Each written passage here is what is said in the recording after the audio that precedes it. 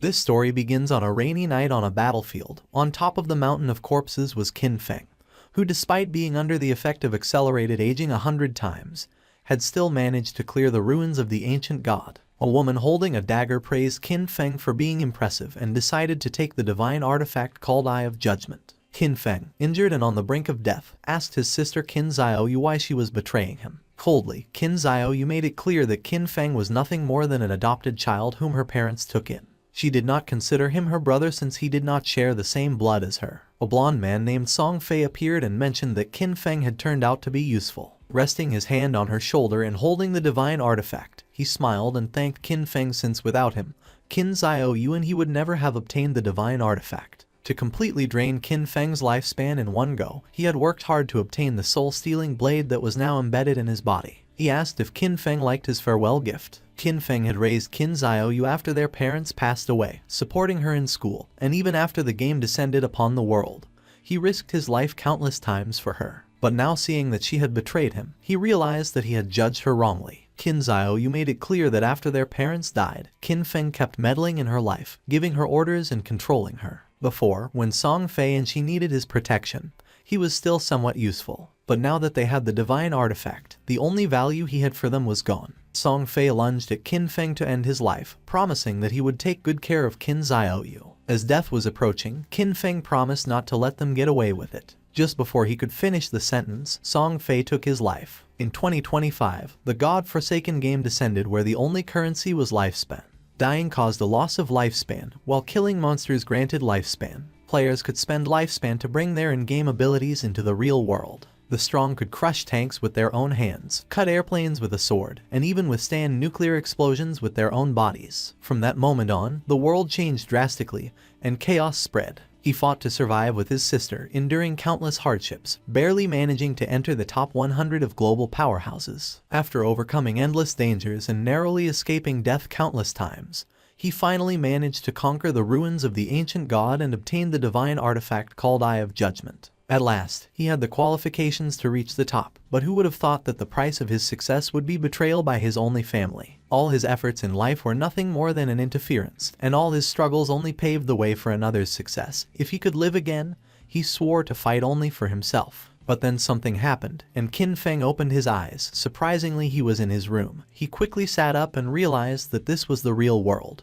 He was confused since he remembered having died, but once he turned on his phone he saw that it was the year 2025. When looking out the window, he saw the beautiful city, realizing that he had been reborn 9 years ago, the day the God-forsaken game descended to Earth. The next day, his sister, Qin Xiaoyu, kicked open the door and upon seeing that Qin Feng was at home drinking coffee, she got angry and asked why he wasn't answering her calls. She kicked the trash can. Qin Feng remembered that on the day the Forsaken game descended, he and Qin Xiaoyu had a big fight over Song Fei. On the wall were the posters of Song Fei. Before the game descended, Song Fei was a somewhat famous underground idol, and Qin Xiaoyu was his obsessed fan. Song Fei seemed glamorous on the surface, but in reality, he was a complete scoundrel who had deceived many of his fans to take their money and take advantage of their bodies. And to prevent Qin Xiaoyu from being scammed, Qin Feng always forbade her from associating with that guy. But in the end, our boy was accused of controlling her life. Pointing at Qin Feng with her finger, Xiaoyu asked if he was deaf, saying that it was his fault that Song Fei had lost first place this month, threatening him that if Qin Feng did not give her money to help Song Fei rise in rank, she would get angry. Just then, with a cold expression, Qin Feng gave her a strong slap on the face, making her fall to the ground. Her cheeks swelled, and blood began to flow from her nose, and her eyes filled with tears. She could not believe that Qin Feng had hit her. With a piercing gaze, Qin Feng made it clear that he neither had the desire nor the time to argue with her, warning that if she kept barking, he was going to break her mouth. He threw the credit card over her head and said that this was the money their parents had left behind. And no matter how difficult the situation had been all these years, he had never touched a single cent. For the sake of their parents, he decided not to lower himself to her level, but he made one thing clear: from today on, he did not have a sister like her. Xiaoyu began to cry and could not help but get angry. In his past life, to protect Xiaoyu, Qin Feng lost too many opportunities, too many secret treasures and dungeons that required risky exploration, which he gave up. He took out some sleeping pills and using water, swallowed them. He was curious, and without this burden, he was going to go far. This time he decided to use his understanding of the game from his past life to get ahead of everyone. And from now on, Qin Xiaoyu was on her own. And as for Song Fei, our boy decided to take his head personally. Qin Feng fell asleep and appeared in the choice hall. He had missed this place since the first time he came here. He was so nervous that it took him several hours to complete his career choice and leave. But this time, he had to be faster. In his past life, he chose the warrior to protect Qin Xiaoyu. The warrior class was not weak, but it was no longer the right choice. Now, without the burden of Qin Xiaoyu, he was going to be able to clear solo much faster. Mobility and reaction were the most important things, so without hesitating for a second, Qin Feng chose the assassin class. But then something unexpected happened, and the system reported that the divine artifact Eye of Judgment had been successfully bound. The Eye of Judgment was activated. It had a passive authority. Upon entering the Forsaken game, Qin Feng was going to automatically obtain the highest ranking profession and talent. Our boy was in shock upon seeing that the Eye of Judgment had linked to him after his rebirth, realizing how it worked. As long as the artifact recognized its owner, and even if it was stolen, it would be useless, believing that perhaps this was the reason why he had been reborn. Just then, shadow began to enter his body, then his body started to change and his hair turned white, becoming a shadow. Qin Feng's appearance had changed. Shadow was the highest level hidden profession for assassins. It was completely different from the warrior profession he chose in his past life. Just obtaining this profession had already given him enormous power. Qin Feng's eyes widened in surprise when he remembered that each profession had a very small chance of unlocking its hidden higher tier profession, and the authority of judgment actually made this probability a certainty. The system activated, informing that the authority of judgment was the most genuine and ancient primordial authority in the universe. Its power surpassed rules and order. Temporarily, Qin Feng could not activate this authority actively since he did not possess divinity, but its passive effect was active. This revelation left our boy in shock. In his past life, it was not until the 7th year after the God-forsaken game descended that a powerful player managed to leave God's abandoned realm and reach the realm of order. Only then did humanity learn about the existence of the power of order. But in fact, even years later, no one obtained the power of order. Qin Feng never expected to achieve this. Now at the beginning of his journey, he had already obtained the primordial authority that surpassed order and rules. As long as he could leave God's abandoned realm and reach the realm of order to obtain divinity, he could activate this authority. Now having another goal in this life. Now that the profession selection had been completed, the system asked him to enter his game alias. Qin Feng hesitated for a moment but then chose Shadow since his profession had been born from the shadow. Qin Feng was teleported to the god's abandoned realm. This was a ruined land, full of countless monsters. He had to be careful since the monsters were ready to tear him apart and steal his lifespan. One could leave the town, kill monsters and earn tradable lifespan. But if they died in the game, they would lose half of their lifespan, both tradable and non-tradable. Qin Feng was in Shell Town, a safe zone. Here there were no monsters and players could not attack each other, and the lifespan loss speed was multiplied by 1. Many people were dragged into the game. Some had taken a nap after eating and some others had fallen asleep after a long workday, only to end up in this place. Everyone's attention was fixed on Qin Feng. No one knew what profession he had, nor why it looked so different from theirs. Seeing the dagger, some realized that he was an assassin. Soon, powerful figures from various countries were going to appear one after another, reconfiguring the order of this world. If Qin Feng wanted to get ahead of them, then he couldn't wait since practice waits for no one. Just then, 3 men and an archer were teleported back to the town. You see, if during the monster hunt players died, they would return to the town. The players were furious and panicked since the wild monsters were too strong.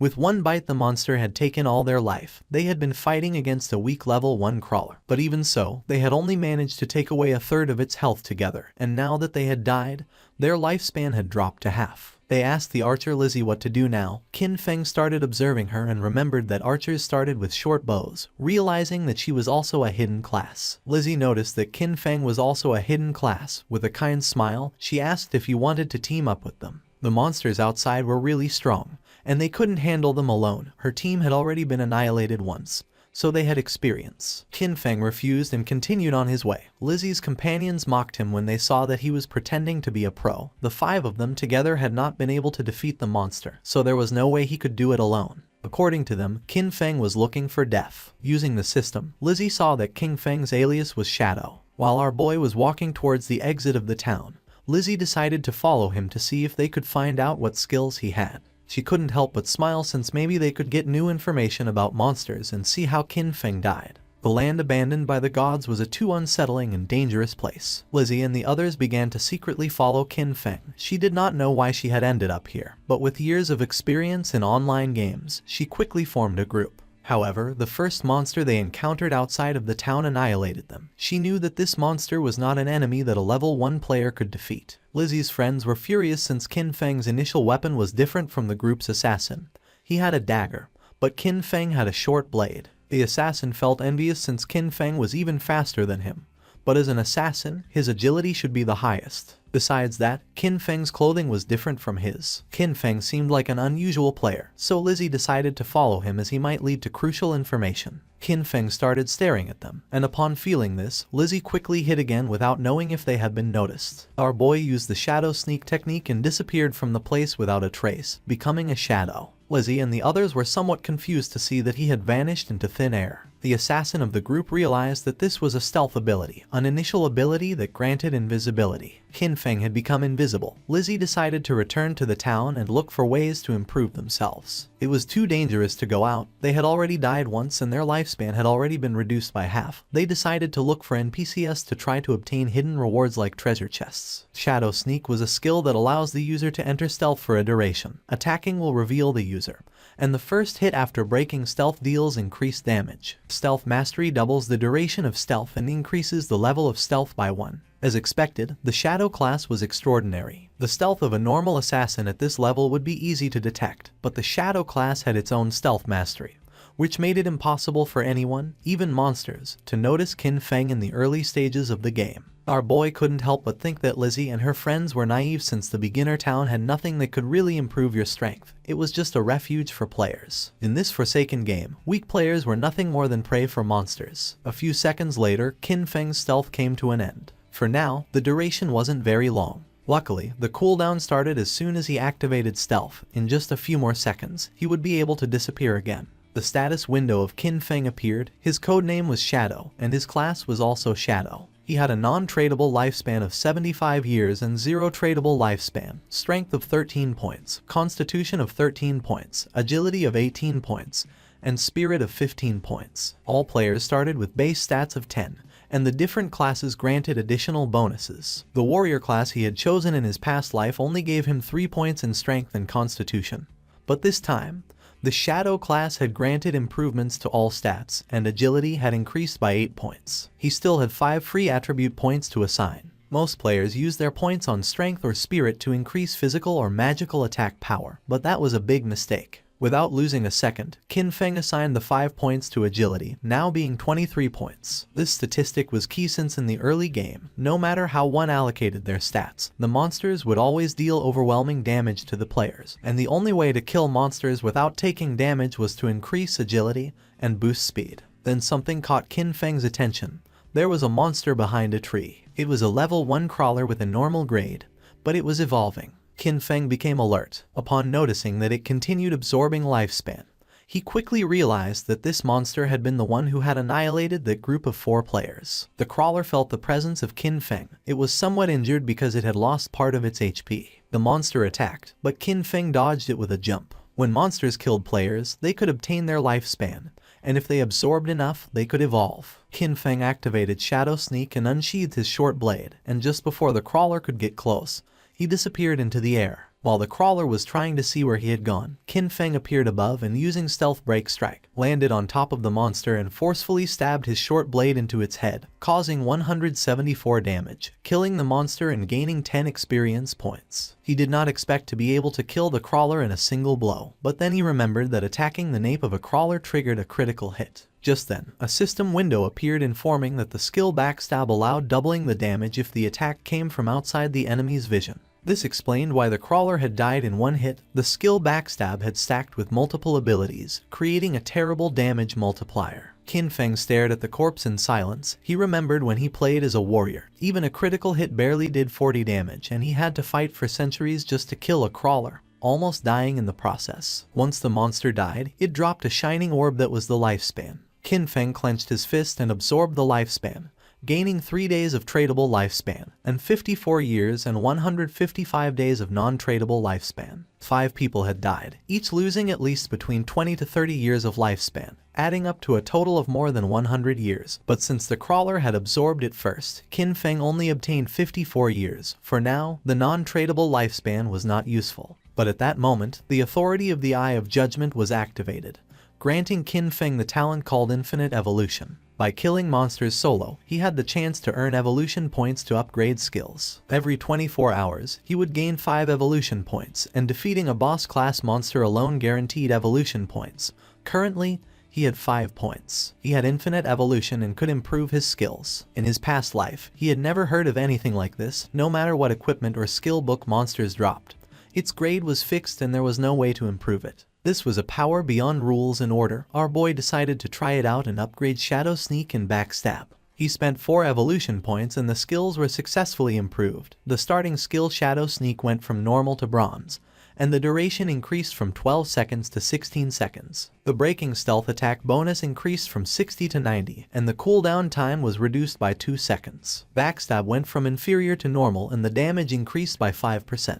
The Shadow Sneak now lasted 16 seconds, and with Stealth Mastery it doubled to 32 seconds. With such an extended stealth duration, he could now remain invisible permanently, and if his abilities had been improved earlier, he would have been able to eliminate even a full HP crawler in a single strike. Just then, a boy who was accompanied by a woman mentioned that this game was easy since even a scrawny guy like Qin Feng had taken down a monster alone. The woman praised him, thinking that with his physique he would be able to face 10 people. The boy began to smile and promised to protect her. Qin Feng noticed that there was a monster hidden in the tree. With a confident smile, the boy asked if he wanted to team up with them. Qin Feng sensed danger and disappeared using the Shadow Sneak. Seeing this, the boy thought that his muscles had intimidated him. A spider descended to the ground, making them panic. This was the level 1 and bronze grade monster nurturer. It attacked, ending their lives. Qin Feng remembered that the nurturer was a beginner boss with 16 OHP points. It was not something that a normal rookie could handle, and besides, it had many small spiders under its command.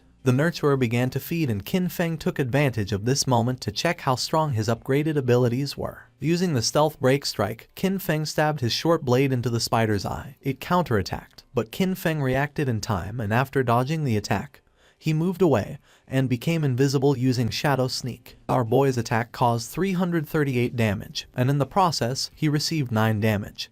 He had barely escaped thanks to his agility. Qin Feng had 130 HP points, and if the spider's attack had connected, he would have died instantly. He was impressed to see that his attack had dealt more than 300 damage to the boss. The nurturer enraged and in the process split the trees in the area in half. Qin Feng was aware that these monsters were intelligent, and that the spider would not just stand still taking hits. The spider was attacking indiscriminately to identify Qin Feng's location. Now even the small spiders were on alert, so he could not rush in recklessly. While the spider was distracted, Qin Feng took the opportunity to throw a rock, which hit its abdomen directly, causing 299 points of damage. Qin Feng grabbed another rock and his assumption was correct, realizing that his main source of damage came from the bonus of the skill Stealth Ambush Strike and the class skill Enhancement, so even by throwing rocks he could still deal solid damage. All he had to do now was wait for Shadow Sneak to come off cooldown, and then throw a rock. This way, the rock was going to activate the bonuses of Ambush Strike, Backstab, and Weak Point Attack. Once Shadow Sneak came off cooldown, Qin Feng threw another rock again,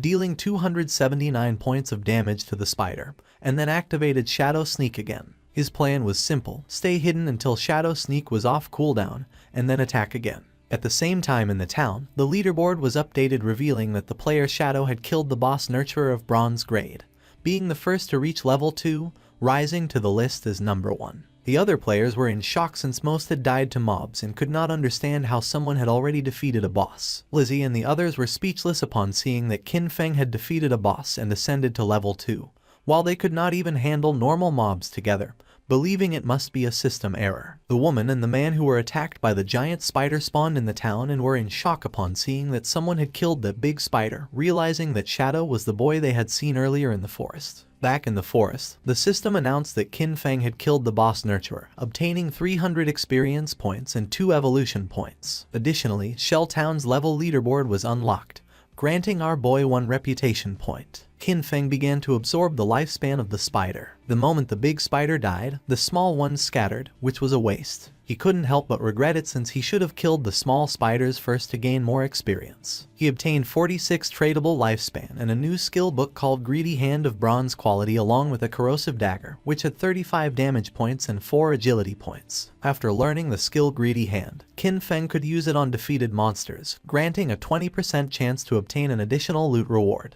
Qin Feng was somewhat surprised as he did not expect a bronze boss to drop this god-tier assassin skill. This skill significantly increased loot acquisition. In the late game, defeating powerful bosses would have a 20% chance of producing extra loot. According to what Qin Feng remembered from his past life, there was a guy in the Godslayer guild who had average combat strength. But just because he had this skill, he became one of the most sought-after players. He even had a personal bodyguard who escorted him everywhere. Qin Feng's eyes widened in surprise, realizing that although the activation rate was only 20%, if he combined it with his unlimited evolution talent, he would be able to infinitely increase both the drop rate and the amount of loot. The next day, the students were on their way to school. Xiaoyu's friend asked if she was not going to call Qin Feng and apologize, reminding her that yesterday they had skipped the exam to secretly go and support Song Ye. She was sure that Qin Feng must be angry with her. Xiaoyu refused since she had done nothing wrong, and because of him, they had almost missed the entrance time. According to her, Qin Feng was the one who should apologize. Her friend tried to convince her since Qin Feng treated her very well and also asked what had happened to her face. Xiaoyu stood firm in her decision since all Qin Feng did was meddle in her affairs, and she made up an excuse, saying that she had tripped and hurt her face. Upon entering the school, they saw many students gathered in front of a classroom.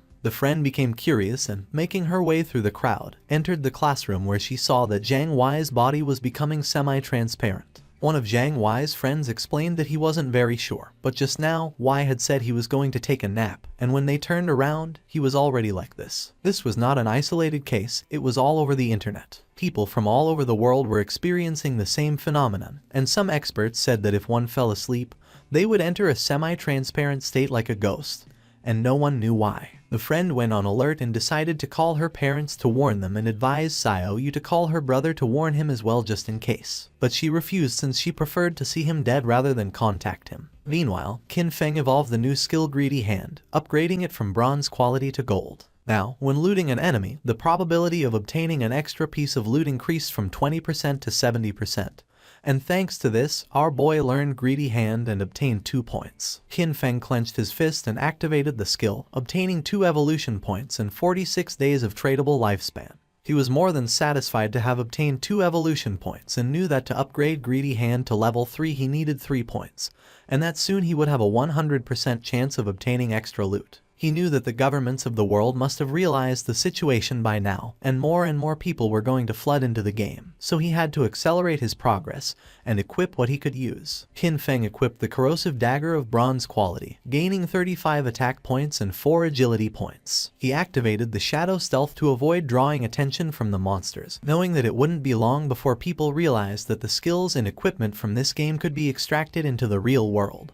And when that happened, the world would fall into chaos. Extracting skills and equipment required 2 conditions. First, reaching level 10, and second, having enough tradable lifespan. Defeating small monsters took too much time, so he decided to find stronger bosses. While he was walking through the area, he heard someone fighting, and when he went to the cliff, he saw several players fighting against a level 2 sprint predator, bronze grade. Qin Feng was planning to find stronger bosses, and now he had found a sprint predator, being a perfect timing. The monster attacked, but the player carrying a shield and mace blocked the attack without much effort. It was Wang Meng. Qin Feng did not expect to meet him here, realizing that the rumors were true. It was said that when Wang Meng first entered Forsaken Game, he had gathered an entire team of hidden class players. The 6 members of his team were hidden class users. Wang Meng summoned the Holy Barrier, creating a golden barrier to repel the monster. He had the hidden class of Holy Shield Warrior, having twice the basic stats of a normal warrior, and, as if that were not enough,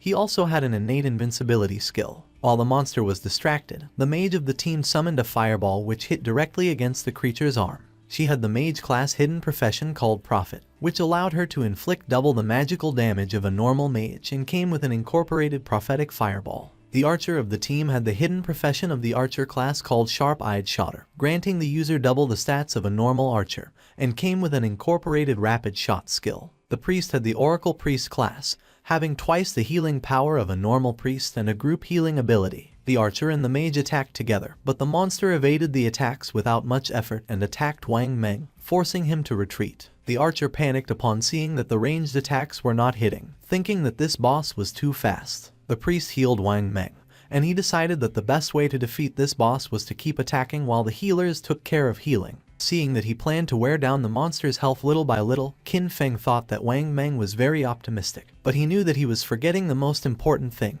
This was the wild nature, and if a battle dragged on, other monsters would be attracted. Just then, two monsters appeared behind Wang Meng. Qin Feng recognized them as corruptors, regular level 2 monsters covered in dark brown mud, specialized in using ranged attacks. The swordsman of the team rushed towards the monsters and attacked one of them. He had a hidden class that our boy had not seen before. The attack caused 33 points of damage, and the swordsman did not take long to realize that the defense of these monsters was very high. The corruptor vomited mud on the swordsman. It was ground bind and now his movement speed had decreased. The other corruptor began to chase the mage, forcing her to flee with tears in her eyes. But just then, Qin Feng jumped in the blink of an eye, decapitated the monster, causing 441 points of damage, saving the mage and leaving everyone in shock. Our boy's attack was so powerful that he defeated the corruptor in a single blow. The mage became confused, not knowing who had done this and if someone was helping them. With the help of his sword, the swordsman stood up. He was in shock upon seeing that someone had eliminated a level 2 corruptor with a single blow. While on the other hand, for them to defeat a level 1 corruptor they had to join forces for 10 seconds. The corruptor tried to attack, but again, Qin Feng moved like lightning and decapitated the monster. The swordsman began to tremble with fear and asked if Li's eye had seen who it had been. She panicked and said that she had not seen it. Wang Meng stood up and asked them not to get distracted. Deep down he hoped that Qin Feng was on their side. Now only the sprint predator remained, and our boy was watching from a branch. As a reward for having killed 2 level 2 corruptors, he obtained 40 experience points, 1 evolution point, the skill book called Venom Dart of common quality, and 8 days of tradable lifespan. Qin Feng did not waste a second and evolved Venom Dart as it was a perfect mid-range poison damage skill. Upon evolving it, the skill rose to level 2 and went from common quality to silver. It allowed the user to throw a deadly poison dart with a maximum range of 14 meters, inflicting 120 attack damage points upon impact and applying the status Venom, with a cooldown of 5 seconds. The status Venom inflicted 50% continuous damage per second, lasting for 5 seconds and could not be stacked. The monster attacked again. Wang Meng managed to block the attack with his shield, but in the process, the creature stabbed its sharp limb into his stomach. Wang Meng dropped his shield and mace to the ground, and the monster took advantage to stab him with its other limb, causing him terrible pain. The archer began to tremble with fear. The priest panicked knowing that this was not good since he could not heal fast enough. In a desperate attempt, Wang Meng asked them to flee. Qin Feng shot a dart, which lodged in the head of the sprint predator, causing 845 points of damage. The mage and the archer were in shock upon seeing that the attack had taken half of the boss's HP. Both the monster and Wang Meng began to writhe in pain,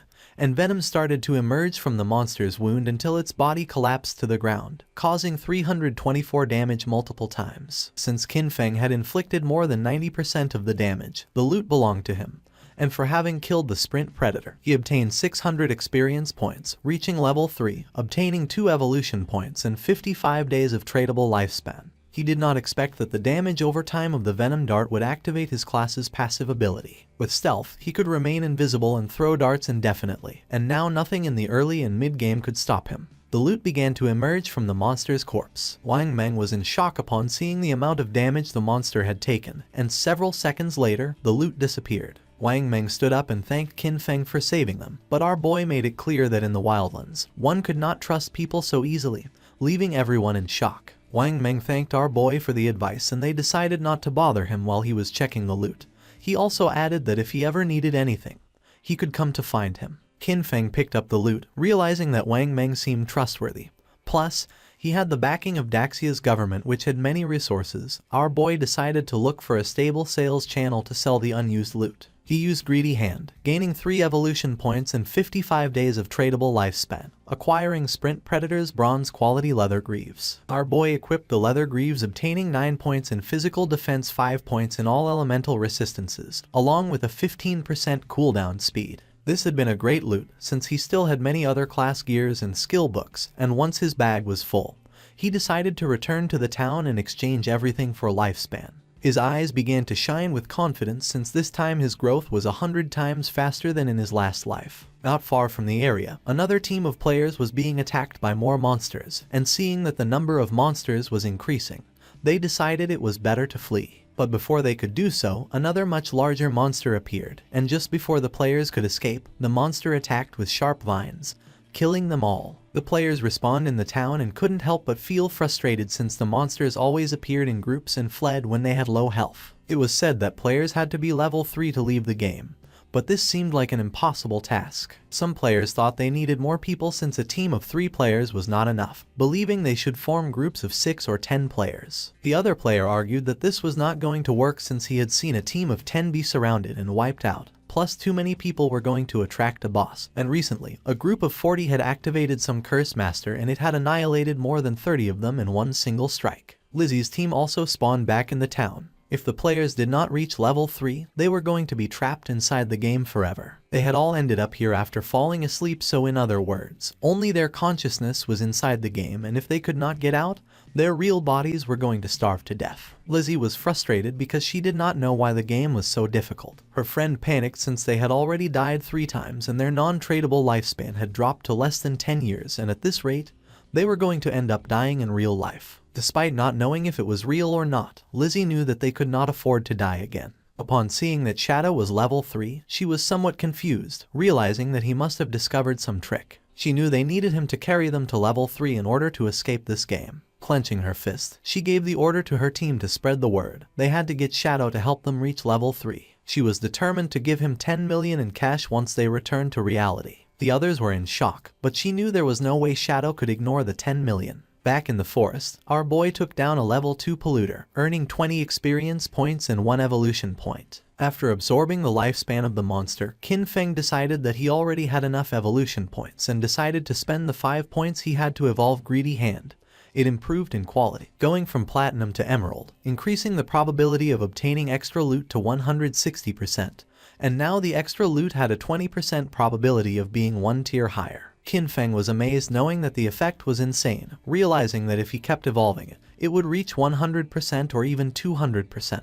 It was raining, and something caught Qin Feng's attention. It was the monster called Curse Master which was wandering through the forest. This monster was a bronze tier boss and was consuming vital force to advance to a silver tier boss. For Qin Feng, it was normal that this boss had annihilated a team of 40 men. For now, our boy had a full inventory, so even if he killed the monster, he wouldn't be able to pick up the loot, so for now, he decided to mark this place on the map. The boss's evolution took some time, so he thought about emptying his inventory first and coming back later. In the town, the news that someone was offering 10 million for Shadow, the number 1 player on the leaderboard, to help them level up quickly had spread everywhere. People were dying, losing lifespans, so the rich had already started looking for a way to escape, meaning that the commoners were doomed. While people were chatting, Qin Feng appeared in the town, leaving everyone in shock. Using the system, he activated the market stall option, making the system announce that he was selling equipment and skills, with the stall available for only 10 minutes. The players were in shock upon seeing that he was wearing 2 pieces of bronze tier gear,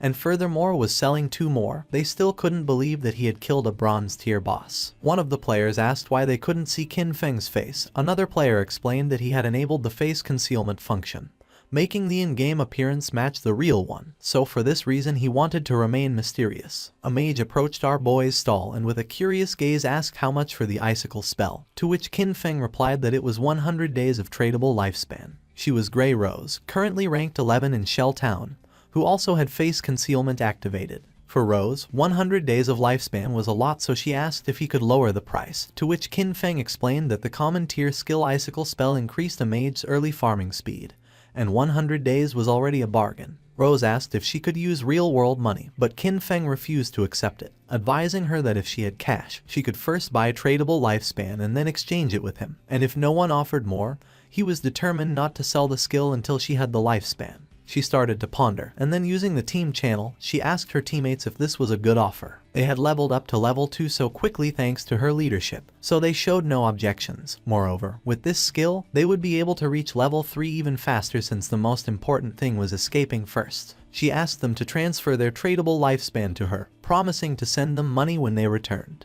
she handed over the 100 days of tradable lifespan to our boy. Seeing that all of her team members were level 2, Qin Feng realized that they must have killed at least 30 or 40 crawlers. Therefore, their tradable lifespan should be much greater than 100 days. Qin Feng sold the spell, obtaining 100 days of tradable lifespan. Now his tradable lifespan went from 268 days to 368 days. Just then Lizzie appeared and was happy to have found Shadow. With a smile, she gave him an opportunity. In exchange for helping her ascend to level 3, she promised to give him 10 million in money when they returned to the real world. The other players were in shock. She was Jiang Lizzie, and in our boy's past life, she was the leader of a criminal syndicate. Later her syndicate was annihilated by the country. With a confident smile, she said that her father was the president of Dajiang Industries, and seeing that our boy didn't believe her, she asked him to look her up. According to reports, it was said that she used cash to lure people into selling their lifespan, then kidnapped them for forced labor, and those who had resisted had been murdered in reality. Qin Feng coldly rejected the offer knowing that she was scum. Lizzie admitted that Shadow was strong in this game but revealed that no one knew how the game worked yet, so she advised him to team up with her, and in return, she would make sure he lived in luxury, cars, houses, women, and everything he wanted. Qin Feng did not change his mind and asked her to stop blocking his business. He better than anyone knew that cash was worth nothing.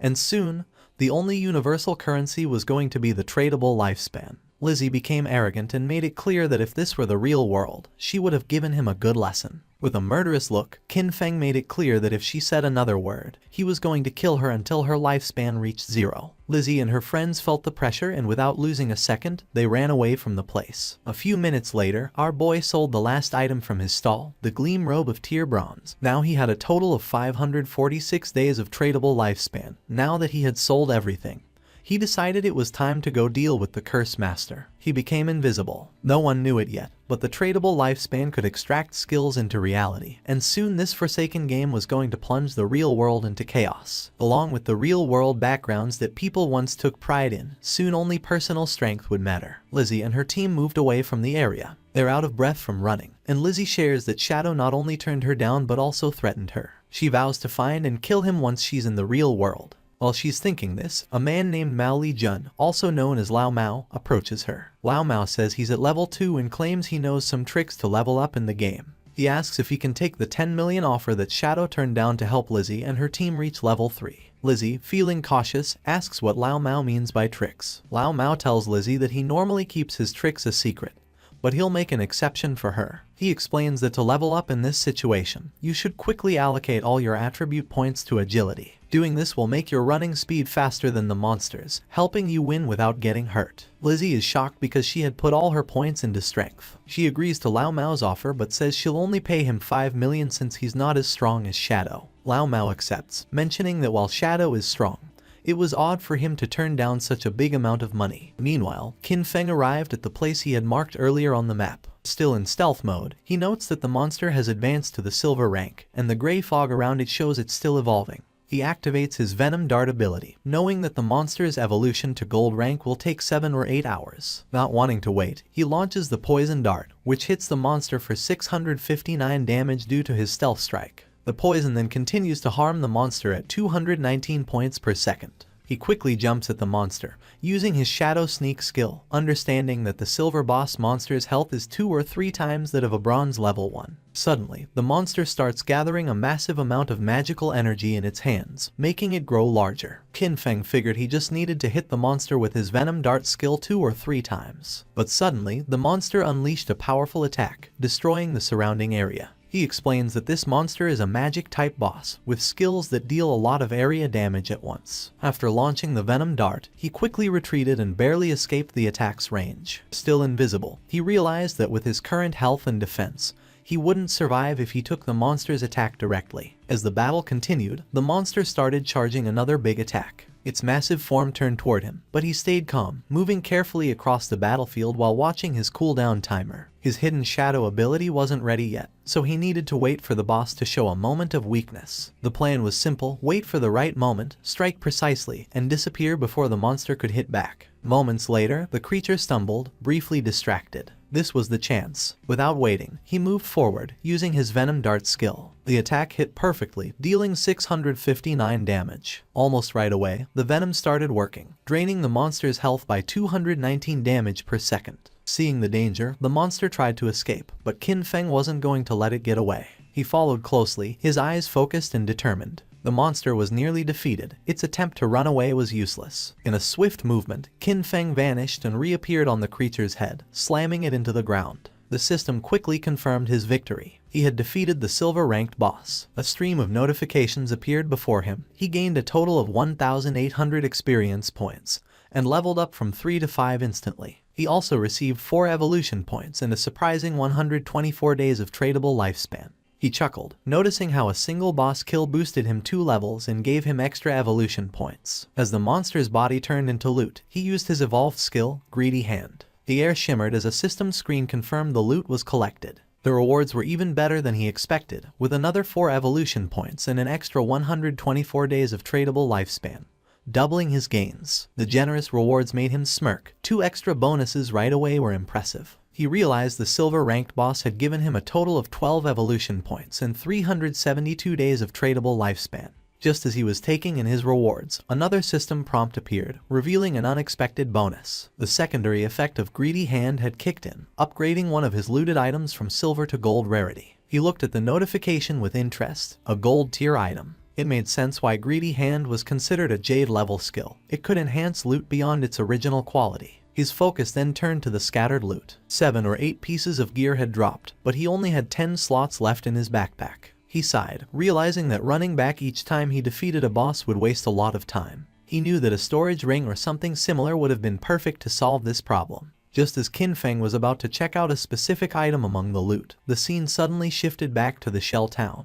There, the mage from Wang Meng's team appeared in a flash of light, her face showing relief. She was finally back, all thanks to Wang Meng. As the rest of the team followed, they thanked him, admitting that without his leadership, they wouldn't have reached level 3 and returned safely. But Wang Meng brushed off their praise, saying their progress was due to everyone's hard work. The mage, however, couldn't let go of a lingering regret. She sighed, wishing she had managed to add Qin Feng as a friend in the forest. She thought maybe it was because she had been covered in mud at the time. Her teammate reassured her with a playful grin, saying that with her new outfit, she looked great, and surely the mysterious player wouldn't reject her again. As they chatted, a system announcement echoed through the town. The leaderboard had been updated. Shadow had reached level 5. The news shocked the players in town. Someone couldn't believe how Shadow had jumped from level 3 to 5 so quickly. The only explanation was that he must have defeated a powerful boss monster. Another player mentioned that just 10 minutes ago, he saw Shadow casually selling gear in the town square. And now this. Another guy said that his sister had just turned 18, and if Shadow liked her, it would be a big win for their family since having Shadow's help with leveling up would be a game changer. His friends quickly dismissed the idea, reminding him that Shadow wasn't interested in 10 million cash,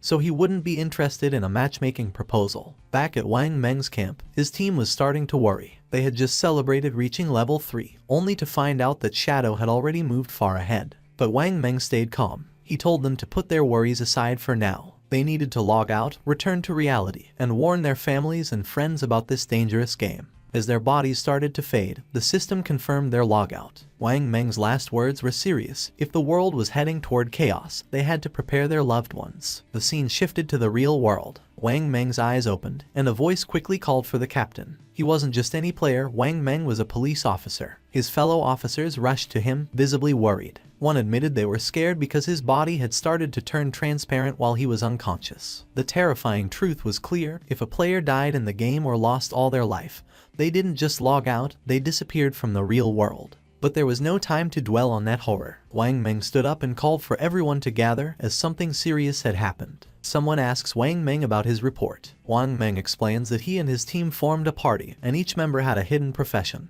which was a big advantage in the game. Yet, they were almost wiped out by a single monster. They were only saved at the last moment by an unknown player, Shadow. Wang Meng confirms that his report is accurate. He then describes Shadow's incredible progress. When Shadow helped them, he was at level 3.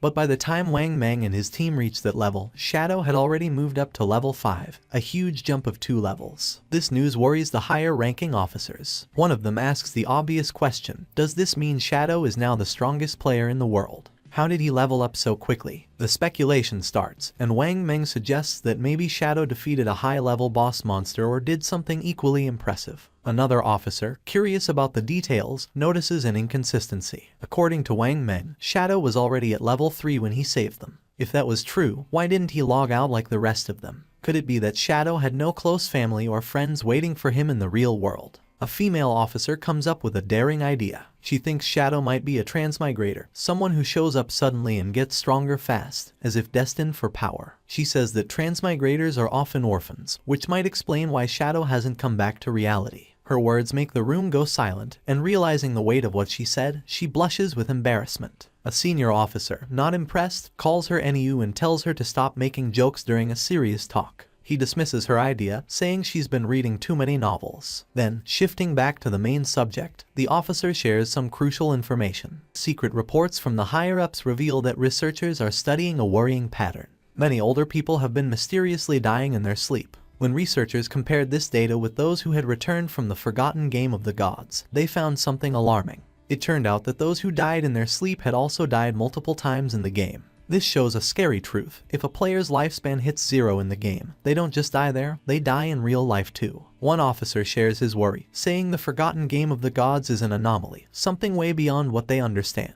The head officer agrees, suggesting that they might be facing an invasion by unknown beings from higher dimensions. The room goes quiet as everyone takes in this heavy thought. Without delay, the head officer moves on to urgent matters. He tells everyone that the higher-ups, probably the government, have given an emergency order. All officers must form vanguard teams based on their locations, enter the forgotten game of the gods, and gather as much information as they can. This is no longer just a police issue. The government is setting up a special force to handle this unique crisis. He highlights the global scale of the problem. Every nation is rushing to explore and understand this new reality, and falling behind would mean losing international standing. For national security, they must gather information at all costs. The head officer then announces his decision. NEU will be the captain of Team 1. She accepts the role without hesitation. Wang Meng is appointed as her vice captain, and they are given the power to pick their team members. Wang Meng nods, understanding how important their mission is. The head officer then turns his attention to Shadow, the mysterious player Wang Meng met.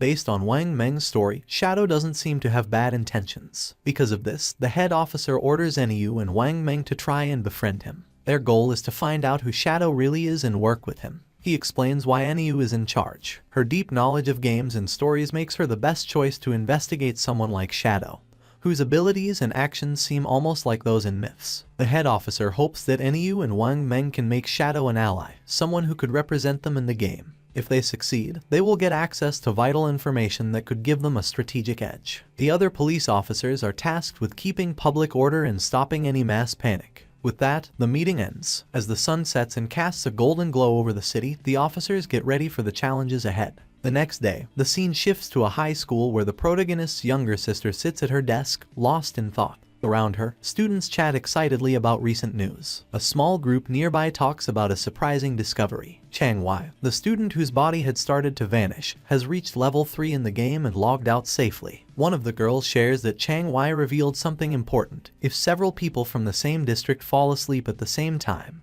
they will all end up in the same starter village in the game. This news stirs both excitement and worry among the students. Another girl, alarmed, insists that this won't work. She feels she must bring her parents into the game. They have no gaming experience, and she's scared something might happen to them if they enter unprepared. But another student disagrees, saying they shouldn't rush to involve their parents yet. They should focus on getting stronger first, so they can protect their families when needed. Meanwhile, the protagonist's younger sister looks at her phone, deep in thought. A nagging frustration grows inside her. Why hasn't her brother reached out to her yet? With something as big as the forgotten game of the gods happening, she expected at least one message from him. But there's been nothing. He hasn't checked on her or even apologized for hitting her earlier. That was completely unlike him. In the past, whenever they argued or she upset him, he would always find a way to make peace. But today, there was only silence. No apologies, no attempts to make things right. Even their parents had never laid a finger on her, yet he, her brother, had struck her. Still upset, she tries to justify her actions. All she did was skip class to see Song Fi's concert. Was that really such a big deal? She pouts, deciding that unless her brother calls and apologizes at least 1,000 times, she will never forgive him. Her annoyance quickly turns into excitement as she starts talking about Song Fi. Looking back, she's glad she went to see him yesterday. Once the forgotten game of the gods takes over, she might not have many chances to go to his concerts. A dreamy look appears on her face as she remembers last night, thinking about how close she was to him during the show. She pictures Song-fi on stage and can't help but gush over how amazing he was. Then, she realizes something. If everyone enters the game world while sleeping, that means Song-fi will too. Her face turns red as she imagines meeting him in the game. Could this be her chance? Is fate finally bringing them together? Her heart beats faster at the thought. As she gets ready to sleep, she suddenly remembers something. Shang-Wai had reached level 3 really fast. That meant he was probably already an expert. If she wanted to do well in the game, she needed some good advice. So, without hesitating, she sends Shang-Wai a message, asking if he has any helpful tips before she enters the game world. Meanwhile, Shang-Wai is with his classmates when he gets her message. He looks at his phone and smiles. He's amazed by the situation. Who would have thought that someone like the protagonist's younger sister would ask him for advice? He sees this as a great opportunity. This was his chance, whatever that meant. Shang-Wai quickly replies, saying she's asked the right person. He shares an important game secret. At the start, she should put all her attribute points into agility. If she doesn't, she won't be fast enough to escape monsters and will keep dying. She asks if this is true even if she chooses a mage class. Shang-Wai assures her it is. Agility is useful for mages too, he explains, because it boosts casting speed, which is key early on. Still unsure, she asks what if she still can't win after improving her agility. Shang-Wai confidently tells her not to worry. As long as someone in their village reaches level 5, the village's teleportation formation will activate, connecting all the starter villages. Once that happens, she can just join a random party to help her level up, and he will come find her when the teleportation circle is active. Hearing this, she feels very happy. Lying on her bed, she smiles to herself, thinking how handy people like Shang-Wai are. Just like that, she's found someone to help her out. As she starts to fall asleep, another thought pops up. This is great. She'll get into the game before her brother, level up quickly, and become strong. When her brother finally joins, she'll make sure he has a tough time. No help, no support, he'll have to manage on his own. Happy with her plan, she drifts into sleep, excited for the adventure ahead. The scene shifts back to the game where the protagonist stands over the loot from a defeated boss monster. Among the treasures, a glowing orb catches his attention. As he picks it up, a system notification pops up, saying he has obtained the cursed ring, a gold tier item. The system then details its attributes. The ring can be used by anyone and gives a boost of 8 points to all attributes. It also increases dark elemental resistance by 26 points and makes weak point attacks 1.5 times stronger. But you need to be at least level 4 to wear it. Looking at the benefits, the protagonist sees that the total boost is 32 points, similar to leveling up 3 times. Plus, the ring's dark resistance will be helpful against many enemies, and the weak point attack boost is a nice bonus. Knowing this, he sees the cursed ring as a valuable item for his journey. Before he can think more about his new item, another system notification shows up, saying he's learned a new skill called Instant Shadow Slash, a silver tier assassin type ability. The system explains how it works. When used, the skill sends out multiple slashes in one direction, reaching up to 15 meters. It also gives temporary invincibility for 5 seconds, hitting all enemies in a 2.1 meter wide path 3 times. Each hit deals 100 damage and counts as a backstab, but it doesn't hit weak points. The skill has a 12-second cooldown. Seeing how useful this ability is, the protagonist knows it's a strong area attack with the bonus of temporary invisibility. He quickly learns the skill. With some evolution points left, he decides to improve one of his key skills, Greedy Hand. The system takes 8 evolution points and upgrades the skill from Jade rank to Diamond rank. The effects of Greedy Hand get a big boost. The chance of getting extra loot from defeated monsters goes up from 160% to 220%, and the chance of that loot being upgraded by 1 level increases from 20% to 40%.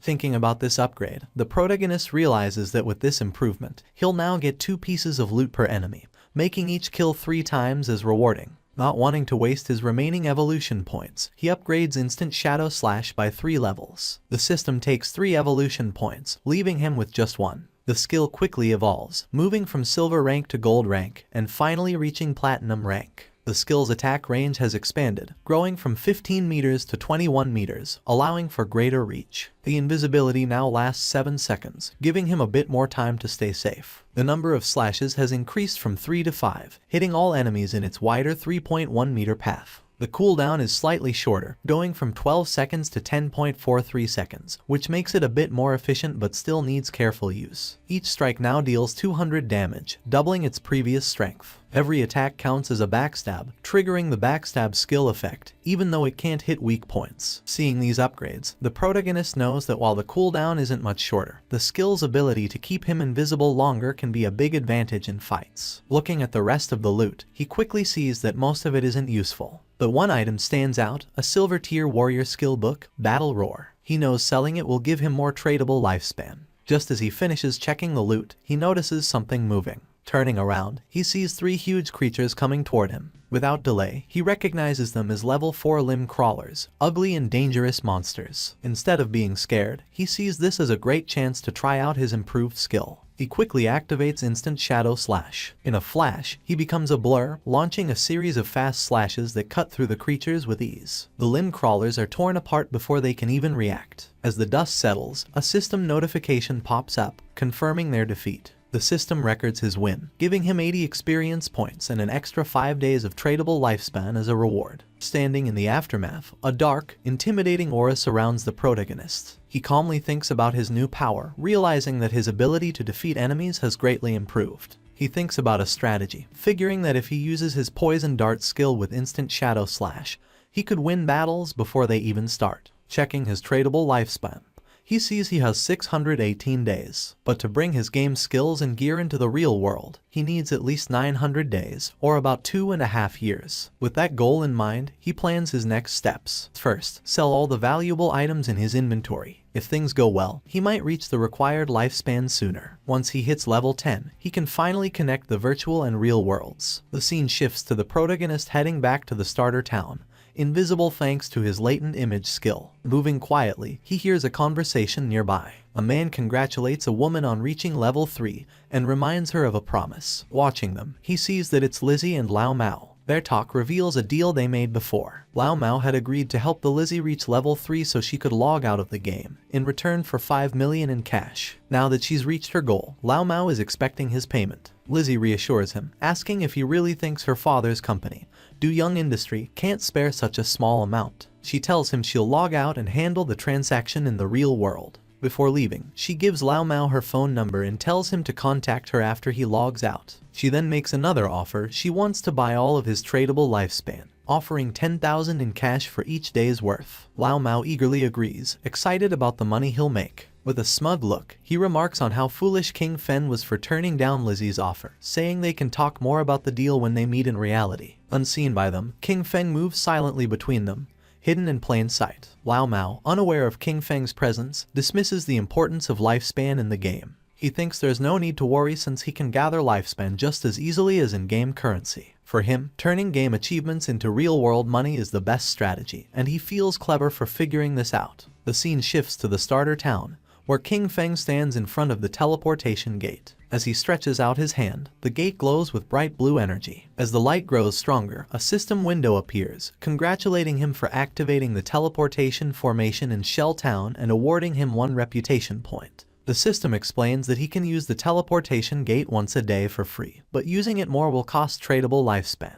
However, since no other teleportation gates in the game are active yet, it's not useful right now. King Feng thinks about the teleportation system, knowing it's a 2-way setup. Just activating one side doesn't help. Another player in a different starter town needs to reach level 5 and activate their gate for it to work. He remembers that in his past life, Song Fi was in Firefly Town. To stay ahead, he sets up an altar that will alert him as soon as someone activates the Firefly Town gate. He's not just waiting, he's getting ready. The moment that gate is active, he'll be prepared to face Song Fi. As he moves deeper into the city, his thoughts are on his main goal. While teleporting between towns is important to most players, he knows the real challenge is still ahead. His true aim is to reach level 10 and enter the God's Abandoned Realm, where he can finally activate his authority. Only then will the real challenge of the God-forsaken game begin. A bit later, he sets up his shop, and a system notification appears, letting all nearby players know that he's selling equipment and skills, but only for 10 seconds. It's a first-come, first-served chance. The reaction is immediate. Players get excited, rushing toward him and calling him an expert. Some say they've been waiting for this moment, saving up tradable lifespan just for this. One player proudly mentions he has saved up 150 days worth, while another remembers that the last time King Feng set up shop,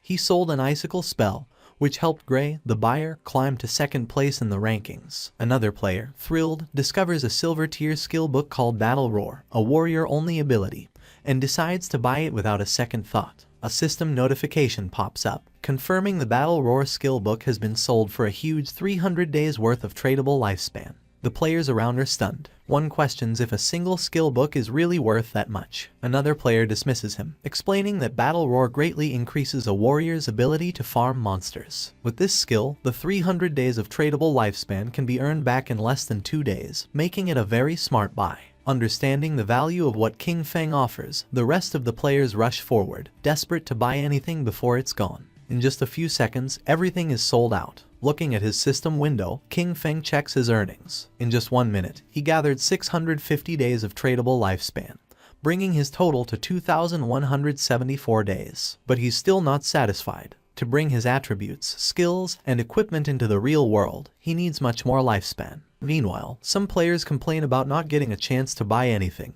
They ask if he'll set up shop here again, and he confirms he will. Suddenly, a female player calls out to him, saying she has a treasure and asks if he's interested in making a deal. As he turns to look, he recognizes her. She's one of Wang Meng's teammates. The system quickly identifies the treasure as a space ring with 12 inventory slots. It adds that the ring doesn't take up King Feng's backpack or equipment slot. King Feng is momentarily taken aback. He knows the true value of the space ring. It's a rare storage item that doesn't use up a ring or backpack slot. Since players can only carry up to 3 storage backpacks, an item like this is invaluable. He understands that while space rings can technically drop from any monster, the chance is incredibly low. The fact that this girl, with her prophet profession, got one so early in the game is amazing. Her luck is incredible. Without delay, he asks for the price of the ring, already figuring out its true worth. In his past life, a 12-slot space ring like this sold for an astounding 3,600 days worth of tradable lifespan. But instead of asking for lifespan, the girl surprises him with her offer. She doesn't want his lifespan at all. Instead, she asks him to add her as a friend and team up with her to defeat a boss monster. King Feng agrees right away, and a system notification pops up, confirming that player Big Plum has accepted his friend request. As they leave Shell Town, King Feng asks Plum about the boss monster she needs help with. Plum explains it's a gold tier boss, but she didn't catch its name because it was too far away. She says it's located on a worn-out boat in the swamp. King Feng is surprised. Could it be the Golden Ghost ship? He knows this ship is a rare special boss that can show up at any level. Its appearance rate is very low, but when it appeared in the past, it caused big guilds to fight fiercely over the strong gear it dropped. Just spotting this monster could start a big battle. But from what Plum says, he thinks this version of the Golden Ghost ship is probably around level 5, making it the easiest to beat. Still, he wonders how Plum found such a rare boss so near the starting town. His mind races as he tries to figure it out. The space ring, her link to Wang Meng's team, a gold tier boss showing up as if by luck. A thought hits him. Could she be the rumored koi fish from his past life? He recalls whispers from before. People said someone in Wang Meng's team had crazy luck, finding rare bosses, treasure chests, hidden palaces, and ancient temples just by wandering. He used to think it was just a cover-up to hide their real info. But now, looking at Plum, he realizes the rumors were true, and she's right in front of him. Deep in thought, he stares at her, trying to understand what it all means. Plum notices his gaze, blushes, and asks why he's looking at her like that. Snapping back, King Feng tells her it's nothing and focuses back on their journey. As they step past the main gate of the starting town, they don't notice a figure lurking nearby. A bald player hides behind a tree, watching their every move. The scene shifts to a group of tough-looking players, where a long-haired man stands in front of a bunch of bald players, speaking with authority. He talks about his past victories, like leading his team to conquer the overlord of Sand City. With confidence, he tells the bald players that if they follow him, he will make sure they succeed in the game. Before he can say more, the bald player who is watching King Feng runs back and reports that the target has left town with a girl. The boss smirks. He laughs at the news, thinking King Feng is just another young guy, easily distracted by a pretty face. Without delay, he gathers his group and orders them to move out. It's time to make their move. Meanwhile, outside the town, as they continue their journey, King Feng talks about his conditions for helping Plum's party. He says that if the boss drops equipment or skill books Plum can use, they will go to her, but the rest will be his. Plum thinks about this for a moment and then asks what the other party members, like Wang Meng, will get from this deal. King Feng explains that since the party has different roles, there's no promise that gear for an assassin will drop. If that happens, he would have fought for nothing. which wouldn't be fair. Understanding his point, Plum agrees to his terms but has a small request. If any gear drops for her captain or other party members, she asks if he would sell it to her at a discount. King Feng agrees. With the terms set, Plum says they will go to the boss's location once Wang Meng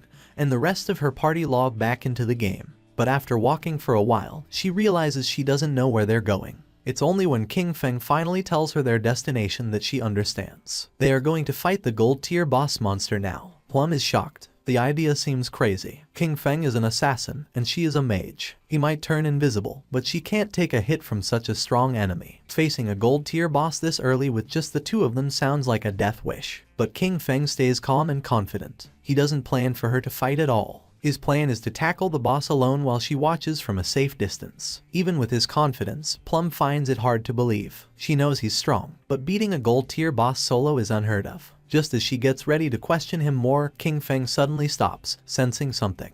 Without a word, he uses his latent image skill, and he disappears into thin air. Plum is left there, stunned. She looks around, trying to understand what just happened. Moments ago, he was next to her, and now there's only empty space. Confused, she calls out for him, but there's no answer, just silence. Meanwhile, hidden behind a tree, the group of bald-headed players keeps watching King Feng and Plum from afar. Their leader smirks, sure they have the upper hand. But then one of the players notices something odd. King Feng has vanished. Confused, they look to their boss for what to do. Without a second thought, he dismisses it, thinking King Feng must have tricked Plum and left her alone. Grinning wickedly, he orders his men to move in, planning to capture Plum first and have some fun before anything else. As they rush forward, their boss reminds them of his promise that sticking with him means a good life. Now, he claims, even women are falling into their laps. But just as they get close, a shadowy figure appears right in front of them. The leader stops, his grin fading as he looks into the swirling dark aura before him. Confusion flashes in his eyes. What is this? Before he can react, King Feng uses his instant shadow slash skill, and in a blink, it's over. A cold gleam slices through the air, and the group falls, lifeless. Their bodies drop, torn apart before they even know what's happening.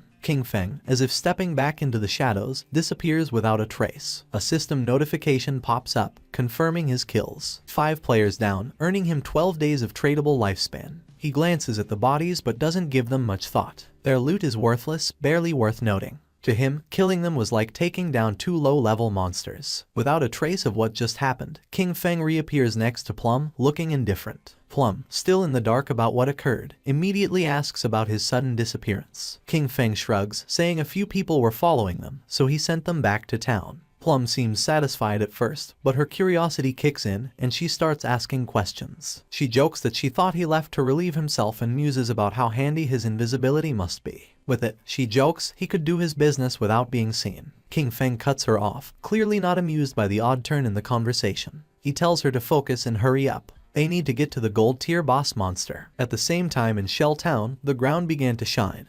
And just then, King Feng's sister spawned as a healer. Her eyes widened in surprise upon seeing a magic staff. She picked up the staff, realizing that everything was real, so much so that she could even feel things. The player's attention was fixed on her, realizing that she was another newcomer. She was happy since she had obtained the hidden class sacrifice, thinking that it must be very powerful. She firmly believed that with this class she was going to capture Song Fei's attention. She was worried about knowing where Song Fei was right now and if he knew the secret about the starting points. Her eyes began to shine with rage at the thought of where King Feng might have gone. He was always looking after her all day, but when the critical moment arrived, he couldn't be trusted at all. She decided to stop thinking about it since she now had a hidden class and Jiang Wei had promised to help her level up. From now on, King Feng would have to manage on his own because she was not going to worry about him. Her attention fixed on the leaderboard, leaving her in shock upon seeing that rank 1, Shadow, was level 6. She was furious because Jiang Wei was only level 3, and yet dared to boast about how powerful he was. Realizing that Shadow was the true expert, she thought that if she could stick close to Shadow, she would be able to level up faster than with Jiang Wei. But a question came to her mind: where should she go to find that expert? Not far away, there was a group of players talking. They were worried because they couldn't contact Swaying, the healer of the party. It was Wang Men's team. He knew they didn't have time to wait for him, so he asked if anyone had any ideas. One of them, somewhat concerned, explained that they couldn't kill mobs without a healer. The other player argued that they weren't experts like Shadow, who could farm alone, suggesting finding another healer to party up. While they were trying to find a solution, someone greeted them, and when they turned around, they saw King Feng's sister. For her, this opportunity was perfect. With a smile, she asked if they needed a healer, revealing that she had the hidden class life sacrifice. Meanwhile, in the forest, King Feng and Plum were on top of a cliff with a swamp at the bottom, where they saw the Golden Ghost ship lurking. Using Shadow Sneak, King Feng disappeared into the air, asking Plum to hide and be careful of ambushes while he went to take care of the boss. Plum, somewhat confused, nodded but asked him to be careful. Our boy descended onto the swamp, and a system window appeared informing that due to the influence of Ghost Ship, this area had become a violent domain, with a rate loss of lifespan of 100 times. Doing quick calculation, King Feng realized that at a speed 100 times greater than time, staying here for 15 minutes was equivalent to consuming 1 day of lifespan. For him, this kind of violent temporal domain did not have a great effect. The system detected that the Golden Tier Ghost ship was a level 5 boss, and then something unexpected happened. A timer of 45 minutes and 25 seconds appeared. King Feng was somewhat surprised to see that there was a time limit to defeat special bosses like this, but he felt fortunate since there were still 45 minutes left. It was more than enough time to kill it. Using instant shadow slash, King Feng moved like thunder, attacking the boss with powerful slashes, causing a total of 15-0 damage. While the boss was trying to understand what was happening, King Feng deactivated Shadow Sneak and launched a Venom Dart, which hit the ship's bell directly, activating Critical Hit and Stealth Break Strike. While the poison was causing continuous damage, King Feng distanced himself from the boss. To climb at the Golden Ghost ship, there were some challenging points. First of all, many people did not know what its weakness was and believed it had to be its skeletal body, or the ship. But in reality, the weak point was the ghost fire bell located at the tip of the ship. The boss enraged because when its weakness was attacked, it controlled the surrounding water. The boss prepared a massive AI attack, making pillars made of water emerge. Evading the attacks, King Feng began to approach the boss. The water pillars had abnormally high damage, and early-stage warriors wearing silver armor sets could barely take a hit. He was happy since his shadow class had high agility, otherwise, he wouldn't have been able to dodge. At that moment, hands emerged from the swamp. Decaying zombies known as ghosts began to surface. King Feng remembered that once the AoE attack ended, the boss would summon 12 decaying water ghosts, each with a silver tier capability. Thanks to Shadow Sneak, the ghosts couldn't sense King Feng's presence as he stood right in their midst. The 12 decaying water ghosts were about to attack savagely, and most parties would be in a frenzy by then. And as if that weren't enough, the Golden Ghost ship would summon a decaying water ghost every 3 minutes. If you weren't fast enough in dealing with them, their numbers would only increase more and more, resulting in total party elimination. But since he had been invisible from the start, they wouldn't be able to detect him. He just needed to find the perfect angle. Using instant shadow slash, he started moving quickly and destroying all the ghosts at once. While our boy was taking care of the monsters, Plump was watching from the cliff. She was trembling and red, realizing that this was the power of the ranked 1 expert, Shadow. To her, he was too powerful since he appeared and disappeared without a trace. In the blink of an eye, he had already taken more than half of the boss's health without even giving it a chance to counterattack. But to her surprise, King Feng communicated with her through chat and, calling her by the nickname Little Black, revealed that he was going to die in a while, leaving her in shock. With a confident expression, King Feng said that there was nothing to worry about and the only thing she had to do was wait for him to revive. Plump panicked as she thought our boy had the advantage, and also asked who Little Black was. Calmly, King Feng asked if she wasn't Little Black. She explained that her nickname was Big Plum and not Little Black, which sounded like a dog's name. Someone stomped on the ground forcefully. It was the man our boy had killed before. This time he had brought his entire team and was furious for having been careless. In his glory days, he used to kill legends one after another, but now he was being bullied by a little girl. One of his men appeared running with good news. He had found the girl on the cliff, revealing that Shadow's bastard was challenging the boss alone at the bottom of the cliff. The leader was filled with determination and thought they could kill him since this time he had brought his entire team. In the swamp, the boss was furious and the ship's bell was shining.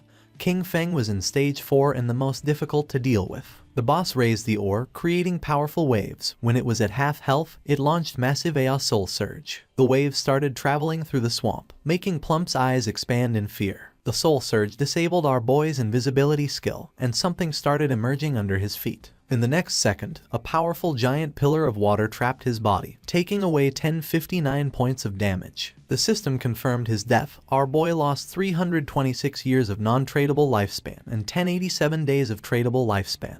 The leader, who was on the cliff, was pleased thinking that King Feng had become arrogant after being called an expert several times. To him, our boy was a fool for believing he could challenge a gold boss alone. Seeing King Feng's lifespan lying on the ground, he and his men started running like mad towards it. They didn't know Shadow was so rich, realizing that such a large orb of light must contain at least 100 days of lifespan. They decided to kill the boss now that it had low health, believing that at the same time they could collect our boy's lifespan. But once they took another step, they appeared in the sky. The leader was confused, not knowing what was happening. He and his men were teleported back to Shell Town. They felt frustrated without knowing why this boss was so powerful, and how the player Shadow had attacked it until leaving it at half health. Some were furious since just after entering the swamp, the boss had instantly killed them with the water pillar, not to mention that the swamp was full of small mobs. For them, there was no way to fight this. The leader gritted his teeth and refused to believe this. They had suffered great losses, so he gave the order to his men to follow him as he wanted to try again. At the same time, someone jumped. It was Qin Feng, who had already returned to the swamp. He felt somewhat confused upon seeing so much lifespan dropped on the ground. Using the chat, he informed Little Black that he was already back and also asked why there were so many lifespan light orbs. Little Black was somewhat surprised to see how quickly he had returned, explaining that the lifespan belonged to a group of people who had charged noisily against the boss, only to be wiped out by the water pillar. Qin Feng couldn't help but smile upon seeing that they had overestimated their own strength, but then he remembered that in his past life, he had also suffered a lot because of Ghost Ship. The boss was still roaming around the area. King Feng began to observe it, knowing that the golden ghost ship was only going to use the immobilization skill once, so the rest of its health was very easy to handle. When it received damage while below half health, there was a fixed probability that it would disappear and reappear far away, making it very difficult for normal players to kill it. Without wasting another second, King Feng launched a poison dart, which hit the ship's bell directly. The boss became enraged and began to summon another attack. Seeing this, King Feng used Shadow Sneak and became invisible. After carefully observing the boss's movements, King Feng used Instant Shadow Slash and attacked quickly since he had long seen through its movement patterns. The leader and his men arrived at the cliff again. One of them informed his boss that King Feng was fighting against the boss again. Upon hearing this, he decided to find an opportunity to take down both. Seeing that the group of idiots had returned to cause trouble again, Little Black got angry. Shadow was about to kill the boss, so she decided not to let these bastards get away with it. She gripped the magic staff tightly and concentrated.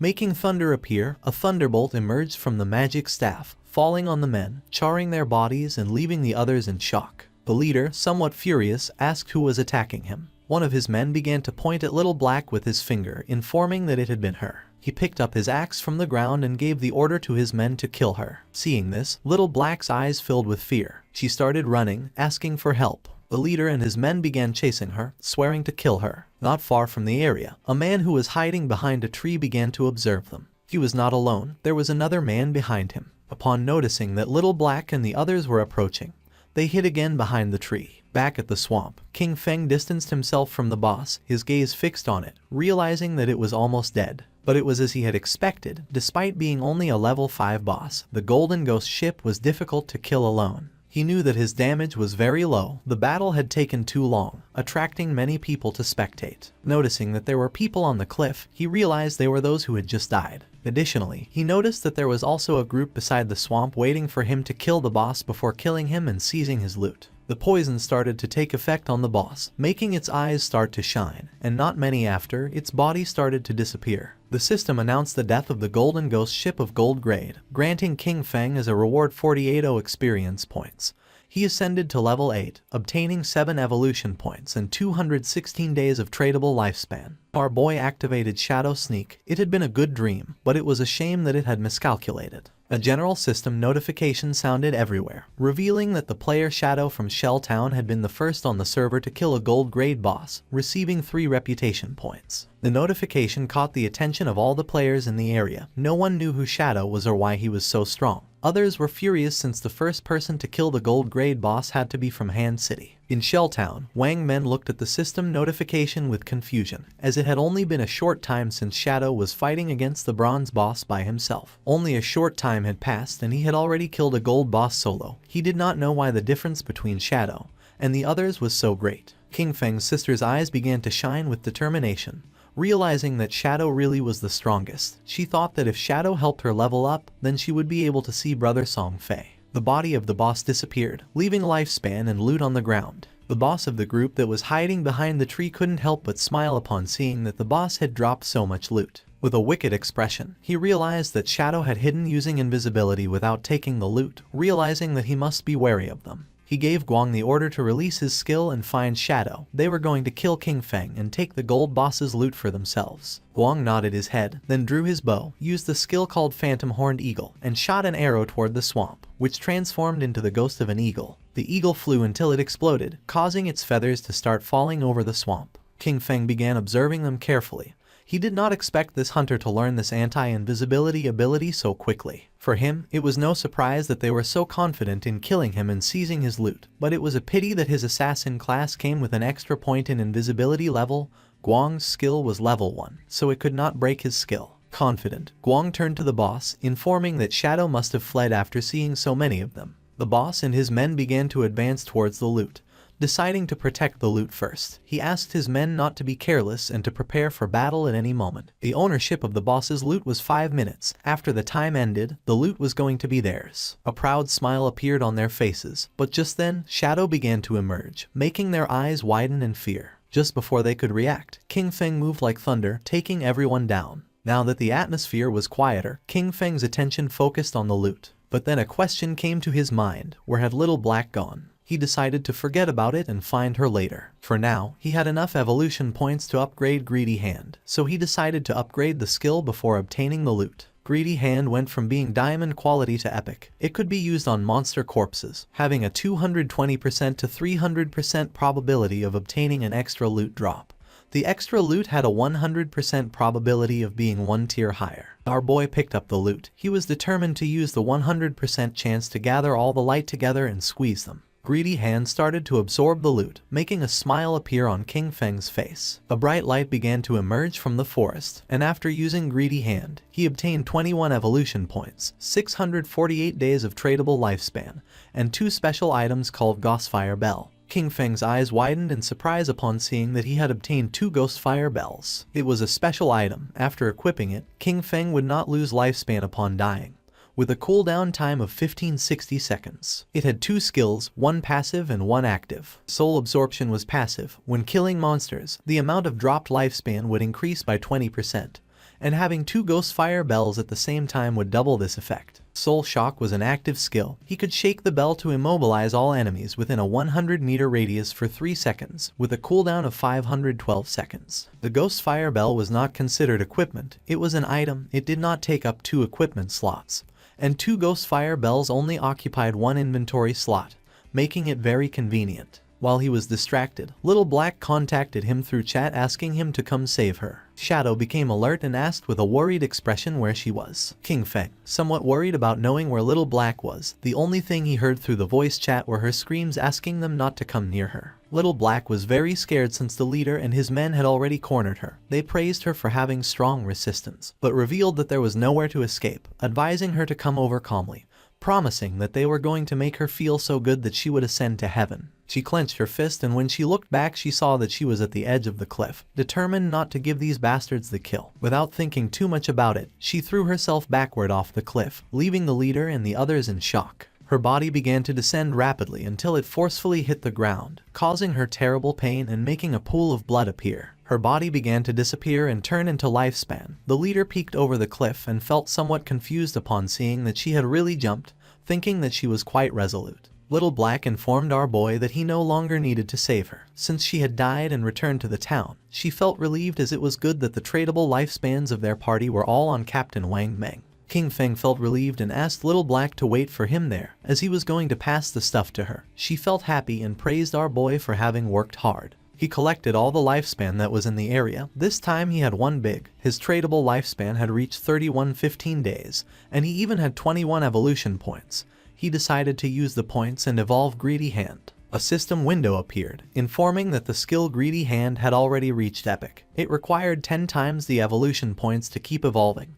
The system asked if he wanted to spend 210 evolution points to evolve this skill. King Feng was not surprised. For him this was to be expected. It was not so simple. The higher the level of the skill, the more evolution points it consumed to evolve. He decided to forget about it and first raise his attack skills, since the higher his damage, the stronger the boss he could face would be, and in this way, he would be able to receive better loot. He concentrated and instant shadow slash went directly from platinum to diamond. The attack range of the skill increased from 21 meters to 27. The duration of invisibility stayed increased from 7 seconds to 9. Now he could perform 7 slashes on all enemies along the way instead of 5 slashes, with a total duration of 10 seconds. The length of the slash increased from 3.1 meters to 4.1 meters, and now each slash would cause 300 additional damage instead of 200.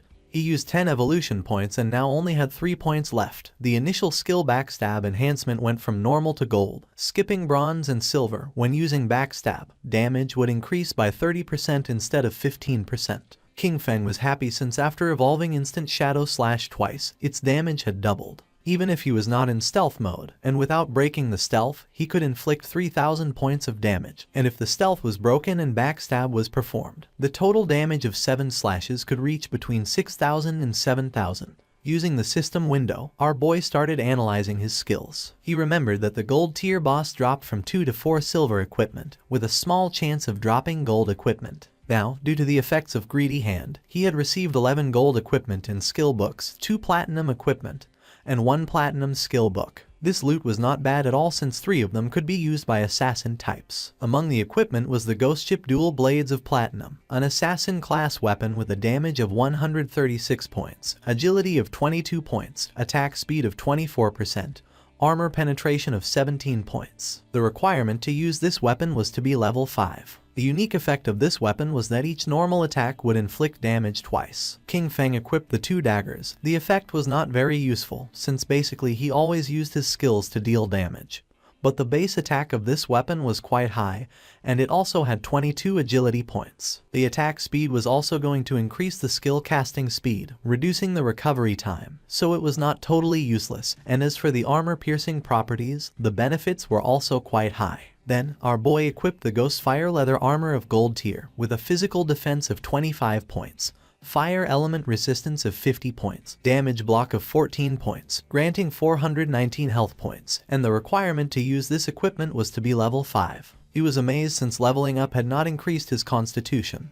His current health was 350 points, and this equipment had actually added 419 health points directly. When he put this on, most players now wouldn't even be able to break his defense. Using the system, he decided to make his defensive equipment invisible, and use the starting appearance of the assassin class. This way, others wouldn't be able to see his equipment with their eyes and would have to enter the game interface to check. This wasn't over yet since there was still one last piece left. Upon checking the inventory, he saw that it was a skill book. It was called Ghost Shadow Blur of Gold Tier, an assassin class skill. It had a passive. It granted 15% dodge rate, and dodge activation granted immunity to all damage. King Feng was happy to have finally obtained an assassin survival skill, but then he remembered that this skill was very weak because it was very difficult to increase the dodge rate in this game. And if one spent effort to raise the dodge rate, the other attributes would be low. And if the dodge was not activated, it would be very dangerous. Our boy's body began to shine since he was different from the rest. He could evolve skills infinitely. While increasing the dodge rate, he would not sacrifice other attributes, so there were only benefits for him. King Feng started to move away from the area and decided it was time to return. The remaining loot consisted of warrior, priest, and archer items. He could sell them to Wang Meng with a 10% discount, and although they couldn't afford them now, he was sure that with Wang Meng's personality, he would sell them on credit. This great upgrade was all thanks to Little Black. Without this koi, he wouldn't have been able to find a level 5 ghost ship to attack, so he decided to thank her. King Feng passed by a tree and just at that moment, the leader, who was furious, and his men appeared. King Feng noticed them, and they did too, and their faces turned pale. With eyes full of fear, they started running upon seeing Shadow. As expected, King Feng was not going to let them escape, so he used Shadow Stealth, and while the skill was activating, he let out a sigh. Just before they could take another step, King Feng moved like thunder and finished off all the subordinates. Upon seeing this, the leader panicked and ran with all his strength, but King Feng was not going to allow this. Our boy appeared in front of him and deactivated the invisibility skill. The leader's face touched King Feng's, his eyes filled with tears and fear. He admitted he was wrong and promised not to do it again,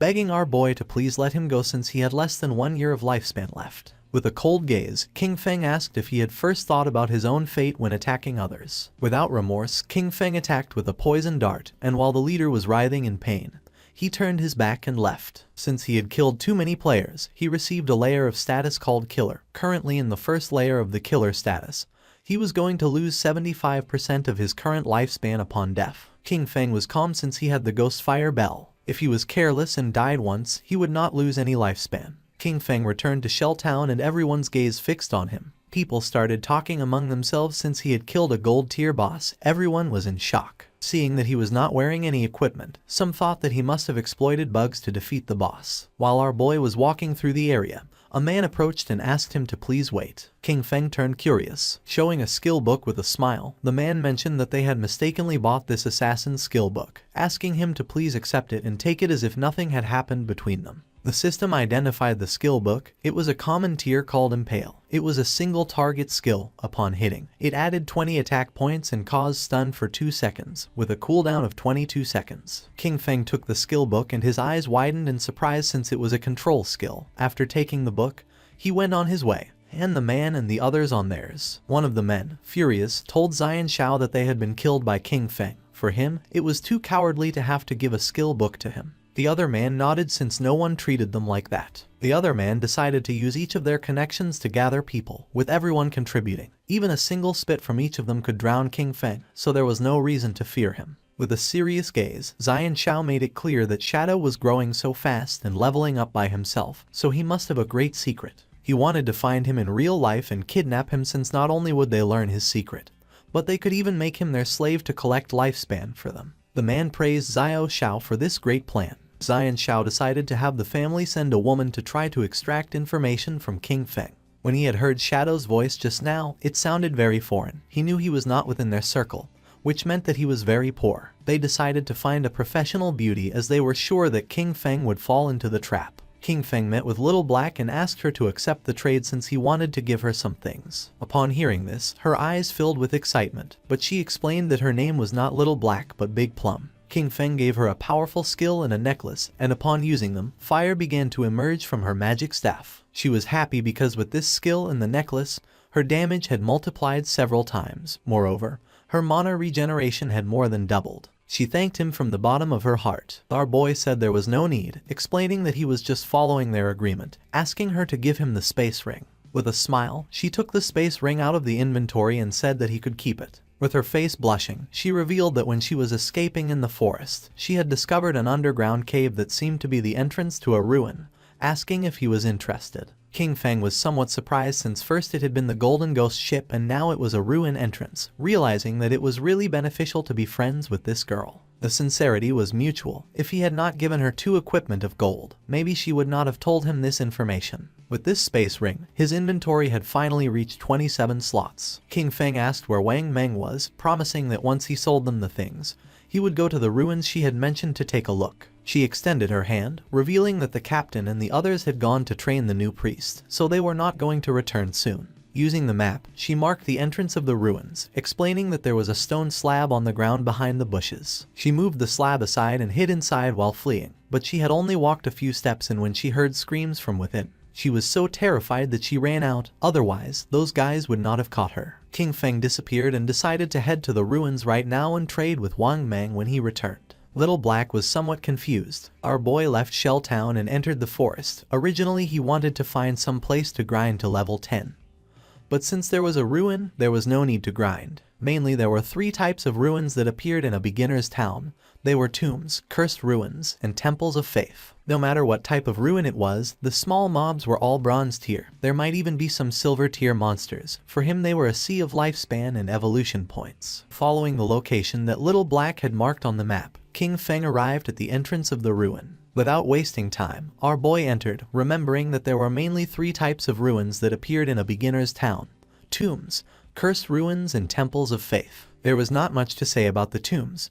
They were inhabited by a lot of monsters and it was very difficult to kill them all, and also there was almost always going to be a golden boss at the end. The monsters in the cursed ruins were all cursed by ancient gods and evil gods. They could have been humans in the past, but some went mad and others became ghosts after death. The monsters in the temple were all believers of ancient gods and evil gods. Moreover, the layout of the temple was very complex. The walls were filled with ancient murals. If one managed to get past the last two, they would receive a special item or a skill book. Upon observing the murals on the walls, our boy realized that this was a temple of faith. He began to observe the murals carefully as they were very familiar. At that moment, roars began to be heard. Our boy started walking down the hallway, realizing that this was the faith temple of the ancient god of judgment. It had the same origins as his Eye of Judgment. At the same time, in the forest was Wang Meng and his party fighting against a monster. Wang Meng drew his shield and blocked the monster's attacks. But then, the monster lunged at him, and just before he had time to react, it attacked with its fierce claw, causing Wang Meng's body to fly through the air, inflicting terrible damage on him. Seeing that the captain was injured, the party's archer panicked and gave the order to the healer to heal. King Feng's sister was paralyzed with fear, not knowing what to do. With tears in her eyes, she tightly grabbed the magic staff and asked how to do that. While they were distracted, the monster jumped and prepared to attack. Seeing this, the party's swordsman drew his sword and gave King Feng's sister the order to use her skill. But instead of obeying, she fell to her knees on the ground, dropped her magic staff, and began crying in fear. The monster attacked again and Wang Meng's party was eliminated and they were teleported to Shell Town. Wang Meng and his men were furious. Little Black, who was in the area, greeted them and with a smile asked why they were back so soon, explaining that the expert Shadow was still not back, so they couldn't buy equipment now. The archer, who was furious, started pointing at King Feng's sister and said he had never seen someone as stupid as her. She didn't know how to dodge monster attacks, nor how to use her skills. Xiao Yu started to cry, not knowing what to do. Little Black stood in front of her and with a confused expression asked the archer why he was so fierce, explaining that she was a beginner, and it was her first time playing the game, so it was normal to die once. With eyes full of rage, the archer asked Little Black to move away since he was going to scold her to death. The swordsman explained to Little Black that they had not died once, they had died 3 times in less than an hour. Upon hearing this, Little Black's eyes widened in surprise. With a smile, she began to show the necklace that King Feng had given her. She decided to go with them, revealing that she had just received 2 good things from the expert. She was very powerful now, and believed they were not going to die once she was there. Wang Meng stepped forward and gave the order to everyone to stop arguing.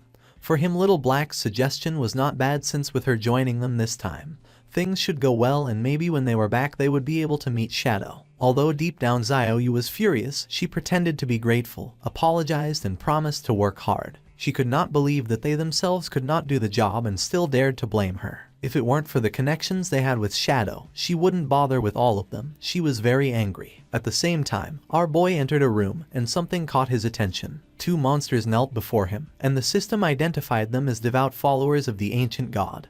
Called the Judged, they were level 10 monsters and silver tier. King Feng's eyes began to shine with suspicion. Without wasting another second, with a determined expression, he attacked the monsters using instant shadow slash. Our boy became invisible, and when he turned around he saw that he hadn't taken much health from them. Even after breaking his stealth and backstabbing them, they had only lost a small portion of their health. For him, this was to be expected. They were level 10 silver bosses, and the health of these 2 devout followers together was already greater than that of the gold tier golden ghost ship. Just then, something caught our boy's attention, making him turn curious. The monsters knelt before him again. He was somewhat confused since the monsters were kneeling once more in his direction. It was strange since he was still in stealth. He didn't know if they had sensed the Eye of Judgment on him, nor if this was the reason why they weren't attacking him. King Feng questioned whether they knew the way and asked them to guide him. The monsters raised their heads and began to roar. King Feng realized that they had been corrupted, decomposed, and had gone completely mad. They had turned into wild beasts that only knew how to steal lifespan from humans. At that moment, the eyes of the monsters began to shine, and not long after, they turned their backs on our boy and ran off. Right at the door of the room there was a group of players. The monsters felt their presence and began to charge at them. The players realized that these bosses were silver tier. They could not face one, so they decided to flee from this place. Just before they could do it, the monsters attacked and toxic mist began to melt their bodies. Their bodies disappeared, dropping lifespan orbs. They were the team of the girl who had bought Ice Spike from our boy, called Grey Rose. He never thought that they would also find this ruin. Judging by the current players' equipment levels, King Feng came to the conclusion that no one was equipped to go deep yet. Our boy deactivated stealth and decided to pick up the lifespan. The monsters knelt before him again. These guys had lost more than 100 days of tradable lifespan, and our boy didn't expect them to be rich. Our boy returned to the room and started searching. Several minutes passed, and after searching around, he hadn't found anything. There were no traps or treasures. so he came to the conclusion that there were only 2 silver mini-bosses. His eyes began to shine with rage and he decided to forget it. Without hesitating for a second, he attacked using the poison darts, which embedded themselves in the heads of the monsters. As a reward for having killed 2 silver tier bosses, he obtained 4,000 experience points and ascended to level 9, obtaining 4 evolution points in 188 days of tradable lifespan. King Feng used Greedy Hand and the bodies of the monsters began to disappear. He felt happy since the epic tier Greedy Hand was absolutely insane. He got 32 evolution points, 1504 days of tradable lifespan, 4 gold tier items and 10 silver tier items. He extended his hand, making a pendant appear. He was happy since he had obtained a gold tier item for assassins. It was the Pendant of the Faithful, an assassin class accessory. It was going to grant 15 agility points and 20% cooldown reduction, with the unique effect of summoning a silver tier devout follower to fight for you with a cooldown of 6,000 seconds. King Feng clenched his fist. This necklace had good stats. The 20% cooldown reduction was going to lower the cooldown of his stealth skill from 22 seconds to 19. The cooldown of poison darts dropped from 4.35 seconds to 3.75 seconds. That of instant shadow slash went from 10 seconds to 8. Grinding had become much more efficient, since all his other gear required being above level 8. No one else could use this yet, so he decided to keep it for now and sell it later. Just when King Feng was about to leave, the ground started moving. Our boy became somewhat curious, and when he turned around, a small pillar emerged. His eyes began to shine with joy, since after eliminating all the monsters, the mechanism had been activated. King Feng examined the pillar carefully, realizing that it was a hidden mechanism. Not long after, the mechanism of the pillar was activated, and a platform appeared under our boy's feet. A door that was on the ground opened and little by little the platform began to descend. It was a lift. Once the platform descended several meters, the door began to close. Several minutes later, it stopped. King Feng felt as if he had descended 300 or 400 meters. This place was dark and seemed gloomy. King Feng's attention was fixed on it. Thanks to his knowledge, he realized that this was the maze hidden beneath the temple. He knew there was a certain chance that a hidden maze would appear in the ruins. He had explored many of them in his previous life, so he knew there were countless traps in the maze. But as long as there were people acting as cannon fodder, there was no danger in exploring them, only that it would take a lot of time. With a confident gaze, he took out the pendant. With his current attributes, if he activated any trap, he would die. But luckily he had this thing, which allowed him to summon a silver tier devout follower to fight for him. He extended his hand and used the power of the pendant to summon a devout follower, making a zombie appear on the ground. Pointing toward the hallway of the maze, our boy gave it the order to go scout. The devout follower stood up and began walking toward the hallway. King Feng crossed his arms and couldn't help but feel happy since it was easy to explore with a lackey scouting ahead. But there was still a chance of danger, so he decided to evolve his dodge passive first just in case. He used 11 evolution points and his ghost shadow blur went from gold tier to epic tier, increasing passive dodge rate from 15% to 75%. Now dodge activation was going to grant immunity to all damage. 75% dodge rate was already very high. He had just enough remaining points to evolve Instant Shadow Slash to Epic Tier. Using 13 evolution points, King Feng evolved his Instant Shadow Slash from Diamond Tier to Epic. The range increased up to 30 meters and the duration up to 12 seconds. Now he could perform 9 slashes instead of 7 with a cooldown time of 8.8 seconds. The width of the slashes increased up to 5 meters and the damage increased from 300 points to 400. King Feng's eyes began to shine since to evolve from epic to legendary it required 10 times the evolution points. The higher the starting tier of an item, the more profitable it was to evolve it. For example, if a skill was of epic tier at the beginning, evolution to legendary tier was the first evolution, so it only required the base evolution point of 1. Since the target for evolution was legendary tier, it required 10 times the points, and 1 times 10 were 10 points. This also meant that if he only obtained an epic skill, he could quickly evolve it to legendary tier, then mythical tier, ancient tier, and immortal tier. But if a skill was normal tier at the beginning, then to evolve it to epic tier, it would need to be evolved 7 times. And by the time it reached the 10 times point, it would need hundreds of points. But the good thing was that, no matter in which tier the skill started, he could spend very few points to evolve it to epic tier. In other words, from now on, all his skills were going to be at least epic tier. He had 11 evolution points remaining, and he could only evolve the starter skill, Shadow Sneak. He used 8 points and the skill went from silver tier to platinum. The duration of the skill increased from 16 seconds to 24, and the attack that broke stealth increased by 90 going from 120 to 50. Cooldown went from 26 to 22 seconds. He had the attribute that reduced the cooldown speed by 35%, and for this reason, the final cooldown for Shadow Sneak was 16.3 seconds. The cooldown was still too long, and the stealth breaking attack was a bit low. He knew he needed to swap this skill in the future. While walking through the hallway, the devout follower stepped on a slab, activating a trap, and then a giant rock fell on top of it, crushing its body. Its body transformed into light. Now that the summon had died, he decided to wait for the cooldown before resummoning. This maze was complex and dangerous. He could only do this to explore slowly, and hope to find good things when the time came. In the upper layer of the temple, a man carrying a shield and a hooded woman peeked their heads through the door. The man informed his captain, Grey Rose, that the monsters had disappeared. Upon hearing this, Grey Rose couldn't help but feel somewhat surprised. They entered the room, and Grey Rose noticed that their lifespan had also disappeared, knowing that someone must have killed those monsters and taken their lifespan. But she didn't know who. The man mentioned that only the expert Shadow could kill 2 silver tier bosses. Grey Rose thought he was right but felt relieved since they wouldn't have to die again. She put her hand on her chin and remembered that when they had come here, they had seen a person who seemed to be communicating with the monsters. She didn't know if it was Shadow, nor if he had a skill that could enchant the bosses. If that was the case, he had an incomprehensible and terrifying power. At the same time, in the second layer of the temple, King Feng's devout follower died again by activating another trap. In front of our boy there was a long path leading to a door King Feng had explored for 3 hours, and this should be the end of the maze. And based on his previous life experience, using human lives to explore would kill at least hundreds. Using the pendant, King Feng summoned another devout follower again. It started walking ahead and King Feng began following closely behind. King Feng gave it the order to open the door. Following our boy's command, the monster began to use all its strength but was unable to open it. It got to the point where its body began to tremble. King Feng's eyes filled with suspicion upon seeing that the monster could not open the door. Then, he approached and touched it with his hand.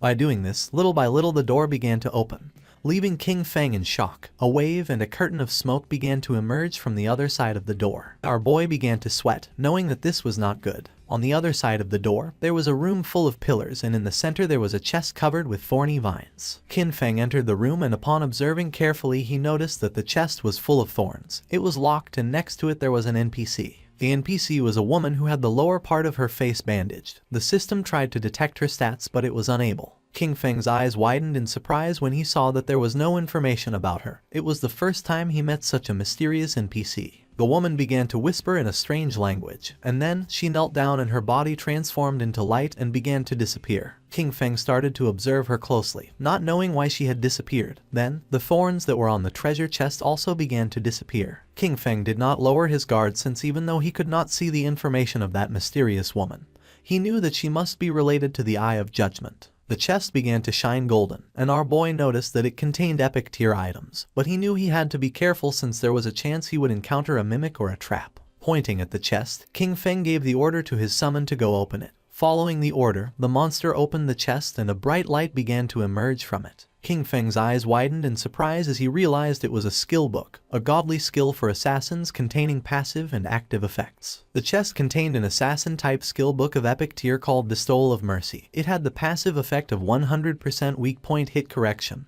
and weak point damage multiplier doubled. The chest also contained an active skill called Slit Throat. Shadow's next attack was going to inflict Slit Throat, causing 100% of that attack's damage per second for 3 seconds, with a cooldown time of 60 seconds, but thanks to his skill the cooldown dropped to 44.4 seconds. King Feng noticed that the passive ability doubled the hitbox for the enemy's weak spots, but the most ridiculous part was the active skill, Slit Throat. If his next attack dealt 300 damage, the debuff would cause 300 damage per second for 35 seconds. The total damage would be 12 points, which is 3 times the original damage. King Feng began to read carefully. Skills like Instant Shadow Slash landed multiple hits, but Slit Throat only counted the first strike.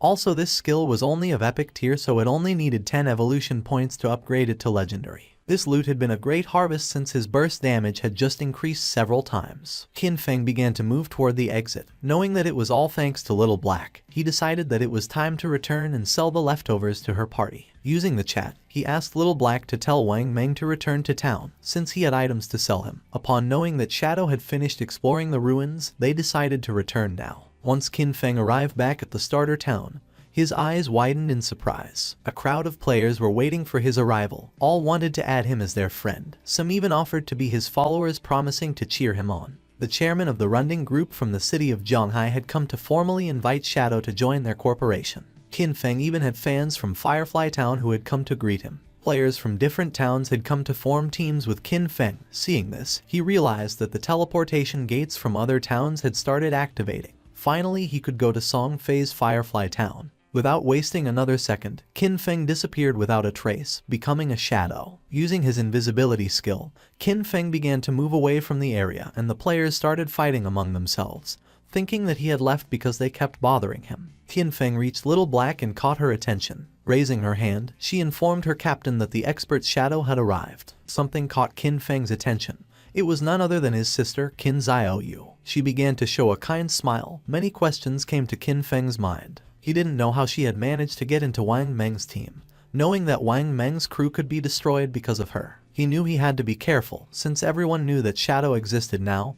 He couldn't reveal his true identity. He still couldn't use his powers in real life, and with so many eyes on him, even a kitchen knife could kill him right now. Xiaoyu couldn't help but blush as she could tell how powerful he was just by looking at him, realizing that compared to him, Wang Meng's party was like trash. She thought that if he carried her, then she could reunite with Song Fei in a matter of days. Using the system, Qin Feng explained to the captain that this equipment was perfect for their party's classes. Moreover, the skill books could increase their combat power. Our boy set an initial price of 22 days of lifespan. For Wang Meng this was very expensive, since they were all silver and gold tier. For now they could not afford it. Qin Feng said that there was no problem since they could pay him later. Wang Meng was sincere and thanked him, not knowing how to repay him for helping them. If ever Qin Feng needed them in the future, he only had to say the word and they would do their best to help him. The swordsman of the party put on a golden helmet. According to him, Shadow was awesome. He could not believe that he was getting gold tier equipment so soon. Wang Meng also equipped the equipment, obtaining a gold tier skill, with which his DPS had tripled. He could not avoid crying since Shadow even let them buy on credit, realizing that he trusted them. Wang Meng began to inspect his inventory but did not find anything for priests, leaving Xiaoyu somewhat confused. The archer was furious since she was lucky to leech EXP from them. Xiaoyu approached Qin Feng and introduced herself as the priest of Wang Meng's party and asked if he had any equipment for her.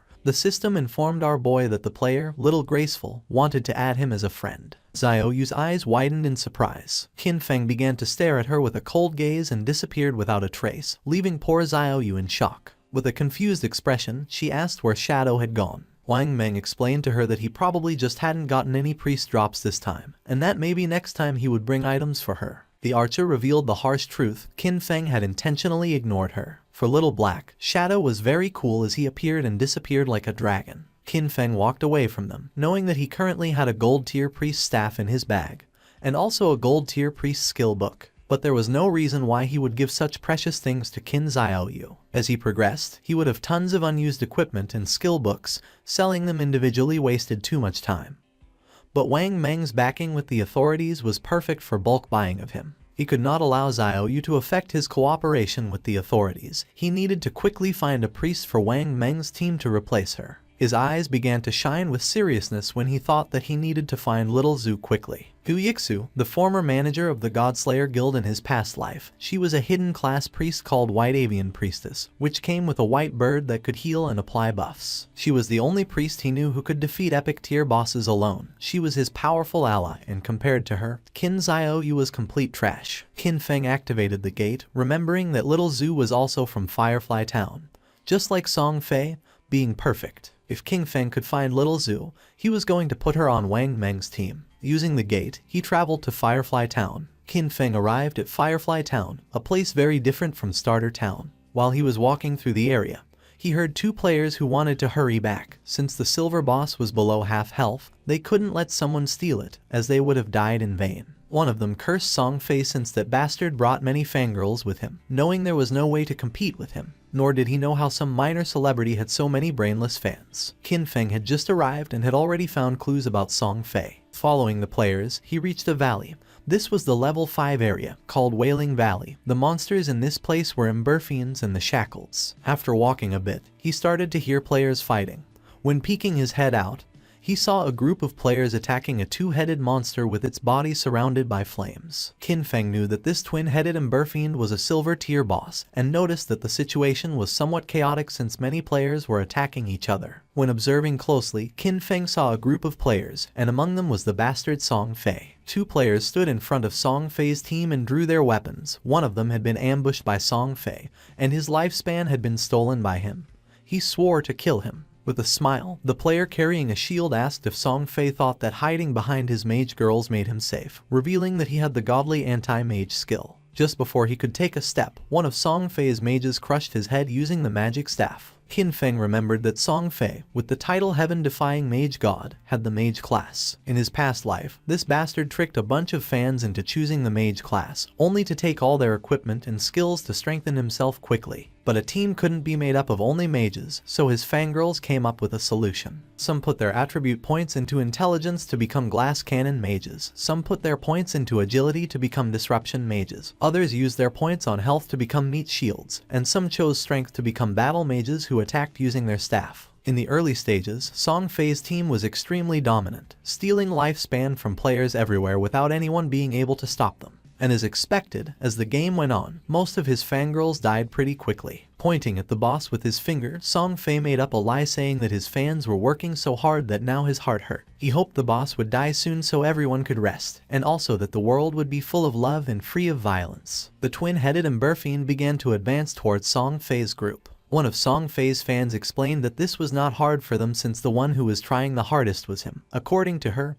he worked so much that he shouldn't have to endure all this. She started pointing at the monster and decided to kill it so it wouldn't hurt their beloved Song Fei. Song Fei's fans began attacking the monster by casting spells. They were willing to defeat it so that Song Fei would become king, swearing to follow him no matter where he went. The monster opened its mouth and launched a burst of fire towards Song Fei, putting him on alert. But just before the burst of fire could get close, one of his fans stepped in the way, taking the attack fully. Song Fei took the girl's hand and began to show a sad gaze, while the woman's body was disappearing. With tears in her eyes, she swore to do anything for him. The chubby girl tightly grabbed her magic staff and told the others to get angry since if they killed this ugly monster, brother Song Fei would be able to ascend to first place in the ranking.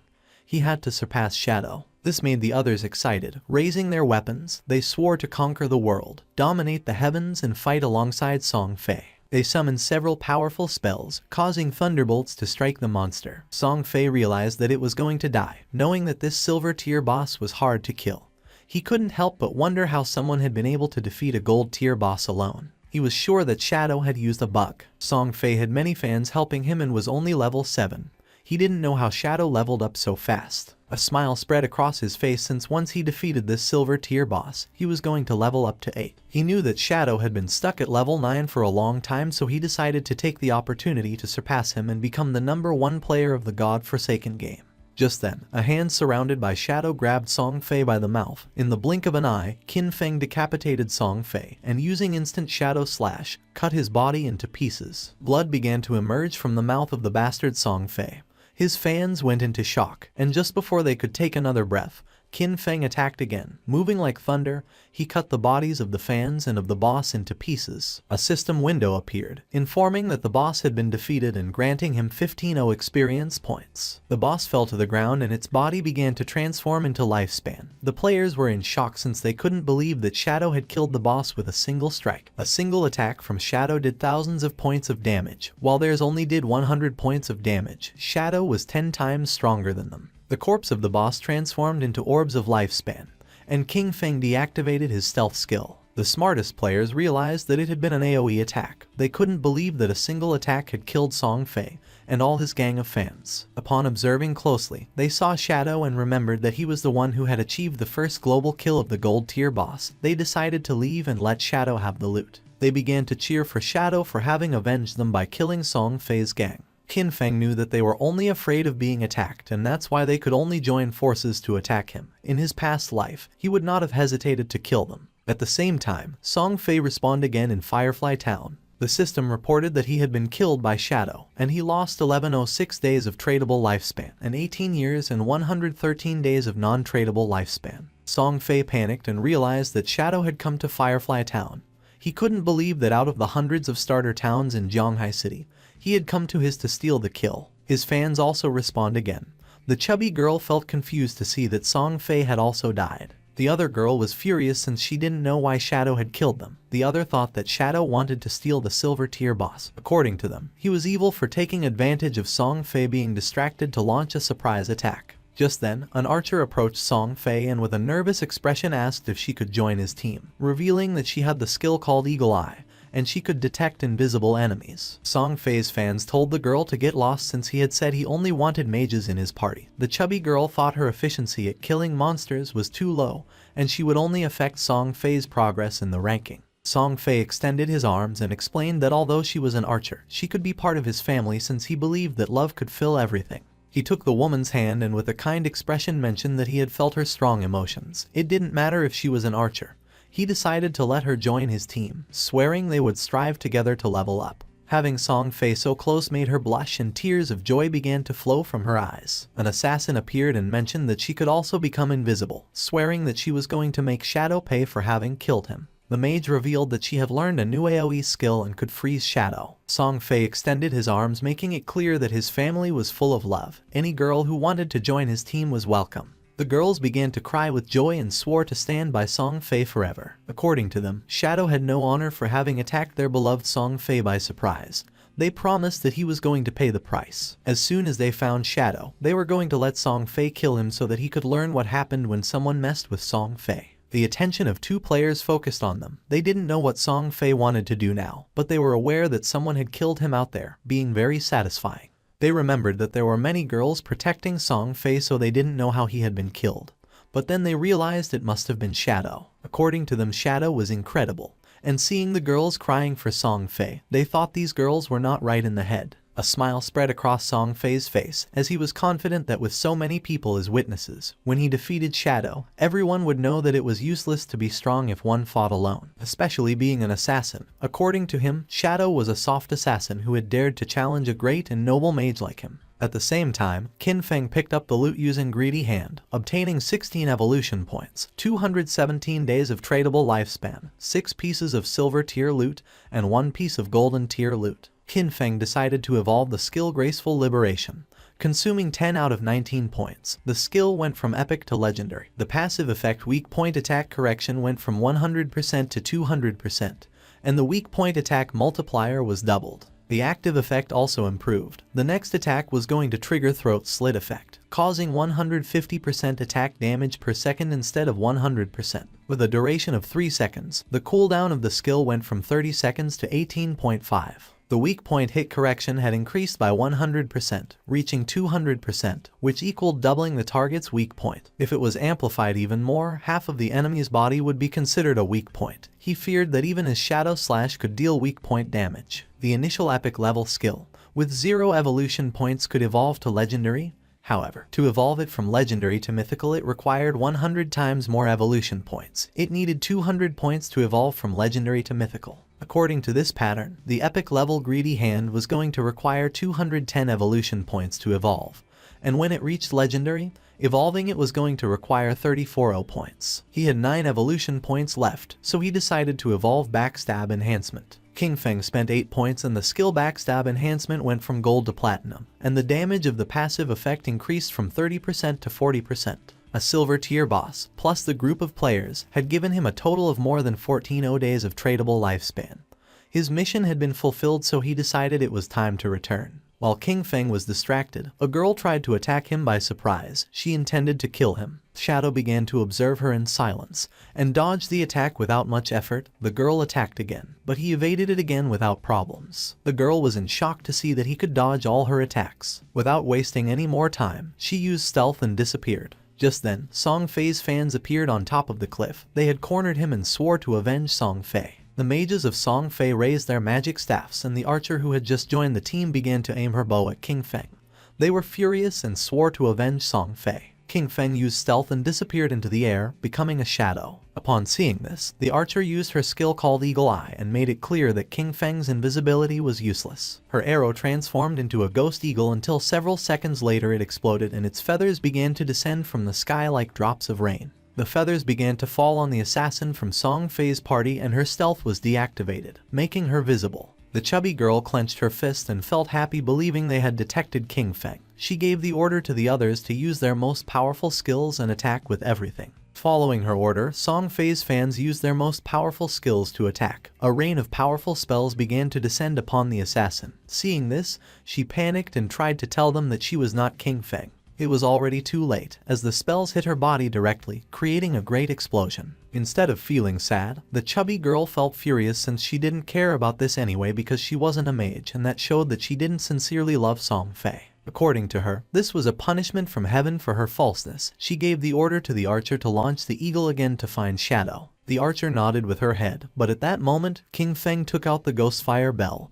and started shaking it, activating its active effect called Soul Attack, which could immobilize all enemies within a range of 100 meters for 3 seconds, with a cooldown of 521 seconds. Just before the archer could use her skill called Eagle Eye again, an aura appeared around her body and those of her friends, leaving them immobile. Seeing this, they felt confused. Just before they could take another breath, King Feng appeared and using Instant Slash, attacked like thunder, cutting their bodies into pieces without even giving them a chance to react. Song Fei, who was hiding behind the corner, peeked his head out and felt confused not knowing what was happening or why they had suddenly died. At first he thought the culprit was Shadow but then dismissed this idea since if he had made a move, he would have revealed himself. King Feng, who was invisible, approached him and with an arrogant gaze made it clear that his death was near. Upon hearing Shadow's voice, Song Fei's eyes widened in fear and surprise, making him tremble. Without losing another second, he activated his magic shield, causing a powerful shield to appear around him. But to his surprise, King Feng launched a poison dart which passed through Song Fei's shield without much trouble, breaking it into pieces. The dart hit him squarely on the forehead, making the bastard Song Fei fall to the ground and start screaming in agony. Song Fei's body transformed into orbs of lifespan. King Feng deactivated stealth and upon seeing that Song Fei had so much remaining lifespan, he realized that originally he had more than 2,000 days of tradable lifespan. Song Fei's body disappeared, leaving only lifespan. King Feng began to observe it and felt somewhat confused since he didn't know why his fans had no tradable lifespan, realizing that they had given all their lifespan to Song Fei. A lot of time had already passed and there were still people thinking that the godforsaken game was just a game. The crazy fans were truly terrifying. For our boy it was a shame since the tradable lifespan added up in total to several hundreds of years, and now it was only going to go to the nearby monsters. Back in Firefly Town, Song Fei and his fans respawned again. Song Fei was furious since out of more than 2,000 days of tradable lifespan now he only had 500 left.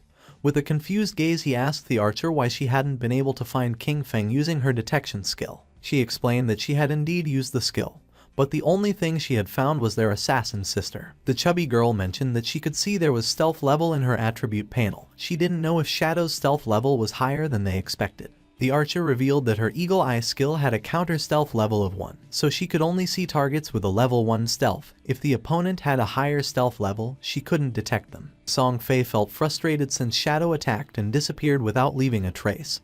He didn't know how to defend against that. Touching his face, Song Fei thought that he had not offended Shadow, and now that he had also taken the boss kill, Shadow had no reason to come after him again. But then he thought maybe Shadow was jealous of his unparalleled beauty, and was going to come kill him again. Song Fei's fans raised their weapons and decided for everyone's safety to level up somewhere else. Wherever Song Fei wanted to go, they swore to follow him. Not long after, King Feng also returned to Firefly Town. After searching for a while, he thought this was strange since Song Fei and the others had left. He didn't know if they had gone to another town or logged off. Deactivating stealth, our boy asked a player who was in the area if he knew where Song Fei and the others had gone. Upon seeing Shadow, the man couldn't help but feel afraid. Pointing to one side, the man revealed that Song Fei and his fans had gone in that direction. He begged Shadow to please kill Song Fei. He also had a request. After killing Song Fei, he asked King Feng if he could spare the life of his girlfriend, a female hunter named One Flying Treasure Cat. Our boy advised the man to look for another girlfriend, realizing that his girlfriend was the hunter who could detect invisibility. Using stealth, our boy disappeared again. The man began to beg, saying that he had worked very hard to find her. Although King Feng knew the direction in which they had gone, he had no idea where they were heading and searching everywhere was going to take too much time. The man put his hand near his mouth and started calling Shadow. Our boy knew that things would be much easier if he could find Gu Yixu. At that moment, a woman passed by his side, and his attention fixed on her, leaving him somewhat surprised. This girl was none other than Gu Yixu. Our boy deactivated stealth, and with a cheerful gaze called her beautiful and asked if she could help him. Upon seeing Shadow, she couldn't help but feel surprised. King Feng took out the golden grade staff from his inventory and mentioned that he had heard that her class could search for targets in a wide area. He promised that if she could find Song Fei, as a reward he would sell her the staff at a bargain price. Seeing this, Gu Yixu's eyes began to shine with excitement. She opened her system window and asked how he knew that she could search over a wide area. She remembered never having told anyone about it. King Feng asked if she wanted this golden grade weapon, and she said yes even though she didn't know if she could afford it. With a confused expression, King Feng asked if she didn't even have 500 days of tradable lifespan, revealing that the original price was at least 700 or 800 days. Upon checking her system window, she realized that she did have 700 days to buy the staff. Hearing this, our boy made a deal with her and handed over the staff. A system window appeared to confirm that the transaction had been successful. She took the staff and started drooling. Our boy gave her a gentle tap on the cheek so she'd stop drooling, asking her to hurry up. Upon hearing this, she blushed and nodded with a smile. Using the new staff, she began to use her powers and concentrated. Even though it was the first time she met Shadow, he gave her a strangely familiar feeling. Her owl began to fly around her, and she asked if Shadow wasn't afraid that she would take things and leave without helping him. With a serene expression, our boy asked if she didn't hate Song Fei. Seeing that he knew that she hated Song Fei, Gu Yixu's eyes widened in surprise. She didn't know if Shadow could be a friend of hers in real life, but his voice didn't seem like it. King Feng started to smile and decided that she should guess. She raised her hand and the owl began to fly. She was too lazy to guess. Just then, her eyes widened in surprise. The owl began to fly over the town,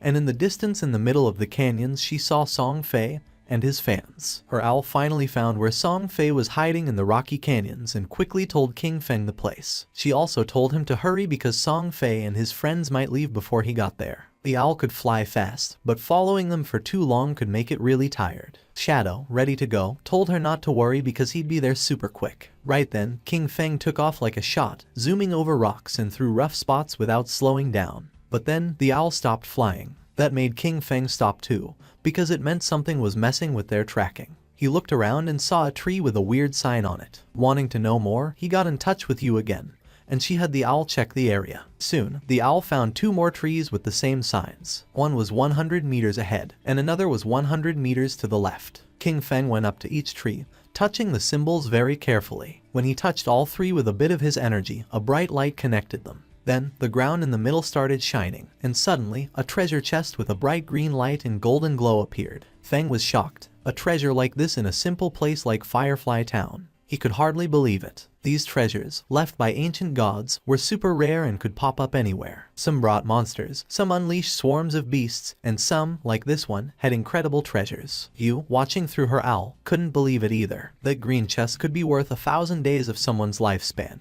or over 10 million in real money. King Feng couldn't help but admire Yu's quick thinking. Back in his previous life, a year of someone's lifespan was worth 10,000 at the start, but it quickly jumped to 50,000 by the second day. Yu, still intrigued, started to take note of the symbols for later. A smart look was in her eyes. There was no telling what secrets her skills in tracking could uncover. Then, King Feng went ahead and opened the chest. Inside, there was a skill book with a dark aura called Curse of the Blossoms, a powerful emerald-level ability. This skill let cursed flowers grow from a defeated enemy, making their tradable lifespan drop to 0. It didn't have a cooldown period, but it had to be used within 15 seconds after someone died. Feng remembered how dangerous this spell was in his previous life. Every enemy he defeated could turn into an advantage. If he managed to defeat Song Fei again and watched over the body for a short time, he could take everything from him. A sinister smile appeared on his face. This time, Song Fei wouldn't just be defeated, he would be completely drained. As King Feng hurried toward his target, the scene changed. Somewhere far away in a canyon, Song Fei's biggest fans were busy fighting a boss, hitting it hard while Song Fei stayed back, waiting to land the last blow. Song Fei was overconfident, sure that King Feng wouldn't chase them this far, especially since King Feng had already beaten a silver-level boss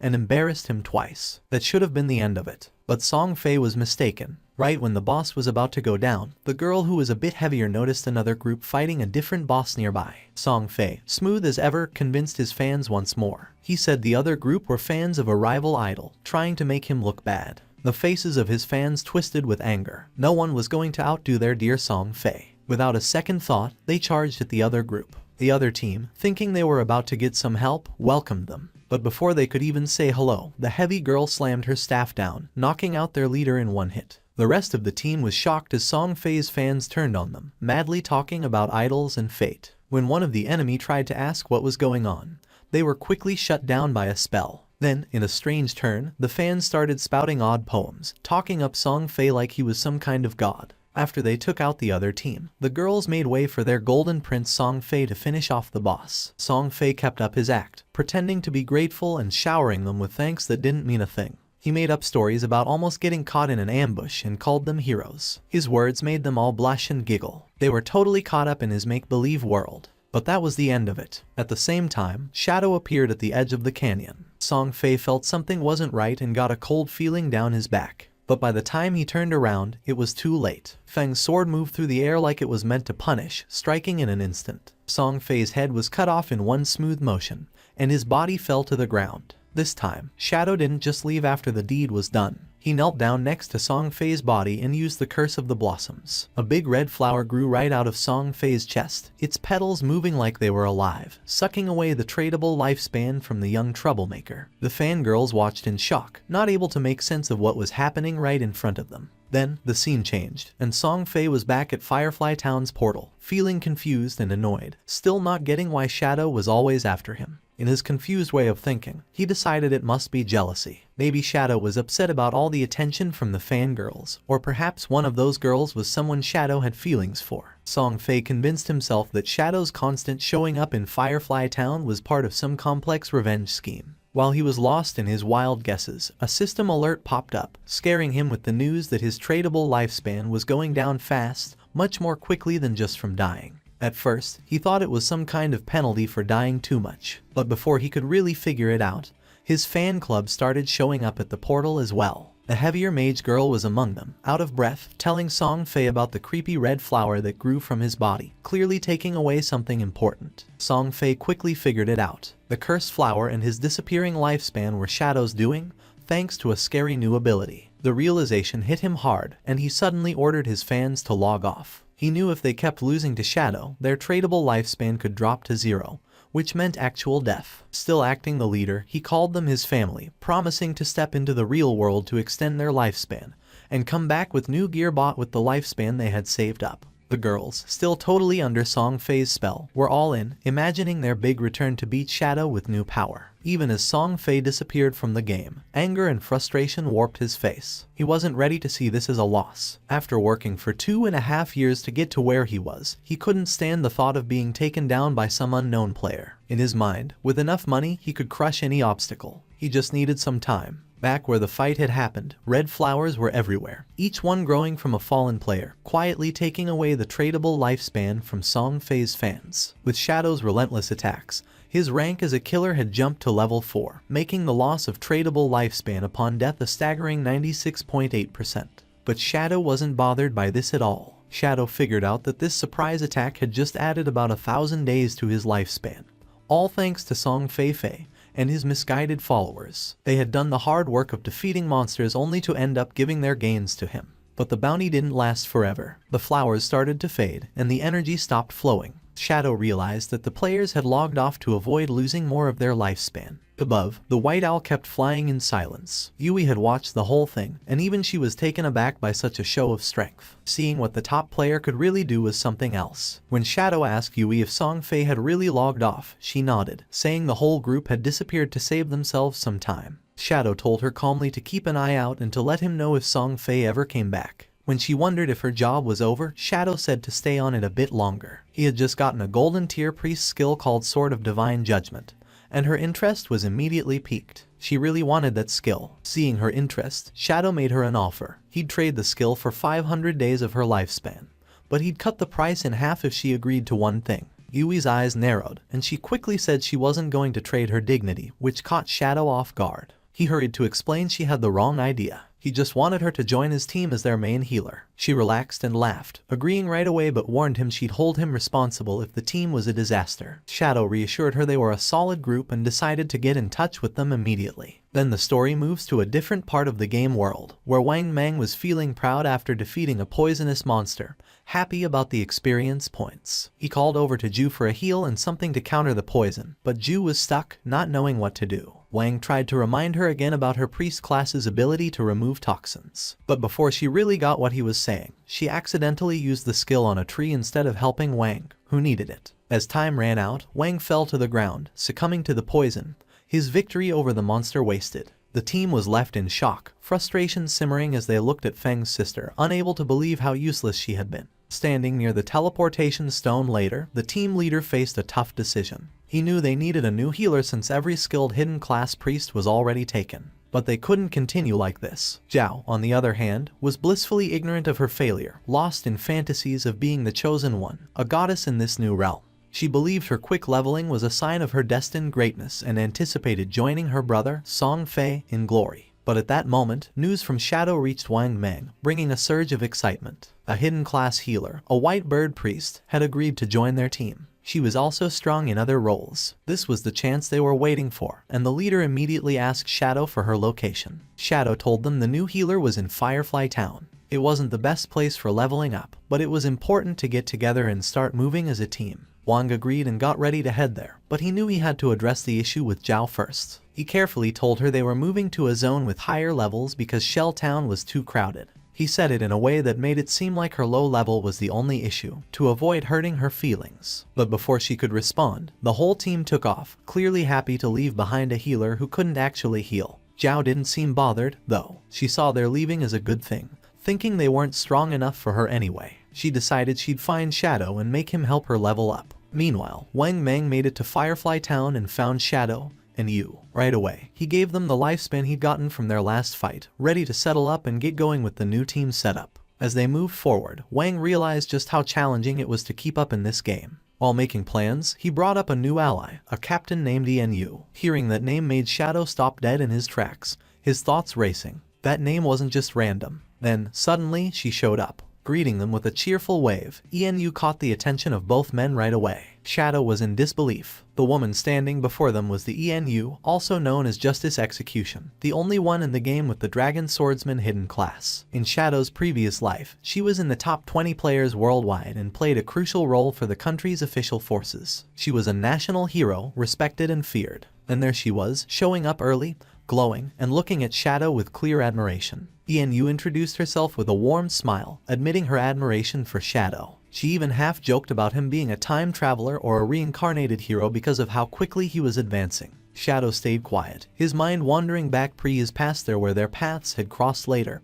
and under much grimmer conditions. She hadn't been part of Wang's team back then, which made this early encounter quite the surprise. She likely had a good amount of tradable lifespan already, probably gathered for government groups. As a dragon swordsman, known for their toughness, she was an ideal candidate to hold such power. Shadow saw the wisdom in the government's choice and respected it. Yu was straightforward, too. She told him if he had any gear to sell, she and her group were interested in buying. She sweetly but firmly reminded him of the responsibility she carried for her city. Shadow saw no benefit in opposing her, and they both understood that. He agreed, mentioning it would be short-sighted to pass up a chance for such a beneficial deal. Though Yu appeared cheerful and unthreatening, King Feng knew well there was much more beneath the surface. The fans of Song Fei logged out of the game. They had seen the official announcement that left them in shock. Lifespan in God-forsaken game was real, and if it reached 0, one would die in the real world. The archer was furious since she realized this wasn't just a game. She had given all her tradable lifespan to Song Fei. Some of them only had a few days of lifespan left. The assassin had killed several players and had the assassin's stat,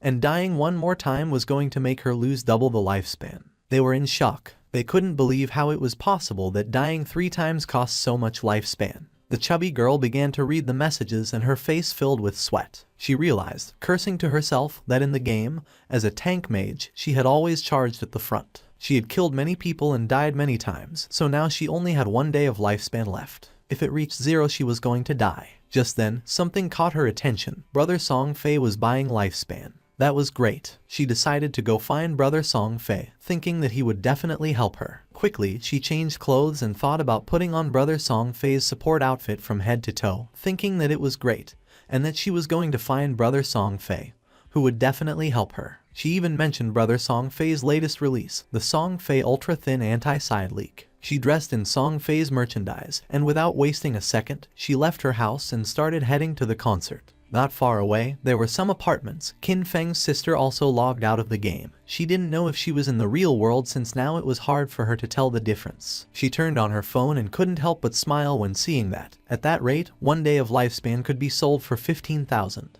With the 200 days she had left, she could become a millionaire. But then, she went into shock when she saw that Shadow had killed Song Fei 3 times. She couldn't help but cry from sadness and fury, since she remembered that they had told her that if her lifespan reached 0 in the game, she would truly die in real life. Even having 100 years of non-tradable lifespan, dying 3 times had left her with barely 12 years remaining. Then she remembered Brother Song Fei and wondered why Shadow had killed him. According to the group chats, Shadow, despite being surrounded by dozens of people, had managed to kill Song Fei 3 times. To her he was something so terrifying and incredibly strong. The chubby girl started sending messages through the chat, saying that Brother Song Fei needed help at this moment. She asked any sister in Zhonghai City to go find her to sell their tradable lifespan to her. She also revealed that Song Fei was at Dajiang Plaza at that moment and that the exchange rate for lifespan was 1 to 10,000.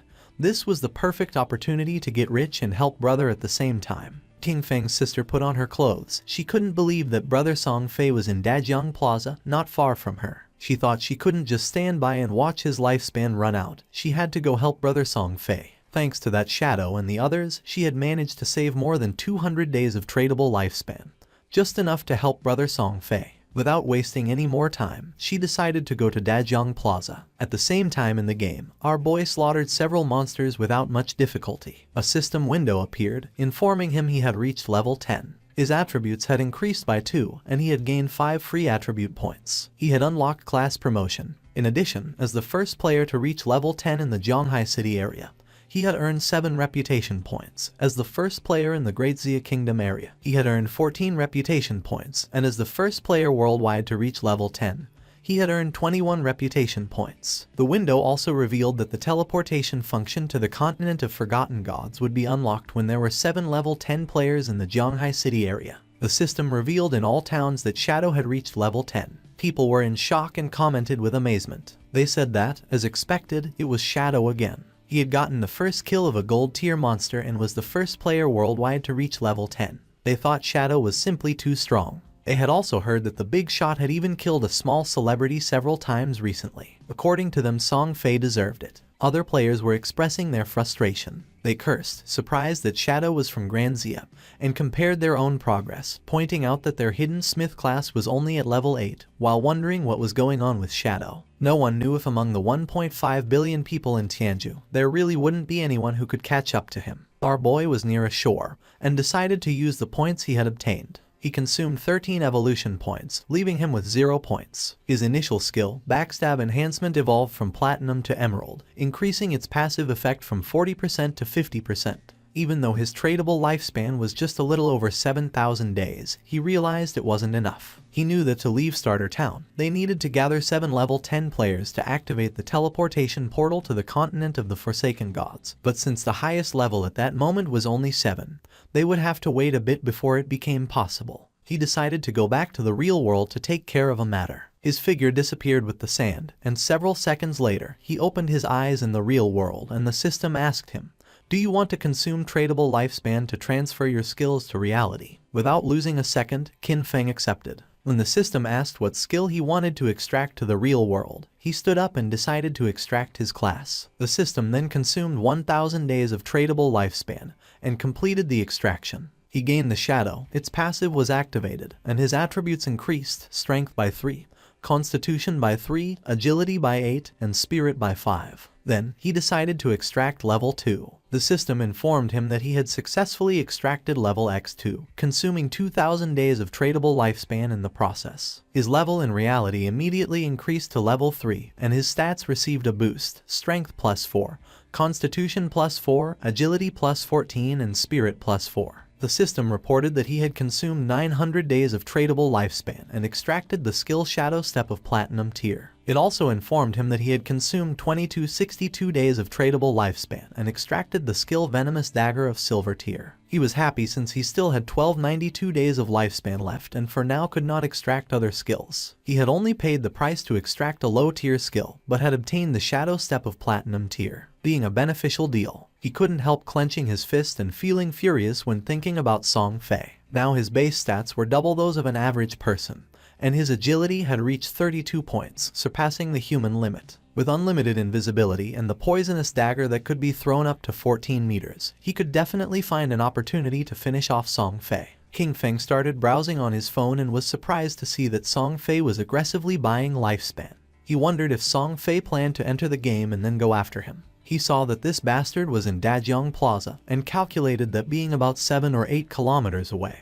at his current speed he could get there in just over 10 minutes. Just then, his hand began to tremble upon seeing a message from Hu Qibin, the arrogant and powerful company supervisor. Hu Qibin was furious upon seeing that after growing wings, Qin Feng wasn't even answering the phone. She knew that the young lady had taken an interest in him and this was his big chance. She couldn't believe he didn't want to cooperate. Qin Feng decided to block Hu Qibin, and while he was walking, he threw the phone and began to turn invisible, thinking that those people would soon realize what the true Forsaken Gods game really was. After a few hours, at Dajiang Square the Song Fei concert was taking place, which was full of girls. Among them was also King Feng's sister. On stage was Song Fei sitting next to a blonde woman. With a smile, she mentioned that she had heard he had been killed 3 times by Shadow in the game. She told him not to worry because she was already sending people to investigate Shadow's true identity. With a curious look, Song Fei asked how the investigation was going, and she revealed that she had already sent someone to Firefly Town to make contact with him.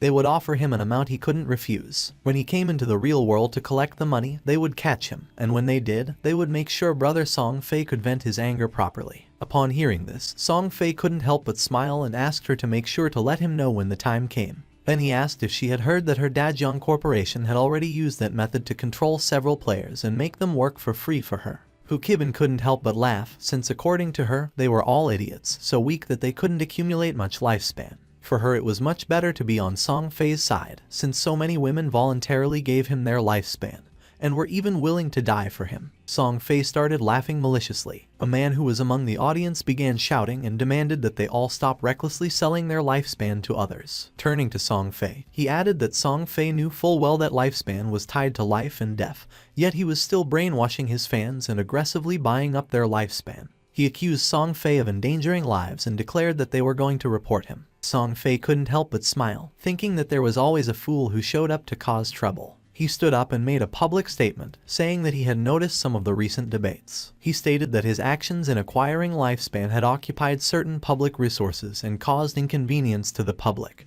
and for that reason, he felt deeply regretful and offered his most sincere apologies. His fans said that he didn't have to apologize since he hadn't done anything wrong. With a sincere smile, Song Fei admitted that he was truly grateful for all the support and affection from his fans. At the same time, he sincerely urged everyone to remember that all love should be positive and uplifting. He hoped everyone could follow their idols with rationality. During that special moment in the game, while ensuring their personal safety, they also needed to work together in a more positive way to contribute to society and bring positive energy. With his face full of tears, he explained that while the entire nation was being affected by the game, he had been actively cooperating with the authorities and working hard within the game. That was the reason why he had used his personal wealth to acquire lifespan, hoping to become a quality idol in the game, someone worthy of liking. He had done this to give back to his fans, hoping that everyone could gain something outside of the game and live a happy, peaceful, and safe life and work together for a better tomorrow. But he never expected that it would cause so many problems for everyone.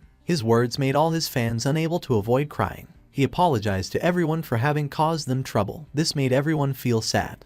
They started shouting, saying that he had not done anything wrong. They got angry with the man, calling him a bunch of savages and telling him to leave from there, since they were voluntarily helping the brother, and told him not to insult their genuine intentions. The chubby girl went up on stage and asked everyone not to listen to those ridiculous rumors from outside. She didn't know how they dared question the brother, since only fools with pig brains believed everything, asking how the lifespan of the game could possibly affect the real world. She put her hand over her chest and declared that she was the one who was willing to die for the brother. She said that when she logged out, it showed her that she had less than a day of lifespan left, but she was perfectly fine. Even if the rumors were true, if even they didn't have the resolve to die for the brother, then they didn't deserve to say that they loved him. His words made the other fans feel excited, and they decided to give all the lifespan they had to Song Fei. He was happy to see the enthusiasm of his fans. He extended his hand toward the chubby girl and mentioned that being loved by someone like her made him feel truly honored. The chubby girl, in turn, was crying and willing to die for him. Just then, something flew out and went through Song Fei's head, leaving everyone in shock. Song Fei began bleeding from the mouth and his hair started falling like leaves. Song Fei's body fell on the shoulder of the chubby girl, making her eyes fill with fear. She fell on her butt to the ground and started screaming. She didn't know what was happening.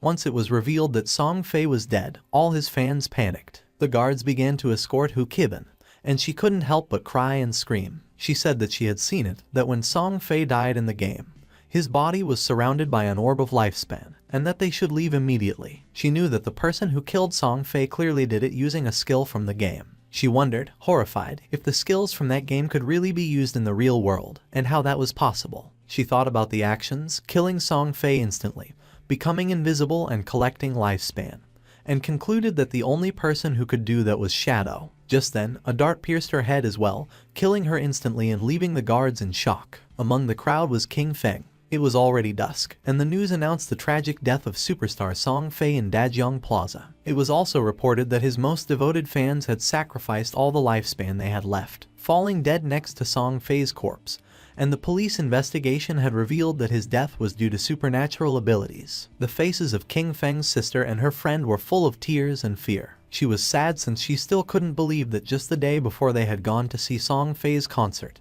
and now he was already dead. The friend wasn't dumb at all and realized that the throwing knives and invisibility must be abilities from the godforsaken game. She wondered if Shadow had been the one who killed Song Fei, since she had heard that Shadow had killed him 3 times in the game. Xiaoyu was confused as she wondered how the game's skills could appear in reality. She couldn't believe that Shadow had killed Song Fei. She remembered that Shadow had killed him several times in the game and came to the conclusion that, in reality, the only one who would kill Song Fei would be Shadow. The throwing knives and invisibility weren't those an assassin's skills. It had to be. The killer was Shadow. Her brother had been killed by Shadow and her world was already left without light. If Shadow could find a way to use the game's skills in reality, then she would get close to him, approach him. No matter what it cost, she would become stronger. From that day on, she would have only one goal. They stopped the taxi and got out. Her friend was somewhat confused and asked if she was okay. Xiaoyu's eyes were full of rage because all she wanted was to kill Shadow and avenge her brother Song Fei. At the same time, our boy was quietly eating noodles in a restaurant. In the godforsaken game, although players were invincible in reality, they still consumed energy, and if they got hungry,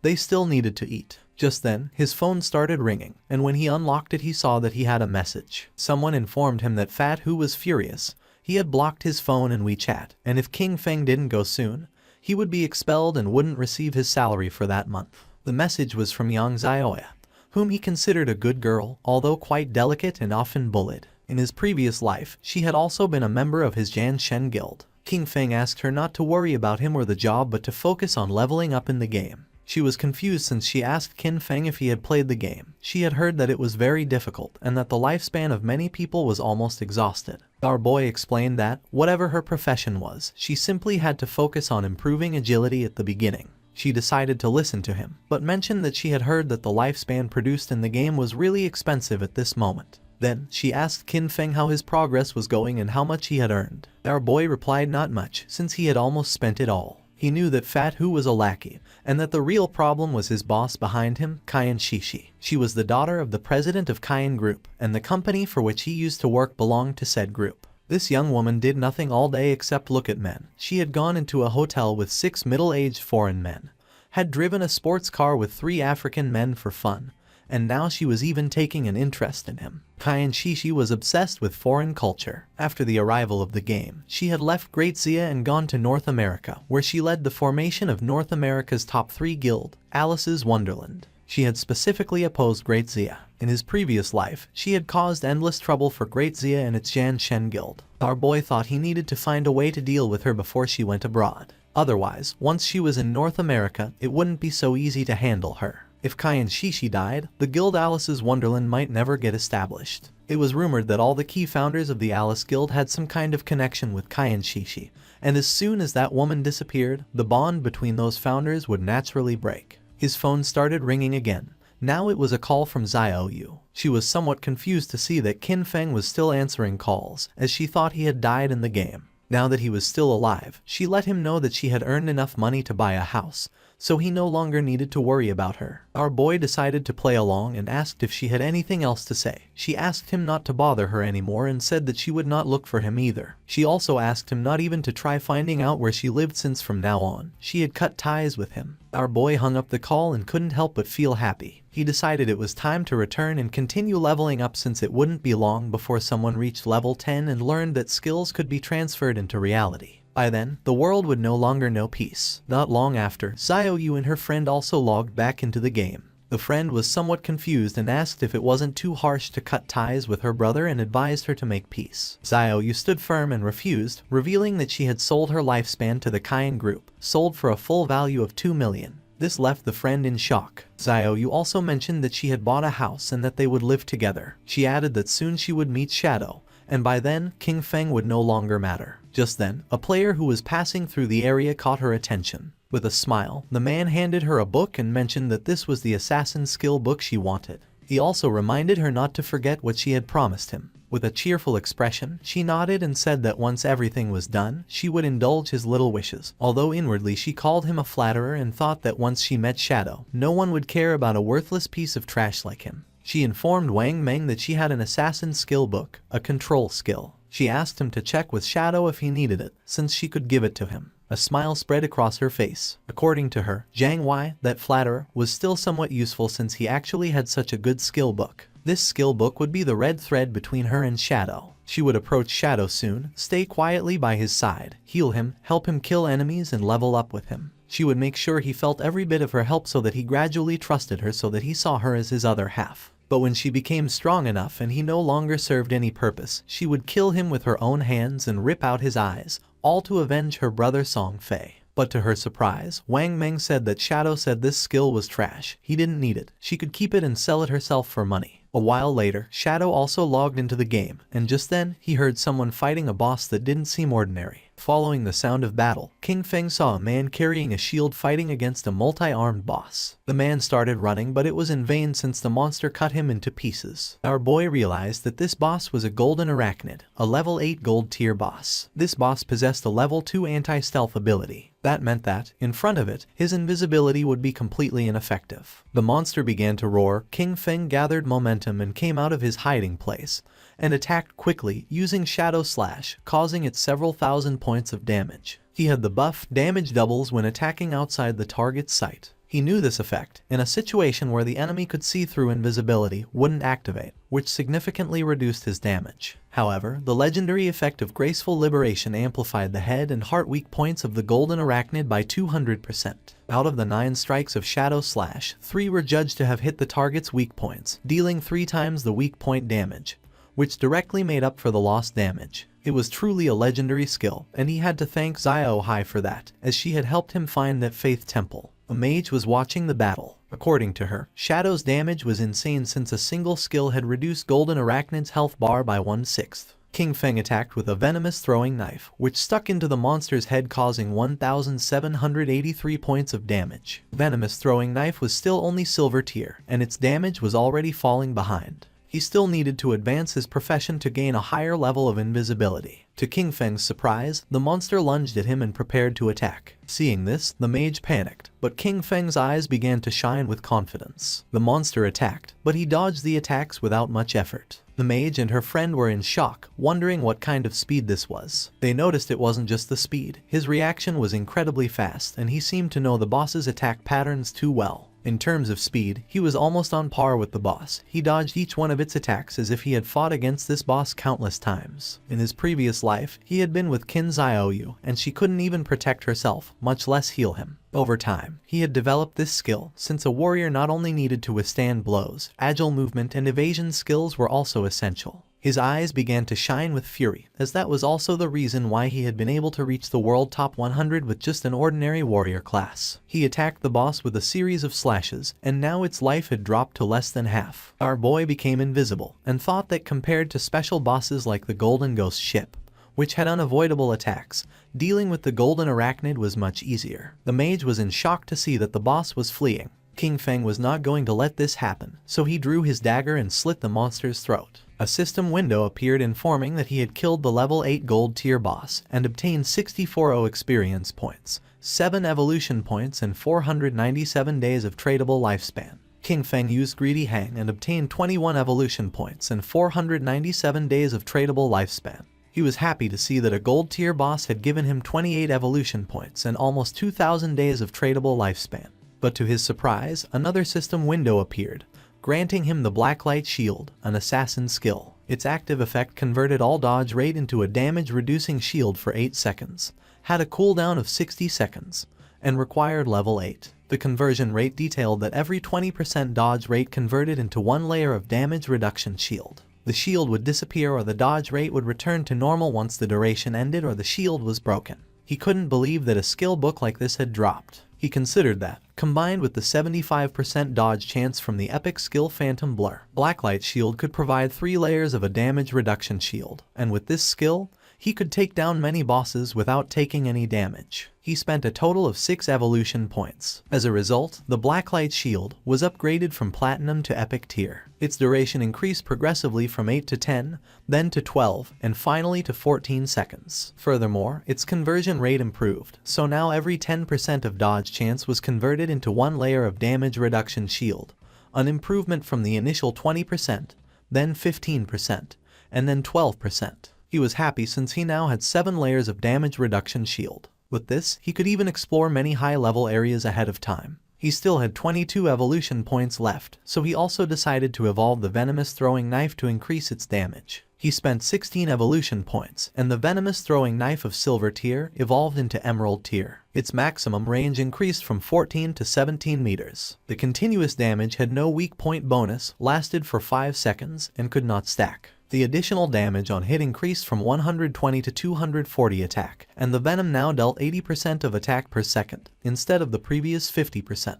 He was aware that evolving venomous throwing knife 3 times had at least doubled its damage. With a base cooldown of only 5 seconds, it could continuously output damage, making it no weaker than Shadow Slash, and he had gotten 2 assassin class gear pieces, so he would equip them right away. He also obtained the Agile Ring of Platinum tier, an assassin class accessory that provided plus 20 agility, plus 20% movement speed, plus 20% attack speed, and plus 20% cooldown speed, with an equipment requirement of level 8. Additionally, he got the heavy red leather gloves of gold tier, an assassin class armor that provided plus 18 physical defense, plus 15 to all elemental resistances, plus 12 constitution, and plus 588 HP.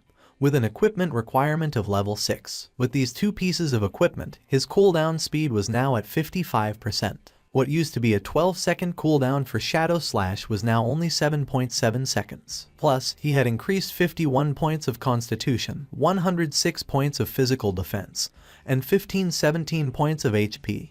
It was not bad at all. Now, his stats allowed him to tank 3 attacks from the Golden Arachnid without dying. Combined with Blacklight Shield, his survivability had greatly improved. The mage and the others went out and praised Shadow, saying that the boss had been nothing to him. They couldn't believe he had defeated it alone. Then, the mage asked him if he had any equipment or skill that she could use, adding that she would buy them. Our guy revealed that for a mage, he had a gold tier skill book, Frostball Bounce, a group skill that released ice balls, bouncing up to 10 times, priced at 800 days for a one-time purchase. The mage thought that 800 days was a bit expensive, as she had seen someone sell a level 5 gold tier skill book for just 400 days earlier. With a serious gaze, he made it clear that this Frostball Bounce was a level 7 skill book, which had over 40% higher damage than a level 5, so 800 days wasn't expensive at all. The mage did not hesitate and made a deal with King Feng and decided to buy it for 800 days. The system window confirmed that the transaction had been completed. Our boy started to become invisible. At this moment, there was no boss in the initial stages that could threaten him. He decided to go back to the town to post a message, gathering information about the locations of silver and golden tier bosses. This way, he would have a constant flow of bosses to hunt,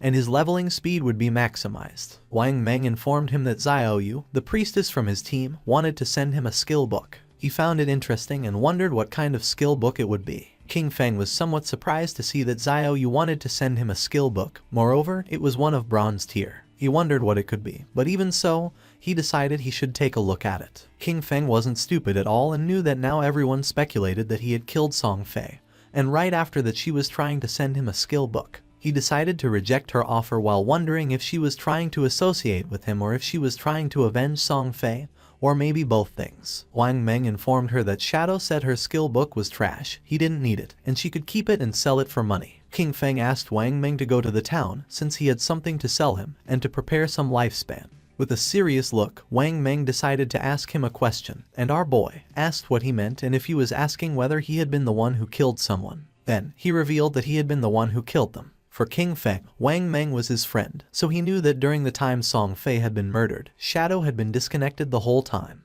The motive and timing of the crime matched perfectly. Since Wang Meng had asked this, it meant that the authorities had already deciphered most of it. King Feng asked if Wang Meng was trying to arrest him, as he knew that in 2 hours other players would reach level 10 and the ability to transfer powers to reality would no longer be a secret. He considered it the perfect opportunity to see how the Daxia government would react to this and would take it as a test. King Feng returned to Firefly Town and reunited with Wang Meng and the others. Enyu asked if he was really admitting to having killed Song Fei. King Feng nodded. With a smile, Enyu mentioned that King Feng was, in fact, the main suspect. However, they also knew that Song Fei and Zhonglai had harbored malicious intentions toward him, and that Dajiang Industries had captured and abused many players, forcing them to work. Strictly speaking, killing those two had been an act of self-defense. King Feng realized that since they couldn't uncover his true identity, they had chosen to maintain a temporary cooperation with him. He reflected that in his previous life, by working with the officials, his record had been spotless. However, this time he had directly killed Song Fei and Zhonglai, which might cause some changes. He was eager to see how much his rebirth could alter that doomed era of games. For now, he considered selling the platinum tier equipment he didn't use. Since they were backed by the authorities, they would accept equipment and skill books of any class,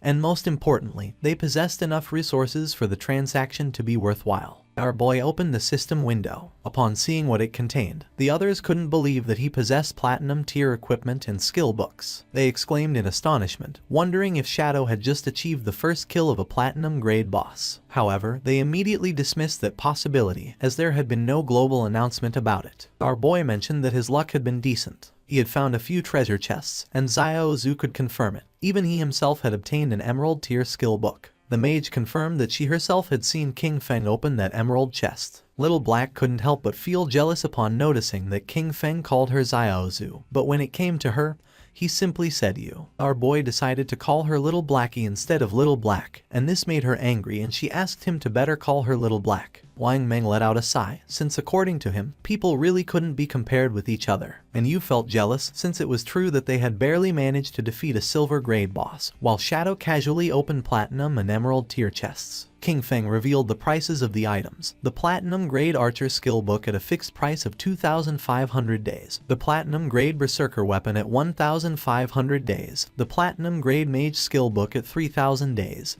And the Gold Equipment and Skill Book package at 8,000 days. Including the remaining Platinum Equipment and Skill Books, which totaled 25 items.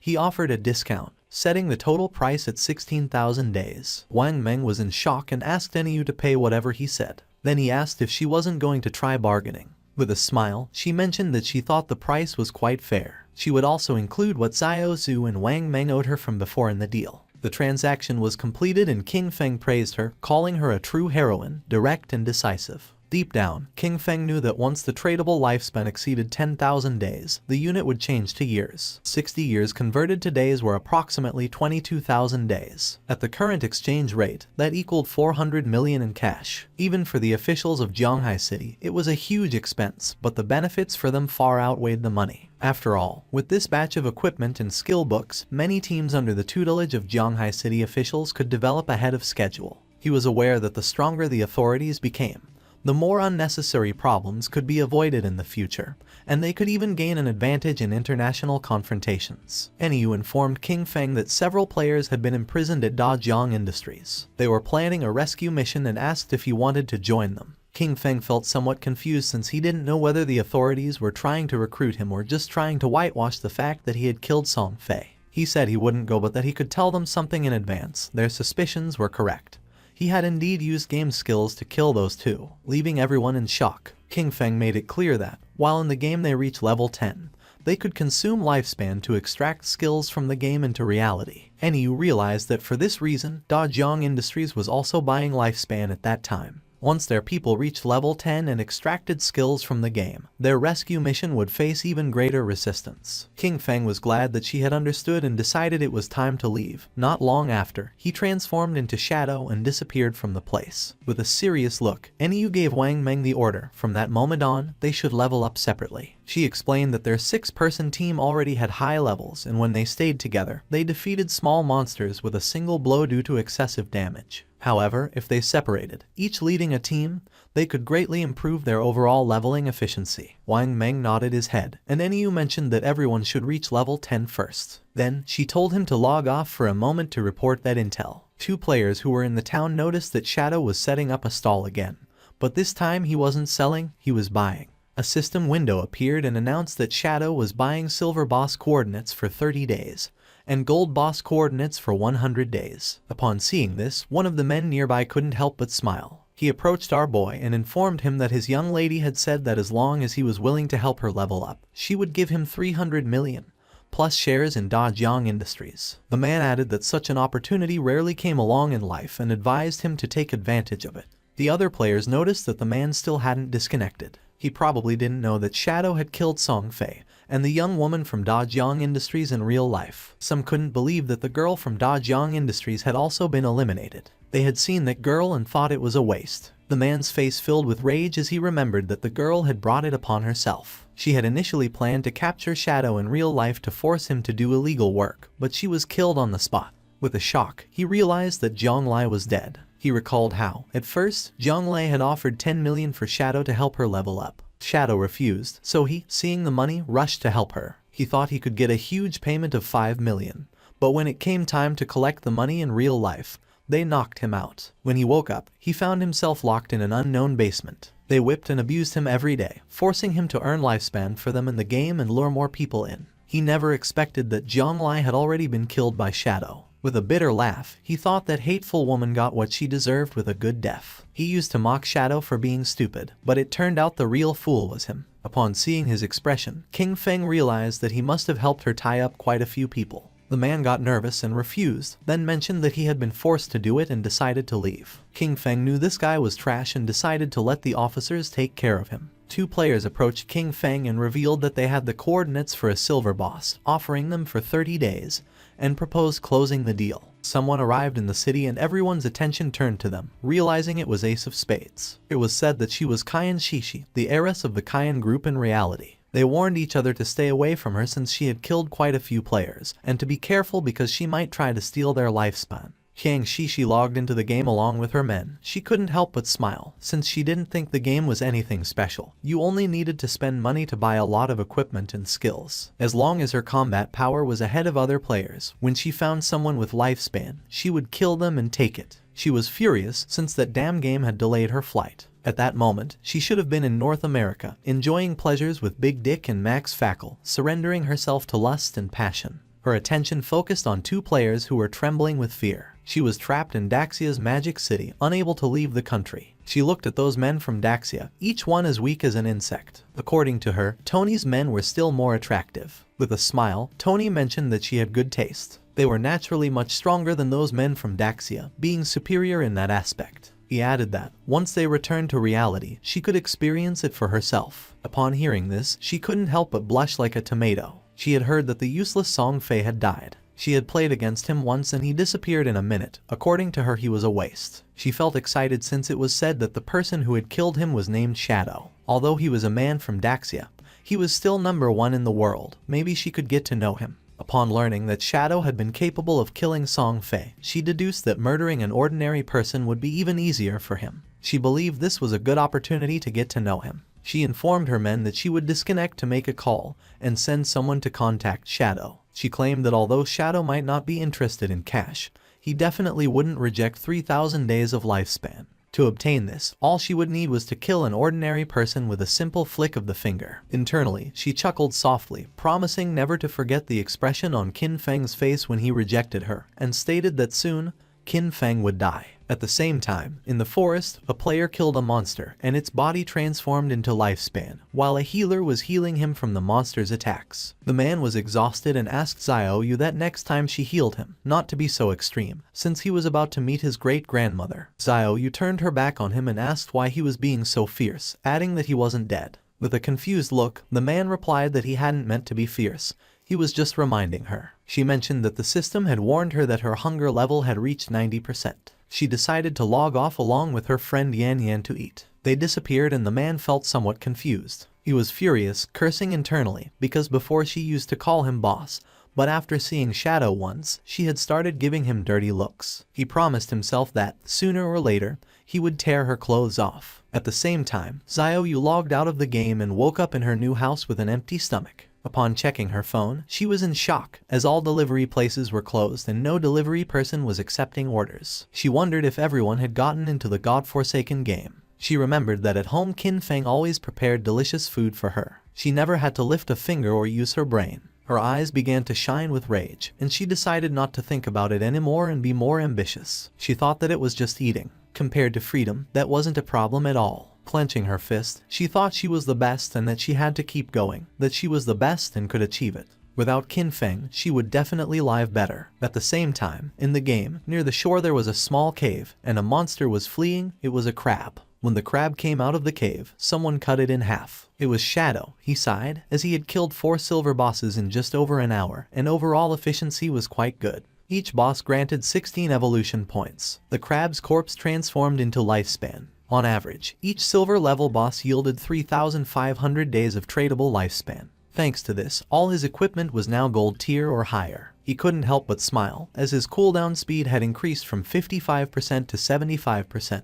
The Shadow Slash, which originally had a 12-second cooldown, now only took 6.8 seconds, greatly boosting his output power. There were no platinum level bosses around the outskirts of the safe town, so gold level equipment was the highest for now. To improve further, the only way was to advance his profession. He knew that the platinum level bosses he would face in the future each had at least level 2 anti-stealth. He had to advance his profession quickly to reach level 3 stealth, as he was still over 20,000 experience points short. Only with stealth at level 3 or above could he minimize the chance of accidents when facing platinum bosses. After all, in his previous life, defeating a platinum boss had required a tightly coordinated team of 20 people. With that in mind, he decided he would head back to the town first and contact the officials to sell all his stuff. He started to become invisible, since he wanted to be ahead of everyone and claim the first kill of a platinum level boss by himself. Qin Feng returned to the town, for now he had 105 years of tradable lifespan. While he was walking through the area, a player asked him that next time he had more equipment, to sell it to them. Qin Feng had almost 40,000 days of tradable lifespan,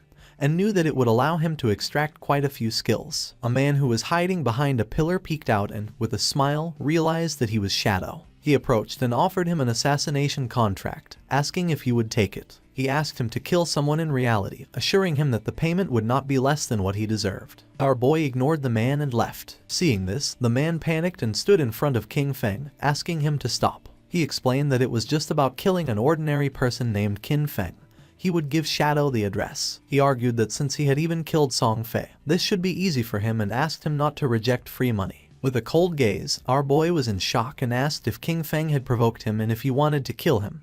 He told the man not to worry about that. With an arrogant smile, the man made it clear that the payment would not be small. If he completed the task, he would get 3,000 tradable lifespan days. King Feng was pleased, realizing that 3,000 days, which at current prices was about 50 million, was an interesting offer. He wondered who wanted to kill him, as he hadn't met this person in real life, nor were they any player he knew in his previous life. It seemed like they were just a messenger. The real person wanting to kill Kin Feng was someone else. He recalled that in his previous life, his grudges with others had also surfaced in the later stages of the God-forsaken game. The man couldn't help but smile since this was a tempting offer. King Feng knew that being the target so soon must be due to grudges prior to the game's arrival. Only someone who held a grudge would be willing to pay such a high price. He couldn't help but wonder if it was Cayenne Shishi. King Feng knew better than anyone that she had both the motive and the means to hire someone to kill Kin Feng. However, with the financial power of the Cayenne group, if they had really wanted to kill him, they could have done it before the game arrived. So this contract must have other intentions. He feared that her main goal was to get familiar with Shadow. As for getting rid of Kin Feng,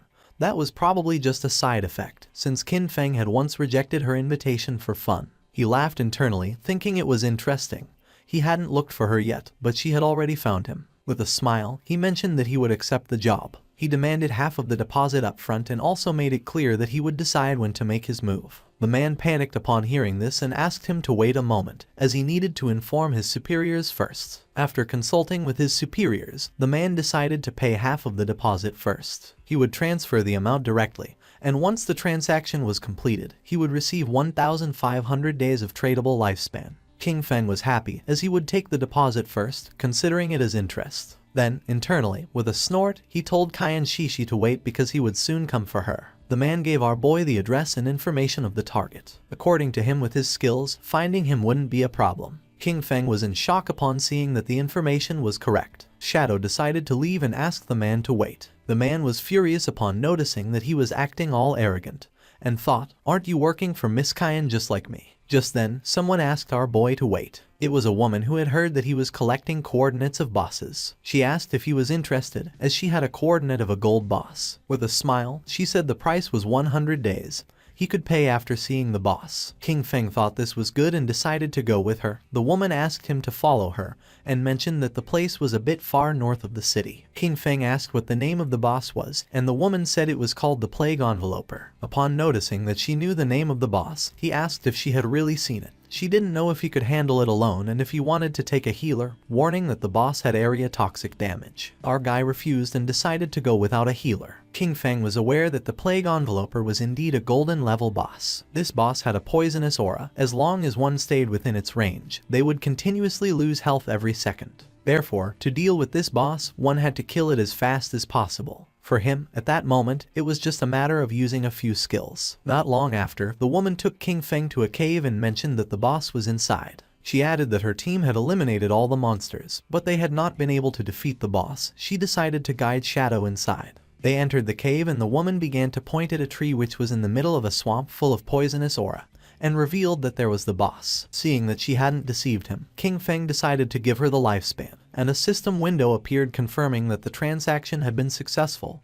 He had traded 100 days of tradable lifespan. He remembered that this kind of poison damage could be evaded. In this case, his Ghost Blur's 75% evasion would be really useful. With her face full of sweat, the woman mentioned that there was something she needed to remind him. In reality, it was a trap. As soon as he started fighting, someone would come to kill him. She remembered that they have level 2 anti-stealth items. For King Feng this didn't matter much, but the woman revealed that they had told her to pretend to stop them as part of the plan and to use that opportunity to get close to him. In the end, they wanted her to find a way to discover his real-life information. Our boy began staring at her. He was disappointed upon seeing their plan. The woman blushed and, with a nervous expression, said that she had also been forced. She wanted to tell him the truth so he could go after the one behind everything. Since they were blackmailing her in real life, she wished for their death as much as he did. When King Feng asked who was forcing her, she revealed that it was Dongfang Xian. She explained that in the game, his ID was Xianian, and he said that King Feng had killed him once. Upon hearing this, our guy couldn't help but wonder if it was Dongfang Xian, the one who had first tried to steal his Golden Ghost ship boss. The same guy later sent him a skill book asking for forgiveness. The woman panicked and remembered that he had been able to kill Song Fei, so she believed he could also take down Dongfang Xian. She was putting all her cards on the table with him and begged him not to betray her. The best thing, she emphasized, would be for him to eliminate Dongfeng Xian or else she would be doomed. According to King Feng, they had really come up with a childish plan. He had never heard of that guy in his past life and considered that he was probably eliminated early. King Feng decided to start by killing the boss, since he knew he could massacre a passing dog. King Feng became invisible and jumped off the cliff, asking her to go along with their plan. She should let her people get close, and he promised to take care of the rest. The woman panicked and thought everything was lost. They were doomed. According to her, Shadow was surely going to die. She remembered that previously Dongfeng Xian had led 3 teams, 18 people in total, to fight against that boss, but they had been annihilated in half a minute. While King Feng was descending upon the boss, she revealed that the continuous poison damage was too high. They hadn't even managed to reduce the boss's health by 5%. No matter how strong that Shadow was, when facing indiscriminate poison attacks, death would be the only outcome. Therefore, they had to find a way to escape. King Feng first used Blessed Release, and while the boss was preparing to attack, our boy activated the Weakness Amplification effect, and then the Throat Slash effect. His eyes began to shine with determination. King Feng attacked quickly, taking several thousand HP points from the boss. In an instant, its HP bar dropped to less than half. The woman was in shock, since she realized that a single skill had annihilated 2/3 of the HP of the gold tier boss, inflicting more than 80,000 points of damage. She wondered if King Feng was even human. Our boy disappeared and appeared behind her. Luckily for him, the active effect of Blessed Release had a 25-second cooldown. With a 75% cooldown speed boost, the final cooldown was 14.3 seconds. He decided he wouldn't kill the boss yet. He would wait for Dongfeng Xian's people to come and die, and meanwhile, wait for his skills to cool down. Not long after, Dongfeng Xian and his men entered the cave with the intention of killing Shadow. With an angry gaze, the leader made it clear that if anyone tried to stop them, they were going to kill them mercilessly. The woman drew her sword. King Feng was somewhat annoyed, since out of all the people, it was this guy again, and now he was also involved with Dongfeng Xian. He wondered if their plan, which consisted of Snowy pretending to block this group, would really work. He didn't know if Snowy's combat power was really that strong. More than 10 people were rushing in, and he wasn't very sure if she could really stop them. Snowy used her powers and summoned a golden shield. Seeing this, Shadow understood why they had chosen her to act. With this defense, there really weren't many who could break through it in the early stages of the game. The men began to attack the shield. King Feng knew that she had encountered an ancient god's blessing in the wild and had gotten a golden level treasure chest. His eyes began to shine with seriousness, and using instant shadow, King Feng attacked quickly, cutting their bodies into pieces. With eyes shining with rage, King Feng used the skill Blooming Curse, and the corpses of the men transformed into flowers. Snowy was in shock since, according to her, it was terrifying. A single skill had killed so many people, and she wondered what those crimson flowers were. Fortunately, she hadn't listened to Dongfeng Xian, or otherwise she would have died miserably like Song Fei and the others. She asked Shadow to add her as a friend, promising that if she had the chance, she would tell him Dongfeng Xian's location in real life. King Feng decided to listen to her. Snowy couldn't help but blush and asked him that if he ever needed any special service, he should come to her, assuring him that for him they would always be free. King Feng realized that was how it was, and it was no wonder it burned so much. Then he jumped and began descending the cliff. He attacked the boss quickly using powerful slashes. According to King Feng, the lifespan that had been absorbed from more than a dozen people did not even compare with what the boss had granted. He remembered that after all that, instead of dedicating themselves to farming safely, they went out to cause trouble, and therefore deserved to die. He turned around towards Snowy and asked if there was any problem. She said no and decided to leave. King Feng used Greedy Hand and felt happy, since it had been a long time since he had seen an assassin's skill book. Finally, another one had appeared. This skill book was called Darkest Hour of Platinum Level. It was an assassin-type skill that unleashed a burst of dark light from his blade, blinding all enemies within range. It had a cooldown of 60 seconds, required level 10, a range of 20 meters, and a base duration of 10 seconds. The higher the target's spirit stat, the shorter the duration. King Feng clenched his fist and decided to learn it. He unsheathed his dagger as he knew that as long as he blinded the enemy, he could still trigger double damage even if he wasn't in stealth. With this, no matter how high the boss's anti-stealth level was, it wouldn't affect his damage output. This dagger was the Plague Blade. It was an assassin-type weapon that granted 216 attack points and 42 agility points. Furthermore, it increased the weak point attack multiplier by 0.3. The equipment requirement was level 10, and all of its attacks inflicted a poison that detonated after 3 seconds, dealing 50% of the original attack's damage. King Feng decided to leave the cave, as he considered it had been another excellent and profitable day. He had already accumulated 98 evolution points and would soon be able to evolve his epic grade Greedy Hand to legendary. He left the cave and the small monsters were frightened. He realized that he only needed a little more than 10,000 EXP for his class advancement, so he decided to go farm monsters directly. King Feng began to massacre all the monsters he saw, causing the others to start fleeing in terror. But King Feng was not going to let this happen, so in the blink of an eye, he finished them all. He couldn't help but smile since he could finally advance his class. Golden energy appeared around his body, and a system notification informed him that his shadow class had advanced. His current tier changed from tier 0 to tier 1. The class attribute bonuses also increased. Strength went from 3 to 9, Constitution from 3 to 9, Agility from 8 to 24, and Spirit from 5 to 15. His class passive 1 now doubled stealth duration and, as a new feature, allowed him to use stealth skills while in stealth mode. Class passive 2 increased his stealth level from +1 to +2. Finally, class passive 3 improved his damage when attacking from outside the enemy's line of sight, increasing it from double to triple. Our boy started to look at his hand as he realized that with the class advancement to tier 1, the attribute bonuses had tripled. He understood that he could even activate stealth while already in stealth, which meant, as long as his cooldowns were short enough, he could stay permanently hidden. Not only that, the damage dealt from attacks launched outside the enemy's line of sight had increased from double to triple. He mused that this was just tier 1, no wonder it was the strongest stealth class. At that moment, the system announced that there were already 7 players who had reached level 10 in Zhonghai City. It also informed that the teleportation matrix to the abandoned divine continent would be activated in 10 minutes,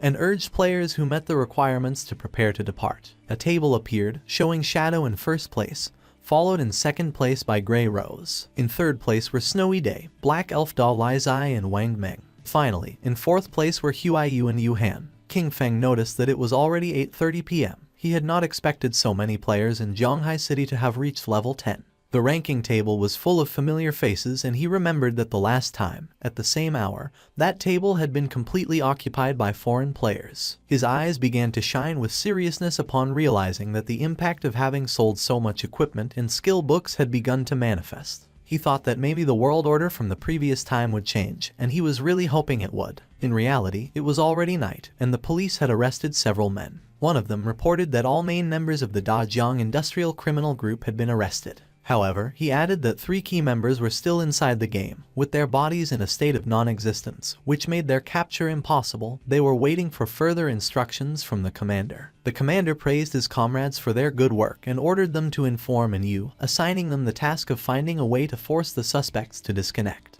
He told his companion that this method was effective, since even if the criminals hid in safe towns where they could not be attacked, their bodies would still feel hunger in reality. He nodded and mentioned that when they got hungry, they would have to disconnect to eat, and as soon as they disconnected, they could be captured. They were happy since this time everything had gone very well, and all thanks to Shadow. He had not only provided them with criminal intelligence about Dajiang Industrial, but had also warned them in advance that the skills from the game could be extracted into reality. If he had been a little later, the leaders headed by Zhang Lai would have soon reached level 10. By then, they would have already extracted their skills, and any attempt to capture them would have resulted in numerous casualties. Several countries had already experienced small-scale uprisings, with thousands of deaths. The squads they had sent into the game had gradually reached level 10, largely thanks to the equipment and skills provided by Shadow. They knew that Shadow was an indispensable talent for Great Xia, and that they needed to find a way to fully bind him to their warship. At the same time, our boy returned to Firefly Town,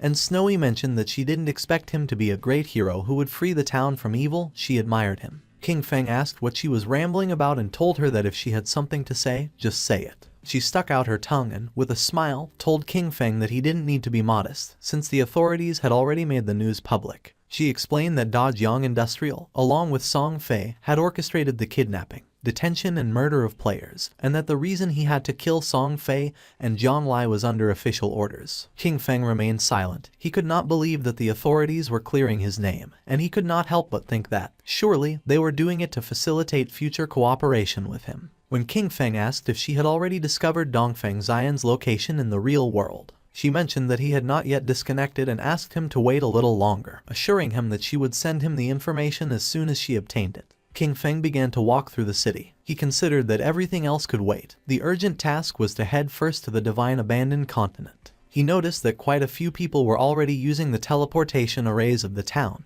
However, no one had yet been able to use the continent's teleportation array. Using the teleportation matrix of the town, he decided to go to the divine abandoned continent, since he considered that the current areas of the town were only beginner zones and that the real game began upon arriving at the divine abandoned continent. The players who were nearby went into shock. They couldn't see anyone and wondered who had just teleported. One of them exclaimed that it obviously had to be Shadow. Another, confused, commented that he possessed level 2 anti-stealth and questioned how it was possible that he couldn't see him. Quickly, someone else snapped at him that he was an idiot, explaining that it simply meant Shadow's stealth level was higher than 2. Several seconds later, our boy appeared in the divine abandoned continent, and just as he expected, everything was exactly like in his past life. This place was empty, there wasn't a single player in sight. While our boy was exploring the area, a monster with glowing eyes started staring at him intently. They were the familiar ruins of Zhanghai City. When players from different cities arrived at the abandoned divine continent for the first time, they appeared in the ruins of their own cities. The location of these urban ruins matched perfectly with their real-world geography,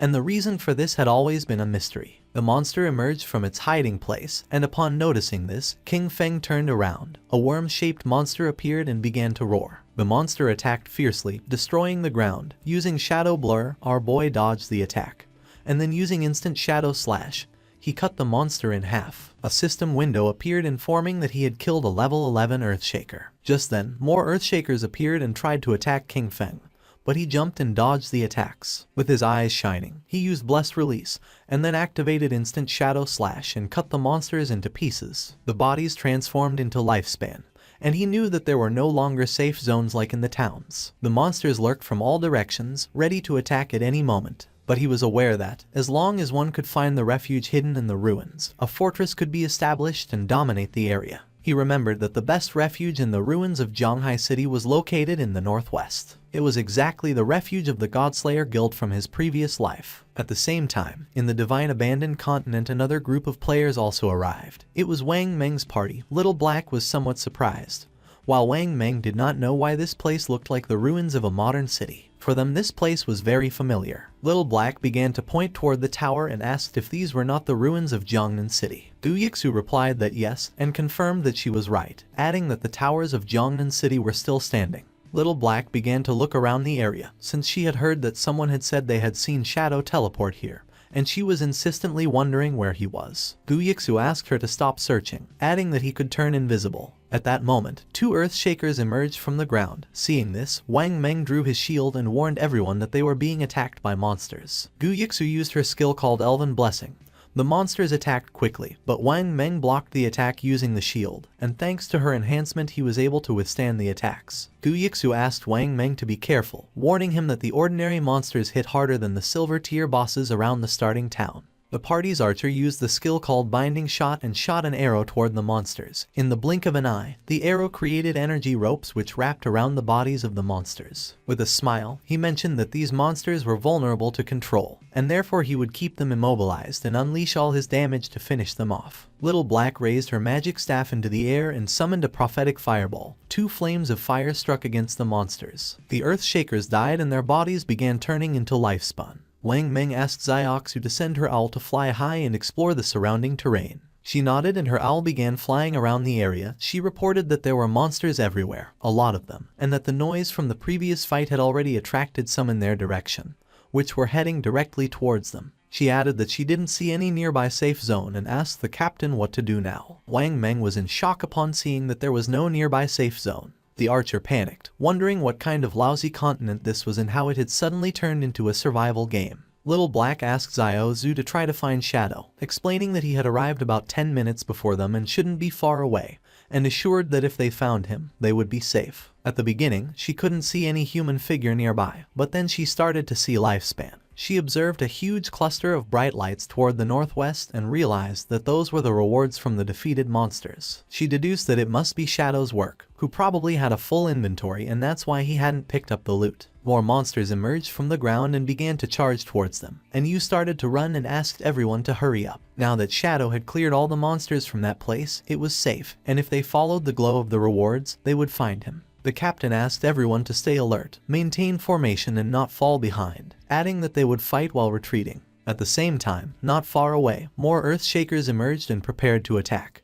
but someone moved quickly and cut their bodies into pieces. It was Shadow. He knew that even without the active effect of graceful release, the total damage of Shadow Slash could still reach 20 to 30,000, which meant an instant kill against those mobs. That place was, for him, basically a farming paradise. A few minutes later, he arrived at the hideout. He began to observe the place, as he knew that beneath those ruins lay a massive underground palace, which had taken a long time to be discovered in his previous life. That subterranean palace alone had over 1,000 resting rooms and dozens of large halls. It was the largest hideout in Zhonghai City and the base of his guild, Godslayer. Before being taken over, the hideout had been like a dungeon filled with numerous traps and monsters, as well as a guardian boss. The larger the hideout, the stronger its guardian was. He entered the hideout and remembered that in his previous life, after founding the Godslayer guild, he had gathered 3 squads, 18 elite members in total. All of them had reached level 15 and were fully equipped to the teeth. Even then, they barely managed to conquer this palace. He began to descend down the stairs toward the bottom of the ruins. A system window confirmed his arrival at the hideout. This place was full of monsters and was known as the land of soul purification. His eyes began to shine with confidence since he knew that being alone he was going to be able to conquer this place. A system window appeared informing that if he defeated the area guardian, he could claim ownership of that region. The monster's attention fixed on King Feng, and they all lunged at him. Our boy remained calm and drew his dagger, realizing he was facing a level 12 gold tier mob, an elemental spirit. Just before the monsters could attack, King Feng used his skill called Darkest Hour, and then used Shadow Flash Slash and massacred the monsters in the blink of an eye. King Feng began to move quickly and started cutting into pieces all the monsters he encountered, making their bodies turn into lifespan. He could not help but feel joyful since, as long as the enemies were blinded, all his attacks would receive a damage increase. Even his basic attacks were enough to finish off those level 12 monsters in one hit. Despite the fact that the 15 monsters in the hall had been eliminated, the soul cleansing grounds, however, still contained dozens of halls and thousands of small rooms. A slight smile appeared on his face. It was, indeed, a massive task. He began to carefully observe the lifespan, and judging by the number of monsters in the hideout, he realized that after eliminating all the monsters, it would be enough to evolve Greedy Hand once more. King Feng began to look toward the ground and his eyes started to shine with seriousness. He knew that after clearing all the monsters from each area, the Guardian would appear. Not long after, 2 players who were in a bookstore teleported to the Divine Abandoned Continent. The man was somewhat confused since he didn't know if this place was real. He wondered if they were really on the Divine Abandoned Continent. For the girl this was strange, and she wondered why this place felt so familiar. Upon observing closely, they realized that these ruins were simply Chaoyu. When exploring the place they arrived at the ruins of Mountain City, and a few hours later they arrived at the ruins of London. The man was in shock, and he wondered if it could be that people from different regions were all transported to the ruins of the city they originally came from. According to the girl, this was strange, and she wondered if it could be that the geographical locations of the cities corresponded exactly to the real world. While they were distracted, something began to approach them, making them go on alert, and when they turned around, they saw several Earthshakers staring at them with glowing eyes. They panicked and decided to flee. The monsters began to attack and they began to flee the area. At the same time in the Zhonghai ruins the ground was filled with lifespan, and not far away were Wang Meng and his team hidden under some rubble. Wang Meng stuck out his head and, seeing that there were no monsters nearby, suggested that they first take a moment to recover. And you couldn't help but blush since for her shadow was impressive. She had believed that they were strong enough, but in the end, they could only cower trembling under the shadow of the boss. Wang Meng coughed and asked her to watch her words. She felt somewhat confused and asked if that wasn't an accurate description. Little Black stuck out her head and mentioned that, fortunately, Shadow had cleared that area, since otherwise, with so many monsters, they probably all would have died. She added that she was a little curious about where exactly they would reappear if they died in this place. While Gyixu was controlling the owl to explore the area, Wang Meng reached out to Yu and suggested that the 6 of them should postpone exploration for the moment, proposing that they wait until all members of their team reached level 10 before moving forward together. She nodded her head. Yixu's owl was flying over the area and she observed that the monsters were really falling like flies. But she wondered why Shadow had stopped there, since it was as if he had disappeared right in that place. She also noticed that there was a lot of loot, and part of it was gold tier. She really wanted to go pick it up. With a serious look, Wang Meng decided to contact Shadow to see if he still wanted those things. At the same time, our boy cut one of the monsters into pieces. The area was filled with lifespan orbs. He felt relieved, as he had finally cleared all the mobs. He had cleaned more than 40 halls and more than 1,000 small rooms, taking down over 400 monsters. He had also defeated 4 bronze tier bosses and 2 silver tier ones, which had granted him more than 80,000 experience points and had raised his evolution points to an impressive 205. He began to walk, knowing that he only needed 5 points to evolve Greedy Hand. Wang Meng contacted Shadow and mentioned that they had noticed he had left some loot from the monsters he had killed, and proposed if they could collect it and pay him in lifespan according to its value. Upon hearing this, our boy realized that it seemed Wang Meng and his official squad had also arrived. He did not refuse and decided to let them collect the loot, adding that he would contact them later as he had a batch of equipment to sell. Wang Meng thanked him and said they would wait for him at coordinates 89,554, 66,666 inside the ruins shelter. At that moment, electricity began to manifest. King Feng's attention was fixed on it. It began to move quickly toward our boy. King Feng realized that the Guardian had appeared.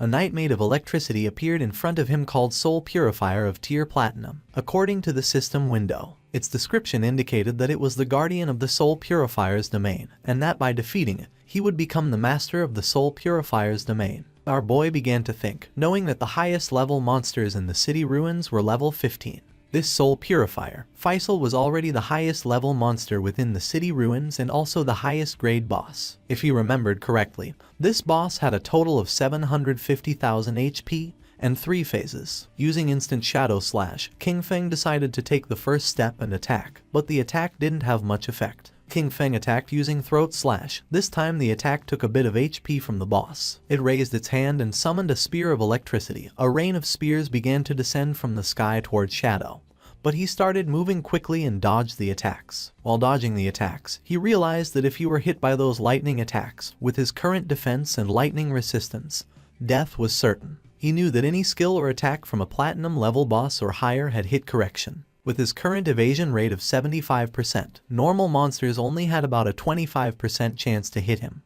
but the Soul Purifier's attacks hit him with at least a 50% probability. However, his agility attribute had already reached 182 points, and at maximum speed, his running speed exceeded 40 meters per second. Therefore, as long as he paid close attention, he could easily dodge before the lightning struck him completely. His eyes began to shine with rage because last time, he had barely survived with his guild, relying on the priest's shield and luck. He attacked with all his strength since this time he would give the boss no chance. The boss had already lost a quarter of its HP, as the throat-cutting damage from Graceful Release, combined with Shadow Slash and the burst from Plague Blade, had directly taken off 250,000 HP from it. He knew that next, the boss would enter the second phase. The boss began to summon balls of electricity, and King Feng knew that the Soul Purifier would enter an invincible state, continuously generating lightning orbs and bolts. He was aware that in this phase, the priority was to destroy the 3 lightning orbs first, or else the boss would go into a frenzy. King Feng began to remember his past. In the previous life, his team had once been annihilated under the frantic damage of the boss. After that, Qin Xiaoyu had thrown a huge tantrum and had flatly refused to continue fighting. So, for the second attempt, he hadn't taken her and they had cleared it in one go. Using venomous flying darts, he attacked the orbs, knowing that each time a lightning orb was destroyed,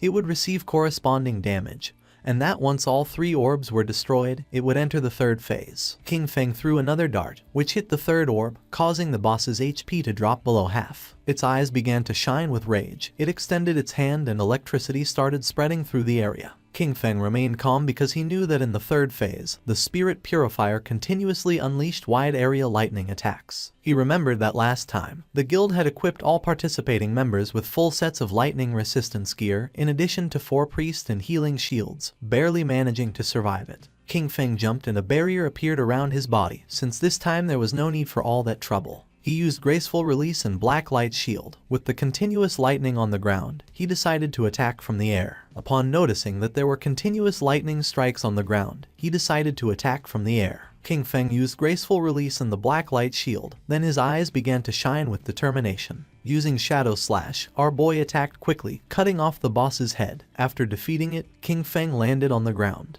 A system window notified that he had killed the Soul Cleanser Faisal of Platinum tier. As a reward, he reached level 11. His 4 main attributes increased by 4 points and he obtained 10 free attribute points. Additionally, he gained 20 evolution points and 1,520 days of tradable lifespan. Our boy was somewhat happy. He had achieved the world's first kill of a platinum tier boss, for which he earned 10 reputation points. Additionally, he had become the master of the sanctified grounds. The ground was full of lifespan and, according to King Feng's knowledge, the hideout he had just obtained had an importance that transcended the game. He knew that a hideout not only provided shelter and storage functions, but more crucially, it could be extracted into the real world. This was vital because, when the game descended, real-world weapons began to corrode. The most powerful ones, especially nuclear bombs, became useless from day one. Planes and tanks would barely function for another month or two before turning into scrap. In other words, all future battles in reality would depend entirely on skills extracted from the game.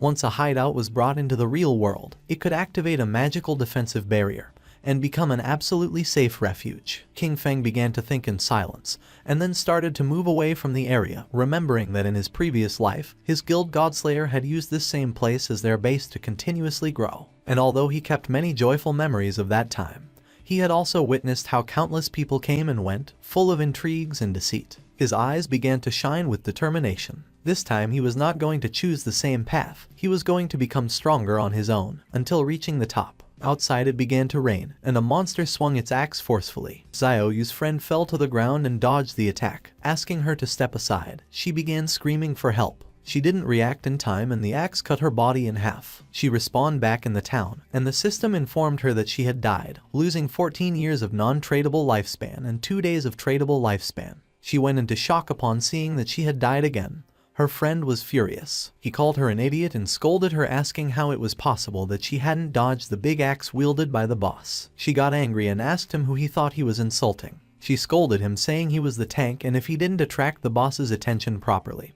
how was she supposed to dodge the skills? He got even angrier and, calling her an idiot, asked her how he was supposed to attract the boss with an AoE skill. After arguing, he left the party. Xiaoyu's friend panicked when she saw that the tank had fled and started asking for help since she was being attacked by the boss. The boss attacked with its axe, and not long after, the friend also respawned back in town. With a worried expression, she suggested to Xiaoyu that they better focus on killing small monsters to level up first, explaining that she was uneasy because they didn't have much lifespan left. Xiaoyu began to ponder in silence. At that moment, the system revealed that the player Shadow from Jianghai City had achieved the world's first kill of a platinum-level boss, gaining 10 reputation points. Everyone's attention was fixed on the system window. People couldn't believe what they were reading. It seemed crazy to them that someone had managed to solo kill a platinum-level boss. Many commented in amazement that they had barely made it to the continent, while Shadow was already farming there alone. The name Shadow echoed once again, and everyone wondered about his true identity. The feat was incredible, considering that most players hadn't even seen a gold-tier monster yet. It was evident that this was someone immensely powerful. Xiaoyu was somewhat confused, since she did not know why the other players were so weak. She knew that they fought simply to kill a silver-tier boss, and she wondered how the hell it was possible that Shadow had achieved the first kill of a platinum-tier boss. Back at the hideout, our boy began collecting the lifespan orbs. After killing the Soul Purger,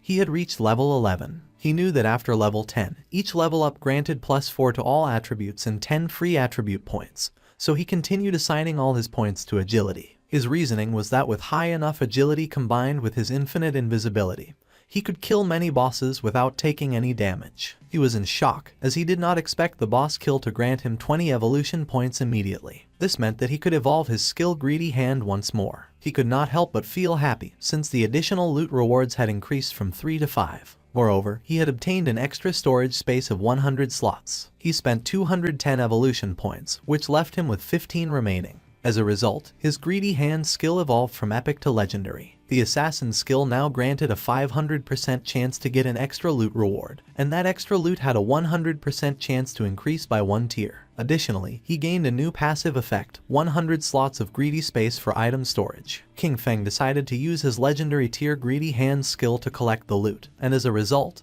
he obtained 5 extra loot drops. Additionally, he gained 100 evolution points, bringing his total to 115 remaining points. While observing the system window, King Feng noticed that 2 pieces of assassin gear and a book of assassin skills had dropped. However, since his level was still not high enough to use them, he decided to store them for the moment in the safehouse warehouse. King Feng summoned a devout believer and gave it the order to collect all the loot from the palace and pile it up. The devout believer got to work. King Feng was happy because he knew that the 115 evolution points he had left could be used to upgrade those skills that had not yet reached the epic level. He consumed 42 evolution points to evolve Shadow Stealth 3 times to epic level. As a result, its stealth duration increased from 36 to 60 seconds. The attack that broke the stealth now dealt 300-500 damage, and its cooldown was reduced from 22 to 15 seconds. Next, he used 34 evolution points to evolve Backstab Enhancement twice, bringing it to epic level, and increasing its backstab damage bonus from 50% to 75%.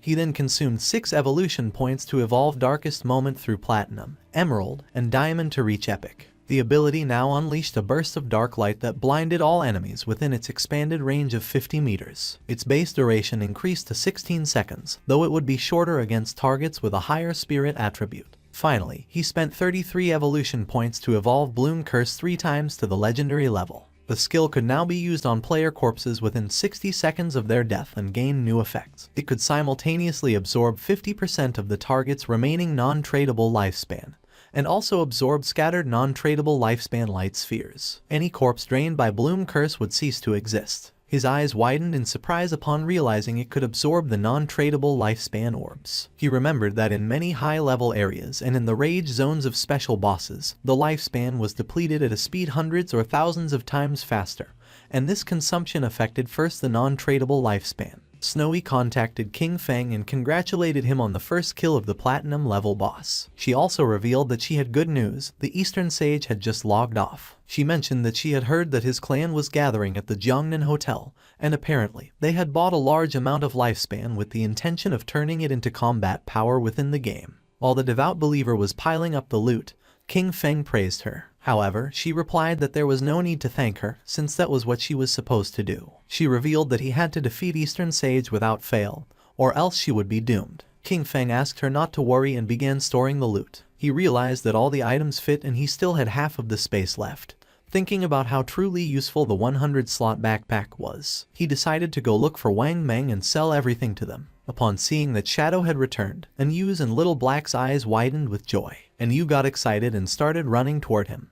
But just before she could give him a hug, King Feng stopped her with his hand and got straight to the point. He made it clear that, as usual, he set the price and if they didn't accept it, they could pass. He explained that more than 30 items were common grade and bronze junk, so he would give them a discount, a single price of 950 days of lifespan. With the mark of King Feng's hand on her face, and with a smile, Yu mentioned that she agreed. They had already calculated the value of the items they collected earlier, which was approximately 1,000 days, so to simplify everything, they would give 2,000 days for the entire batch. King Feng felt somewhat confused and mentioned that this batch consisted of silver level, gold level, and platinum level items, with a total value reaching 18,000 days of tradable lifespan. She opened the system window and, while browsing through the contents, was visibly surprised. She couldn't believe there was platinum-level equipment. She herself only had one piece of gold-level equipment and thought that only a true boss would be willing to sell items of that caliber. Excitedly, she realized this would undoubtedly accelerate Zhonghai City's development,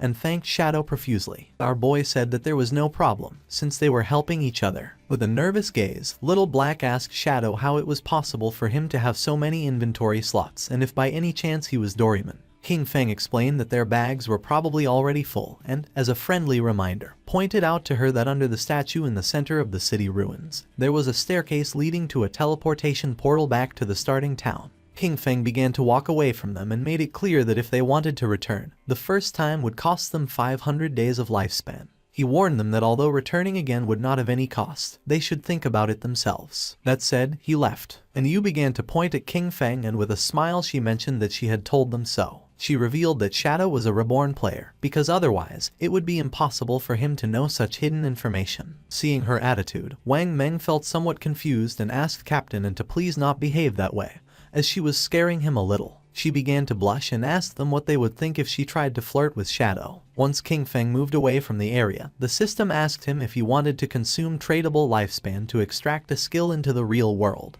He decided to activate the level synchronization and class advancement synchronization. The system informed that he had consumed 27,000 days of lifespan, and that the level synchronization and class advancement synchronization were completed. King Feng felt excited, as the next step was the extraction of skills. He remembered that he had previously extracted Shadow Meld, but it was only at level 1. This time, he not only planned to raise the level of Shadow Meld in reality, but also to extract even more skills. He consumed 1,946 days to improve Shadow Meld to level 10. Then, he extracted a series of skills: Backstab Enhancement for 900 days, Greedy Hand for 1000, Shadow Flash Slash for 3200, Ghost Blur for 5366, Curse of Blooming for 16,099, and Blacklight Shield for 11,313. Once the synchronization of the extraction was completed, he had 7,480 days of tradable lifespan left. Finally, he invested 3,600 days in extracting the Boots of Concealment of Gold Grade and another 3,394 days in the Pendant of the Devout, also Gold Grade. Now the time had come to extract the equipment. He began navigating through the system window, realizing that the Pendant of the Devout not only reduced cooldown time, but more importantly, the silver tier follower it summoned was nearly invincible in the real world. After spending it all at once, he was left with only 486 days of tradable lifespan. But now his strength in reality was almost on par with what he had in the game. He began to disappear without a trace, knowing that he still needed to gain more lifespan. He had to make sure that by the next logout, he could achieve full synchronization. Several minutes later, with the body releasing shadow, King Feng woke up in the real world. He began to think silently. Now that Kai Shishi knew his address, he considered that, for safety, it was best to leave this place for the moment. He knew that extracting the Sanctuary of Soul Purification required more than 1,300 years of lifespan, so for now, he would have to find a temporary place to stay. With eyes shining with seriousness, King Feng decided to use Greedy Hand and absorbed everything that was in his room. Everything disappeared without a trace. He was happy, since the storage space of Greedy Hand was really useful, and all his things fit perfectly inside. Jumping up, he climbed onto the window. Then, he took out his phone and realized that Dongfeng Zion was at the Jiangnan Hotel, about 15 kilometers from that neighborhood. He began to look toward the ground and then, making himself invisible, descended from his apartment to the ground. He calculated that, at his current speed, he could get there in 10 minutes. Our boy began to move quickly through the night toward the Jiangnan Hotel. Several minutes later, he arrived at the place. Inside there were several men having dinner, and one of them mentioned that, given the current situation, the various skills and the lifespan of the game could affect the real world. He considered this a great opportunity for his Dongfeng family and praised Zioner for having done a good job by initially establishing a faction within the game. With a smile, Zioner replied that everything was what he should do. With a cheerful look, the grandfather said that he was very pleased with Zioner's progress. He explained that this time they had bought a large amount of exchangeable lifespan, all in order to acquire equipment and skill books. The goal was for the main members of their family to reach level 10 as quickly as possible, thus gaining an initial advantage to then use it and expand the family's influence in the real world. With this dual development, their Dongfeng family would surely become a dominant power, and even the dream of establishing a millennial family and dynasty would cease to be just a dream. Zioner began staring silently at his grandfather, and then his eyes began to shine with malice. In his mind, he thought with contempt about that damn old relic, who already having one foot in the grave still clung to the position of clan leader, dreaming of immortality. His plan was to trap Shadow, force him to reveal his secrets and then make him earn lifespan for him. Once he became number 1 on the ranking list, he would make sure they all died. The grandfather asked him how the plan to deal with Shadow was going. With a smile, Zioner asked his grandfather not to worry. He assured him that he had already found a trustworthy woman to discover Shadow's identity, and that they would have news soon. The grandfather asked him to capture him alive and make Shadow work for the Dongfeng family, since that was the way they would bring enormous benefits to the clan. Meanwhile, King Feng had already killed the guards who were watching the entrance of the hotel. They decided to toast together for the resurgence of the Dongfeng family, and then chanted in unison, "Long live the Dongfeng family." His eyes began to shine with seriousness, since he did not expect these noble families to have weapons. He knew that his skills Ghostly Blur and Blacklight Shield could not guarantee a 100% evasion, and furthermore, he had not extracted any armor into the real world.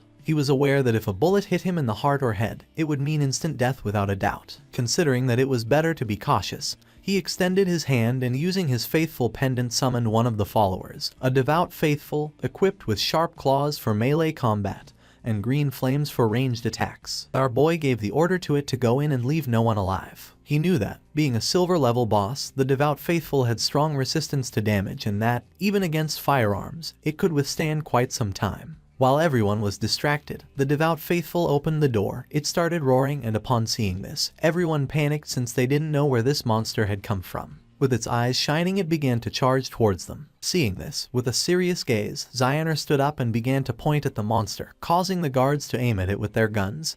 He could not believe that it was a monster from the game and quickly ordered them to shoot. The bullets impacted against its head, but they did not have much effect. It swung its arm forcefully, killing one of the guards. It stabbed its sharp claw into the chest of the other guard. While it was attacking the guests, Xioner couldn't help but sweat and feel fear. The monster began to attack his grandfather, who panicked and started calling for help. Without losing a second, instead of helping, Xioner started running. He did not look back, knowing that he had to get out of here quickly, because as long as he managed to escape and enter the game, he would be safe. His eyes were full of fear, and he thought that as long as he managed to reach level 10 in the game, extract his skills into the real world and then return, nothing could threaten him. At that moment, he saw King Feng standing at the entrance of the hotel, and just before he could take another breath, our boy attacked quickly, making Xioner's head fly through the air. While blood was emerging from his neck, King Feng turned his back and began to walk away. Xioner's eyes were full of confusion. He did not know what was happening. Not long after, flowers began to emerge from his body. King Feng began to observe them carefully, and the system revealed to him that he had absorbed 27,000 days of tradable lifespan and 482 years of non-tradable lifespan. His eyes began to shine with joy, as it had been a truly great loot. Xioner's corpse turned into flowers, and King Feng was happy, since this time, the skill blooming curse had truly proven its worth. It had not only erased all corpses and traces of blood, but also extracted every last drop of lifespan from Xioner. As a result, his non-tradable lifespan had accumulated up to 2,327 years. Thanks to this, he would no longer feel so much pressure in the future when entering the rage zones. Not long after, someone shouted alarmed, urging others to call the police, as gunshots and screams had just been heard coming from the private room. King Feng became serious, and just at that moment, several police officers began to run toward the room, remembering that this was the room where the Dongfang family was having their meeting. They were sure there had been a shooting, but upon arriving at the room they went into shock. Since there was no corpse, it seemed impossible to them that there were no victims. The situation was incredibly strange. One of the police officers felt somewhat confused. As this private room was a complete mess, it was evident that a violent fight had taken place here. What he didn't understand was why there wasn't a single person in the place. Immediately, he asked his companions if any of them had seen someone leave the hotel. According to them, this was strange. The question everyone was asking was where the entire Dongfeng family had gone. It was as if they had completely disappeared, and they thought it best to call the investigation unit. Meanwhile, King Feng had already left the hotel. King Feng began to move away from the hotel. His next target was the Cayenne Corporation. However, its main headquarters had already moved to North America before the game descended. At this moment, only the CEO's daughter, Cayenne Shishi, was trapped in the Demon City area, and he needed to eliminate her before she left the country. The distance from Zhonghai City to Demon City was nearly 300 kilometers. If he traveled on foot, it would take him 2 or 3 hours, and that was too much of a waste of time. King Feng got ready to sleep, knowing that he needed to find a way to get a mount. Our boy returned to the godforsaken game and stood up upon realizing that there were still some silver and gold tier bosses left in the ruins, and decided to go farm them. Captain Anu contacted Shadow and informed him with great enthusiasm that she had excellent news. She explained that Xiao Hai had just found the entrance to a tomb, but a gold tier vengeful spirit was guarding it and they couldn't defeat it. King Feng was somewhat surprised to hear this and asked how she had found the entrance to a tomb. Captain Anu revealed that, on their way back to the starting city, they had taken a slight detour to avoid some small monsters. While walking, they suddenly noticed that someone was missing. After searching for a while, they finally discovered that Xiao Hai had fallen into a pit. It was a special tomb area where team chat did not work. By following him into the pit, they saw a level 12 gold boss that began chasing them. Luckily, they ran fast enough to escape. She informed him that they were now back in Shell Town and that if he wanted to go to the tomb, she could give him the coordinates. King Feng knew that a true lucky charm was indeed a lucky charm. That someone could find a tomb just by taking one wrong step while walking through the ruins of the city was an incredible coincidence. He was aware that tombs, like faith temples and curse ruins, were wild random events and very rare. He asked the captain to give him the coordinates, and you sent him the coordinates revealing that the tomb was near the ruins of Shell Town. King Feng thanked her and mentioned that if he obtained something he couldn't use, he would sell it to them without hesitation. He couldn't help but think about how truly clever Yu was. King Feng's attention was fixed on a well. He was somewhat confused to see this and wondered if this was really the access point. With such a large well, it seemed incredible to him that someone could simply fall in by accident while walking.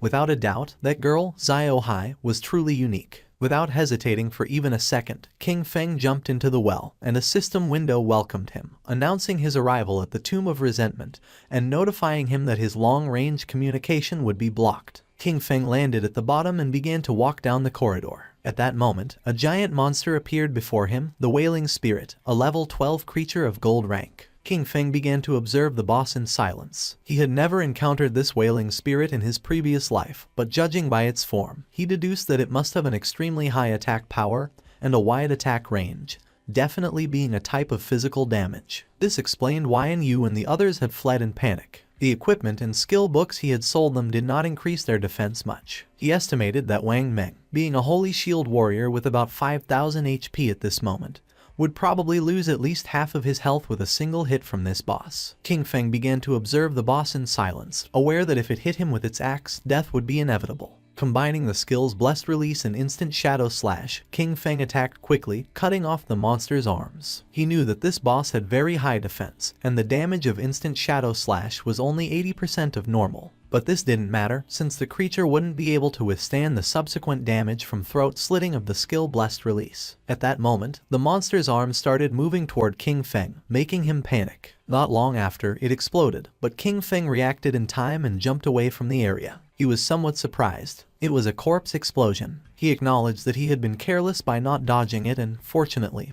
his skill Ghost Blur had activated. Otherwise, he would already be dead. The boss's corpse transformed into Lifespan. King Feng remembered that in his previous life, something similar had happened once.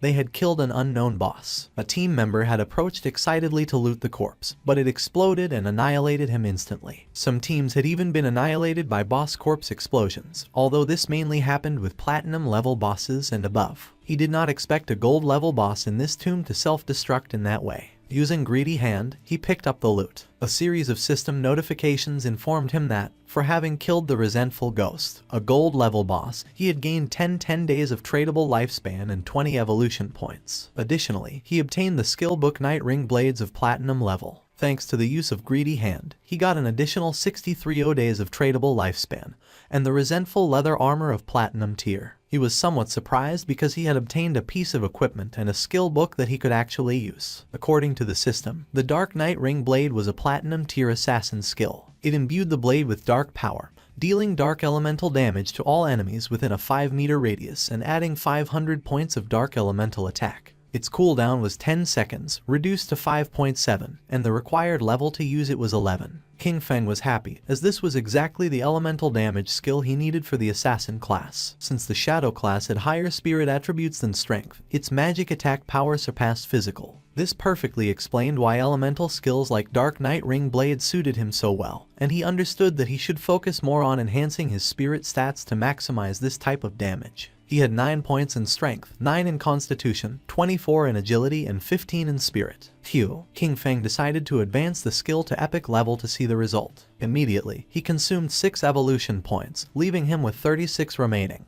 The skill Dark Knight Ring Blade evolved from platinum to emerald, then to diamond, and finally to epic. As a result, the radius of effective dark elemental damage increased from 5 to 12 meters, and the added dark elemental attack rose from 500 to 1300 points. Our boy thought that, after the evolution of the skill, the range had expanded from 5 to 12 meters and the additional attack had increased from 500 to 1300 points. His eyes filled with seriousness, as he knew better than anyone that, being an area attack, the additional attack power was not so strong and the total damage per use could not be compared to that of Shadow Slash. However, it was a divine skill for eliminating groups of small enemies. Shadow Slash had a cutting range of 5 meters, but ultimately it was a linear skill. In contrast, the Dark Knight Ring Blade was an area skill, so its effectiveness was much greater when surrounded. The system informed him that the Resentment Leather Armor of Platinum level granted plus 55 physical defense, plus 45 to all elemental resistances, plus 42 damage block, and 777 points of health. The level requirement to equip it was 11. Additionally, it possessed the Resentment effect, which granted him 30 points of base attack power after being attacked. King Feng began advancing toward a giant door, knowing that the Resentment effect did not have much impact.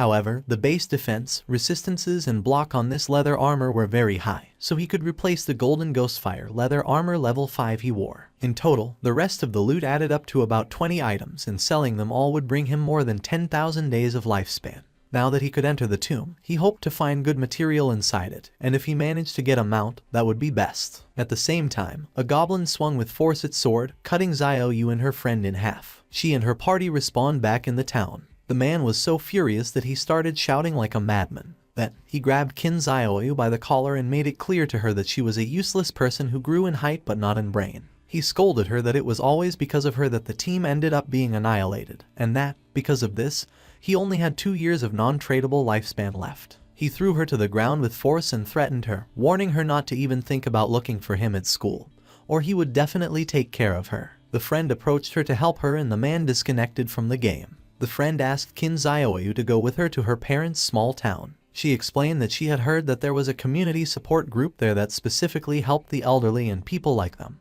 who didn't know how to play the game. She clenched her fists tightly and couldn't help feeling furious. She disconnected from the game and rejected her friend's offer, telling Yanyan to go alone. Furious, she woke up in her bed and, using her phone, asked Hanhan if he could help her level up. With a smile, Hanhan did not refuse, but he set a condition. In exchange for raising her 1 level, she would have to accompany him for 1 night, as he wanted to see how the popular goddess of the school behaved in bed. She was furious and called him an ugly monster. She scolded him for thinking himself capable enough to try to take advantage of her and ordered him to leave. Then, a smile spread across her face. She told Hanhan that, actually, she had always liked him too, but that she hadn't accepted his confession earlier because her brother, Qin Feng, was controlling her. Now that she had cut ties with him, they could finally be together openly and without worries. He didn't fall into her trap. He called her an idiot and asked if she was trying to kill him with laughter. He pointed out that, if she had already cut ties with her own brother, who knows what she could do to him next. Finally, he ordered her to get out. She started contacting everyone. First, she reached out to Sharp Young Master, inviting him to her house to keep her company and, by the way,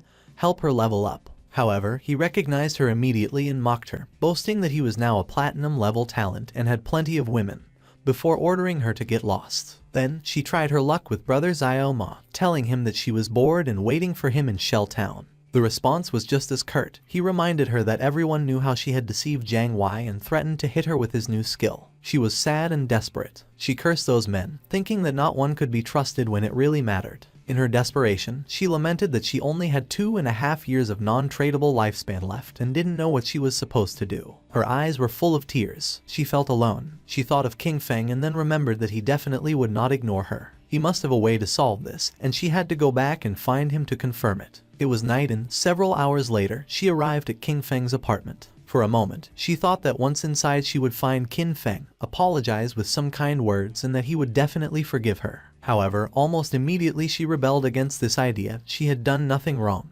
Why should she apologize? She prepared herself to knock on the door and decided that she could not think in that way. She convinced herself that lowering her head was only something temporary. First, she would pretend submission so he could help her level up, and she was sure he would accept because he was the person who had cared for her the most since childhood. A smile appeared on her face. Once she leveled up and no longer faced the crisis of lifespan scarcity, she would completely cut ties with him. This was the plan, and Xiaoyu thought she was truly a genius. Satisfied, she knocked on the door, asking Qin Feng to open. She started knocking on the door, calling for Qin Feng to open it. She insisted, wondering aloud if he might be asleep, and then announced that she had returned. Her tone became increasingly pleading, begging him to please open the door. Furious, she kicked the door open but went into shock upon seeing that there was no one inside. She wondered where Qin Feng was, only to discover with greater astonishment that the bed, table, clothes, everything had disappeared. She turned on her mobile phone and tried to call King Feng, but there was no answer. She didn't know where our boy had gone. At the same time, in the depths of the grudge tomb, King Feng was massacring all the monsters. Not long after, he realized that he had reached the end of the tomb. King Feng summoned a devout follower, remembering that along the way he had annihilated more than 200 minor monsters and several bronze and silver level bosses. Thanks to this, he was about to reach level 12. In front of him was the final coffin and, knowing that once opened, the ultimate boss of the tomb would appear, he hoped it would be platinum level. It began to push the coffin. King Feng's attention was fixed on it, and not long after, something strange happened. Evil energy began to enter its body through the eyes and mouth. The system informed our boy that his devout follower had been annihilated. King Feng realized that this was Death Miasma, a gold-level boss. He cursed his luck for having run into this disgusting thing, as he knew that this boss had no physical form, which made it completely immune to physical attacks. He remembered that in his previous life, someone released this boss, and it ended up spreading to a nearby base. Countless unsuspecting civilians were killed or injured. Being possessed by this was practically a death sentence unless a teammate helped dispel it or one belonged to one of the few classes that could use special invincibility type skills to survive. The eyes of our boy began to shine with seriousness, and he decided to use the Dark Knight Ring blade. Shadow began to spin around his body. Thanks to this, he was able to see the true body of it, which was hidden inside the miasma. Using the dagger, King Feng attacked the true body and a system window appeared, informing that he had killed the gold tier boss, Death Miasma. King Feng knew that the strength of this boss was clearly above platinum level, even though it was classified as gold tier, and its drops were only of gold grade. Fortunately, the skill he had recently learned, Dark Knight Ring Blade, was one of magic damage. The corpse transformed into Lifespan Orb, and using Greedy Hand, King Feng picked up the loot. He sighed. After all the effort it had taken to clear this tomb, he hoped that it would drop gold tier loot. King Feng obtained the rare item called Mount Bell. He was in shock upon seeing this. Our boy was happy since the boss had really dropped a mount. This showed him that Lin Liu's famous Koi luck was not just a simple rumor, it was a completely real fact. According to the system description, the Mount Bell, Ghost Night Wolf served to summon a level 11 Ghost Night Wolf. This creature could assist in battle and also be mounted, requiring the user to have a minimum level of 11 to use it. King Feng remembered that the Ghost Night Wolf was one of the fastest mounts that could be obtained in the early stages of the game. The Ghost Night Wolf was level 11, and its grade was gold. It possessed 148 strength, 155 constitution, 135 spirit, and an impressive 191 agility. The mount would gain experience alongside its owner, growing stronger over time. However, if its bell were traded, the creature's level would reset to its initial state. Its abilities were also noteworthy. Dash. When mounted, it increased movement speed by 245%.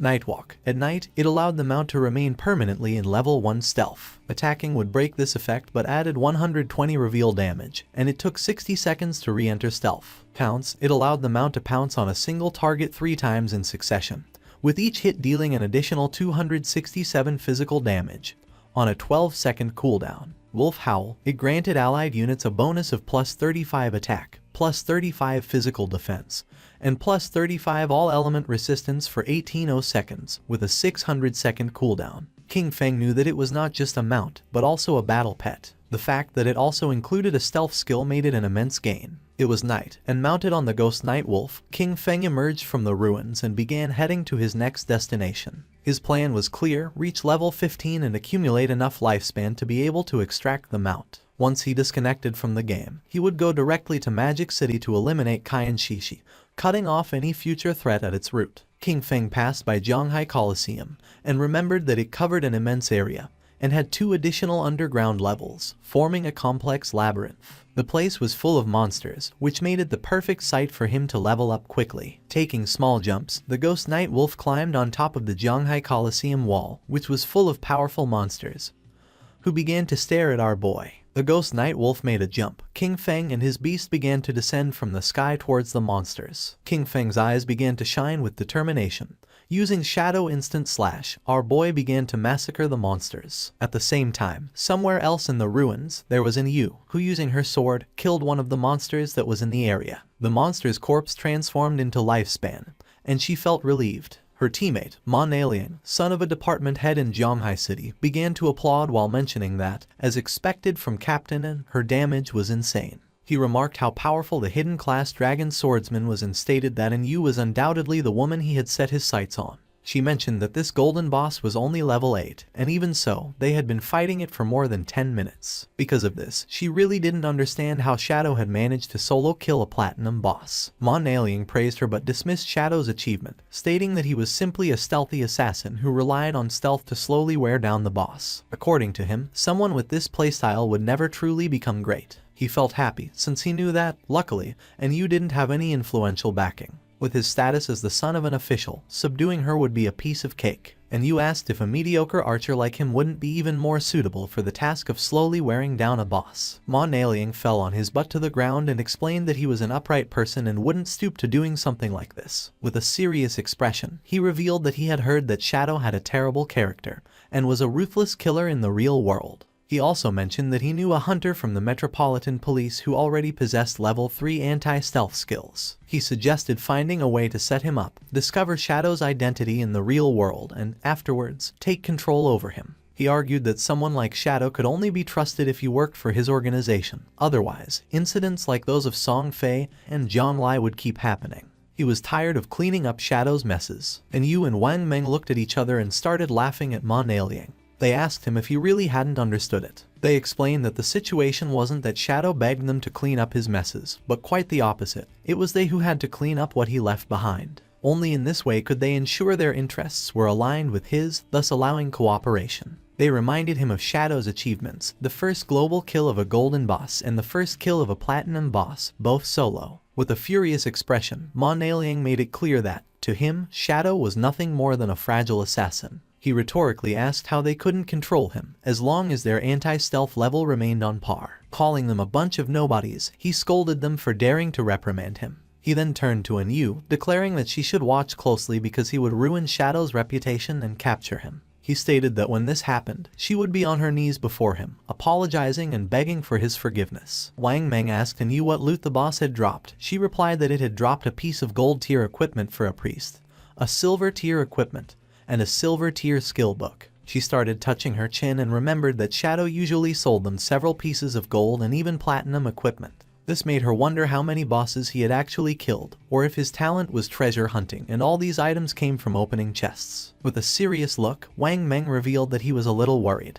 and Yu couldn't help but feel somewhat confused. Wang revealed his concern, bringing up the case of the Jiangnan restaurant, the incident in which the entire Dongfang family was murdered during a gathering. Then, he raised an unsettling hypothesis. If Shadow had been responsible for this, were they still supposed to clean up his messes? Wang admitted that he still didn't understand Shadow's personality, and expressed his fear that he might actually be a ruthless serial killer in real life. She knew about this case. The superiors were taking it very seriously, and everyone was speculating whether it was related to Shadow. With a confident smile, she explained that, even if this case had really been the work of Shadow, she would still choose to cooperate with him. She stated that, although the superiors refused to clean up his messes, she would personally support him. Wang Meng was somewhat confused, and when he asked the reason, she simply replied that the real question was who wouldn't want to support Shadow. Their subordinate appeared and reported that in the area ahead they had found a place similar to an arena, but all the monsters inside were already dead. With a serious gaze, he revealed that there were bodies everywhere. He didn't know which party had been strong enough to clear all the monsters from the arena. Then Yu felt happy and decided to go to the arena. Upon seeing her behavior, Wang Meng felt even more confused. They arrived at the Zhanghai Coliseum and saw a lot of lifespan lying on the ground. They were in shock as they realized the incredible amount of loot. There must have been hundreds of minor creatures there, and this led them to wonder which party was so strong to have achieved such a feat. Captain Yu was confident that Shadow had been here. With this in mind, she suggested they search the surroundings, as they might run into him. Manhwa questioned why she was so sure it had been Shadow. Captain Yu responded that the reason was simple.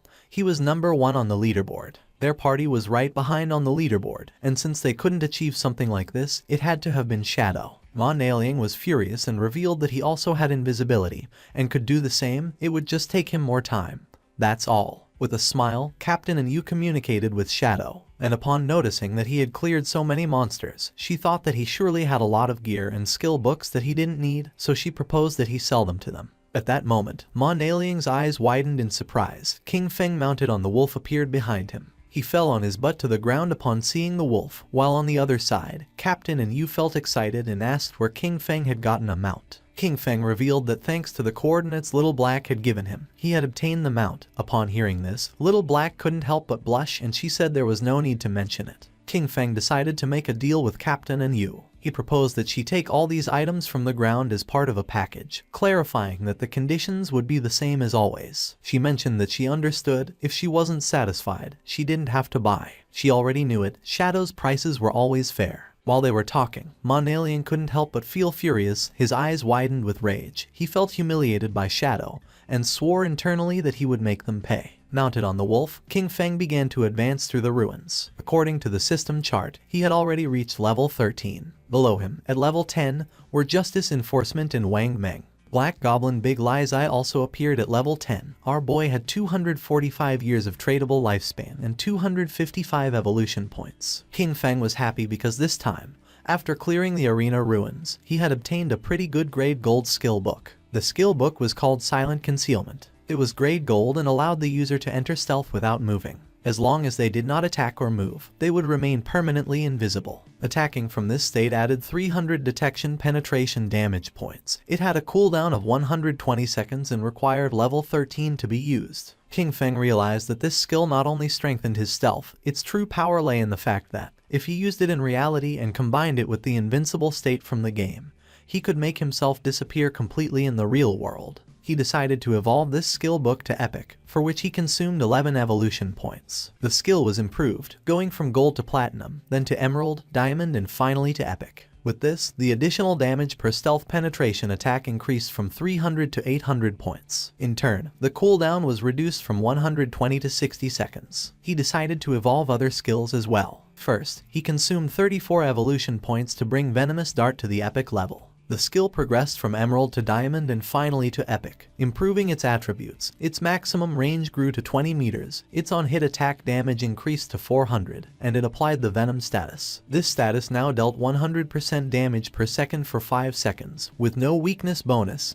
and did not stack. Next, he invested an impressive 200 evolution points to elevate Graceful Release to the mythic level. Evolving from legendary to mythic, its weakness attack bonus soared to plus 300%, and its weakness attack multiplier was doubled, while its level remained at 5. Its active use now applied the Throat Slash effect, dealing 200% of the attack's damage per second for 3 seconds, and its cooldown was slashed to just 15 seconds, or 9.7 with his bonuses. King Feng was happy since the mythic level skills were truly powerful. Now, except for some special monsters, each of his attacks was a hit to a weak point. He took out the necklace and began to observe it carefully and decided that it was time to evolve it. It was the Deceiver's Pendant of Platinum Grade, an accessory for assassins that granted 45 points of physical attack, 20 of strength, and 20 of constitution. Its equipment requirement was to be level 13 and also had a unique effect that added 1 point to stealth level. By combining his skills and equipment, he realized that he now possessed a stealth level 4. He was convinced that, at this stage, no one could detect him. In addition, there was the item Shadow Veil. Thanks to it, his evasion rate had directly reached an impressive 83%. It was the gold tier Shadow Veil, an assassin-type equipment. It granted 5 points of constitution, 5 of spirit, and a 32% evasion rate. At that moment, a small explosion occurred. King Feng decided to stop to find out what was happening. And when he turned around, something began to emerge. It was a giant boss who had chains as arms and 2 sharp blades as hands. King Feng realized that it was the Steel Saintess and wondered who would be crazy enough to have unleashed this boss. King Feng remembered that in his previous life, she had appeared in the ruins of Zhanghai City, where more than 1,000 people tried to hunt her down, which resulted in more than 4,000 deaths in total. In fact, she was the guardian of the sanctuary called Church Sanctuary, the second largest refuge in the Zhanghai ruins. His original plan had been to deal with Qian Shishi first before facing this boss, but since she had appeared there, he decided to face her. Jumping up, the wolf climbed on top of a building. The boss began spinning her arms and massacring nearby players. She killed one of the players, and upon seeing this, the others realized that she was very strong. Just before they had time to react, she swung her blade-made arms with force and began to kill the other players. King Feng, upon seeing that the players wanted to face the Steel Saintess, knew that they were greatly overestimating their own abilities. A player who was mounted on a tiger began to fight against the boss, and King Feng noticed that he was Dong Wuming, also known as Chen Wuming, possessor of the hidden class Paladin. It was about an old friend of King Feng, with whom he had fought for 9 years in his previous life without a clear winner. This man was cunning and deceitful. Whenever he was about to lose, he managed to escape with some dirty trick. King Feng remembered that in the past life, the Steel Saintess was defeated by Chen Wuming's guild, the Knight's Sanctuary. This gave rise to the saying, West/God, East Sanctuary, since each one controlled respectively the western and eastern regions of Zhanghai City ruins. The guild Knight's Sanctuary, when recruiting its first members, made them sign a very harsh contract that guaranteed their safety but with a tax rate on their lifespan of up to 50%. Most of the members became black slaves, basically forced to work for the higher tier players of the guild. King Feng's eyes widened with joy. For him, this was simply perfect. He made the firm promise that, this time, Chen Wuming would not escape. The boss began to spin her arms forcefully in circles, and while she was distracted, King Feng, using invisibility, landed near her. His eyes began to shine with evil intent, and without wasting time, he used the Dark Knight Ring Blade and in the blink of an eye killed the players who were nearby. Wrapped in red aura, our boy began to spin quickly, killing all the players. Upon seeing this, Chen Wuming was in shock. Upon realizing it was Shadow, he asked why he was killing his people, stating that they had no grudge against him. King Feng appeared behind him and, with a murderous gaze, replied that it was because he didn't eat beef. Upon hearing this, Chen Wuming's eyes widened in fear. With a cold and arrogant expression, using instant shadow slash, King Feng killed Chen Wuming. Then, he extended his hand and used the skill Blooming Curse. Not long after, the players respawned back in their town. Chen Wuming was furious since he didn't know what Shadow not eating beef had to do with them. His subordinate panicked since his lifespan had reached 0. Chen Wuming knew this must be the work of a skill from Shadow. He decided they would gather their people to counterattack. But first they would move to another place to level up and thus recover the lost lifespan. Among them was also Xiao Yu. She couldn't help but cry while wondering why Shadow was attacking her directly. Her lifespan was about to run out completely. The system informed King Feng that his skill, the Flower Bloom Curse, had absorbed from Xiao Yaoya 4 days of tradable lifespan and 1 year of non-tradable lifespan. King Feng couldn't help but feel happy upon realizing that she was also in Chen Wuming's party. His eyes widened with excitement. She had just absorbed this small amount of lifespan, a clear sign that she was already desperate. Because of this, she had chosen to join the Knight's Sanctuary Guild as a black slave. For him, this was something she well deserved. At that moment, the boss tried to attack Shadow, creating a smoke screen. Once the smoke cleared, it could be seen that he had dodged the attack using ghostly blur. He knew that in the first phase this boss wasn't very difficult to deal with. The boss was somewhat confused. The chains that formed her arms began to tense. Not long after, her arms began to spin. She didn't know what was happening. King Feng's eyes began to shine with seriousness. He knew that she only limited herself to swinging her chain swords repeatedly, performing some directed or area physical attacks. King Feng appeared above her and decided to use a combination of Blessed Release and Plague Blade. After an attack, Blessed Release applied the effect Throat Slash, which triggered a burst that caused massive damage. Plague Blade, in turn, would cause an explosion of toxin damage 3 seconds after impact. King Feng attacked quickly, causing several thousand points of damage to the boss. Then, he used Throat Slash, causing a deep cut in her throat. In the blink of an eye, her HP bar had dropped to less than half. Her eyes began to shine with rage. King Feng remained calm, knowing that the reason she had become the guardian lay in her terrifying second phase. After losing half of her health, the demon sealed within her would awaken. All damage received was then equally reflected back at the attacker. There was also a legend that claimed there was a portal inside the demon's belly. Anyone swallowed by it would be transported to an unknown place, rumored to be the bottom of a volcano. However, in his previous life, no one had achieved this. He suspected that some fools had simply confused this with mechanics from other games. A group of players was watching the battle. According to them, Shadow was ruthless. The Platinum tier boss had been summoned by the Knights Sanctum Guild, but Shadow suddenly appeared and annihilated them all. Right after that, he used a single skill that took away half of the boss's health in an instant, pushing it directly into its second phase. While they were talking, King Feng's attention, who was using invisibility, focused on them.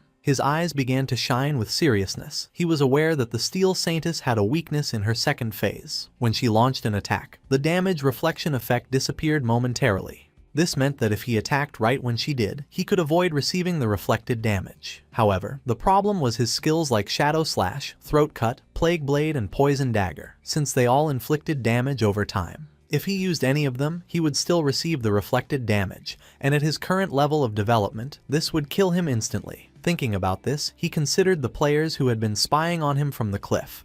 He decided to use them. One of the players asked the others to step aside because he wanted to see what was happening. This man was known as Anquan. Upon seeing him, the others couldn't help but feel happy. Anquan's subordinate explained that they had been watching for a long time and had already memorized all of the boss's skills. She only had a few. With a smile, the girl extended her hands and revealed that after the boss's life dropped below half, she suddenly stopped. Her body had changed a bit, giving hints that she was gaining new skills, and just when the boss entered her second phase, Shadow also disappeared. Anquan couldn't believe that Shadow had been fighting this boss alone. His eyes began to shine with rage. He gave the order to his subordinate, Xiao Tu, to activate Red Eye and check if Shadow was still there. She nodded her head and began to use her powers. A small rabbit manifested and ran near the boss without attracting her attention.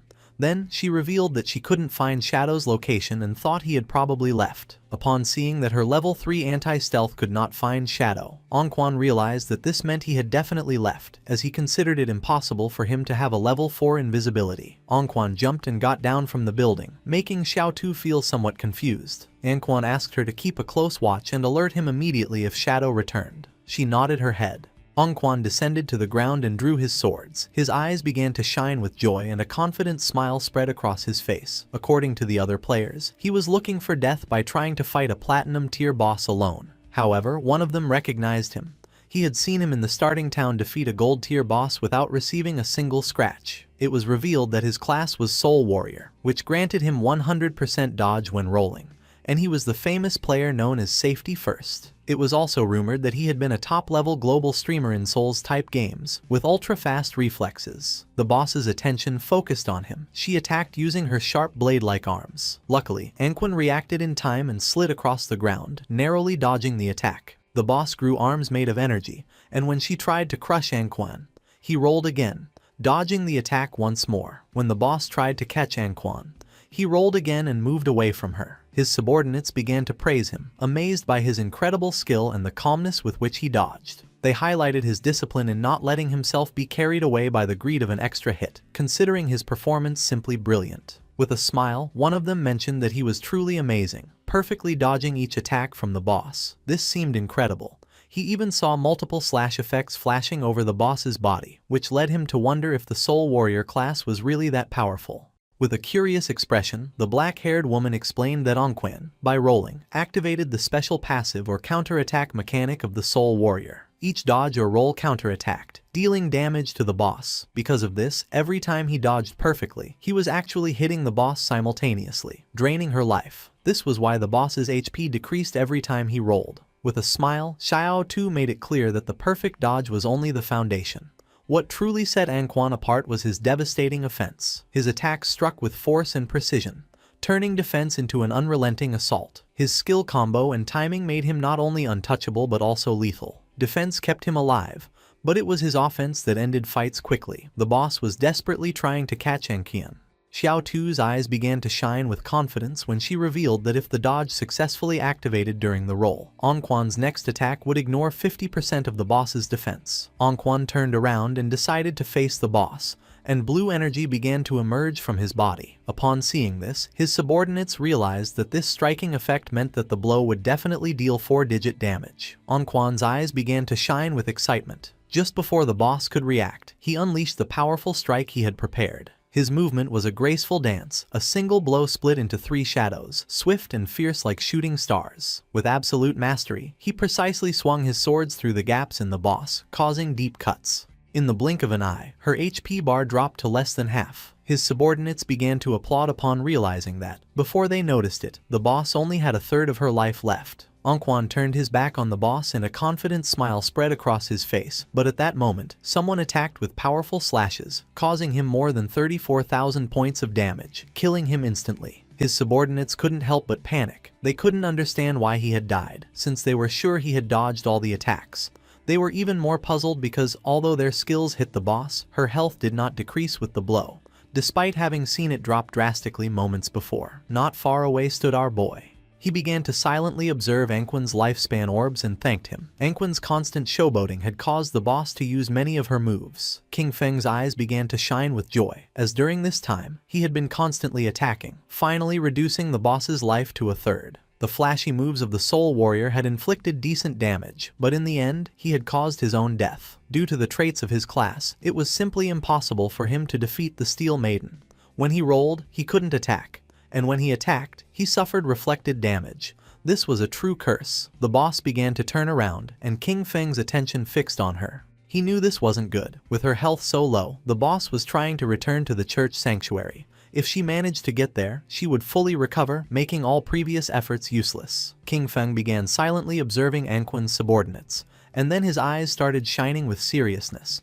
He realized that the Soul Warrior's death had scared these people and doubted they would attack the boss again. However, if the boss didn't make a move, her damage reflection effect wouldn't disappear. It was time to get serious. Our boy landed in front of her, knowing that he couldn't allow her to return to the sanctuary. Upon seeing our boy, the other players were somewhat surprised. To them, Anquan was just a clown. Shadow was the real boss. It seemed terrifying to think that all the cuts the boss had suffered moments before had been his doing. Xiao Tu couldn't believe it. Her level 3 anti-invisibility hadn't detected Shadow's presence, which could only mean that Shadow's invisibility was level 4 or higher. The gaze of one of them fixed on the lifespan orbs of Anquan, and his mouth watered upon realizing that the loot of the Soul Warrior was still on the battlefield. He decided to find a way to recover it. With eyes shining with determination, our boy used his skill Blacklight Shield, making a golden shield appear around him. This skill created a 10-layer shield, each one capable of blocking 1 instance of damage. The boss's attention focused on King Feng and her arms transformed back into blades. She attacked and King Feng realized that this was the moment he had been waiting for. Using instant shadow slash, King Feng attacked with quick slashes. He began to stare at the boss.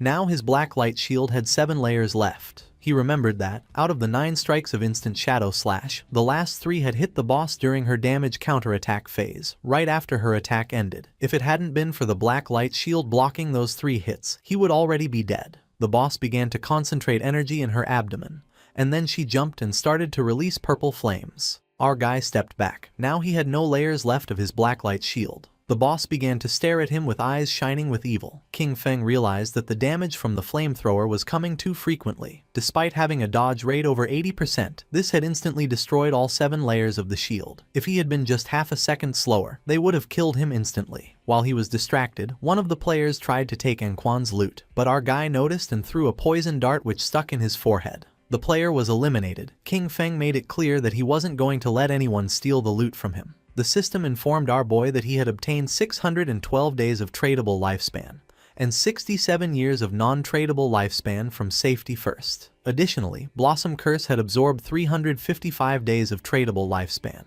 and 20 years of non-tradable lifespan from Clean Hands and Feet. King Feng was somewhat surprised, since Safety First had a really large amount of lifespan, which probably meant that he had never died. This seemed interesting to him, so he decided not to use Blossom Curse on him. The boss started roaring, but King Feng remained calm. He knew that he would have to rely on the black light shield and the normal shadow slash to slowly wear her down. She attacked with force, but King Feng moved out of the range of the attack, causing her hand to hit the ground. Although the efficiency was low, it was relatively safe. While King Feng and the boss were fighting, Xiao Tu was watching the battle. She was somewhat surprised by Shadow's incredible ferocity. She wondered what kind of skills he possessed. Before, she hadn't understood how he had gotten the first kills, but now, seeing him in action, she was completely convinced of his power. Our boy's eyes began to shine with determination and he decided to give the final strike. King Feng moved quickly, cutting the boss's body into pieces as if it were nothing. The system confirmed that he had killed the Steel Maiden, granting him 48,000 experience points, 120 evolution points and the Church Sanctuary key. The other players were in shock. They couldn't believe that Shadow had really soloed the boss. For them, this was precisely the reason why he was number 1 on the leaderboard. King Feng picked up the loot using Greedy Hand. He obtained a piece of assassin-type leather armor of emerald level, the Black Flames gift-piercing leather armor. It granted 95 points of physical defense, 120 points to all elemental resistances, 77 points of damage reduction, and 77 points of constitution. Its special effect, Black Flame's Gift, applied a stack of the Black Flame status when attacking or being attacked, up to a maximum of 5. Each stack reduced the target's defense and elemental resistance by 7%, although a note clarified that the weakening effect was lower against bosses of emerald level or higher. Our boy felt happy since this single piece of emerald tier equipment provided better defense than what others got with a full set of armor. Additionally, it came with the Black Flame's Gift effect, which weakened the target's defense and elemental resistance. This made it much more useful than what had been dropped by the Soul Purifier earlier. He also obtained the skill Assassin's Instinct of Emerald tier. It granted him the ability to partially perceive the silhouette of invisible units and gave him 2 points to the anti-invisibility level. King Feng decided to upgrade the skill. The process consumed a total of 33 evolution points, leaving him with 97 remaining. As a result, his skill Assassin's Instinct evolved through the Emerald, Diamond, and Epic tiers until reaching Legendary tier. With this, his anti-invisibility level bonus progressively increased from 2 points to 5. Additionally, the legendary effect added the ability to more sensitively detect weak points of the target, granting him a 50% modifier to critical hit damage. It was an anti-invisibility skill, upgraded to legendary tier, with a level 5 anti-invisibility and a 50% increase in critical hit damage, combined with the passive of graceful deliverance. This added up to a total of 350%. Now, he could strike his enemies' weak points even with his eyes closed. King Feng had 97 evolution points remaining and decided to evolve his ghostly blur skill to legendary tier first. It consumed 80 of his points, leaving him with 17. As a result, Ghostly Blur evolved from epic to legendary, increasing its passive evasion rate from 75% to 85% and granting full immunity to damage each time the evasion activated. At that moment, Captain Anyu and the others appeared. She began greeting our boy and asked if any good loot had dropped. King Feng was confused, not knowing what was wrong with Anyu. With a smile, Captain Anyu mentioned that she hadn't checked the leaderboard before and didn't expect him to reach level 13 in a single night. According to her, this was crazy. Wang Meng mentioned that they had been grinding all night and hadn't even reached half of level 11. His speed was simply unreal. Captain Anyu hit Wang Meng on the head, telling him not to talk nonsense. She knew that men leveled up faster. King Feng felt somewhat confused, but then he explained to her that he had gotten some loot. He had already appraised it at 45,000 days of lifespan, all together in a single package. She decided to give him the lifespan, and the system confirmed that the transaction was completed. With a serious look, King Feng revealed that he also had another good item for sale and asked if she knew about the hideout. Captain Anyu began to show a smile and mentioned that they had already heard about the hideouts. She explained that in the ruins of Zhonghai City there were no safe zones, but player groups could occupy hideouts as bases. In them, they could store supplies and activate magical defensive barriers at critical moments to block external water invasions. King Feng knew that what she had probably heard about was the small hideout dropped by the Golden Boss. She nodded her head and explained that Zhonghai City's officials still hadn't found any hideout. She added that in Modu, officials had already taken control of a medium-sized hideout, and that's how they knew of its existence. King Feng took a golden key out of his inventory. Now that she understood the value of a hideout, he revealed that it was the Sanctuary hideout key, which had been dropped by the boss he had just defeated. He informed them that this hideout covered more than 800 meters of land and proposed that they return and discuss the price they were willing to offer. After this, he would consider whether or not to sell it. Captain Anyu and Wang Meng were in shock, as they knew that the larger the hideout was, the stronger its defensive capabilities and the more solid its internal infrastructure. A hideout covering 800 meters was more than enough for each member of Zhonghai City's official forces to have their own private room inside.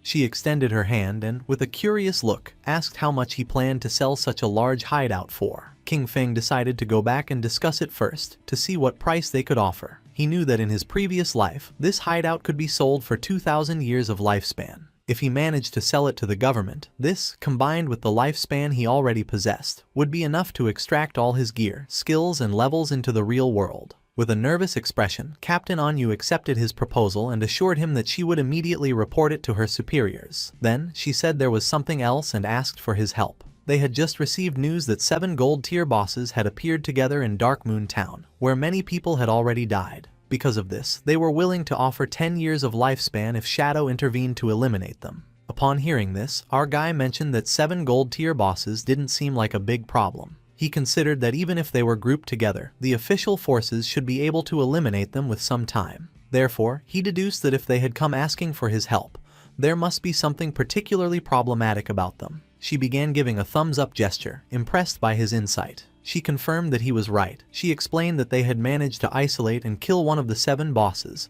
but it came back to life. And not only that, suddenly the stats of all 7 bosses skyrocketed, instantly annihilating her entire team. King Feng's eyes widened in surprise. He remembered the existence of group-type bosses that could resurrect. This led him to suspect that they might be puppets created by the Cursed Slate, one of the ancient god slates. If it really was an ancient god slate, then it was something he couldn't let go. He decided to go now and asked her to send him the coordinates. She wished him good luck. According to our guy, Anyu was quite genuine. The loot from 7 gold tier bosses could be sold for 40 or 50 years of lifespan, and she had even offered him an additional 10 years as a reward. Honestly, this was very generous. Mounted on the ghost night wolf, King Feng began to move through the ruins, passing by a statue, and his eyes widened in surprise. Not far away, there was a group of players hitting a girl. It was Xiao Yu, King Feng's sister. With a smile, the woman gave her a strong slap on the face, accusing her of being a slut who tried to seduce the guild leader even though she had just joined.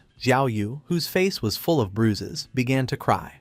With an angry gaze, the woman made it clear that this was a warning. She should stay away from the guild leader or she would destroy that pretty face. They continued beating up Xiao Yu. King Feng, who was watching from the top of a building, realized that Xiao Yu had gotten involved in internal drama after joining the Knight's Sanctuary. These insignificant power games were nothing new to him, but in his past life, he had always been the one to resolve them for her. He descended to the ground and asked her to simply enjoy life being alone. Xiao Yu began to cry, begging them to stop hitting her, as it hurt a lot and she thought she was going to die. The women did not stop and swore they would kill her, accusing her of being a damn slut. They didn't know how many men she had seduced. King Feng entered the statue, remembering that beneath the enormous statue in the center of Zhonghai City's ruins, there was a hidden chamber that allowed returning to the starter town. Information that very few people knew. In front of our boy, a magic circle appeared. He knew that teleportation wasn't free. The first trip cost 500 days of lifespan, the second 1,000 and the third 2,000, doubling with each use. Over time, the starter town would evolve into a higher level zone where minor monsters would transform into bosses and hidden treasures would appear. An example of this was the ancient god's slate on this occasion, an item he couldn't let slip away. The system asked if he wished to teleport back to the abandoned land of the gods, Dark Moon Town. King Feng remembered that Dark Moon Town was a town that appeared in later stages which he had never heard about in his previous life. Without hesitation, he chose to teleport. The system consumed 500 days of lifespan and King Feng was teleported to the Dark Moon Town. This town was full of elders chatting with each other. King Feng felt somewhat surprised, as he did not expect the place to be so lively and wondered why most of the people were elders. Not far away there were several players. One of them helped the elder woman to stand up. She felt relieved to have returned to the safe zone. The players reminded her that, as they promised, they had leveled her up to level 3. During this process, she had received 72 days of lifespan and now only needed to give them the tradable lifespan.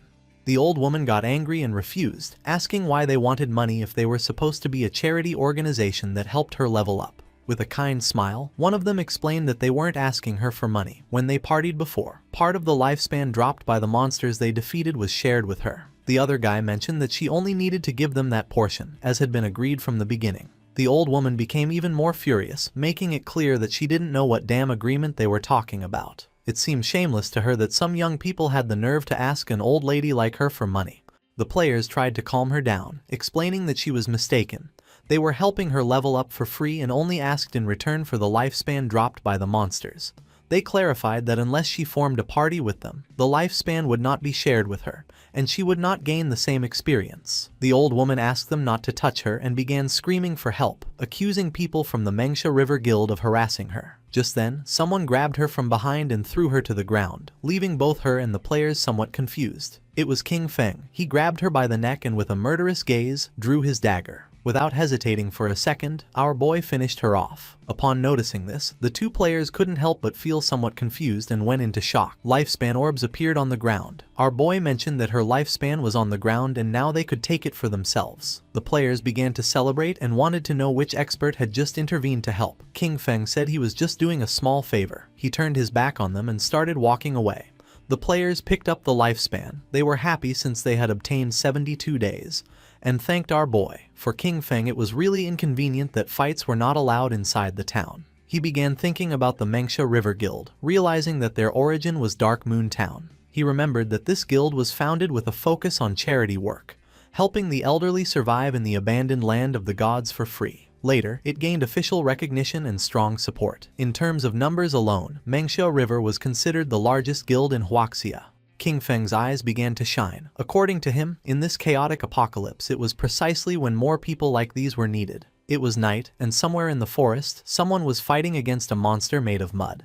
They were two mages. One of them asked her friend called Mother to use lightning strike. She obeyed and began to charge her magic staff. Not long after, a thunderbolt descended from the ground and struck the monster. The swordsman of the party decided to take advantage of this opportunity and cut the monster in half. its corpse began to transform into orbs of lifespan. He felt relieved for having defeated the monster. The girl praised them, saying they were the best. The player named Mother mentioned that if they listened carefully to other people's tutorials, they could also defeat small monsters. They started walking through the forest, and the boy asked Yanyan if her good friend Xiaoyu had really joined the Guild Knight's Sanctuary, since he had heard that it had very high membership fees. She nodded her head and added that she had invited Xiaoyu to join the Guild Mengsha River with them. With a sincere gaze, she explained that she had told her that Mengsha River was a charity guild, where many people like them who were not good at games helped each other, and there were even experienced players guiding them.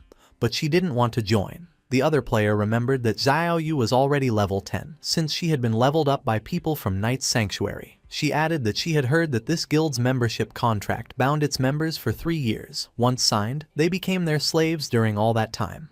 The boy knew that, even if they had raised her to level 10, they were only treating her as a tool, nothing more. According to the player, if one didn't have skills, the best thing was to kill small monsters in silence and slowly accumulate lifespan and experience. Just like they did, limiting themselves to killing small monsters, retreating to ask for help when encountering a boss. Yanyan let out a sigh. She knew that Xiaoyu believed herself special, since after all, she had a hidden class and, in that sense, was certainly stronger than them. At that moment, a rain of invisible arrows began to descend upon them. They didn't have time to react, and the arrows pierced through the player's body, taking away 1200 HP points. The man's corpse transformed into lifespan. Yanyan panicked since this man was her father, and her mother couldn't help but cry. The archer who had shot the arrows couldn't help but smile, as he had eliminated him instantly with a single skill. The masked men asked him to stop talking nonsense, claiming that it was impossible for the Mengsha River Guild to have experts, since they were just trash. They wondered what kind of player with skill would want to carry those elders, insisting that they were all scum.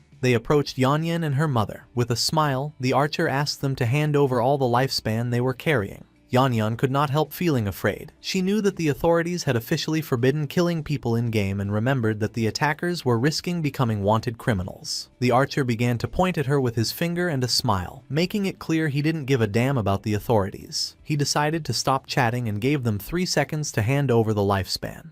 The player named Mother obeyed. Yanyan, however, stood firm, telling her mother not to even think about it. She asked her to quickly ask for help on the guild channel while she held them off. Upon seeing this, the archer gave the order to his men to attack. They had to kill the older one and keep the young one alive for fun. The masked men rushed at her, but just at that moment, a wolf appeared and bit them. Yanyan felt somewhat confused as she didn't know what was happening. The archer's eyes filled with confusion. Just before he could take another breath, someone attacked quickly, cutting off his head. It was none other than King Feng.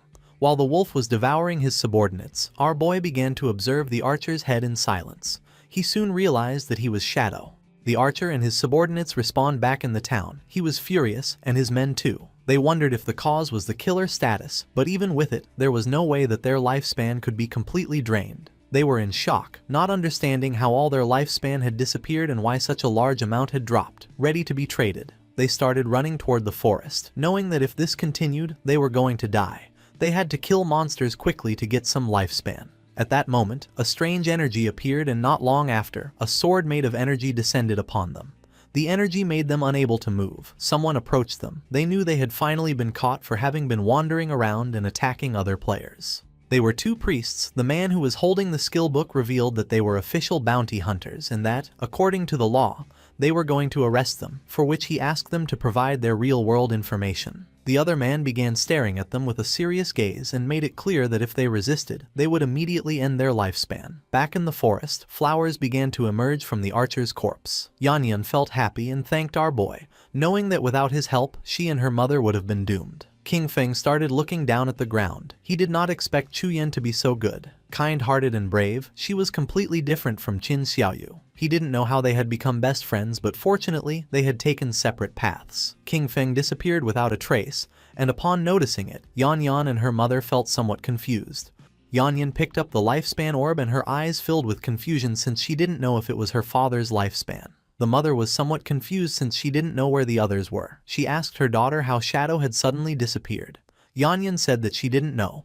The only thing she knew was that he was the #1 shadow boss in the world. Somewhere else in the forest, there was another group of players. They remembered that Captain and Yu had said that Shadow would arrive in a few minutes, but almost half an hour had already passed and they wondered what he was doing. With a curious expression, one of them asked the other if Shadow could defeat the bosses that were inside. The other player said he doubted it, since, after all, these bosses could revive. He found it incredible that he had dared to accept the mission, considering they were bosses that revived infinitely. Our boy, who was invisible, passed between them. King Feng began to move away from them.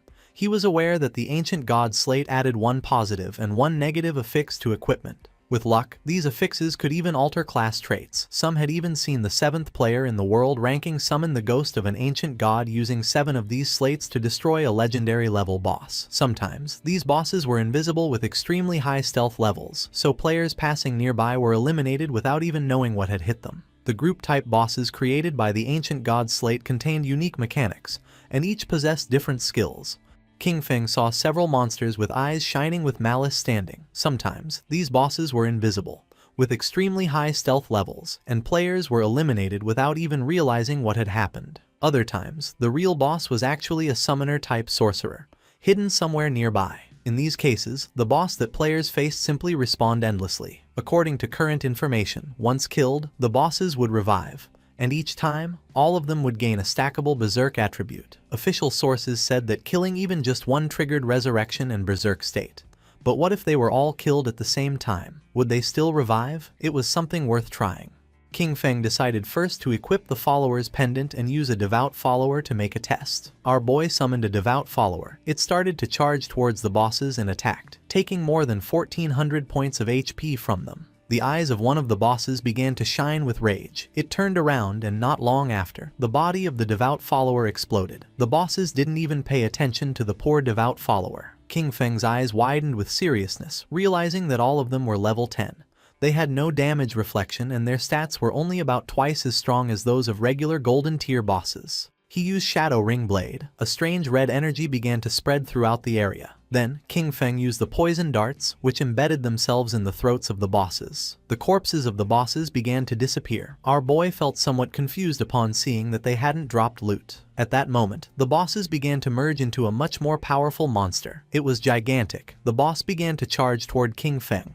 He went on alert, knowing that eliminating them simultaneously had been the right move and that now they had entered the next phase. Then, he noticed the symbols covering this giant boss's body. The boss attacked, but our guy dodged the attack. He immediately recognized the symbols on its body as ancient god script. By deciphering the individual words, disaster, sky, ancient, tuo, wu, god, sea, and reorganizing them, he translated them to reveal the true name of the boss, Uthos, the Calamity Ancient God. As little by little the boss was getting closer, King Feng became confused because he didn't know how to proceed. Then he wondered if he should attack different parts of the boss in order of the characters. After all, it wasn't for nothing that he had invested a great amount of personnel and resources studying ancient god script to overcome the ancient god ruins. King Feng slipped and attacked the symbol that the boss had on its leg, then attacked the symbol on the arm and then the one on the chest. Poison began to emerge from the body of the boss. It opened its mouth and began to roar in agony. Its body began to fall apart and fell into the water. Our boy became alert, not knowing what was happening. Then, coffins emerged from the water and the boss began to float and change shape. Its body began to mutate, and not long after, several monsters began to emerge from its body and roar. King Feng noticed that the embossed inscriptions on the coffins matched one by one with the monsters. Apparently, at this stage, he needed to kill them near their respective coffins. He could already see the ancient god's slate. This seemed like its final phase. The monsters began to charge toward our boy. He stood firm and his eyes began to shine with determination. Crows began to fly over the area where our boy was fighting against the ancient god's slate. The attention of all nearby players focused on them. They felt somewhat confused and curious, as they didn't know if what they were sensing was an earthquake or if the movement in the valley meant that the boss was going berserk. Because of this, they decided to go take a look. With a curious look, the mage of the team asked where the hell Shadow was. According to her friend, there was no way he could defeat this boss, so he probably wouldn't come at all. The eyes of the swordsman of the party widened in surprise, asking his friends to come take a look. The place was empty. There was no trace of either King Feng or the boss, leaving the players in shock. They began to walk around the place and noticed that the ground was cracking, wondering if the earthquake had just killed the boss or what was happening. Captain Anyu communicated with them and asked them to retreat, since Shadow had already taken care of the boss. The eyes of the players filled with surprise and confusion. They could not believe that Shadow had defeated the boss alone. The coffins were empty and the chains were broken. They remembered that just a moment ago they still doubted that Shadow could defeat those 7 bosses. Now, barely 10 minutes later, all of them had disappeared without them noticing the arrival of King Feng.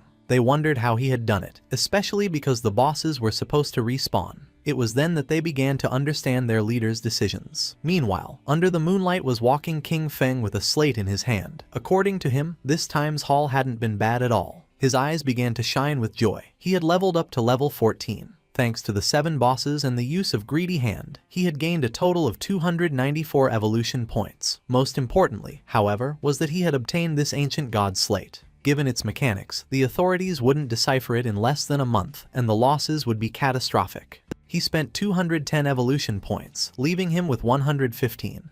His skill Shadow Flash / evolved from epic to legendary. The improvements were substantial. The blink range increased to 40 meters, stealth duration to 15 seconds, and cooldown was reduced to 8.8 seconds. The skill now inflicted 9 slashes in a wider area of 6 meters, and each hit added 700 attack power. However, the most impactful change was a completely new effect. Each slash now granted him a shield equal to 100% of his maximum HP, stackable up to 9 times and lasting for 60 seconds. Our boy was confident and couldn't help but feel cheerful, since from now on, if the 9 slashes of Shadow Flash / hit, his effective HP would become 10 times greater. His margin for error had just skyrocketed. He turned invisible and began to walk through the area, knowing that, at his current leveling pace, he would reach level 15 in another 5 hours. Then, it would be time to head toward Magic City. Several hours later, our boy arrived at the ruins, where the women were still beating up Xiao Yu. They were willing to beat her to death. King Feng was somewhat surprised to see that they were still fighting. These women were quite ruthless.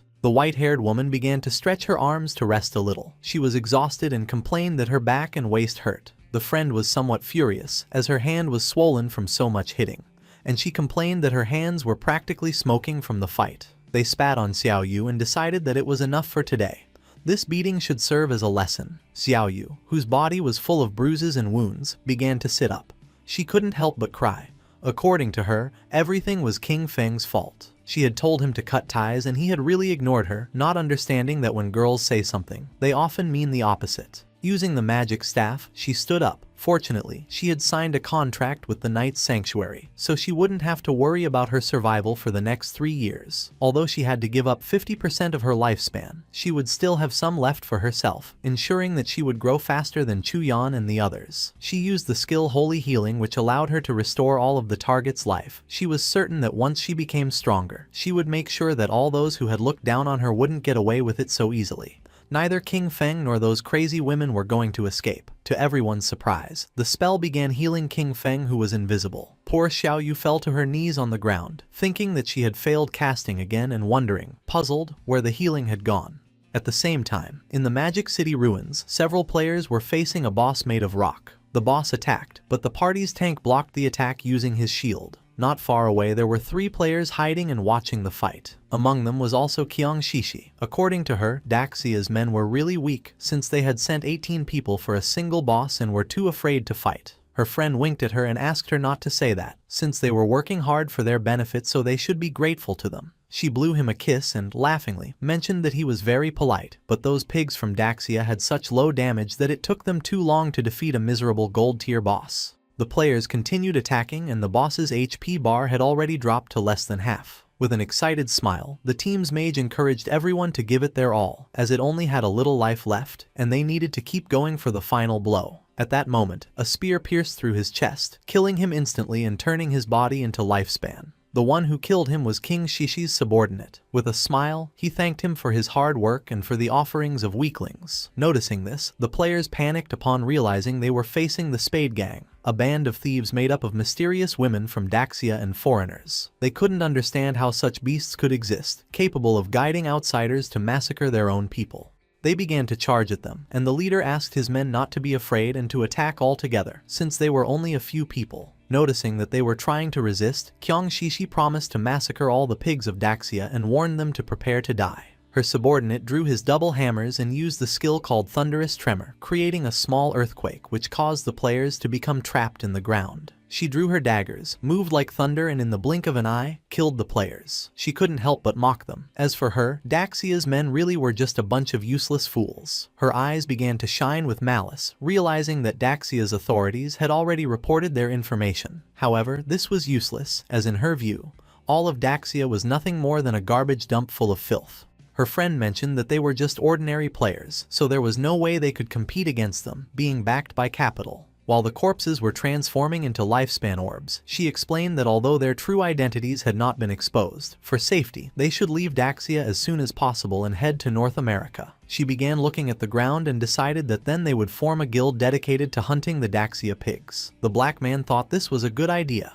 but the other man questioned what name they would give to the guild. She began to show her dagger and decided to call their guild Alice. She fell to the ground and began imagining herself surrounded by black men. She decided that it was enough for today. It was time to disconnect and celebrate the founding of Guild Alice with a big party. With a smile, Captain and you began to wave at our boy and proposed to discuss together the prices of the hideout, informing him that they had already arrived. King Feng asked how much, and she mentioned that 1,500. According to our boy, this was too low. Captain and you admitted that she knew that 1,500 was too low, so she had fiercely debated and managed to get the big boss to raise the price to 2,000. King Feng agreed to make the deal for the statue in the center of the ruins. He knew that Anyu was smart, even so she tried to offer him a low price. A while later, our boy arrived at the statue and saw Captain Anyu along with several knights. She blushed and with a smile mentioned that she had too much lifespan on her, so the high command didn't feel safe and had organized a military escort for her. King Feng's eyes began to shine seriously. He knew this was nothing, since the authorities still didn't know his true strength and those guys only knew 1 or 2 moves. King Feng handed over the key, and the system informed him that the transaction had been successful. He had lost the church sanctuary hideout key, and in exchange had gained 2,000 years of tradable lifespan. After making the deal, King Feng decided to leave, and Captain Anyu said goodbye to him. The knights were somewhat confused upon noticing that she was willing to pay 2,000 years of lifespan just for this. She clarified to them that they didn't understand. This was a hideout that could house hundreds, even thousands of people, and no one but Shadow would be generous enough to give it up. The timely gift of lifespan from Anyu was perfect. This meant that he could fully equip himself before heading to Magic City. King Feng immediately invested the tradable lifespan he had obtained. He consumed 71.2 years to reach level 15. Then, he acquired a series of new skills, the Mythic Level 1, Blessed Liberation, for 161.7 years, the Legendary one, Assassin's Instinct, for 71.12 years, and 3 Epic Level 1s, Shadow Ring Blade, Silent Concealment, and Darkest Hour, for 36.35, 23.71 and 34.65 years respectively. Finally, he spent 113.89 years on the item Mount Bell. Except for the equipment, everything else, skills and level, had been completely synchronized. His strength in the real world was now almost the same as in the game. The system alerted him that his hunger level had reached 90%. He hadn't eaten in a long time, so he decided to disconnect to take care of his hunger first. King Feng disconnected from the game and woke up in a cage at the Hoi Lun Hotel. The men noticed that our boy was awake. They drew their weapons, asking him to hand over the lifespan he carried or he would end up like the others in this motel. One of them mocked, celebrating that the apocalypse was great because it meant he could kill whoever he wanted. King Feng began to look at them with a penetrating gaze. Seeing this, one of the men furiously demanded that he hurry up and hand over his lifespan.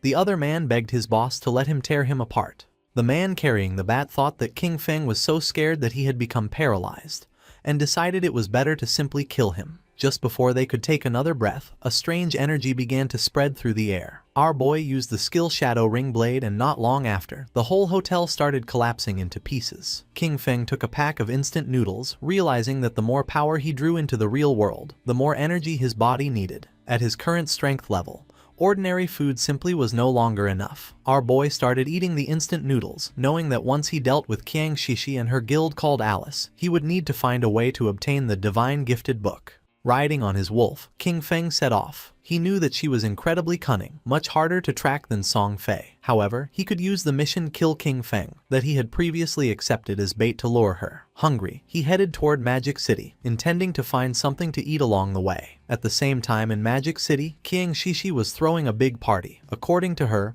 her men were amazing. She hugged the two black men and mentioned that for her, the feeling of falling asleep and entering the game after their epic and exciting battle was simply incredible. The men praised her, declaring that her skills were absolutely unmatched. Amid laughter, they called her a crazy hot chicken. One of her subordinates informed her that Shadow had just sent a message. Qin Feng was already dead. He told her to meet in Magic City in the real world. He would bring her Qin Feng's head and then collect the final payment. She knew that meeting with Shadow in real life was too risky. She mentioned that it wasn't necessary to meet in person and simply asked him to send a photo. Her subordinate explained that Shadow didn't use a phone because he was afraid of being tracked by the authorities. She couldn't help but smile upon noticing that Shadow was also hostile toward the authorities. Lately, their persecution had become more intense, and if they could take advantage of the opportunity to lure Shadow into Alice, the Daxia pigs would no longer be a threat. Because of this, she decided to stage a small play to test the waters and see which side Shadow was really on.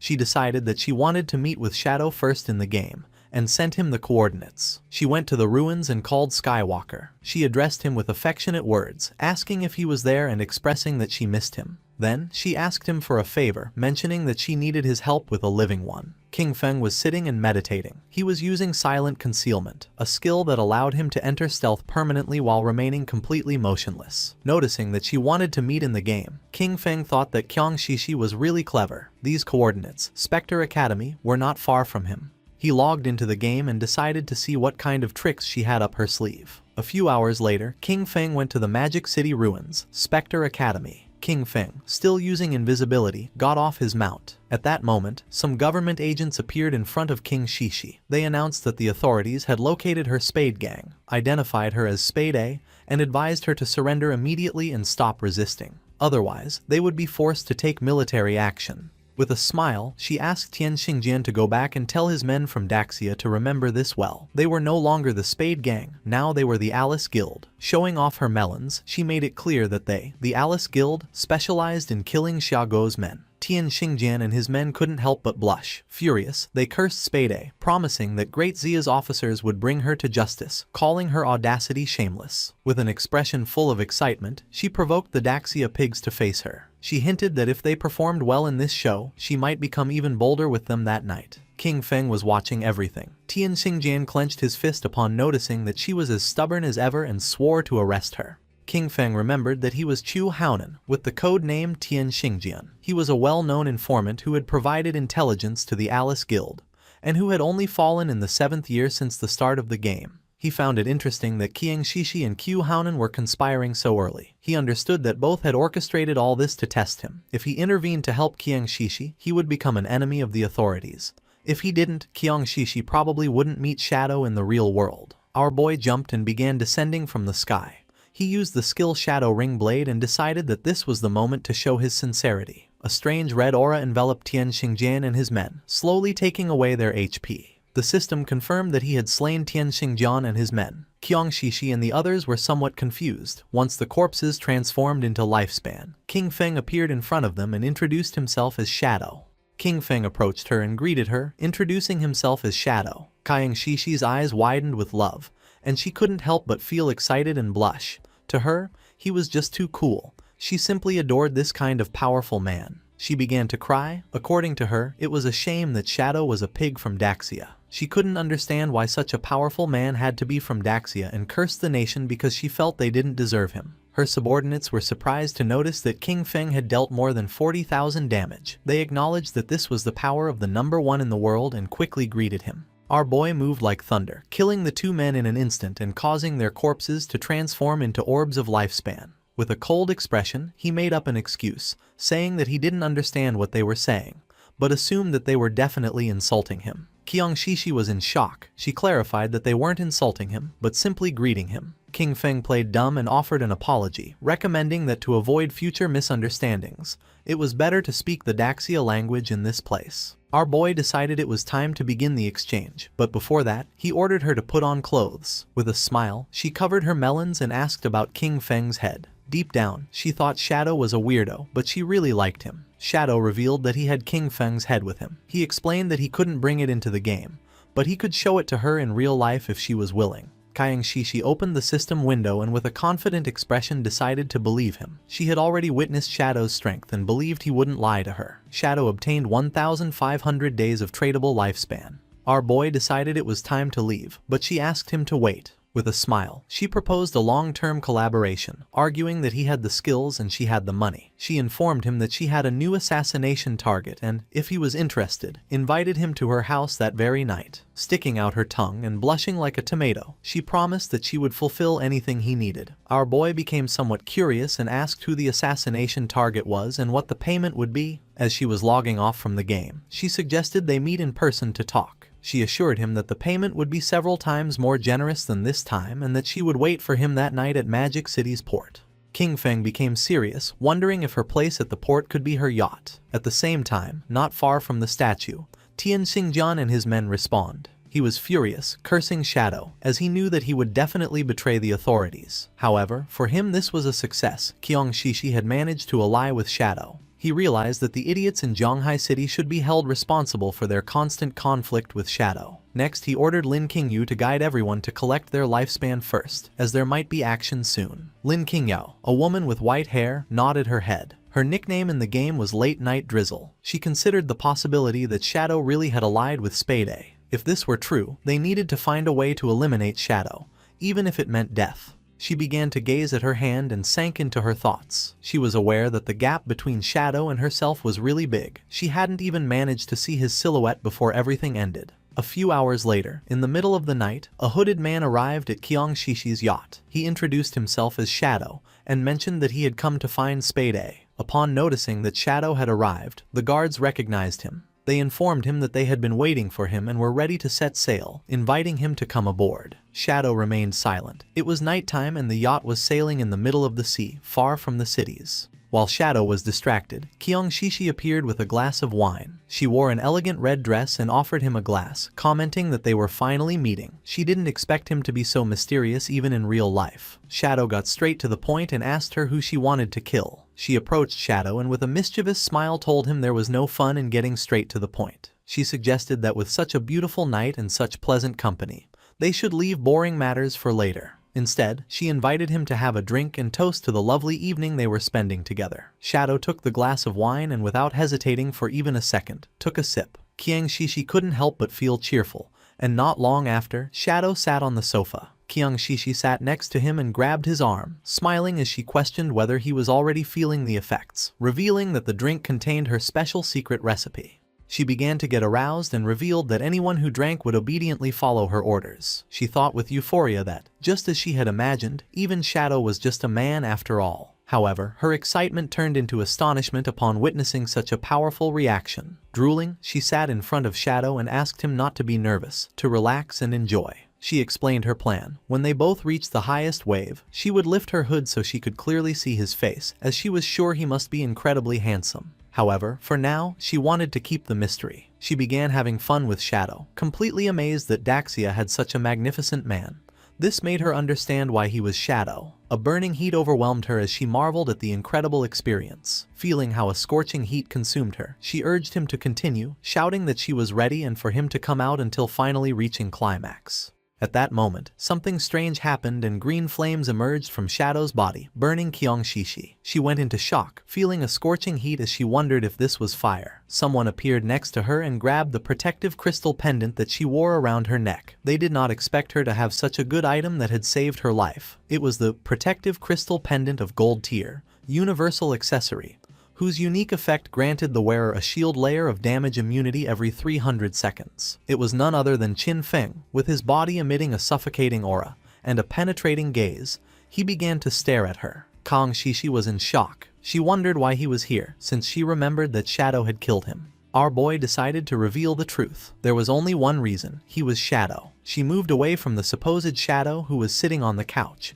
and her eyes widened in fear. The hooded man was none other than a devout follower that our boy had summoned so that it would pretend to be him. It was very happy since it had had a lot of fun with Qiang Shishi. The formerly arrogant Qiang Shishi now knelt before King Feng. Banging her head against the ground, she begged him to spare her life, admitting that she was wrong. She offered him all of her lifespan and pledged to be his slave, telling him he could do with her whatever he wanted. King Feng asked about the 5 foreigners who were with her. With her eyes full of tears, she began to bark like a little dog, asking her daddy if he would let her go in exchange for the information. Just before she could finish the sentence, King Feng broke her neck, and while she writhed in pain, he grabbed her phone, realizing that the 5 guys were not on the yacht. King Feng obtained 659 years of tradable lifespan.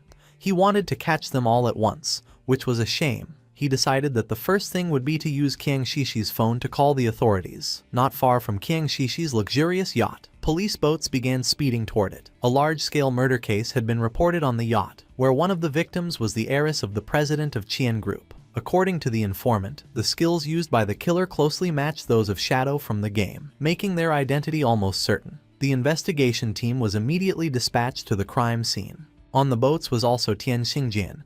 He knew that Shadow lacked all law. He considered that such a gratuitous murder was a direct provocation against the laws of his country. Once on the boat, he would use search skills on the corpses, and as soon as Shadow's location was confirmed, they would open fire with full force to ensure that the target was eliminated. He would definitely avenge his Shishi. The police boats surrounded the yacht in a matter of seconds. They began to investigate Qiang Shishi's corpse. The preliminary autopsy showed that the cause of death was a fracture of the cervical spine. Unidentified DNA samples were found in her mouth, along with burn marks. Tian Xingjin cursed Shadow, for he not only killed, but also insulted the dead. He touched her corpse and used the skill called Last Words of the Deceased. By touching the body, the skill allowed him to obtain the location of the killer for 5 minutes. He, Tian Xingjian Qiu Haonan, swore that he would make sure that the culprit was brought to justice. His eyes widened in surprise. He went on alert, drew his pistol, and warned his men to be careful since Shadow was right there. He began to order an all-out attack towards 6 o'clock. Just before he could turn around, a powerful venom dart pierced his head, leaving the others in shock. His corpse fell next to Qiang Shishi's. Lin Qingyu did not lose her composure. With an expression full of determination, she summoned a group shield and began shooting, accusing Shadow of having killed the investigator, and asking him if with that he was trying to become an enemy of the authorities. King Feng asked them not to be nervous. He explained that the reason he had killed Qiu Haonan was because he was a traitor who leaked official information to Qiang Shishi in exchange for benefits. As for the evidence, he indicated that it should be on his phone. They were free to investigate thoroughly.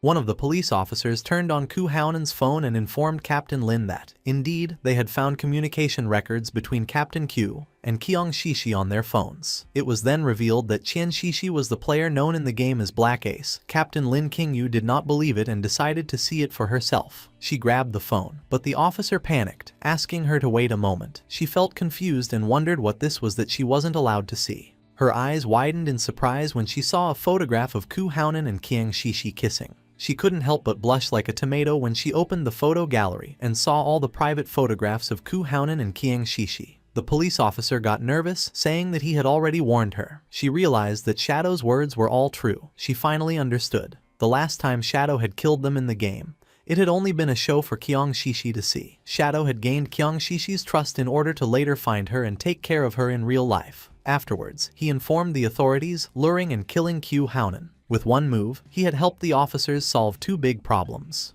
The police officer asked her why she kept staring at the photos so intently. She realized how terrifying Shadow was. She understood that, if he were hostile to the authorities, the consequences would be unimaginable. She remembered that just a few moments ago she had shot him. Although he probably wouldn't care or hold a grudge, she was worried that this could cause problems between him and the authorities. With a grateful expression, she thanked him for his help and apologized for having shot him earlier. Without hesitating for even a second, she shot herself in her own leg, causing the police officers to panic, but she asked them not to worry. With eyes full of tears, she told Shadow that she had returned the favor and asked him to please continue cooperating with the authorities. One of the police officers decided to help her stand up and told her there was no need to be so cautious. She mentioned that they didn't know Shadow's personality, and that, in any case, it was better to be safe than sorry. King Feng was using his invisibility skill and observing everything. He recognized Late Night Drizzle, whose real name was Lin Qingyu. She had shot herself to avoid becoming his enemy. This was what one would expect from the future leading figure of Magic City's official forces. At the same time, in the game, not far from the ruins, several monsters appeared. The player carrying the shield began fighting them and asked Xiao Yu to heal him.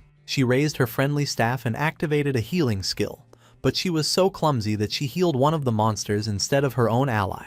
The monster bit the player, and he, in shock upon seeing that she had healed the wrong target again, called her as useless as always. Her skill began to heal the monster, while the other devoured her friend. Not long after, both were eliminated. Both respawned again, and with tears in her eyes, Xiao Yu wondered how it had happened since she hadn't seen anyone. She concluded it must have been Shadow and questioned whether the reason he always attacked her was because he had discovered that she wanted to avenge Brother Song Fei. He gave her a hard blow to the head, calling her an idiot and asking why Shadow would waste time attacking her. He explained that they had been annihilated by the Platinum Boss, Headless Assassin, Shero, and questioned whether she had even noticed the system notifications. Xiao Yu now had a bump on her head. With a furious expression, the man revealed that the boss had been provoked by her misdirected healing skill. Then he swore that if the guild leader assigned her to his group again, he would kill himself on the spot. At that moment, the boss descended near them, causing the man to panic. While a strange aura was emerging from its body, the man turned his back on Xiao Yu and began to flee from the place, realizing that the boss had followed them. Xiao Yu's eyes widened in fear, realizing this was not good. It was night and somewhere in the city there was a mansion. Someone threw a plate with fruits to the floor. It was a red-haired woman, who was on a call.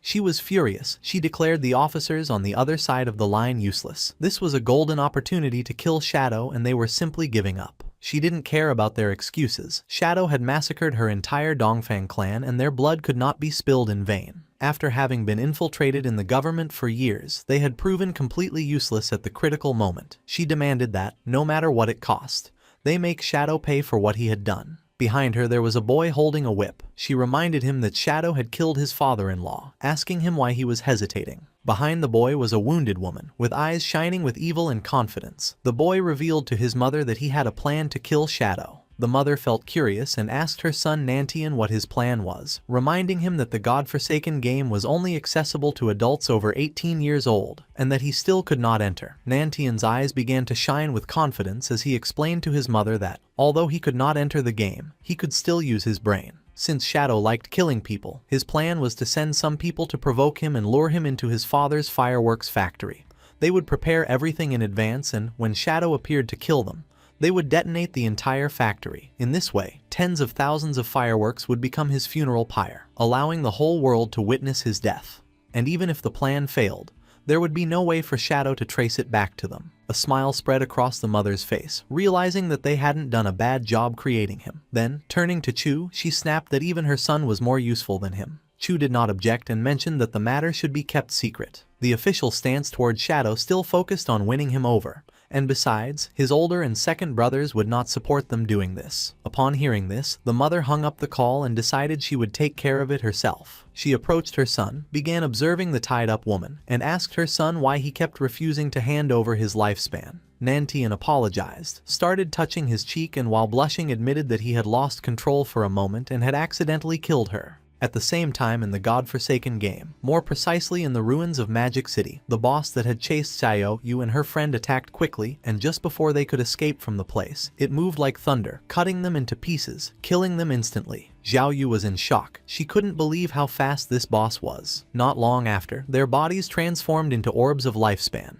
The players who were nearby reacted immediately, pointing out how the players had suddenly died. They realized that someone invisible had killed them instantly, and came to the conclusion that it had to be Shadow. Just before they could take another breath, the boss attacked again, killing them and turning their bodies into orbs of lifespan. Noticing this, the remaining players began to flee from the place, thinking that Shadow had gone crazy and was massacring innocents everywhere. At the same time, King Feng was standing over the sea, whistling and enjoying the views. He was far from town and thought this was a good place to extract the hideout. The system asked our boy if he wished to consume 1,315.2 years of lifespan to extract the soul-cleansing land, hideout, into reality. This hideout was an underground structure and King Feng had to mark the location on the map. Finally, before proceeding, it warned him that all materials overlapping with the hideout would be obliterated and asked him to confirm the action. King Feng began looking toward the bottom of the sea and confirmed, not long after, a magic circle appeared in the water. The sea split in half and the soul-cleansing land was successfully extracted into reality. With a serene expression, King Feng decided that now was the time to go search for the divine book.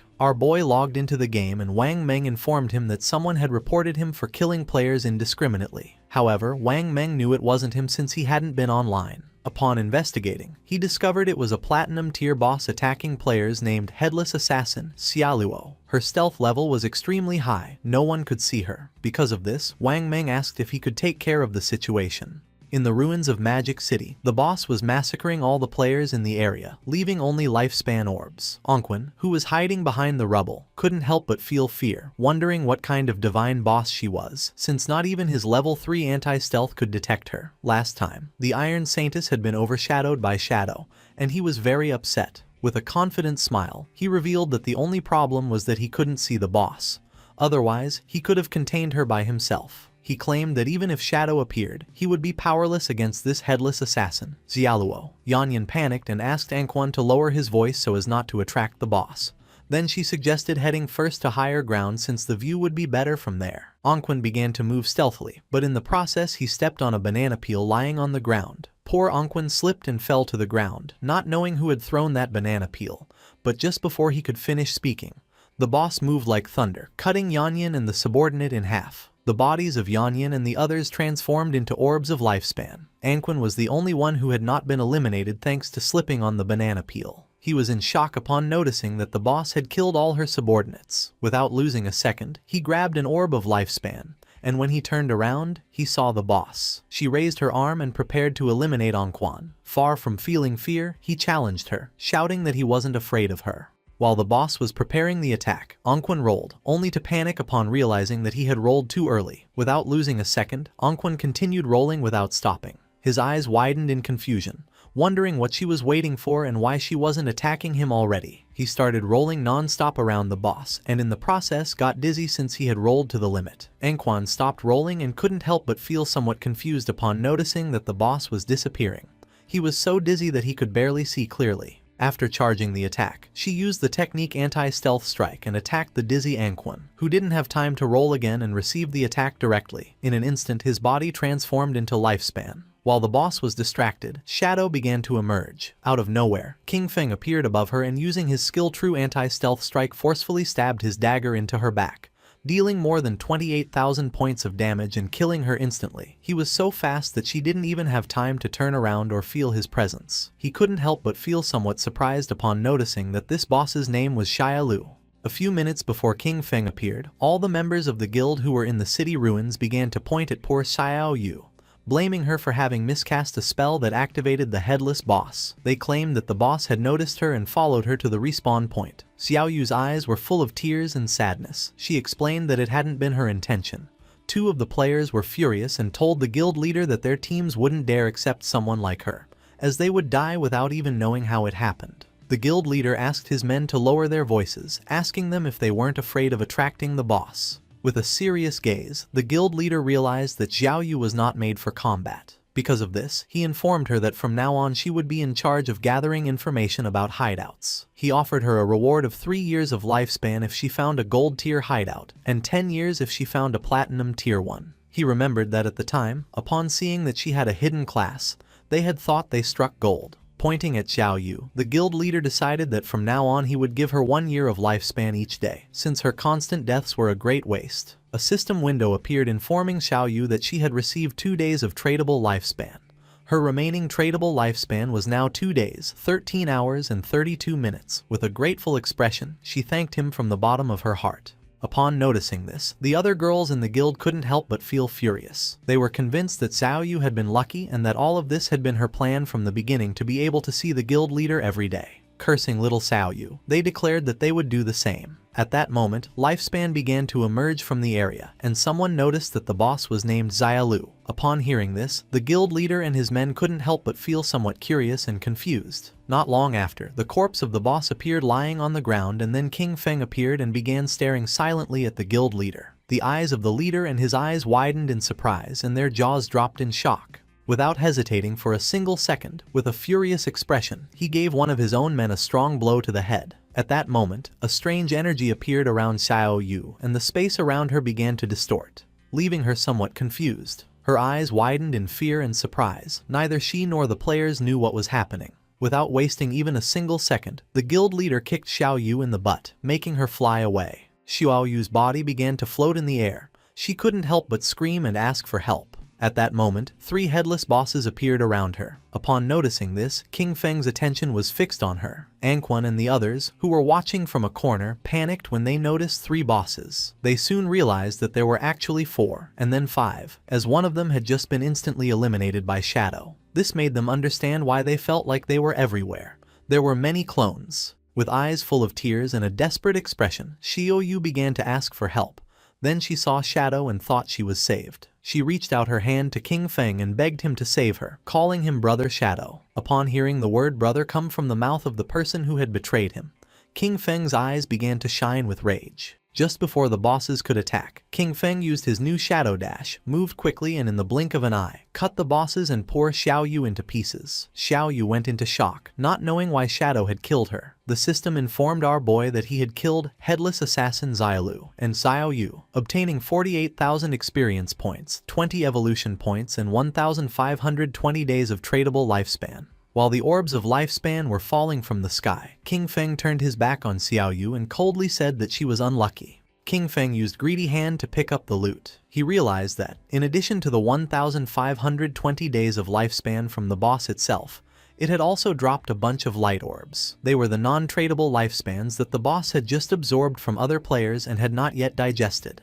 Captain Anyu and Wang Meng appeared. With a smile, she greeted our boy, offering to buy him the items if he didn't need them. King Feng felt somewhat surprised to notice that Captain Anyu and Wang Meng were everywhere. With a serene gaze, our boy mentioned that they had arrived just in time, as he knew another place with good loot. If the price was right, he could take them. He told Wang Meng and the others to go with him, but Anyu could not go. Captain Anyu felt somewhat furious and confused, asking why she couldn't come with them. Shadow began pointing at Wang Meng with his finger and clarified that, to be precise, women could not go. She began to blush and, showing her sensual body, asked the boss why. Accusing him of being discriminatory, she expressed a feigned sadness, admitting that she had even planned to seduce him, but did not expect that he actually liked men. King Feng gave her a gentle knock on the head, and then revealed that outside the ruins of the city's north gate, there was a tower of divine authority. He explained that after completing the challenge, valuable rewards could be obtained. However, the NPCs inside despised women. If there were women in the team,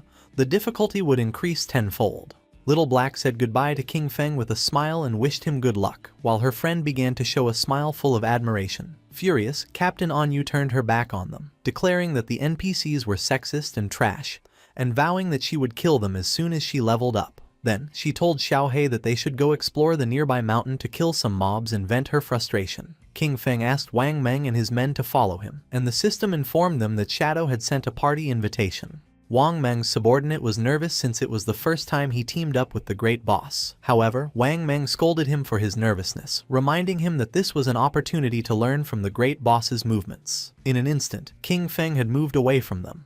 Noticing this, they panicked, as they didn't understand what was happening. Shadow seemed to walk slowly, but his speed was greater than theirs while running. They wondered how they were supposed to learn anything this way, concluding that his agility was too high. When examining his system inventory, King Feng noticed that more than 20 items had dropped, and 2 of them were usable by assassins. The first item was the Forest Bone Blade of Tier Emerald, an assassin weapon. It offered an attack power of 388,125 with armor penetration, and increased strength by 39 and agility by 48. The requirement to equip it was to be level 15. Its unique effect doubled movement speed for 5 seconds upon dealing damage, and while this effect was active, it granted a 30% evasion rate. King Feng unsheathed his new Forest Bone Blade, and his eyes widened with joy upon noticing that the attack power was almost 80% higher than the 216 points of the Plague Blade. Additionally, it added armor penetration, strength and agility. This weapon was not bad at all, definitely worth equipping. The second item was the skill Shadow Blade, of Platinum tier. It launched a Shadow Blade condensed from dark elements, inflicting dark element damage to a single target within a range of 20 meters, with an additional 600 points of dark elemental attack. Upon impact, it dispelled a random buff, up to Platinum tier. Its cooldown was 12 seconds, reduced to 6.49, and required level 14. Our boy decided to evolve this skill and raise it to legendary tier. Although the dark element damage to a single target was somewhat low, he considered that the effect of dispelling buffs was quite useful. The evolution consumed 56 evolution points, leaving him with 219 remaining. The skill Shadow Blade went through the Platinum, Emerald, Diamond and Epic tiers, until finally becoming legendary. This increased its added dark elemental attack to 1,500 points and allowed it to dispel a random buff of up to legendary level. Its cooldown was reduced to 7 seconds, 3.78 effective. Finally, the skill obtained a new legendary effect. Hitting a weak point refunded 3 seconds of cooldown.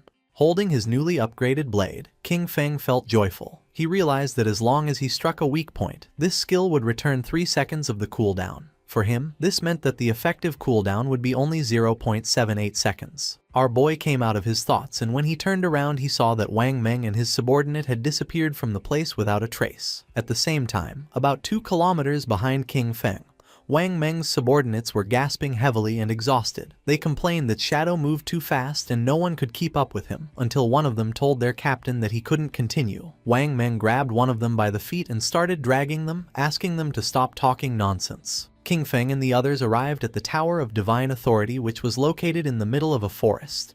It was so tall that you couldn't see the top from the ground. Our boy informed Wang Meng and his men that this was the place. Once inside, an NPC would present them with a challenge. He warned them that this NPC was really despicable, because the better their performance, the more expensive his items would become. With a serene expression, he advised them to only use 1% of their strength. He told them to do their best, since they only needed to defeat a gold-tier boss. When our boy turned around, he saw Wang Meng and his men lying on the ground and trembling from exhaustion. No one could keep up with King Feng. With his face covered in sweat and gasping heavily, Wang Meng gave a thumbs up and told our guy not to worry, as he guaranteed the success of the mission. While King Feng was walking toward the door of the Tower of Divine Authority, he asked them to make sure to use team chat at all times so that the NPC could not hear them. He explained that once they overcame the challenge, they would be able to buy great items from the NPC and assured them that they would not be disappointed. King Feng and the others opened the door of the tower. Wang Meng and his men couldn't help but feel surprised when a hooded NPC who was floating appeared before them. He warmly welcomed them as friends of Blue Star and assumed that the arrival of the Forsaken Gods had already made them uneasy. He revealed that this was the Tower of Divine Authority, and that, if they completed the challenge, they would be allowed to trade with him. He asked them to let him know when they were ready. Wang Meng's men felt somewhat surprised and confused upon realizing that the game actually had NPCs. One of them asked Shadow what kind of boss they had to face in this challenge. Our guy simply asked them to follow his lead during the fight, assuring it was simple. The swordsman of the party felt even more confused and asked him to be more specific. He wanted to know the duration of the battle, how many phases the boss had, what skills it used, and whether the combat focused more on mechanics or pure stats. He didn't stop asking questions. He wanted to know if the boss had any movement skill, if there were instant death attacks, if it targeted specific players with its skills, where its weak points were, and how long the fight would last. Wang Meng asked King Feng not to pay attention to this guy. He explained that the boy was nicknamed Steady as an Old Dog, and that, after an accident during a mission in which 2 party members died, he was now super cautious no matter what he did. Without wasting more time, King Feng informed the NPC that they were ready to start. The swordsman panicked, informing that he still wasn't ready. The NPC lowered his head before them, announcing that it was time to start enjoying it. Not long after, a portal appeared and from it emerged a powerful boss, the gold-tier obsidian skull-splitting puppet of level 20. The swordsman's eyes widened in surprise and fear, realizing that this boss was level 20, while the highest level among them was only 11. Calm as always, King Feng assured that there was no problem and indicated to Wang Meng to go first. Following Shadow's order, Wang Meng unsheathed his shield and took his sword out of the inventory. Using his skill Shield Charge, Wang Meng launched himself headfirst at the boss, giving him a strong shield blow to the teeth. The boss became enraged and struck Wang Meng. Luckily he was fast and was able to block part of the attack thanks to his shield, but in the process his body was sent flying. King Feng moved like thunder and grabbed Wang Meng, preventing him from crashing into the wall. The swordsman and the archer were somewhat confused upon noticing this and felt somewhat worried for our boy. King Feng began staring at the boss. He told the archer not to worry about it and to use the skill Starshine Shot. Then, he ordered the swordsman to use Triple Ground Slash. Both nodded their heads. The archer fired a rain of arrows at the boss, causing him terrible pain. And taking advantage of its lowered guard, the swordsman moved like wind and attacked with precise yet powerful slashes. The boss opened its mouth and started to bleed, then it became enraged and struck the ground forcefully. A powerful aura appeared around its body and then a strange black energy began to form around the swordsman. Noticing this, King Feng realized that the boss had entered berserk mode. He warned them that he would take care of it and that everyone should stay away from the black oil. the swordsman began to crawl away from the energy, while on the other side, the archer narrowly dodged one of the attacks. King Feng jumped into the air and threw his shadow blade at the monster. The attack was so fast that the boss had no time to react, and the blade hit him right in the face, causing more than 4,500 points of damage. Far from calming down, it started to roar, but King Feng used a skill to dispel the berserk state. Wang Meng couldn't help but smile, commenting that the damage inflicted didn't match his status. It was as if the boss had taken off his gear. With an expression full of joy, the swordsman mentioned that Shadow was really good at acting, having stayed in the corner the whole time. The NPC must have thought he was a complete noob. The archer became somewhat curious and asked our boy how he had found out that the NPC's items were more expensive the stronger the players were.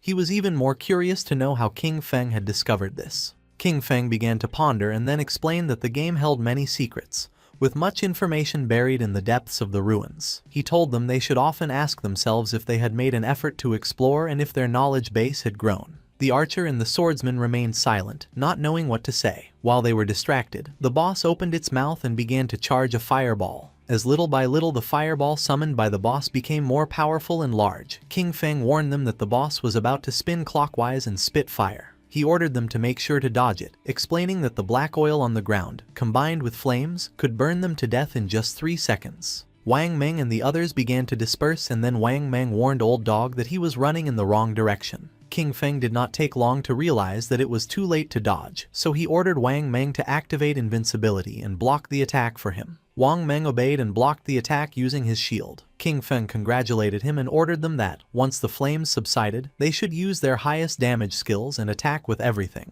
The archer unleashed a rain of arrows. The swordsman jumped and prepared to attack, with Wang Meng closely following to block any attack from the boss. The combined attack worked, and just before the boss could take another breath, Wang Meng and the others dealt more than 25,000 points of damage, killing it instantly. The system congratulated them for having defeated the level 20 Obsidian Skull Splitter Golem. Wang Meng and the others felt somewhat relieved and happy. King Feng did not lower his guard, remembering that the complicated part of this boss was that, once its HP fell below 70%, it entered a berserk state. While the effect dissipated, its strength was approximately the same as that of a silver tier boss. The NPC reappeared in the sky and congratulated them, informing them that they were the first players from Blue Star to overcome his trial. While the items were materializing, the NPC began to laugh, revealing that now, as long as they offered their lifespan, they could trade with him for the divine gifted tome.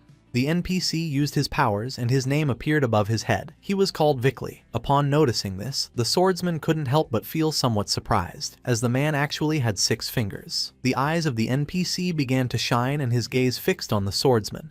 Without wasting another second, he summoned a thunderbolt which descended upon the swordsman, causing him more than 99,000 points of damage and killing him instantly. His body transformed into orbs of lifespan and Wang Meng panicked, not understanding why the NPC had suddenly attacked him. Calm as always, King Feng mentioned that the taboo established by this NPC was related to his fingers. He clarified that NPCs and players could not attack each other unless the player first broke the taboo set by the NPC. Because of this, as long as they didn't mention his fingers again, they would be safe. A question came to Wang Meng's mind. He didn't know if King Feng could defeat this NPC. Our boy revealed that for now he couldn't. The system revealed the reality about these NPCs. They were powerful beings from other timelines who had obtained divinity. Bound by ancient and eternal rules, they arrived at Blue Star disguised as NPCs to collect the lifespan of players. With an arrogant expression, Vickley asked them to choose the divine skill book they needed, exchange their lifespan for it, and get lost. Upon seeing the skills books, Wang Meng went into shock. He discovered that it was possible to spend lifespan to create daily necessities in reality, like all kinds of food, water, and drinks. He understood that with these divine books, even if a disaster occurred, they would be completely supplied. As expected from King Feng, he had really led them to obtain something good.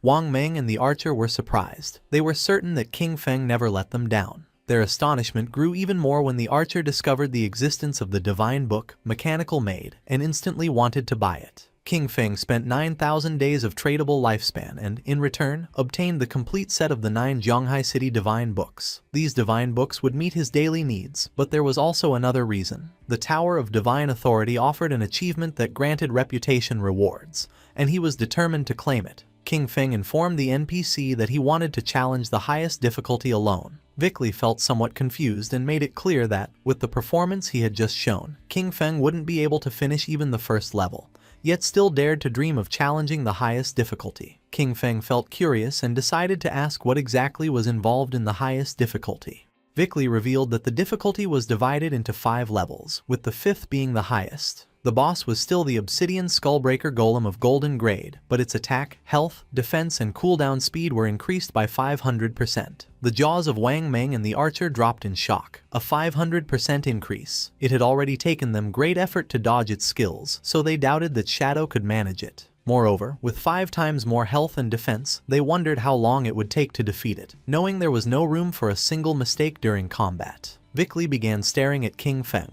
He warned him that if he died during the challenge, the lifespan he dropped would belong to him, and asked if he was sure he wanted to accept it. King Feng ignored the warnings and nodded his head, making clear that he wanted to accept it.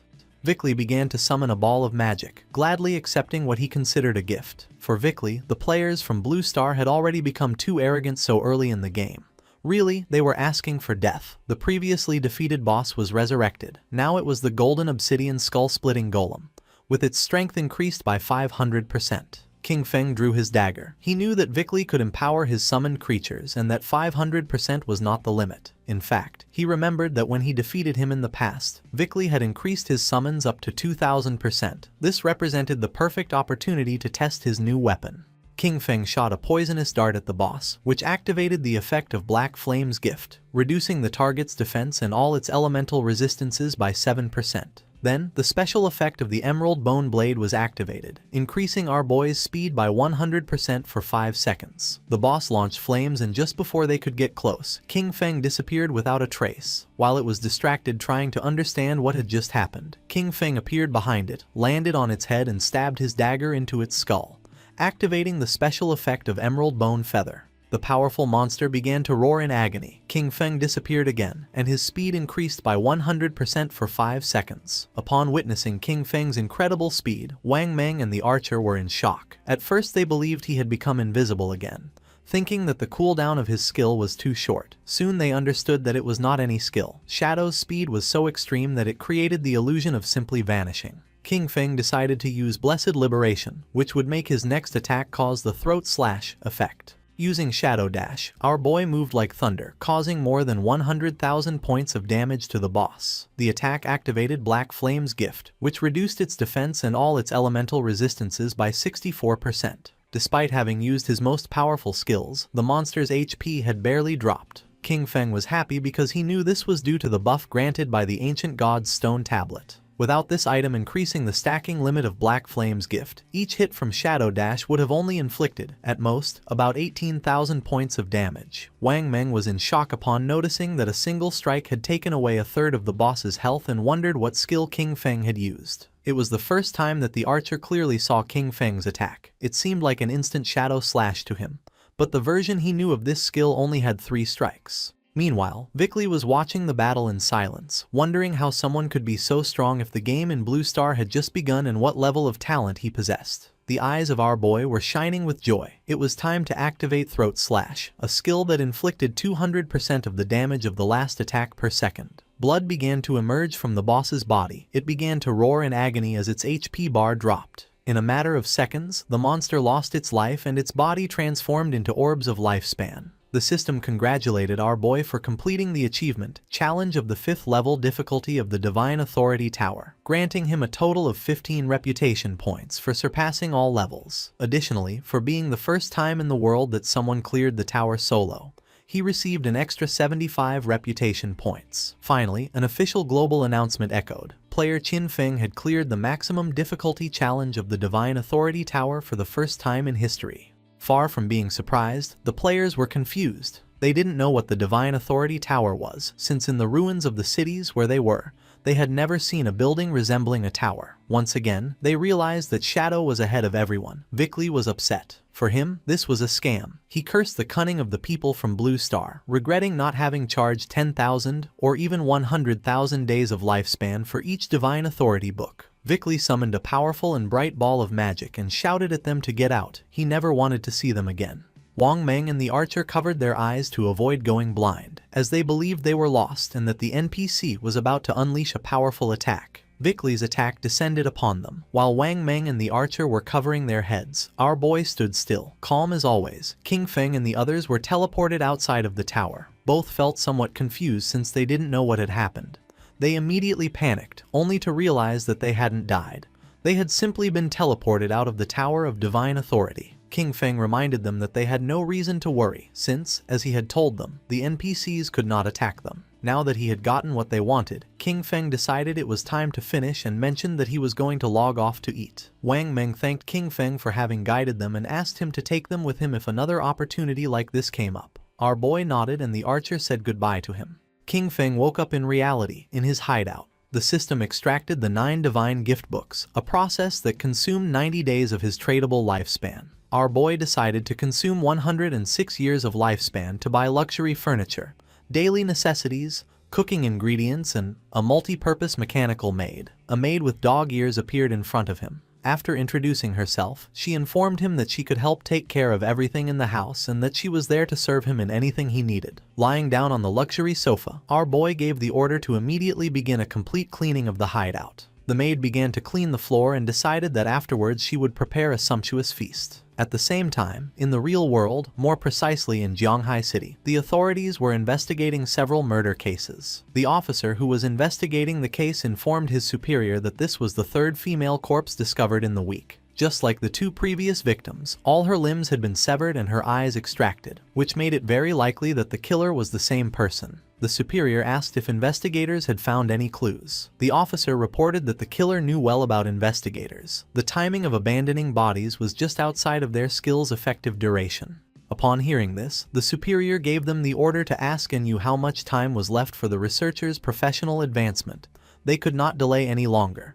They had to catch this killer. The police officer who was next to him nodded his head. The officer asked them to wait a moment, and the superior asked if he had found anything. His eyes began to shine with seriousness when he realized that Shadow's connection and disconnection times matched exactly with the moments of the girls' deaths. The superior began to ponder, since the simple coincidence of schedules was not enough to prove anything. The officer mentioned that, despite this, he believed they could start the investigation from this angle. He added that there were already rumors pointing at Shadow as the killer, and that authorities were covering it up out of fear of his power. The superior waved his hand. He reminded Xiaoma that, even though Shadow had embarrassed him in front of NU, he could not allow his personal feelings to interfere with the work. He assured him that the technology department would support him 24/7 to solve the case as soon as possible and bring justice to the victims. That said, the superior began talking with another police officer. Meanwhile, Xiaoma started to gaze at the ground and his eyes filled with rage. King Feng logged into the game and began contemplating the castle in silence, which was located in the ruins of Demon City. He remembered that this place was the Academy of Evil Spirits, a platinum-tier hideout. Although it wasn't very hidden, it was said that its protective barrier was the strongest in all Huaxia. The system informed him that he had consumed 2.74 years of tradable lifespan to create the guild Shadow. His plan was simple: take over this hideout and register it under the name of the guild in order to obtain a sanctuary in the Magic City ruins. King Feng jumped. The sanctuaries could teleport between each other, which would make traveling back and forth between Magic City and Jianghai much easier from now on. Using invisibility, King Feng entered the hideout and began walking through the place silently. Several minutes later, he realized that, despite having reached the 3rd underground level, the deepest one, he had not encountered a single monster. This indicated to him that someone, or perhaps a group of rather strong people, had already been there. At that moment, someone shouted that she had nowhere left to run. King Feng became curious, and when he peeked around the corner, he saw several men surrounding a woman. With eyes full of fear, she asked them not to come any closer.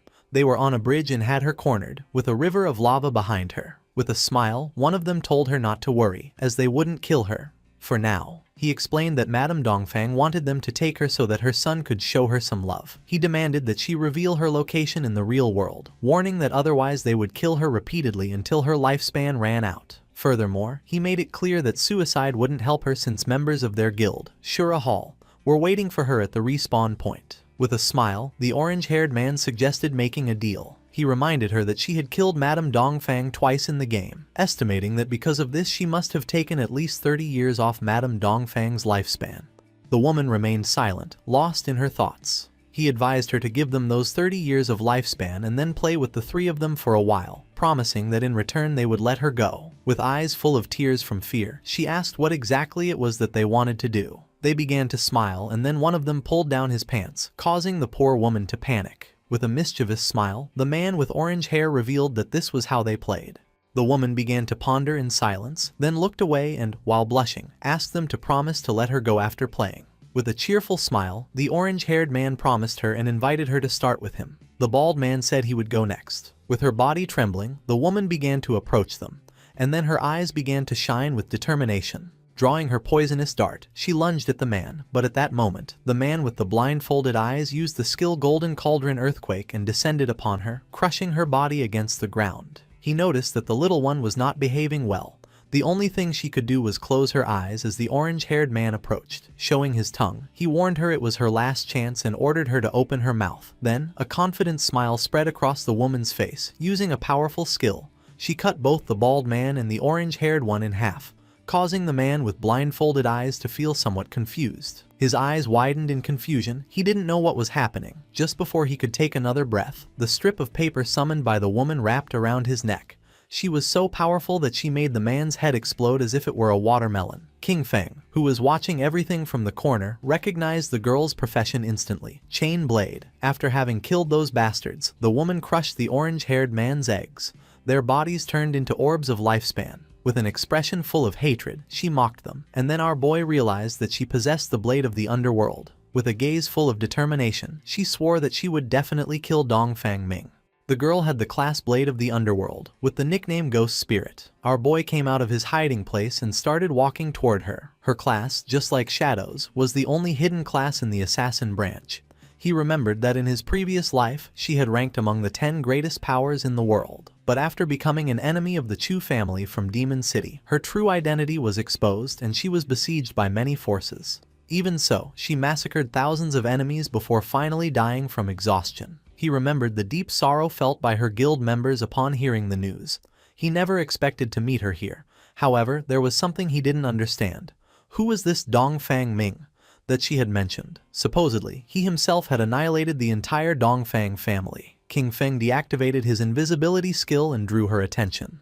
Her reaction wasn't kind. She prepared to attack, thinking our boy was a friend of those bastards she had just killed. King Feng denied knowing those guys. She got tired and lunged at him, asking him to prepare to die. As always, King Feng remained calm. With a furious expression, Ghost Spirit used her skill Underworld Chain Blade. In the blink of an eye, the strip of paper began wrapping around King Feng's body. But just then, King Feng turned into shadow and disappeared without a trace, leaving Ghost Spirit somewhat confused. Our boy appeared behind her and decided to play along. Upon hearing this, her eyes widened in surprise and fear. Knowing she was in danger, she jumped away from him. She used shadow stealth and her body turned into shadow, disappearing without a trace. King Feng was somewhat surprised to notice that she had become invisible. He also decided to use shadow stealth and also disappeared from the place. Several minutes passed and nothing happened. Noticing this, Ghost Spirit was somewhat confused. She couldn't see him. Even though her class, Blade of the Underworld, had a built-in level 4 anti-stealth, it was impossible for her to detect him. This led her to wonder if this guy could be Shadow. Not long after, King Feng deactivated his shadow stealth and appeared stealthily behind her, catching her attention. Upon hearing Shadow's voice, she panicked, noticing that he could still see her despite her level 4 stealth. She decided it was time to get serious and used her most powerful skill called Evil Ghost Soul Chase. The paper strip began to glow and a small pink flame appeared above King Feng's head, activating shadow stealth again. King Feng did not lower his guard and retreated. But to his surprise, the blade began to follow him, leaving him somewhat confused. Upon observing closely, he realized that this locking blade could pinpoint his location. Ghost Spirit's eyes were shining with determination. Although her eyes could not see, her weapon could. No one who was targeted by the evil Ghost Soul Chase could escape. King Feng tried to flee, but it was in vain since the blade kept following him. He realized that this class could ignore stealth levels. She was truly someone out of the ordinary. King Feng was cunning and began moving in circles around Ghost Spirit, and by the time she noticed his plan, it was already too late. She decided not to give up so easily, and when she tried to catch King Feng, the strip of paper wrapped around her body, leaving her immobilized. Grabbing the strip of paper, King Feng lifted it and clarified to her that he was Shadow, not someone sent by Dongfang Ming, assuring her that if he had wanted to kill her, she would already be dead. With no other option, Ghost Spirit decided to believe our boy, asking him to let her down. King Feng got straight to the point and asked if the Dongfang Yue she mentioned was from the Dongfang family of Jianghai City. Even while hanging upside down, she nodded, clarifying that however, she had married into the Chu family, so her relationship with the Dongfang family was no longer as close. Our boy understood that a fish had escaped from the net. Apparently, Dongfang Yue was not present when he annihilated the Dongfang family. Ghost Spirit's eyes widened in surprise upon realizing that it was he who had annihilated the Dongfang family. She felt excited and joyful, as this meant that Dongfang Yue and Shadow were also enemies. She asked him to put her down immediately, declaring that the enemy of her enemy is her friend and that they could cooperate. King Feng released the strip of paper, causing her to fall to the ground. He decided that cooperation could wait. First, he asked why she wanted to kill Dongfang Yue. Ghost Spirit clenched her teeth tightly and revealed that she wanted to avenge the murder of her family. She decided to tell the dark and sad story. Before the arrival of the God-forsaken game, Dongfang Yue had killed her mother in a traffic accident while driving drunk. However, she got away with it because the Chu family found someone else to take the blame for her. Her father, unable to accept it, found evidence to convict Dongfang Ming. But the next day his body was pulled from the river. The official conclusion was suicide. When she went to Dongfang Yue's house demanding an explanation, guards from the Chu family beat her nearly to death. Sunk in despair and about to end everything, it was at that moment when the God-forsaken game arrived. The first thing she did upon entering the game was kill Dongfang Yue. However, in order to kill her permanently, it was necessary to completely drain her lifespan. After reviving again, she hired countless people to hunt Ghost Spirit down, leading up to what he had just witnessed. King Feng listened silently as she told him this story without interrupting once. Tears began streaming from Ghost Spirit's eyes as she begged Shadow, "Please help me kill Dongfang Yue." Coldly and without beating around the bush, King Feng refused. Ghost Spirit did not give up, and with tears of sadness in her eyes, she begged him again to help her kill Dongfang Yue. Our boy began to stare at her. She was not a person who gave up so easily. With a sad expression, she assured him that she would not ask for his help for free. She offered everything she had, promising to work for him and give him all the lifespan she earned, her equipment and her skills. All this in exchange for his help to kill Dongfang Yue, declaring that she would even become his slave voluntarily. King Feng began to observe her in silence, and his eyes filled with surprise. With an arrogant gaze, he told her that he would not help her kill her, since that was her revenge and could only be settled by her own hands. King Feng was not a villain and told her that he would help until then. However, how far she could go would depend on her own destiny. Ghost Spirit was in shock and her eyes widened with confusion. She didn't know how he was going to help her. King Feng was honest and with a serene gaze asked her to join his guild, become one of his people, and he would help her complete her revenge. A system window appeared informing her that Shadow had invited her to join the guild. Shadow. She began to ponder silently,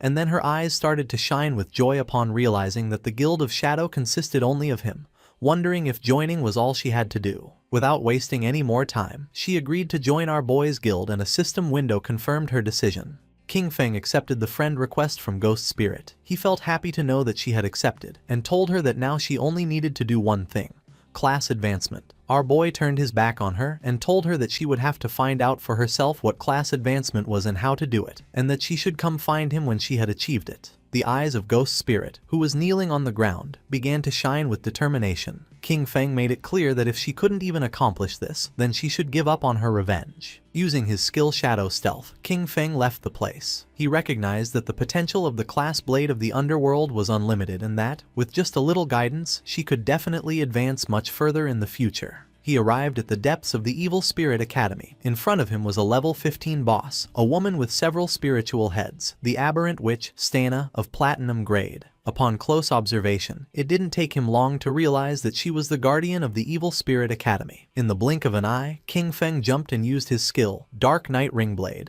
against the boss, causing 26,000 points of damage and activating Weak Point Strike. He descended to the ground, remembering that in the first phase, only one of the 4 heads of the boss would activate and she was immune to physical damage. Because of this, he could only use his elemental skills, which inflicted slightly less damage. He summoned his Shadow Blade and his eyes began to shine with confidence, as he had the Pale White Bone Blade, which increased his movement speed, and his skill, Shadow Blade, also reset its cooldown when hitting a target. King Feng began to summon hundreds of Shadow Blades, and then attacked the boss, causing them to pierce one of her spiritual heads, dealing more than 200,000 points of damage. This turned him into a mobile Gatling gun of fire attacks. Not long after, her golden head exploded into pieces. Shadow did not lose his composure, remembering that in the second phase, 3 heads would activate simultaneously. Her eyes began to shine with rage, and her gaze fixed on our boy. Not long after, the heads started firing bursts of energy from their eyes, while she danced, unleashing indiscriminate attacks around her. But for King Feng it wasn't complicated.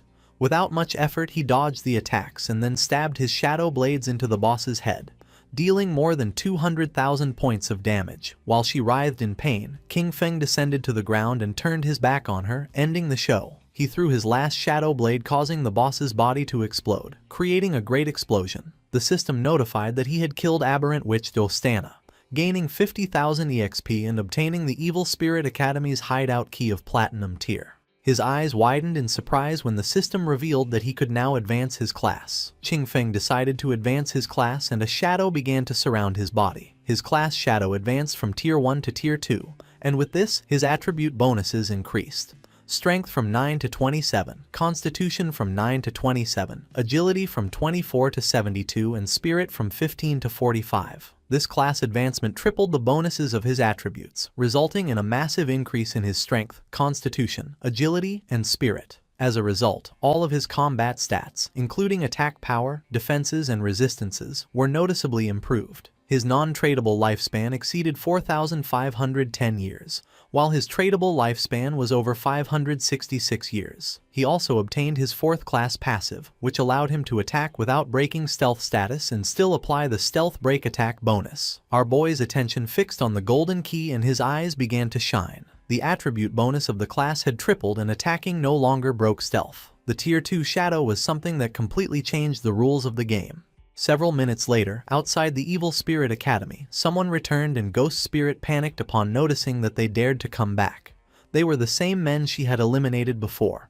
Now there weren't just 3. They had brought all the members of their guild. With a smile, the bald man mentioned that last time he was careless because he didn't know she had a chain blade. With a confident gaze, the orange-haired man revealed that this time he had called everyone from his guild, the Shura Palace, to see where she could run now. The bald man lunged at her, ready to attack, making it clear that he wouldn't be as soft as last time. Ghost Spirit panicked, knowing this wasn't good. Using his skill Earth Slash, the bald man descended to the ground and tried to attack using his axe, but luckily she reacted in time and dodged the attack. With a confident gaze, she used Shadow Stealth, but right at that moment someone threw a flash grenade which exploded in front of her, creating an intense and blinding flash, forcing her to stop using the skill and cover her eyes. Taking advantage of the moment, the bald man gave her a kick. Stepping on her head, with an arrogant smile, he made it clear that he was going to give her a real lesson. Ghost Spirit was not going to give up. She took out a small green vial, but just before she could use it, the orange-haired man stepped on her hand and caught it. Upon observing closely, he noticed that it was suicide poison. Its effect consisted of losing half of the lifespan and returning to the respawn point.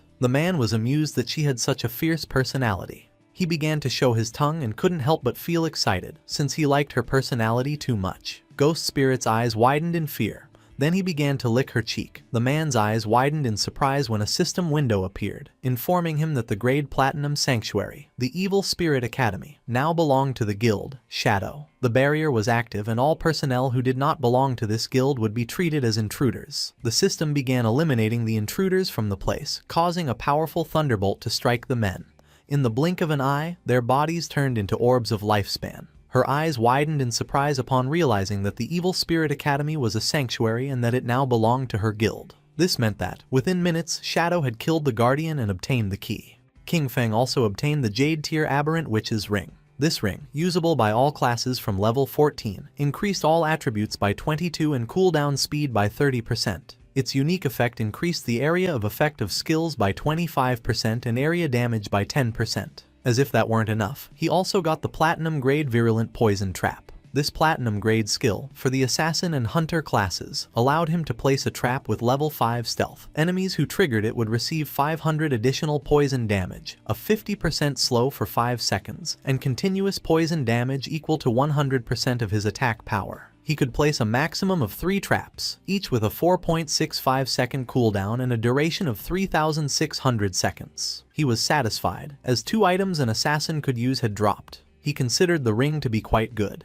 His instant shadow slash and dark night ring blade skills were both area of effect, so this represented a huge improvement for him. His eyes began to shine with joy, as he also had 363 evolution points, just what he needed to evolve his backstab enhancement skill to legendary. He consumed 340 evolution points, leaving him with 23. His skill, Backstab Enhancement, evolved from Epic to Legendary. The passive effect now increased damage when attacking from behind from 75% to 100%.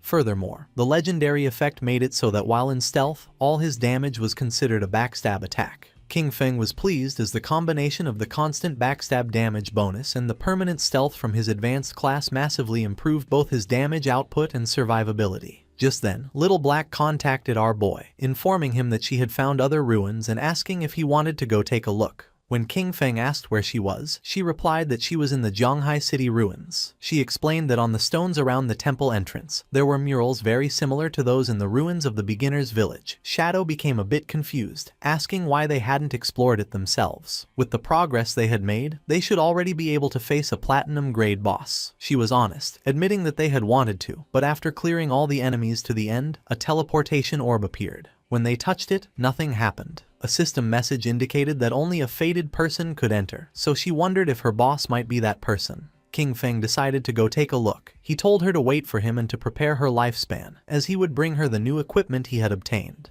Besides, teleporting between the two shrines made the journey from the Magic City ruins to the Zhanghai ones much more convenient. Little Black also reported that the officials on the Zhanghai side didn't have enough lifespan, so he could sell it directly to the ones in Magic City. At the same time, she was on the outskirts of the Zhanghai City ruins. She was riding a white llama, which was eating grass. Not long after, King Feng appeared behind her, asking where the ruins were. Suddenly hearing our boy's voice, she and the llama were startled, and Little Black asked him not to scare her like that.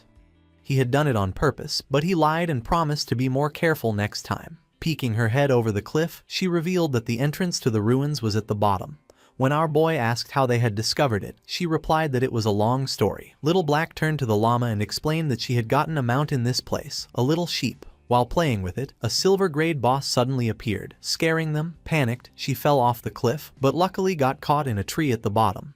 And that's how she saw the cave. Very carefully, she made her way down to the bottom of the cliff, warning him to be careful not to slip. She explained that after respawning, she had called Captain Ann and Uncle Wang Meng to explore it together. Taking a leap, King Feng also descended, commenting that it was just like her to find a place like this. Little Black praised Shadow's good moves, mentioning that Wang Meng had tried to jump the same way but slipped and died from the fall. They entered the cave. Along the way, she mentioned that there was a labyrinth ahead, but they had already cleared it of monsters and explored the entire path. Our boy advised her that, from now on, she should try not to die if she could help it. He warned her not to let her non-tradable lifespan reach 0, as it would be very dangerous. With a confident smile, she promised that she understood. She mentioned that she knew about a skill that drained other people's lifespan, but they had precautions in place, as they could replenish their non-tradable lifespan. King Feng was somewhat surprised, asking if they really had a reliable way to replenish it. Holding up a finger, she revealed that inside the city ruins, they would lure monsters that had absorbed non-tradable lifespan to a secluded location. After eliminating them, they would save all the non-tradable lifespan that dropped, so when they needed it, they would simply go to that place to replenish their own. King Feng grew curious, commenting that it was a good method and asking if Anyu had come up with the idea. Little Black was in shock, as King Feng had guessed correctly. Our boy remembered that, in his past life, it was Anyu who had devised this method and that, over time, everyone ended up using it. Not long after, they came across a teleportation orb. Little Black brought her hand to the orb, and the system informed her that she was not the fated person, and the mechanism would not activate. She asked Shadow to try, explaining that everyone assumed this temple might be connected to the one in the beginner's town. King Feng grew curious and began to observe the orb in silence. He decided to reach for it, and at that moment, the orb began to glow as an intense energy started to emerge from it. Little Black covered her eyes in confusion, not knowing what was happening. To her surprise, our boy disappeared without a trace. Realizing that both her boss and the orb were gone, she confirmed what she had suspected. He really was the fated person. Meanwhile, King Feng found himself in the cave of the Ice Tide, where his remote communications were blocked. King Feng didn't let his guard down and activated his invisibility skill. The system assigned him a new mission: protect the Ice Tide crystal. His attention was fixed on the Ice Tide crystal. He recognized it instantly. He remembered that this object would erupt with an icy tide if it was hit by any attack. Looking closely, he noticed that monsters would emerge from the caves and would do whatever it took to attack the crystal. He understood that if he let them succeed, he would be dead. King Feng took the virulent poison trap from his inventory. To him, dying itself didn't matter. What was crucial was that the mission could fail. If that happened, he would never be able to return to this place or get the reward. He knew better than anyone that his only option was to evolve the virulent poison trap. After consuming the necessary evolution points, leaving him with 17, the skill went from platinum to epic. As a result, the trap's stealth increased from level 5 to 8. Enemies who triggered it would now receive 1200 additional poison damage and an 8-second slow. The slow's potency remained at 50%, and the damage per second was equivalent to 100% of his attack power. Additionally, the maximum number of traps he could place increased from 3 to 9, while the maximum duration remained 3,600 seconds. King Feng placed 3 traps right at the entrances of the caves, and the system informed him that the effect of the aberrant witch's ring was activated, increasing the skill's area of effect by 25%. King Feng knew the upgraded traps perfectly covered the entire passage. It was guaranteed that any monster passing through would trigger them. Just then, they started to arrive. Monsters with glowing eyes began to stare intently at our boy, as a horde of them emerged from the caves and rushed towards King Feng. But just as they emerged, they triggered the trap. Thorny vines erupted from the traps, coiling around the monsters and dealing them over 100,000 points of damage. Dust rose from the ground, but King Feng remained calm. Just then, an arrow came flying. Noticing this, his eyes widened with seriousness. Just before the arrow could hit, King Feng summoned a shield, blocking the attack in the nick of time. His attention was fixed on a mob carrying a bow, realizing there were ranged ones too. Outside the Magic City ruins, a mage, Dongfang Yue, met with the orange-haired man and asked if his guild was giving up on hunting Ghost Spirit, also known as Guiling, now that she was a member of the Shadow Guild. The man nodded, confirming they couldn't do it and that she would have to find someone else. She gripped her magic staff tightly, questioning why he considered Shadow a greater threat than her. She reminded him, calling him a peasant, not to forget that she possessed all of his personal information and that killing him in the real world would be a piece of cake. His eyes widened with rage. Just before she could utter another word, the man had had enough and landed a heavy punch on her cheek, sending her body flying. Once Dongfang Yue was on the ground, the man drew his dagger and started beating her. He yelled that he was sick of her, and that even if he couldn't beat Shadow, he could still kill her. He furiously berated her for calling him a peasant again and again, yelling, "Die," repeatedly with each blow. In the blink of an eye, she died and her body began to transform into orbs of lifespan. She woke up in the real world at the Chu family residence, her golden-cased phone in hand. She was furious. She couldn't help but clench her fist tightly, indignant that those peasants from the Shura Palace had dared to kill her, Dongfang Yue. Immediately, she demanded her husband send people to catch them all. Her husband was somewhat confused and asked if she meant the Shura Palace, the group she had hired to capture Ghost Spirit. With a furious expression, she explained that Ghost Spirit had now joined Shadow, and that those people didn't dare to continue for fear of his retaliation. Her husband explained that they would deal with those peasants after eliminating Shadow. He informed her that he had already arranged for men from the Black Dragon Hall of Magic City to go after him, assuring her that the plan was already in motion and that she could soon avenge her family. Her eyes widened with rage, a fury directed at both Shadow and those peasants. Her mind filled with excitement, and with a confident expression, she swore she would avenge the Dongfang family and slaughter each and every one of them. In the cave of the Ice Tide, King Feng threw his short blade, which embedded itself in the eye of the bow-wielding monster, killing it instantly. To him, it didn't matter that they were ranged mobs, as his Shadow Blade skill reset its cooldown upon hitting a weak point, making it a simple matter of 1 slash per kill. The Ice Tide crystal was full of cracks and about to shatter when the system announced that the guard mission was complete and that he should claim his reward. This took him by surprise, wondering if it was already over.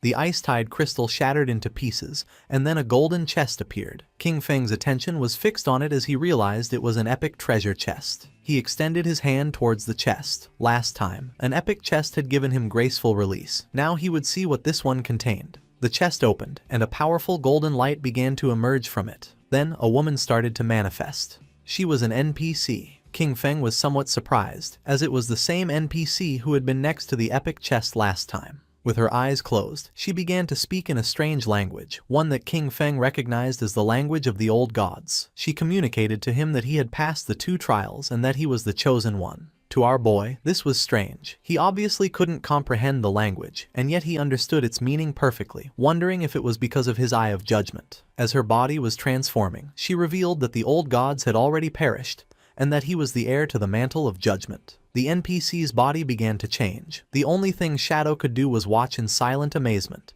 Little by little, the NPC's body began to change. The third eye on her forehead opened as a powerful aura emerged from her body, and she informed King Feng that her name was Asathis, that she would follow him and witness him become the true god of judgment. Then, she asked him to accept the gift she had prepared for him. It was the Asathis's summoning bell, a bell created by the Herald of Judgment, Asathis, using the power of order itself. It would allow him to summon her once at level 25, again at 35, and one last time at level 50. Each summon would grant him the opportunity to challenge a special ruin, and if he successfully completed all 3 challenges, Asathis could reside in his hideout and provide a skill upgrade function. Our boy grabbed the summoning bell, his eyes beginning to shine with joy. He understood that the last temple had been level 5 and this one was level 15. He was surprised to think that Da Lisi had stumbled upon both, recognizing that her luck was truly out of this world. Asathis asked King Feng to select a skill, informing him that he had one free opportunity to upgrade it to his current level. His eyes filled with seriousness as he began to ponder. He knew that the power of skills was judged by 2 standards, quality and level requirement. While the quality of each skill was fixed and couldn't be improved, he could use infinite evolution to forcibly increase it. Even an ordinary skill like Shadow Lurk could be turned into a mythic grade if he wanted. On the other hand, the level requirement not only defined when a skill could be used, but also determined its overall power. In terms of stats, a level 5 Shadow Lurk and a level 51 were worlds apart. Obtaining high-quality, high-level skills was extremely difficult, but in the future, none of this would be a problem for him. All he had to do was consume lifespan to increase the level of any skill. With a confident gaze, he chose to upgrade his highest grade skill, Graceful Release. Asathis kissed King Feng's hand, fulfilling his wish. As a result, his mythic skill Graceful Release was upgraded from level 10 to 16. The weak point attack correction increased from plus 300% to plus 410%, and the attack multiplier on these points was doubled. Furthermore, its active use now applied a throat slit effect, inflicting 310% of the initial attack's damage per second for 3 seconds, with a cooldown of 6.97 seconds. Asathis began to disappear, saying she looked forward to seeing him again.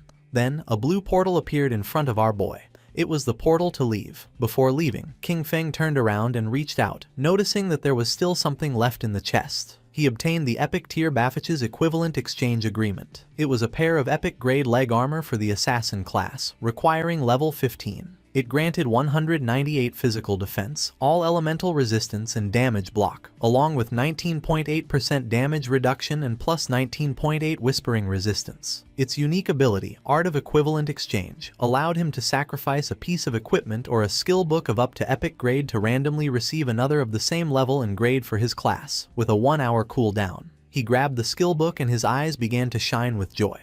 He realized he could use it for the equivalent exchange to get good items. He still had a bunch of Jade-grade equipment and skill books in his inventory, and all of them could now be converted into items for an assassin. He decided it was time to head back, as the loot had been incredible and he really had to thank Little Black for this. While Little Black was waiting at the cave entrance with her llama, King Feng came out. He was a bit surprised to notice that she hadn't used the last hour to level up and had instead stayed there waiting for him. Noticing that King Feng was back, Little Black was glad, as she had been keeping watch at the exit in case someone tried to ambush him. As a reward, King Feng gave her a skill book he had found in the ruins. Little Black was in shock, as this was for the level 13 Platinum Magic Shield skill. She thanked her boss, aware that this would greatly improve her survivability. Riding the small llama, Little Black said goodbye to him and left. King Feng's body began to disappear, as he decided he would also log off to fill his stomach. Meanwhile, in the Zhonghai City ruins, stood the Silver Grade Guild Sanctuary of the Knights Templar. A smile spread across the guild leader's face,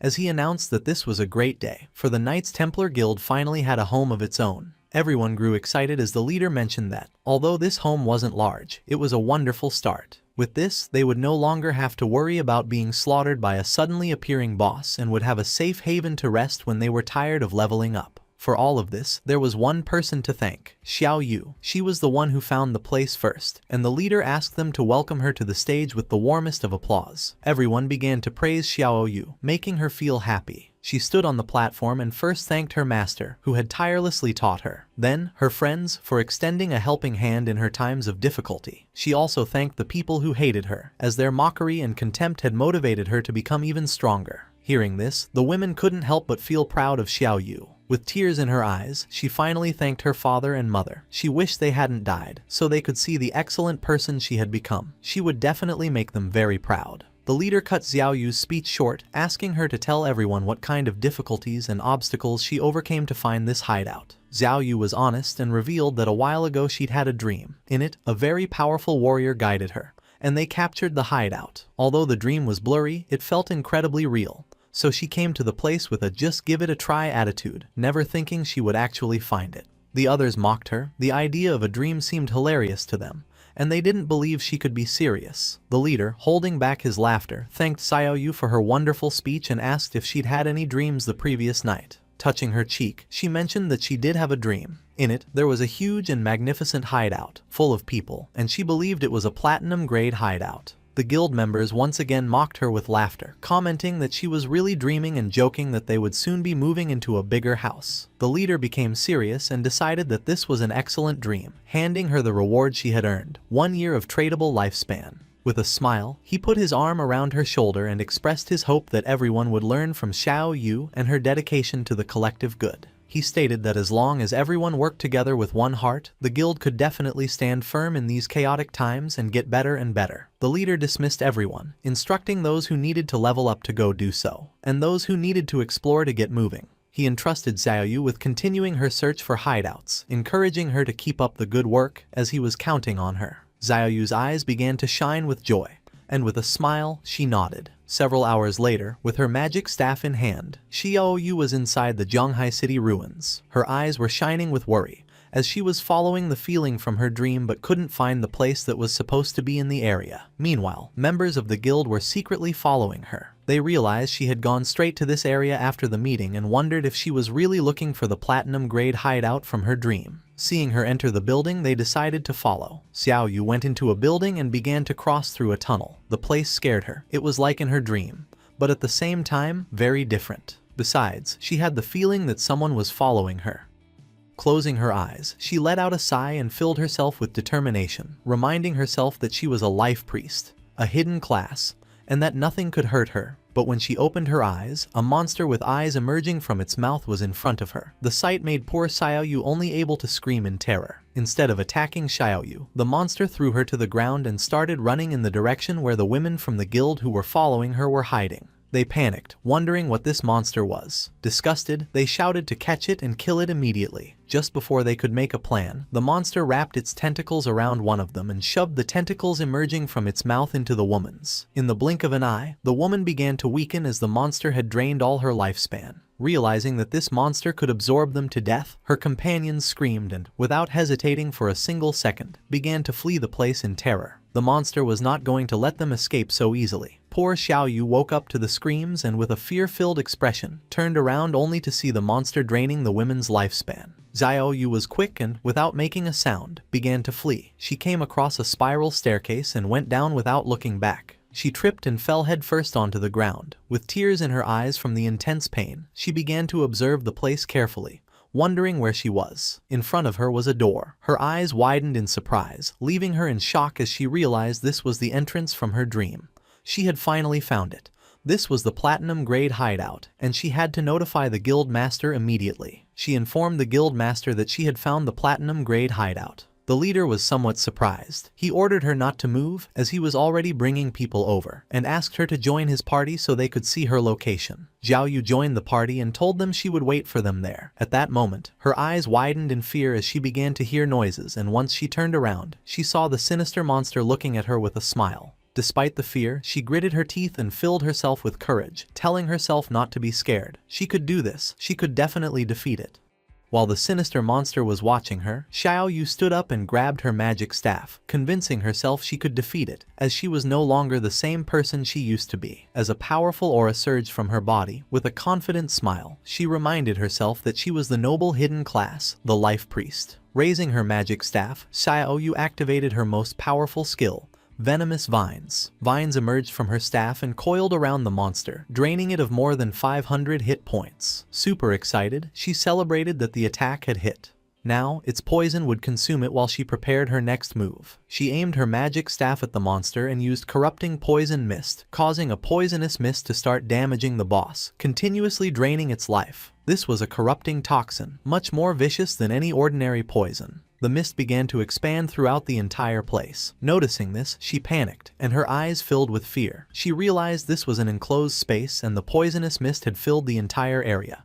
This was very bad. She started to fan the smoke away with her hands, as she couldn't hold her breath any longer. Xiaoyu couldn't hold her breath anymore, but at that moment she remembered that, as a life priest, she had an antidote spell. Raising her magic staff, she used the antidote, causing the poisonous mist to slowly begin to disappear. This also stopped it from affecting the monster. Its attention became fixed on her, and a smile spread across its face. Xiaoyu's eyes were filled with tears and, unintentionally, she inhaled a bit of the mist. The effect was instant, and she died, causing her body to turn into lifespan. The system notified that the player, Xiaoyu Ya, had committed suicide. She respawned in her guild's hideout. Just then, the guild leader contacted her through chat, asking why she had returned. She explained that a monster inside the place had killed her. The leader and his men had already killed the monster. He asked if she meant the soul-sucking hag, the silver-grade monster they had just defeated. However, this didn't make sense to him. The soul-sucking hag was slow and had low attack power, but it completely drained the lifespan of anyone it caught.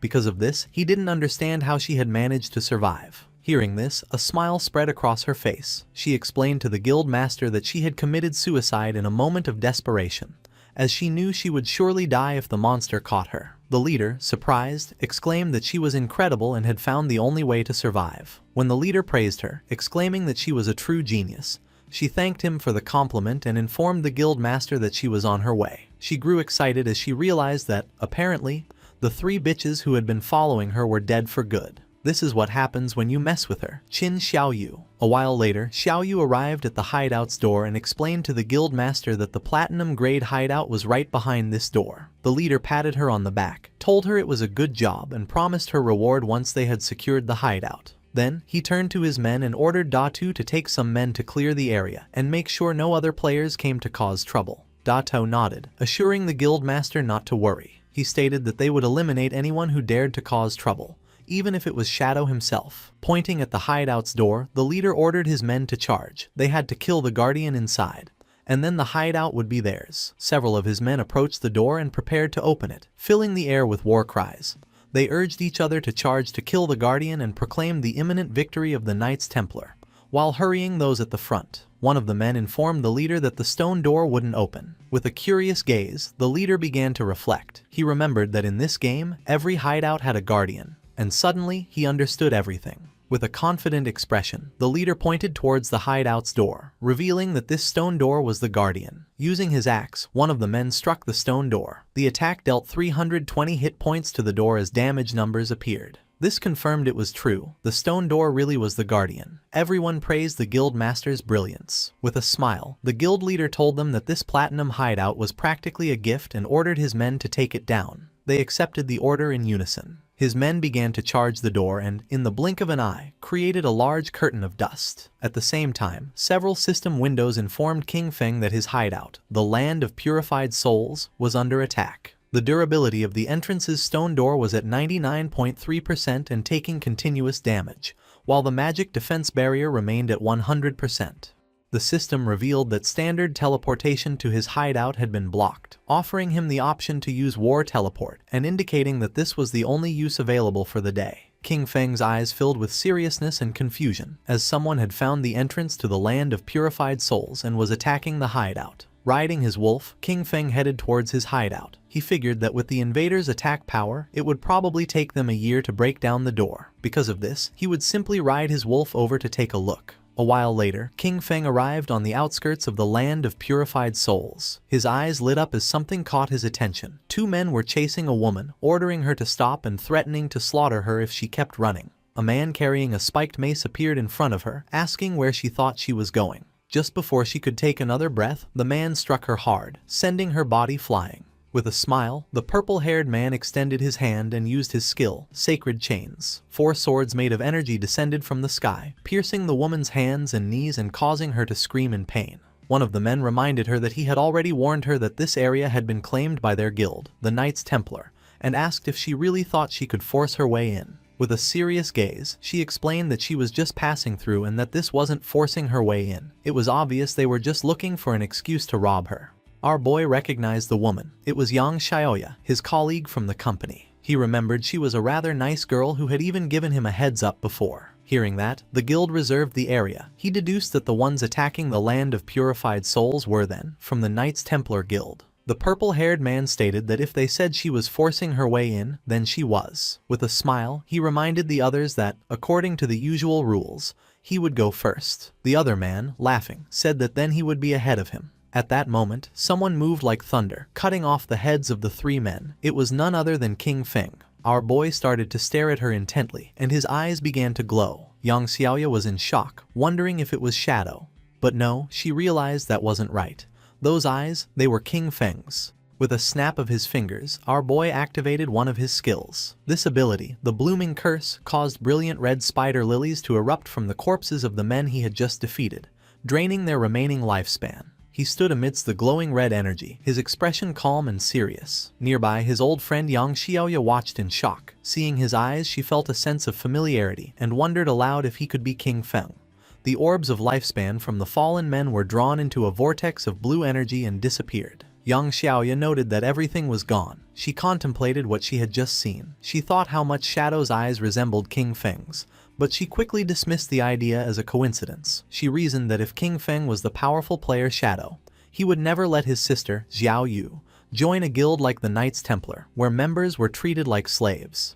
The story then shifted to Shadow's hideout outside the land of purified souls. A group of players, led by the Knights Templar guild leader, spotted Shadow's arrival and erupted into a fanatical welcome, cheering for Big Brother Shadow. The leader explained that his men had been trying to rob someone and thanked Shadow for showing up and teaching them a lesson. He said that since Shadow saved them from the headless assassin, his entire guild had become devoted fans of him. The leader continued to flatter Shadow, claiming his guild now followed his positive values and strove to be a sunshine guild. After the praise, he finally asked why Shadow had come to visit. Shadow ignored the flattery and got straight to the point, asking if it was true they were attacking a hideout. The guild leader, looking surprised and nervous, stammered as he asked Shadow how he knew, then hesitantly questioned if Shadow was also interested in the hideout they were attacking. With his eyes glowing, Shadow made a calm declaration, stating that the hideout was his. The guild leader was so shocked he practically turned to stone, unable to process what he had heard. His subordinates were equally stunned, their mouths open in disbelief. The leader, sweating, tried to argue, pointing out that he heard Shadow's hideout was in Magic City,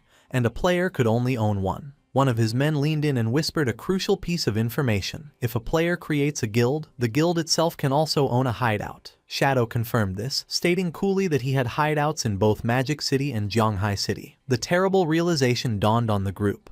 They had been trying to invade the personal territory of Shadow, the most powerful player in the world. A wave of terror washed over them as they looked up, feeling as if the sky itself was collapsing. Meanwhile, Xiao Yu was in utter disbelief. With tears in her eyes, she couldn't understand how the hideout could belong to Shadow when he had never appeared in the dream that supposedly led her to it. The Knights Templar guild leader, now faced with the hideout's owner, immediately began to grovel. He bowed deeply before King Feng, frantically explaining they had no idea the place belonged to him and begged to know how they could make amends. Shadow, looking at a holographic panel showing his hideout status, coolly pointed out that they had been attacking his gate for some time and the repairs would be expensive. With a cold look, Shadow stated his price, 500 years of lifespan. The guild leader screamed in shock at the astronomical figure, the stress causing him to faint dramatically as his subordinates cried out his name. One of the men cradled his unconscious leader and pleaded with King Feng, asking if he could reduce the price. Looming over them, King Feng coldly asked if the man knew the cost of repairing such a gate. When the subordinate admitted he didn't, King Feng told him to shut his mouth. A moment later, the guild leader woke up with a dazed expression. He muttered to himself about the outrageous cost, wondering what he had done to deserve this. Suddenly, his despair turned to rage. He lunged at Xiao Yu, grabbing her by the front of her robes. He furiously blamed her for the entire situation, shouting that she was trying to destroy him and their entire Knights Templar guild. With a look of shame, Xiao Yu accepted the blame, quietly admitting it was all her fault and that she had dragged everyone into this. Turning to King Feng, she bravely took full responsibility. She told him to punish her instead, offering to do anything he commanded. Pledging her life to him, she swore to become his servant and give him all the lifespan she earned until the debt was repaid. Facing King Feng, Xiao Yu continued her plea, offering herself for any punishment he saw fit. Beating, cursing, or abuse, as long as he spared her guild. The Knights Templar Guild leader and his men looked on, moved by her self-sacrifice. Ignoring her completely, King Feng's glowing eyes fixed on the guild leader. He spoke a single name, Chen Wuming. The leader, whose real name is Chen Wuming, was struck with pure terror. He stammered in disbelief, shocked that King Feng somehow knew his true identity. King Feng then posed a cold question to Chen Wuming, asking if he truly believed Xiao Yu was worth the 500 years of lifespan. At this, a twisted manic grin spread across Chen Wuming's face. In a shocking turn, he launched himself at Xiao Yu, unleashing a furious punch and screaming at her to die. As his fist sent her flying, he angrily accused her of causing them to invade King Feng's hideout and then having the nerve to play the hero. He revealed his jealous motive, screaming that she was just trying to get close to King Feng and become his servant, something she didn't deserve. With Xiao Yu lying unconscious, Chen Wuming got on his knees and resumed begging. He lamented that his plan to get close to King Feng had failed and pleaded for mercy, explaining his guild was small and could not afford 500 years of lifespan. He promised to do anything else King Feng asked. King Feng relented, offering a new deal. He told them to pay 100 years of lifespan up front. The remaining 400 years could be paid off by bringing him every member of their guild who had the killer status. Each person they brought would count as 1 year off their debt. Chen Wuming was overjoyed by this. He explained it would be an easy task since his guild had over 2,000 members, and this would also let him clear his own killer status. He immediately transferred the payment, and a system notification confirmed King Feng had received 100 years of lifespan. Asking King Feng to wait, Chen Wuming began to rally his men with the killer status to gather immediately. While the guild members assembled, King Feng decided to use his new lifespan. A system window appeared, asking if he wanted to spend 7 days of lifespan to repair his damaged hideout. He calmly accepted, and another notification confirmed the transaction was complete and the hideout had been fully repaired. Once Chen Wuming's guild members with the killer status were gathered, Shadow unleashed a devastating attack, a swirling vortex of dark energy that sliced through all 400 of them at once. A system notification confirmed the kills, and the ground became littered with glowing orbs of lifespan. Killing so many players with the killer status also reduced Shadow's own, lowering its level from 4 to 3. Chen Wuming, the Knights Templar Guild leader, clapped enthusiastically, praising Shadow's efficiency. He callously remarked that the men who died were just troublemakers who had violated guild rules and deserved the lesson Shadow had taught them. Shadow then turned to the leader with a new proposition, telling him that his guild would now be responsible for guarding this hideout. Shadow explained this would be a perfect way to keep the guild's unruly members in line. He ordered them to guard the place in shifts, warning Chen Wuming he would be held personally responsible for any future attacks. Though he agreed, the leader cursed Shadow internally, realizing he was being forced to use his men as security guards. Just then, a new system notification appeared. His other hideout, the Evil Spirit Academy, was under attack. With its defensive barrier taking damage, he was prompted to use his single daily war teleport. Annoyed, King Feng decided to use the teleport to deal with this new threat. As he was enveloped in blue light, he wondered aloud who would be foolish enough to provoke him, especially since everyone knew the Evil Spirit Academy was his. Seeing Shadow disappear, Chen Wuming ordered his guild to pack up and leave. When a subordinate reminded him of King Feng's orders, the leader pointed to Xiao Yu, who was just beginning to stir. He cruelly declared that she would be the one to guard the hideout. He mocked her, saying this was exactly what she wanted. He ordered her not to move and to report any trouble, threatening to drain her lifespan if she failed. The scene shifted to the Evil Spirit Academy, a massive Gothic cathedral in the Magic City ruins. A group of men from the Magic City Black Dragon Hall were relentlessly attacking the main doors, trying to break the magical barrier. King Feng teleported directly into the fray, landing inside. Standing atop the high walls, he looked down at the attackers, puzzled. He had no memory of dealing with the Magic City Black Dragon Hall and wondered why they had made an enemy of him. Down below, the leader of the Magic City Black Dragon Hall rallied his men for a final strike. He commanded them to give him their power, and together they channeled a massive ball of dark energy. Unleashing the combined attack, the leader shouted, "Black Flame, Magic Dragon Break," sending a colossal blast crashing into the hideout's defensive barrier. The barrier cracked severely, its durability dropping to just 13%. The attackers celebrated, believing the gate was about to shatter. They cheered, excited about the hundreds of years of lifespan they were about to claim. Watching from above, King Feng realized these men were merely hired pawns. He considered who could hold a grudge against him and still be alive, quickly concluding it must be Dongfang Yue. Suddenly, the attackers were startled by a strange sound. Looking up, they saw a massive, ethereal dragon descending from the sky. A wave of energy washed over them, and they were paralyzed with fear. Their eyes swirling in a hypnotic daze. Unable to move, they could only watch as another guild member pointed frantically towards the sky. A massive fiery meteor was plummeting directly towards them. The celestial body crashed into the ground, engulfing the helpless men in a massive explosion. One of the men braced for impact, but was surprised to find himself unharmed after the flames subsided. He laughed with relief, gloating that the meteor had only dealt 3,000 damage and his high health build had saved him. His celebration was cut short as his head was severed, and his body was consumed by dark tendrils before disintegrating. In the aftermath, a new group of players arrived. They were shocked to find the members of the Magic City Black Dragon Hall dead, wondering who could have done it. A young woman with pink hair and a witch's hat immediately suspected it was the legendary player, King Feng. Her companions were doubtful, as they saw no one, but she insisted Shadow's power couldn't be judged by ordinary standards and he might even be permanently invisible. From his unseen vantage point, King Feng observed them, recognizing them as members of the Sky Dome Guild. He identified the pink-haired woman as Zhang Yaoying, a player with the unique hidden class of Soul Painter. King Feng now understood the source of the dragon and meteor attacks. They had been painted into existence by her magical brush. He recalled the Soul Painter class was incredibly powerful in large-scale battles, but vulnerable to surprise attacks. Knowing he was nearby, Zhang Yaoying called out, asking to speak with Senior Shadow. To the shock of her and her companions, King Feng's voice answered out of thin air, asking what she wanted. Flushing slightly, she explained she needed to enter his hideout to find something for her class advancement, promising she would pay him well. Shadow pieced everything together. In his past life, the Sky Dome Guild had controlled this hideout, and now he understood why. Zhang Yaoying must have discovered it during this quest. He mused that his actions had once again altered history. He fondly remembered watching her and her grandfather's popular gaming streams. Her grandfather, Old Man Zhang, founded the Sky Dome Guild, which became one of the top guilds in the nation. Blushing under his mask, King Feng admitted to himself he knew so much because he used to be a fan. Putting his memories aside, King Feng made a decision. He told them to come inside so they could talk. As he spoke, the massive sealed doors of the Evil Spirit Academy swung open, revealing a dark, cavernous entrance. Inside the Gothic halls of the Evil Spirit Academy, King Feng sat on a massive throne with dark energy swirling around him. He addressed the members of the Sky Dome Guild, asking them to state their business. Zhang Yaoying stepped forward and explained that her Soul Painter class required special materials for its advancement, materials only found in the Evil Spirit Academy. Stating they had heard he had sold a previous hideout for a high price, she offered to buy this one from him. She explained that her class required a large quantity of the material, making ownership the most practical solution. King Feng was impressed, wondering how the Sky Dome Guild had accumulated so much lifespan.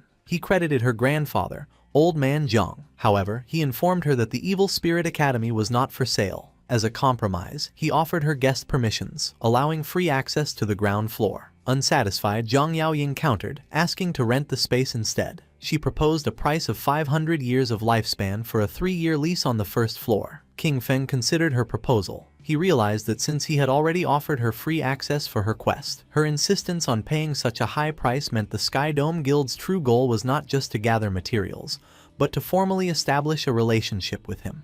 As if reading his thoughts, Zhang Yaoying offered another term to sweeten the deal. With a devious grin, she promised that if he agreed, her guild would take care of the Magic City Black Dragon Hall, the group that had just attacked his hideout, and wipe them out completely. King Feng was taken aback by her audacity, asking if she could really make a decision that would lead to war without first consulting her grandfather. Zhang Yaoying laughed, surprised he knew her grandfather. She confidently assured him that Old Man Zhang always listened to her, and that crushing a small guild like the Black Dragon Hall would be easy. Admiring her decisive nature, King Feng agreed to the deal and tossed the rental contract to her. A system notification confirmed the transaction, informing Shadow he had received 500 years of lifespan. He told them they could use the first floor as they wished and not to worry about the defensive barrier, as the lava in the lower levels would automatically repair any damage. With the deal done, Zhang Yaoying and her guild celebrated. After the Sky Dome Guild members entered his hideout, Shadow allowed himself a small smile. He thought to himself that Zhang Yaoying was even more energetic in person than on her streams. Blushing under his mask, he shook off the thought and reminded himself to get back to business.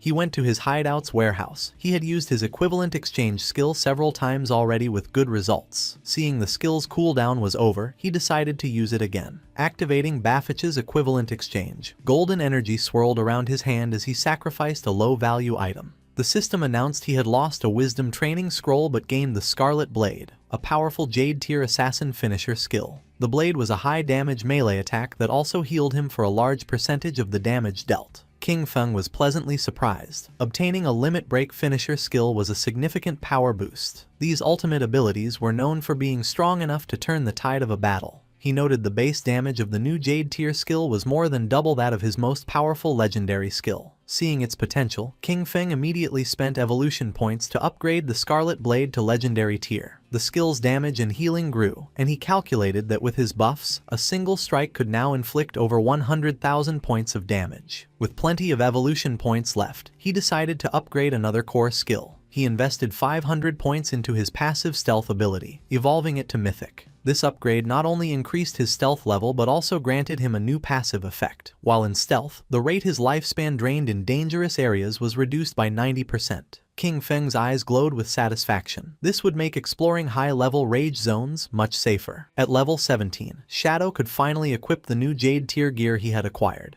He equipped a new veil, gloves, boots, and a ring, each providing significant stat boosts. With his new gear, almost his entire set was now Jade tier. However, he looked at his new mismatched appearance with disgust, remarking on how ugly low-level equipment was. He promptly switched his appearance back to his default, all-black Shadow outfit. Now fully upgraded, King Feng declared it was time to conquer the next hideout. The scene shifted to the real world, in the suburbs of Magic City, where an armored vehicle pulled up to a grand mansion. An armed guard asked his colleague how many people they had brought back, and the other replied they had only found 4. The first guard expressed disappointment, and his colleague explained that fewer people were willing to sell their lifespan these days before telling the new arrivals to get out. A group of 4 disembarked: a large muscular man, a man in a long coat, another man in a suit, and a young hooded woman. The man in the coat looked at the impressive mansion and remarked that the buyers must be rich. A guard told them to wait outside while he informed Madame Dongfang.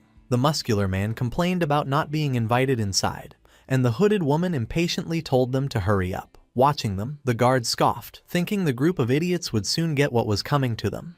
Inside the mansion's hall, Dongfang Yue appeared with her young son, Nantian. She coldly confirmed they were the ones selling lifespan and ordered them to convert it into light orbs and throw them on the floor. The muscular man smirked, asking if she was joking and pointing out that they had not seen any money. Dongfang Yue's expression darkened, her eye glowing menacingly as she repeated her command, warning them to hand over the lifespan if they did not want to die. Suddenly, more armed guards emerged, surrounding the 4 sellers with their guns. The man in the suit raised his hands in mock surrender, asking what she meant. Then, a sinister grin spread across his face as he asked if she intended to rob them, just as they did to others. Before he could finish, one of the mansion's guards lunged forward.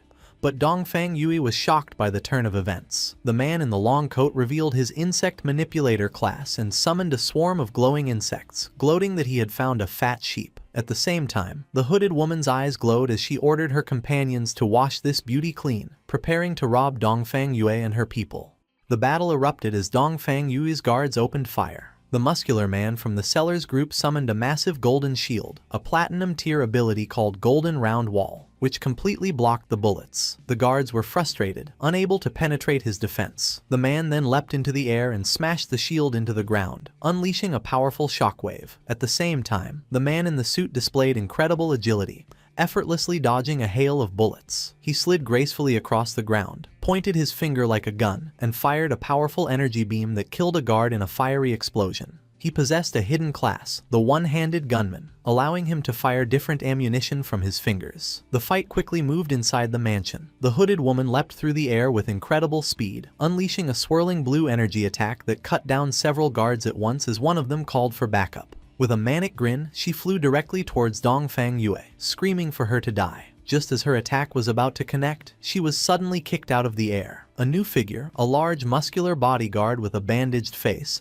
intervened, creating an energy vortex to protect his mistress. He warned Dongfang Yue to be careful, as they faced a player with a hidden class. Enraged, Dongfang Yue ordered him to capture them alive, intending to enslave them and force them to earn lifespan for her son. The bodyguard grimly noted their opponents were very strong and their chance of success was only 50%. The muscular man with the golden shield noted their opponents also had players with special classes. As the insect manipulator's mechanical bug buzzed in the air, Dongfang Yu's formidable bodyguard stood amidst a swirling purple miasma, the remains of fallen guards at his feet. He calmly assessed the four sellers, identifying them as a team that preys on the wealthy, equipped with one-hit kill skills and bulletproof gear. He seemed pleased, remarking that they had likely succeeded many times before. The man in the long coat, the insect manipulator, smiled confidently and faced the bodyguard, hoping they had extracted enough levels and gear from the game to make the fight exciting. Surrounded by his ominous purple aura, the bodyguard stood his ground, unfazed. He scoffed at them, calling them arrogant kids. The insect manipulator declared the battle had begun and commanded his insect to attack, shouting for the bodyguard to die. The mechanical bug shot a brilliant beam of yellow energy,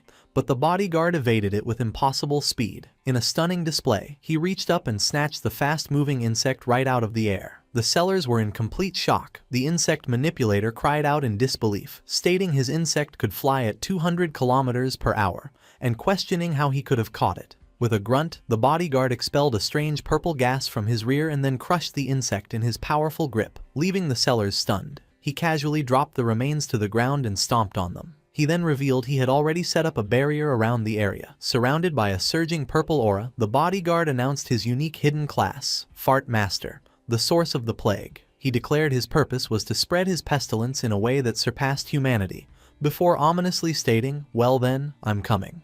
With a menacing glow in his eyes, Dongfang Yu's bodyguard, the Fart Master, announced his attack. He leapt into the air with astonishing speed, surprising the muscular man from the opposing group. The bodyguard aimed a powerful high kick. The muscular man taunted him, daring him to test his iron wall defense. As he braced himself, the bodyguard's buttocks released a devastating air cannon that shattered the man's golden shield and sent him crashing to the ground.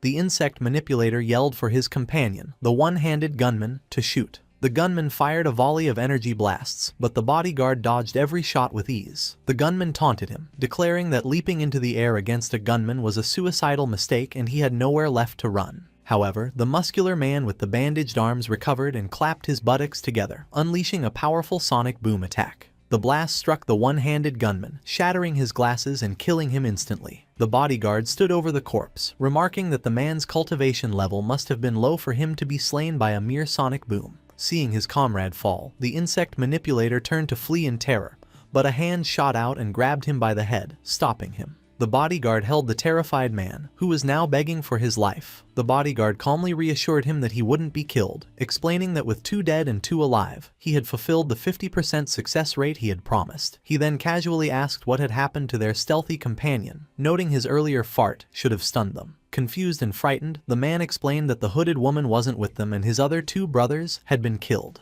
He clarified they didn't know the hooded woman at all, she just happened to get out of the vehicle with them to sell her lifespan.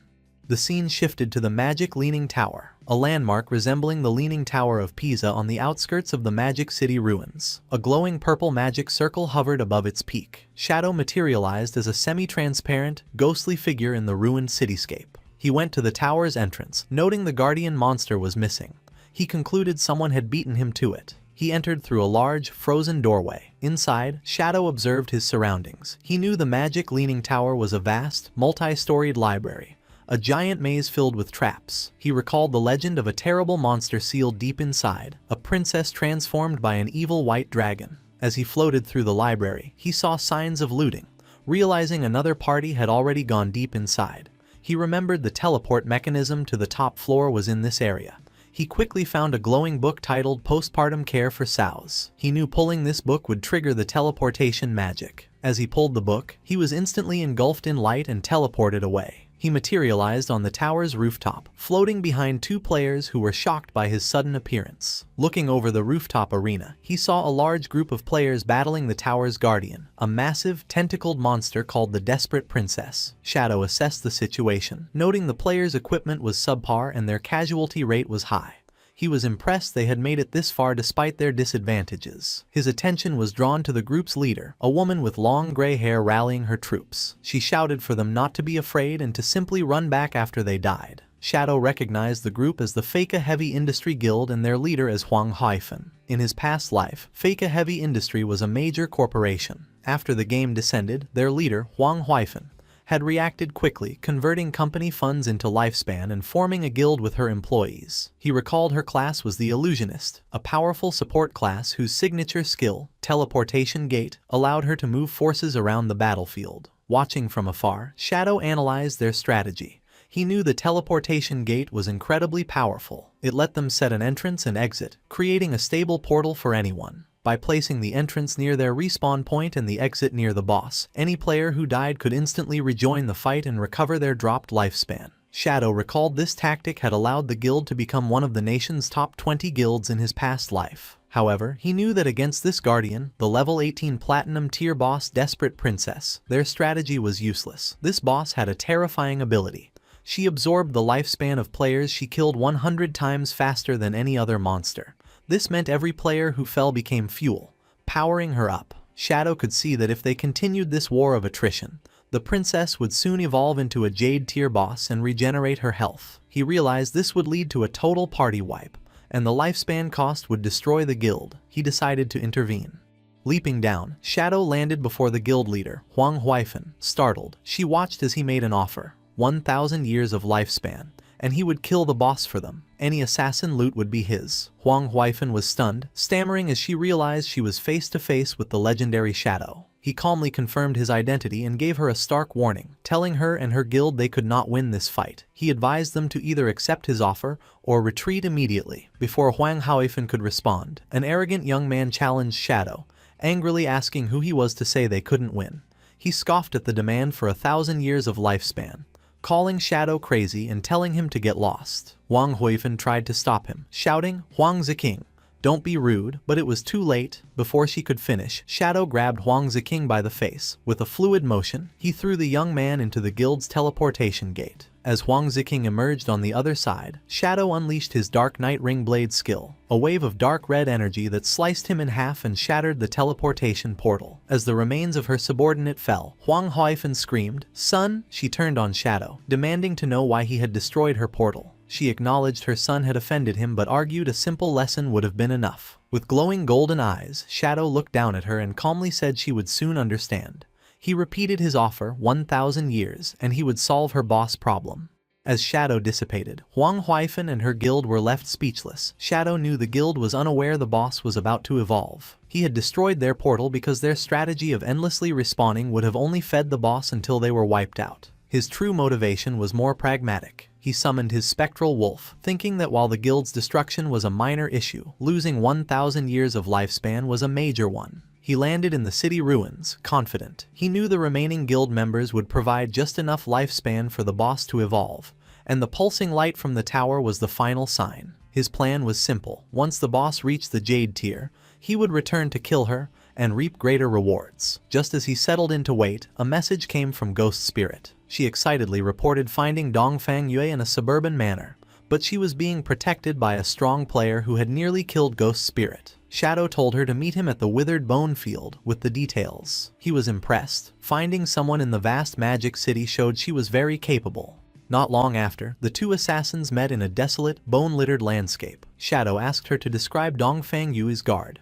Ghost Spirit explained he was a fast, powerful melee fighter whose main attack was, bizarrely, farting. She added he could see through her stealth and was surrounded by a 10-meter smoky aura. Shadow understood immediately. He explained she had encountered a player with the Source of the Plague hidden class. The aura was a first-tier ability, a plague field that could sense any physical body within it, countering her stealth. He explained the class could strengthen its body and regenerate using plague abilities, and at higher tiers, it was rumored to be nearly immortal. Hearing this, Ghost Spirit was horrified, despairing if she would ever get her revenge. Shadow then revealed the class's critical weakness. While the plague strengthened the user's body, it also corroded their mind. A weak mentality, he explained, was its greatest flaw. He then told her the Blade of the Underworld class had its own evolution. At Tier 2, it would become the Yellow Spring Evil Ghost. As he spoke, a massive spectral green demon materialized behind her, its eyes glowing. Ghost Spirit stood in awe, her own eyes glowing with ethereal light as she realized her own potential. In a desolate field of bones, Shadow advised Ghost Spirit to advance her class to Tier 2 to overcome her limits, as it was her true path. Amazed, Ghost Spirit asked how he knew so much about her class. Instead of answering, Shadow leaped to the top of a large tombstone. From there, he explained that the game was profound and encouraged her to be persistent, as a solid foundation was key to greatness. Inspired, Ghost Spirit was filled with determination. Understanding his incredible power came from constant hard work. Shadow revealed that this graveyard was the perfect place for her to level up, as the monsters respawned quickly and would also allow her to upgrade her class weapon, the Underworld Chain Blade. However, he warned her the place was dangerous, as all the monsters were elites with triple the health, defense, and attack of normal enemies. To show her how it was done, he said that with the right technique, it was not so difficult. He then leapt into a group of monsters and annihilated them effortlessly by striking their weak points. Ghost Spirit watched, blushing and astonished by his strength. Appearing by her side, Shadow urged her to give it her all, explaining that only by betting everything could she complete her path of revenge. With that, Shadow disappeared in a flash of blue energy, leaving Ghost Spirit alone. She was left thoughtful, realizing that for an instant when he mentioned revenge, she had felt an intense and unmistakable killing intent from him. Meanwhile, in the ruins of Zhanghai City, the sun was setting. Little Black was resting on the ground, leaning against her white llama, exhausted from her exploration. She felt hungry, but after checking her map, she decided to persevere a little longer, as she was close to finishing her exploration of the area. While resting, she noticed a strange, dark, glowing fruit on the ground. Curious, she picked it up, thinking it looked like a plum. Without a second thought, she took a big bite and was delighted to find it was delicious. To her surprise, a system notification appeared, informing her she had gained 50 experience points. She was amazed that a simple fruit could grant her experience. Looking up, she discovered a long trail of the same glowing fruits. Excited, she followed the path, happily eating the fruits along the way, and gaining 50 experience points with each one. Her feast was interrupted by a message from Captain Anyu. Anyu urgently told Little Black to come to the corrupted coast, explaining a man named Manhwa had been captured by a boss.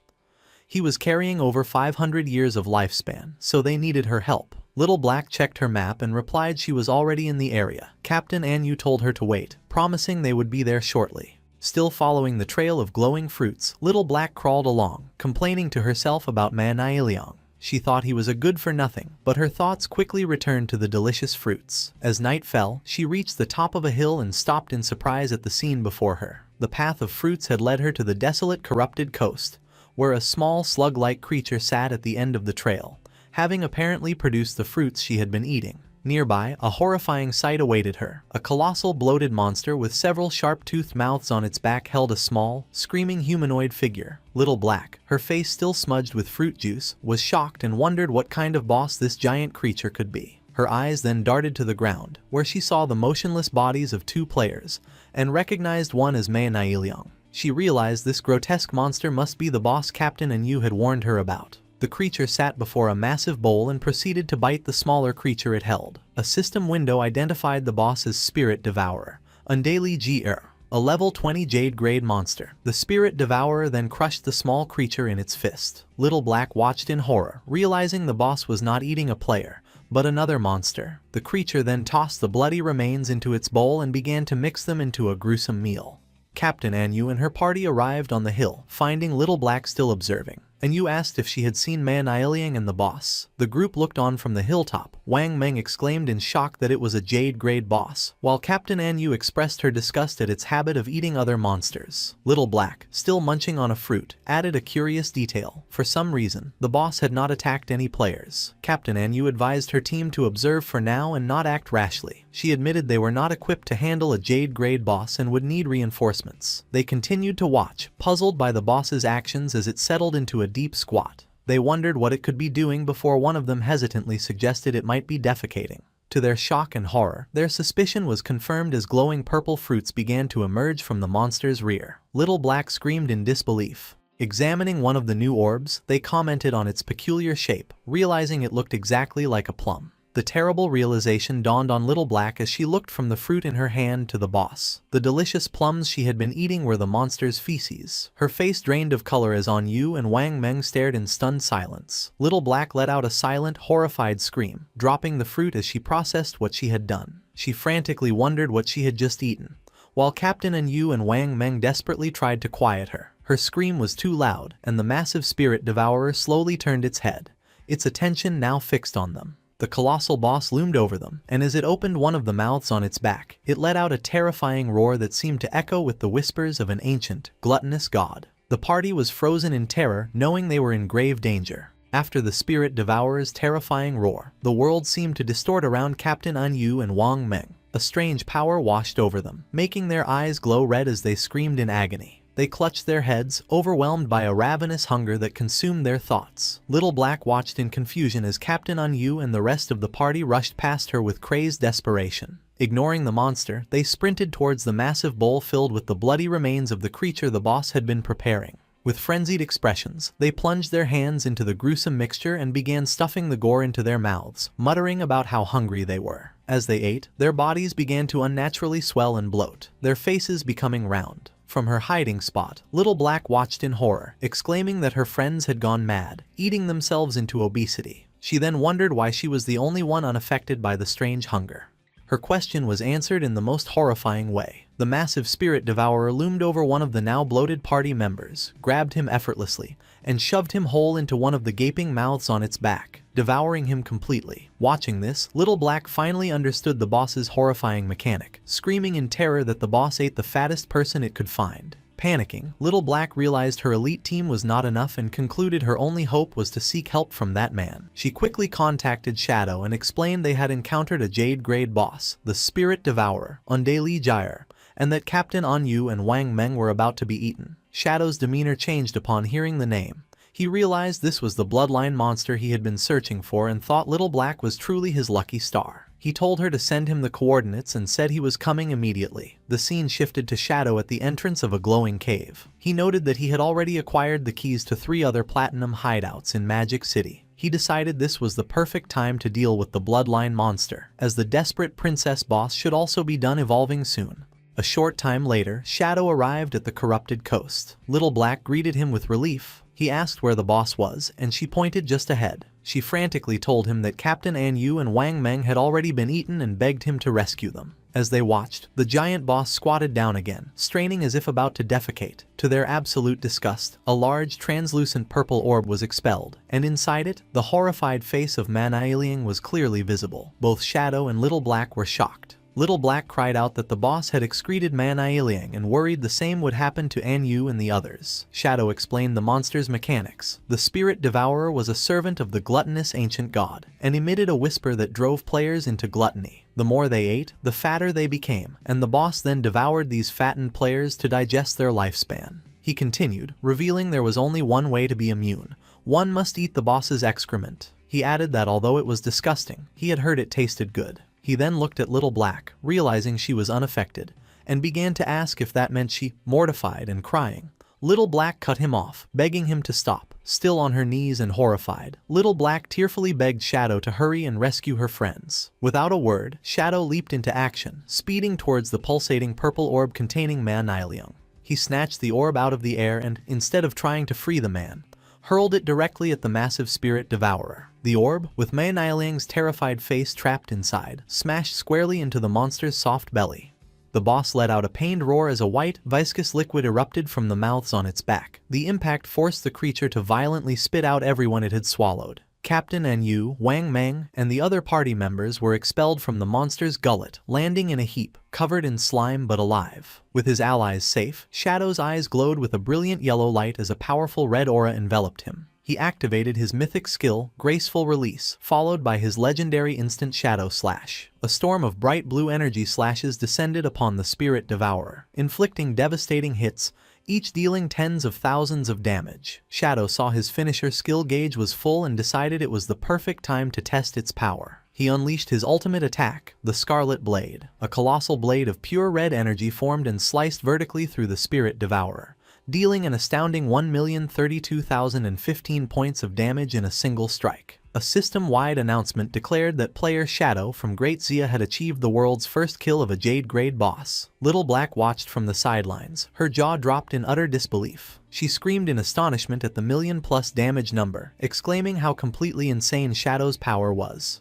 The global announcement of Shadow's victory shocked players worldwide. Some lamented that Great Zia would now rise to power, while others tried to claim him for their own, with one player angrily insisting Shadow's ancestors were from their country. Meanwhile, Shadow was surrounded by golden light as system notifications flooded his view. He received a massive amount of experience, evolution points, equipment, and new skills. Most importantly, he obtained the Spirit Devourer bloodline, and was asked if he wanted to activate it. He understood that bloodlines were a special system where powerful defeated monsters granted their bloodline to a player. A compatible bloodline could drastically increase combat power. With his eyes glowing, he chose to activate it. A powerful purple aura erupted around him as the bloodline's effects fundamentally altered his attributes. Each point of strength now converted to 3 points of physical attack, constitution to 50 hit points and 5 physical defense. His agility's effectiveness was boosted by 32%. And each spirit point provided 3 elemental attack and 5 elemental resistance. He also gained 2 new bloodline skills. The first, Spirit Devour, allowed him to consume any skill of his own class for an attribute correction bonus, though it increased his appetite by 200%. The second, Big Mouth, let him form a massive energy mouth to swallow enemy projectiles, healing himself based on the absorbed projectile's damage. Shadow contemplated this new power, realizing the potential of devouring skills to gain extra attribute corrections. He understood attribute correction was the efficiency of his stats. For example, 1 strength point normally granted 3 points of physical attack. The boss had conveniently dropped a bronze tier poison blade skill, which he considered useless on its own but perfect for a test. He used Spirit Devour, crushing the skill icon. The system confirmed the action and notified him his strength conversion had increased from 3 to 3.3 points of physical attack per point. He was initially disappointed that a bronze tier skill only gave a 0.3 increase, but then he had a crucial insight. The devoured skill was now a passive ability, which meant it could be evolved. He immediately spent 242 evolution points to upgrade the devoured poison blade skill from bronze to legendary. The result was astounding. The system informed him his strength conversion had now increased from 3 to 5 points of physical attack. His eyes gleamed with excitement. He realized that if he continued to devour and upgrade skills, his attribute corrections could become hundreds of times greater than other players. A determined smile spread across his face as he declared to himself that he was, once again, invincible. After the battle, Captain Anyu, Wang Meng,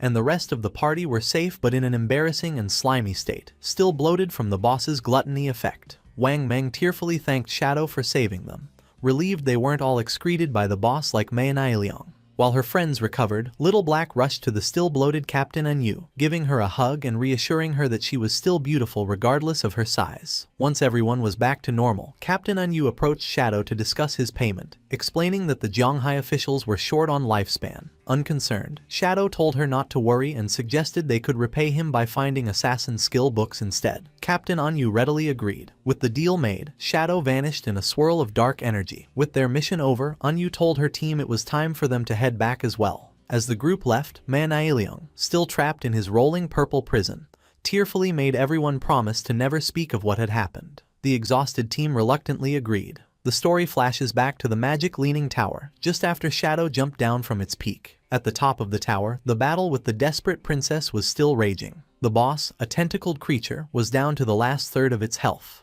The guild leader, Huang Huifan, urged her team on, ordering a healer named Xiaokui to use her Tree of Life skill. Xiaokui obeyed and a massive glowing tree of green energy erupted, continuously healing the guild members. Huang Huifan rallied her troops, shouting that since Shadow had destroyed their portal, they couldn't afford to die. She encouraged them to go all out, believing victory was near. Filled with renewed vigor, the guild's tanks charged, and the team unleashed a final barrage of attacks on the weakened boss. Believing they had won, Huang Huifan celebrated with Xiaokui, crediting her Life Priest class for their success. However, their celebration was cut short. The desperate princess retaliated with a powerful tentacle strike, shattering a tank's shield and instantly killing him. The boss then closed her eyes and began to absorb a strange blue energy from her fallen foe. Her eyes snapped open, now glowing with a malevolent yellow light. Huang Huifan and Xiaokui watched in horror as the boss's power surged. The desperate princess unleashed a massive, explosive wave of fiery energy, engulfing the entire top of the tower. The remaining guild members were caught in the blast and burned to ashes in an instant. When the dust settled, only a large glowing blue egg remained on a pedestal, surrounded by the lifespan orbs from the fallen players. The boss's health bar was now full again. The desperate princess had evolved. Inside the large glowing blue egg, a woman with long, light blue hair was curled up. A system window identified this new form as the Desperate Egg, a level 30 Jade grade boss with a massive 10 million health points. Meanwhile, at the Fake Heavy Industry Guild hideout, the defeated members respond. Wang Ziking, Wang Huifen's son, rushed to his mother in a panic, asking what happened and if they had defeated the boss. Wang Huifen explained that they had gotten the boss down to a sliver of health, but it suddenly restored all its health, transformed into an egg, and then unleashed a devastating attack that wiped them out. Shaken, Wang Huifen realized a full health recovery only happens when a boss evolves. Her mind flashed back to her encounter with Shadow, recalling his offer and his warning that her strategy would fail. The truth dawned on her. Shadow knew from the beginning that the boss would evolve. He predicted their human wave tactic would fail because it would only fuel the boss's transformation. She understood a platinum boss evolving into a Jade grade 1 was something her guild couldn't defeat. With resignation, she concluded her only option was to seek Shadow's help.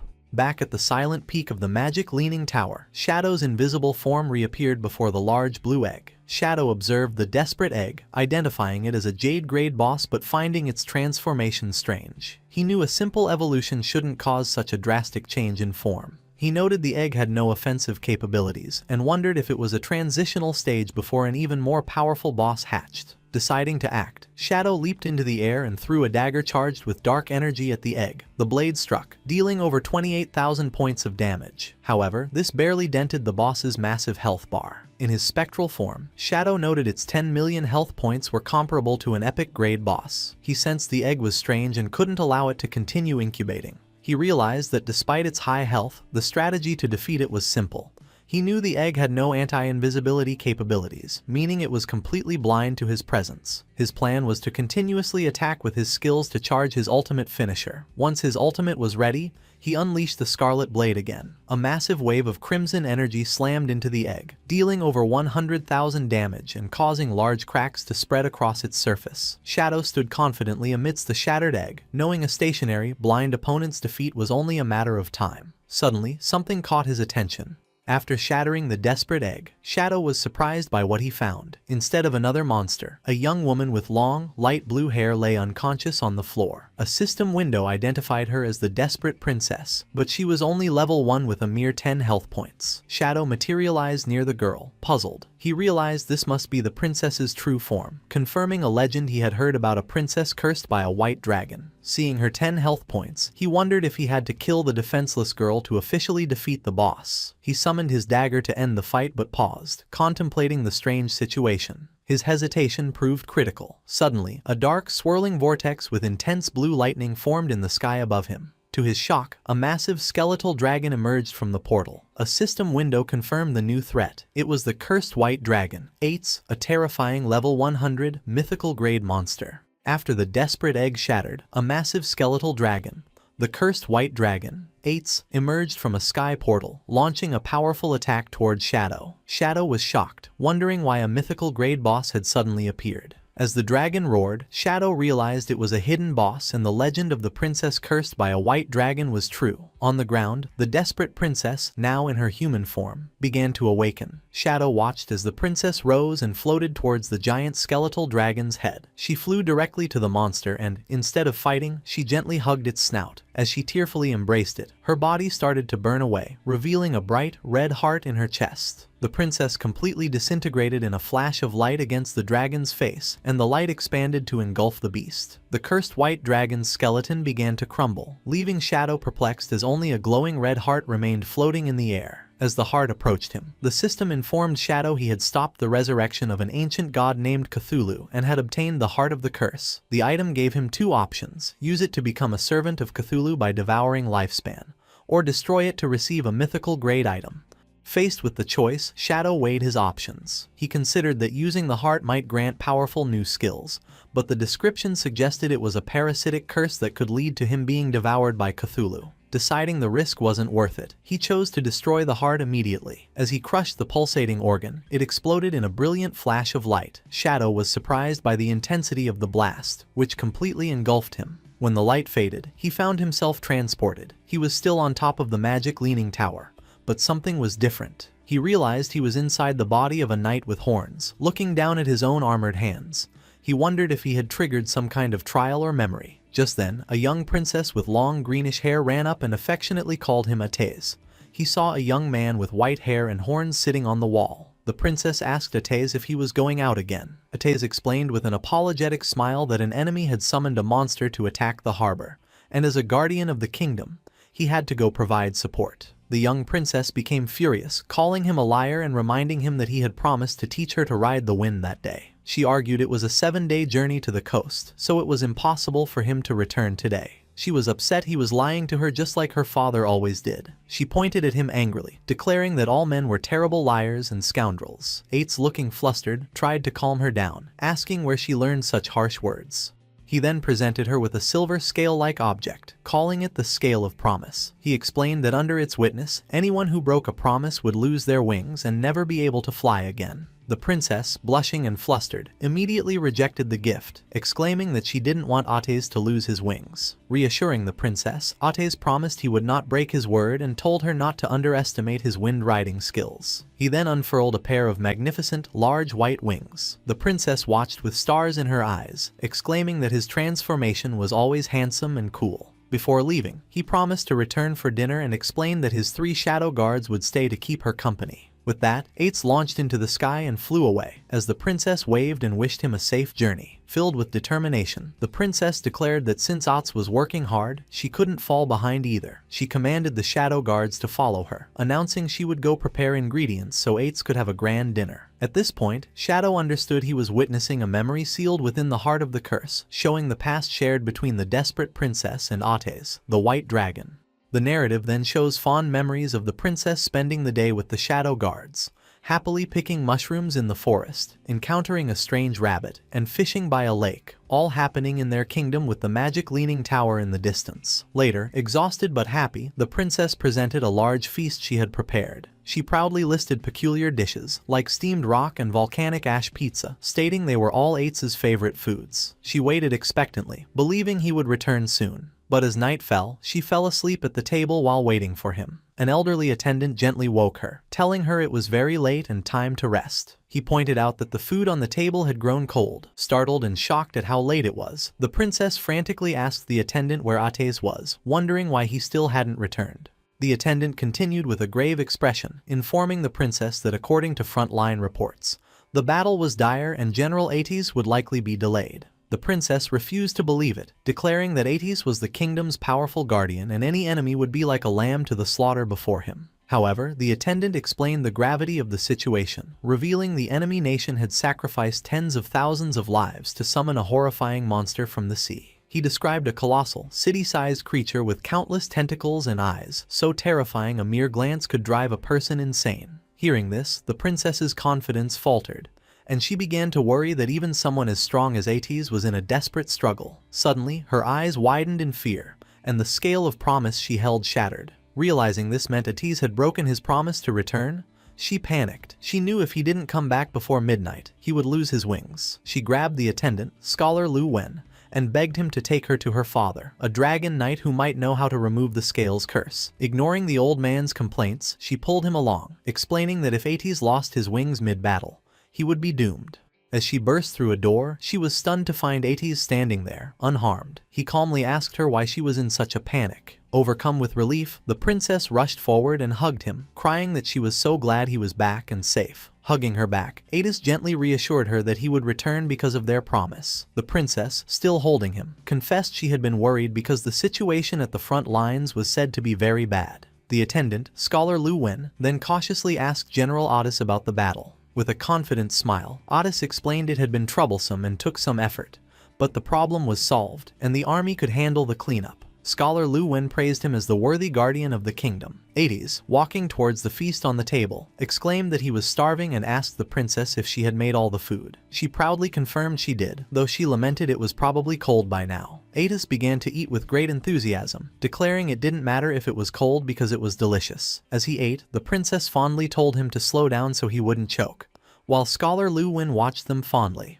Later, on top of the magic leaning tower, Atez announced it was time to learn how to ride the wind, as promised. However, the princess let out a huge yawn. Atez asked if she was sleepy, and she explained she was tired from preparing his feast all day, suggesting they could learn tomorrow instead. Still wanting to fly, she sat on the ground and hugged his leg, pleading for him to change into his true form and take her for a ride. Ates hesitated, reminding her the king had forbidden him from taking her on such a dangerous activity. The princess grew angry, grabbing his armor and blaming him for coming home so late. She reminded him of the effort she put into his meal and again called him a faithless scoundrel. Sighing, Ates agreed but made her promise not to tell the king, or he would be scolded. The princess immediately smiled, her anger gone. Ates then closed his eyes, and blue energy swirled around him as he began to transform. In a brilliant flash, he became a magnificent white dragon. The princess looked on in wonder at Ates' magnificent dragon form. She approached the large white dragon and gently touched his snout, lovingly telling him to be safe. Green energy then lifted the excited princess into the air,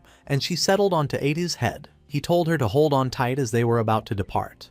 With a powerful beat of his wings, Ates launched into the night sky, soaring high above the land. From the tower, Scholar Lu Wen and a shadow guard watched them disappear into the starry sky. Lying on Ates' back, the princess looked down at the world in awe. She marveled that this was the beautiful world Ates saw from above. Ates asked if she thought it was beautiful, and she agreed it was super beautiful. As they flew past a large tolling bell tower, the princess asked Ates if he would protect this place forever. After a pause, he solemnly promised that he would. Now sleeping peacefully on his back, she whispered a quiet, "Thank you." The memory continues, showing Ates gently tucking the sleeping princess into bed with a teddy bear. After she is settled, he quietly leaves her room, looking back one last time before closing the door. Later, Ates is seen speaking with the king. The king noted with concern that Ates was badly injured and asked if the monster he fought was truly that formidable. Ates, though weary, smiled and reassured the king. He explained his injuries were not fatal and he just needed time to recover, adding that he had already burned the monster to ashes with his dragon flames. The king's expression remained grave. He revealed he believes the enemy empire is conducting a dark ritual,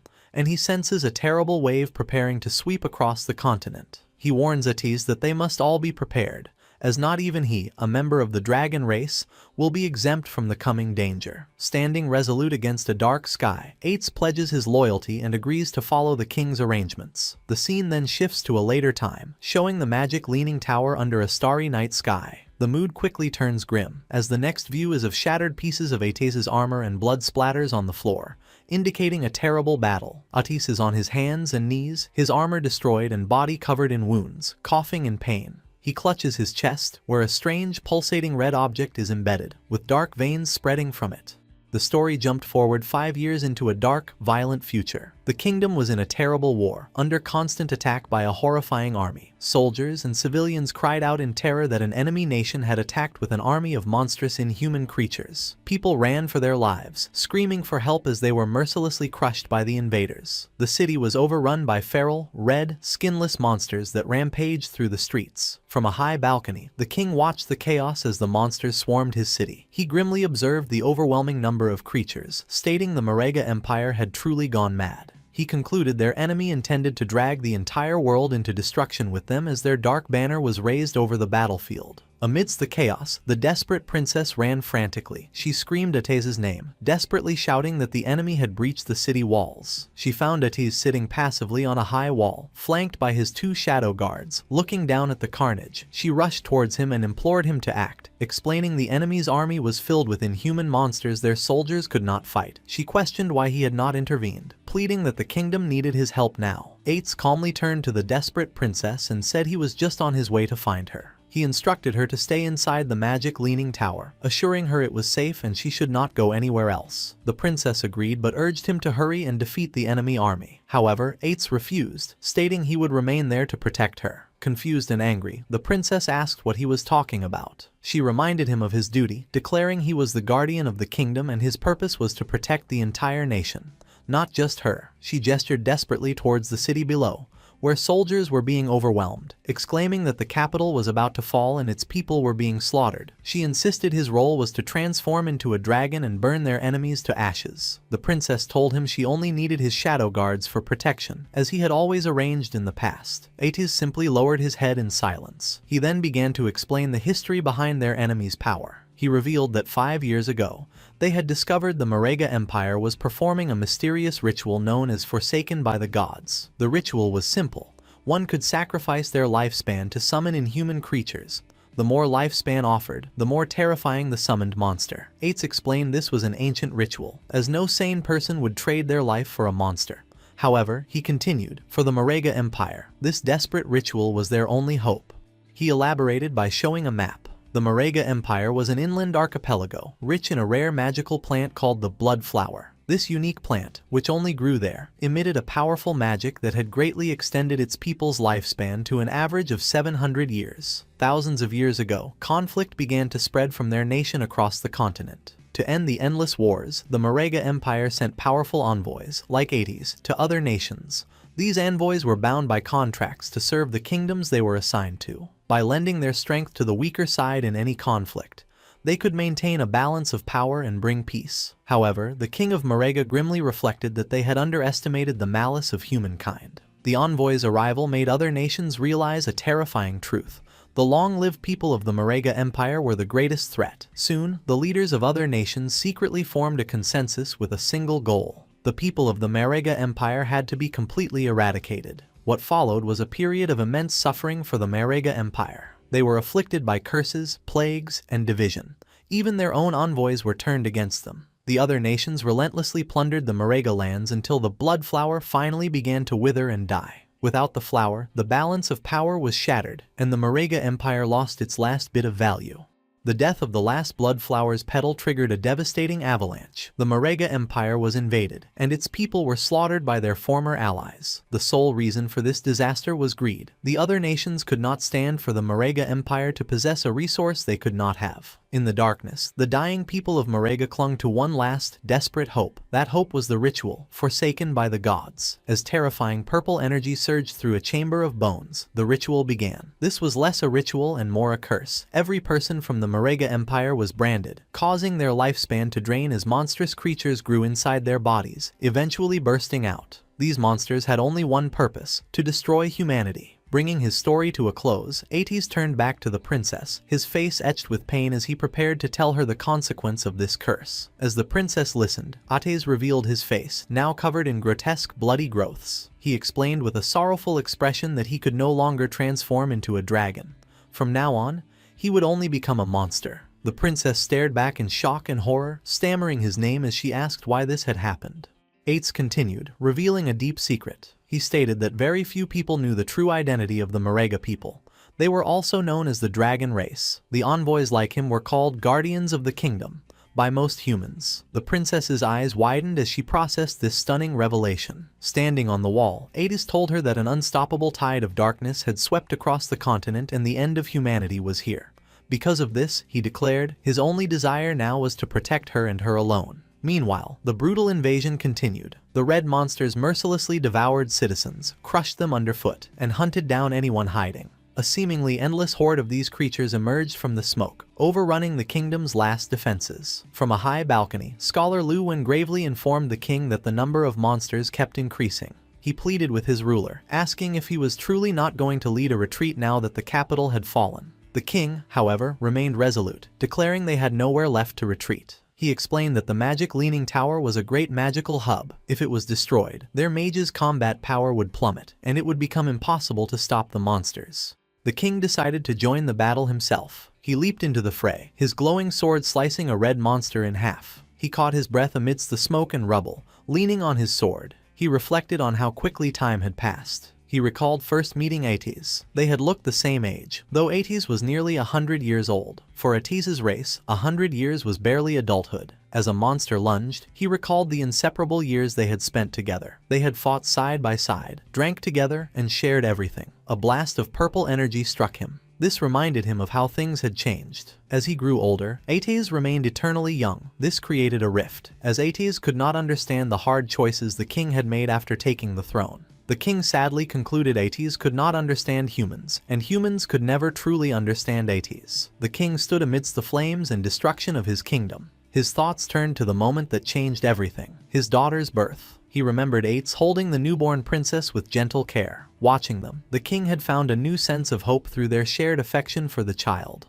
On the battlefield, a new massive threat loomed below the king. A shadowy monster with glowing purple eyes gathered a sphere of blue energy for a powerful attack. The king stared forward, his face calm as he accepted his fate. The creature unleashed a devastating blast of energy at him. As the light engulfed him, the king's body vanished, his final thoughts filled with regret that he had been wrong about everything. A massive explosion ripped through the castle, signaling the king's defeat. From the magic leaning tower, the desperate princess saw the distant blast and cried out in shock. Ates, beside her, calmly stated the capital had fallen and predicted the monsters would head for them soon. As if on cue, a swarm of dark-winged creatures descended. A shadow guard shouted a warning that monsters were approaching. The creatures slammed against a powerful blue barrier protecting the tower. Ates reassured the princess that the tower was protected by a strong barrier, making it nearly impossible for monsters to break through. Suddenly, an injured scholar Lu Wen appeared on the tower wall. The princess turned in surprise, exclaiming his name. Leaning on his staff, the scholar told Ates he had come on the king's orders to escort the princess away. The princess expressed her alarm at how badly he was injured. Ates agreed to the plan, stating he would use his wind magic to send them to a designated location, and asked if their contacts were ready. Scholar Lu Wen confirmed that all preparations had been made, but the princess interrupted, confused. With a heavy heart, Scholar Lu Wen delivered the news. Her father, the king, had fallen. The princess was in shock. He explained the king had arranged for her to escape to a neighboring country for safety. The princess anxiously asked if Ates would come with them. Ates turned to her with a sad smile, asking where he could possibly go. He revealed the monsters below were his own people, the Marega. He explained he was an enemy to all, and no matter where he might flee, humans would hunt and kill him. Kneeling on the edge of the wall, he looked down at the horde and accepted his fate. He declared that a knight's falling place became a dragon's tomb, and this was where he belonged. He vowed to remain and protect it until his lifespan drained away. Hearing his solemn promise, the princess's expression shifted from grief to resolve. She suddenly used her wind magic to leap away from Scholar Lu Wen and back to Ates. She landed before him and declared that if he was staying, she would become his dragon knight. She reminded him this was her home and she would protect it with him. She proudly boasted that her wind riding skills were perfected and asked how they could form a contract. Ates looked up at her, shocked and speechless at her unwavering loyalty. Moved by her loyalty, Ates took the princess's hand in his armored one. With a gentle, sorrowful smile, he agreed to her request. He presented the silver scale of promise, explaining it would be their contract, just like old times. The princess smiled brightly, delighted the contract was so simple. She happily began to seal their pact, promising that they would forever. But Ates cut her off, finishing with a heart-wrenching twist. He said their promise was to never see each other again. The princess's face fell, her eyes wide with shock and disbelief. Before she could react, Ates unleashed a powerful gust of wind, launching her and Scholar Lu Wen away. As they flew, he entrusted the princess's safety to the scholar. The princess screamed Ates' name in confusion and betrayal as she was carried away. Alone on the wall, surrounded by wind magic, Ates told her to go, insisting her place was not with a dragon's tomb. The scene took a horrifying turn. Scholar Lu Wen, his eyes glowing with red light, plunged his hand into the princess's chest, ripping out her still beating heart. He chillingly told her she had a place where she belonged, a place for humans. Ates watched from the tower in utter shock at this betrayal, while the princess stared in horror as her life was stolen. As he died, the scholar gasped a final warning to Ates, telling him to be careful and revealing the Marega were not the only ones cursed. His face was then consumed by a monstrous red growth. From the scholar's body, a massive tentacle monster erupted, grabbing and devouring the princess's heart. The monster cackled, mocking Ates about the delicious flesh and lifespan it consumed. It then taunted him, asking if killing the person Ates loved was suitable revenge for being burned by his dragon flames in the past. As Ates stared in stunned silence, the tentacle monster laughed maniacally. It held up the princess's lifeless body and her bloody heart, taunting the white dragon, asking if killing his beloved was enough to repay the pain of his dragon flames. In a final, gruesome act, the monster clenched its fist and crushed the princess's heart. Enraged, Ates and his two loyal shadow guards faced the monstrous creature, their eyes glowing with vengeful energy. One guard, the Shadow of Sorrow, transformed into a swirling vortex of dark energy and leaped to rescue the princess's falling body, while the other guard attacked the monster, viciously slicing its tentacles to pieces. The monster dismissed the attack as useless. The Shadow of Sorrow now knelt, cradling the princess's body in a protective, glowing blue aura. A single tear fell from behind the guard's helmet. In her final moments, the princess weakly whispered Ates' name before passing away in the guard's arms. Even as its host body lay dismembered, the monstrous entity continued to taunt Ates. It mockingly explained that the meager lifespan sacrificed by the white dragon's kin was only enough to summon a tiny fraction of its true form. It revealed its seeds had already been scattered everywhere, parasitizing hosts and waiting for the right moment to mature and burst forth, just as it did with the old scholar. The creature, Cthulhu, continued its psychological assault, reminding Ates that the monsters born from his own people were now swarming the world. It pointed out that Ates himself was deeply cursed and could transform at any moment, and that he had always known his beloved princess was destined for a tragic end. Cthulhu emphasized Ates' powerlessness, suggesting he was helpless and might even have become the very monster to kill the princess. The entity reveled in Ates' inner turmoil, describing the hatred, sorrow, anger, and despair filling his heart, calling them wonderfully strong emotions. Then it presented a tempting offer, telling Ates it could change everything. Cthulhu formally introduced itself, stating it could hear the violent beating of Ates' heart. It declared itself an ancient, all-powerful god. It made an incredible promise. Not only could it help Ates defeat the monsters and protect the kingdom, but it could also resurrect the princess so they could be together forever. It explained that all of this could be achieved through a simple transaction. The price, Cthulhu revealed, was for Ates to simply give it his heart. Kneeling alone on the high wall, surrounded by winged monsters, Ates was left to contemplate this impossible choice. He weighed his two options: to let the princess die in the tower, devoured by monsters, or to accept the deal, allowing her to become his dragon knight so they could protect the kingdom for eternity. From its dying host, Cthulhu pressed him for a decision, warning that its current body was fading fast and he was running out of time. Having made his decision, Ates committed the ultimate sacrifice. With a sickening splash of blood, his shadow guard looked on in alarm. In an act of desperation and love, Ates ripped his own beating heart from his chest. Cthulhu praised him, stating that he had made the correct choice. Cthulhu declared it would place a blessing on Ates' heart, causing it to float into the sky amidst a brilliant explosion of energy, destined to beat for all eternity. The entity explained their pact. His beloved would receive the heart and be reawakened with its immense power. Though Ates would be heartless, he would not die or turn into a mindless monster. The glowing heart descended and entered the princess's body, and Cthulhu proclaimed Ates would be transformed into a guardian dragon, destined to remain by her side forever. Ates grunted in agony as the transformation began, and a massive pillar of purple energy erupted from the top of the magic leaning tower. His body contorted and changed until he had become a massive, terrifying skeletal dragon. He let out a powerful roar, surrounded by a swirling aura of blue flame. With his new form, Ates leaped from the tower wall, now a guardian dragon empowered by Cthulhu. He soared over the battlefield and unleashed a devastating torrent of fire upon the swarming monsters below, beginning his eternal watch over the resurrected princess. As the skeletal dragon Ates unleashed his fiery wrath, Cthulhu's voice narrated the grim scene. The dragon's flames incinerated everything below, purging the land of the monstrous invaders and the kingdom's remaining people alike. Cthulhu told him his power was now great enough to wipe out the entire kingdom, and Ates continued his assault, setting the capital ablaze. Cthulhu then revealed the terrible twist in their bargain. It explained that all the lifespan harvested from those killed in the flames would be funneled to a single point. As purple lightning struck the scorched magic leaning tower, the true purpose was revealed. Back on the tower, the resurrected princess screamed in agony. With Ates' cursed heart in her chest, her body began to transform as dark, shadowy energy erupted from her. Monstrous appendages grew from the shadows, and she was completely consumed by a massive, tentacled beast, becoming its new, living core. With the princess now transformed into a horrifying monster, Cthulhu triumphantly declared that all the harvested lifespan now belonged to it. Cthulhu reflected on its current weakness. It lamented that its power was still too diminished to directly parasitize the powerful dragon race, forcing it to use a human as a temporary host. However, it remained confident, believing it was only a matter of time before it could use the white dragon to gather the lifespan it needed. The monstrous princess looked up at the skeletal Ates circling high in the sky and wondered why he had not returned now that the kingdom had been purged. She found his behavior strange. Suddenly, two glowing silver scales appeared before her. Cthulhu recognized them as the scales of promise, and realized these were vows the white dragon had made before their deal. The first vow was to never see the princess again. The second was to forever protect the kingdom's high tower.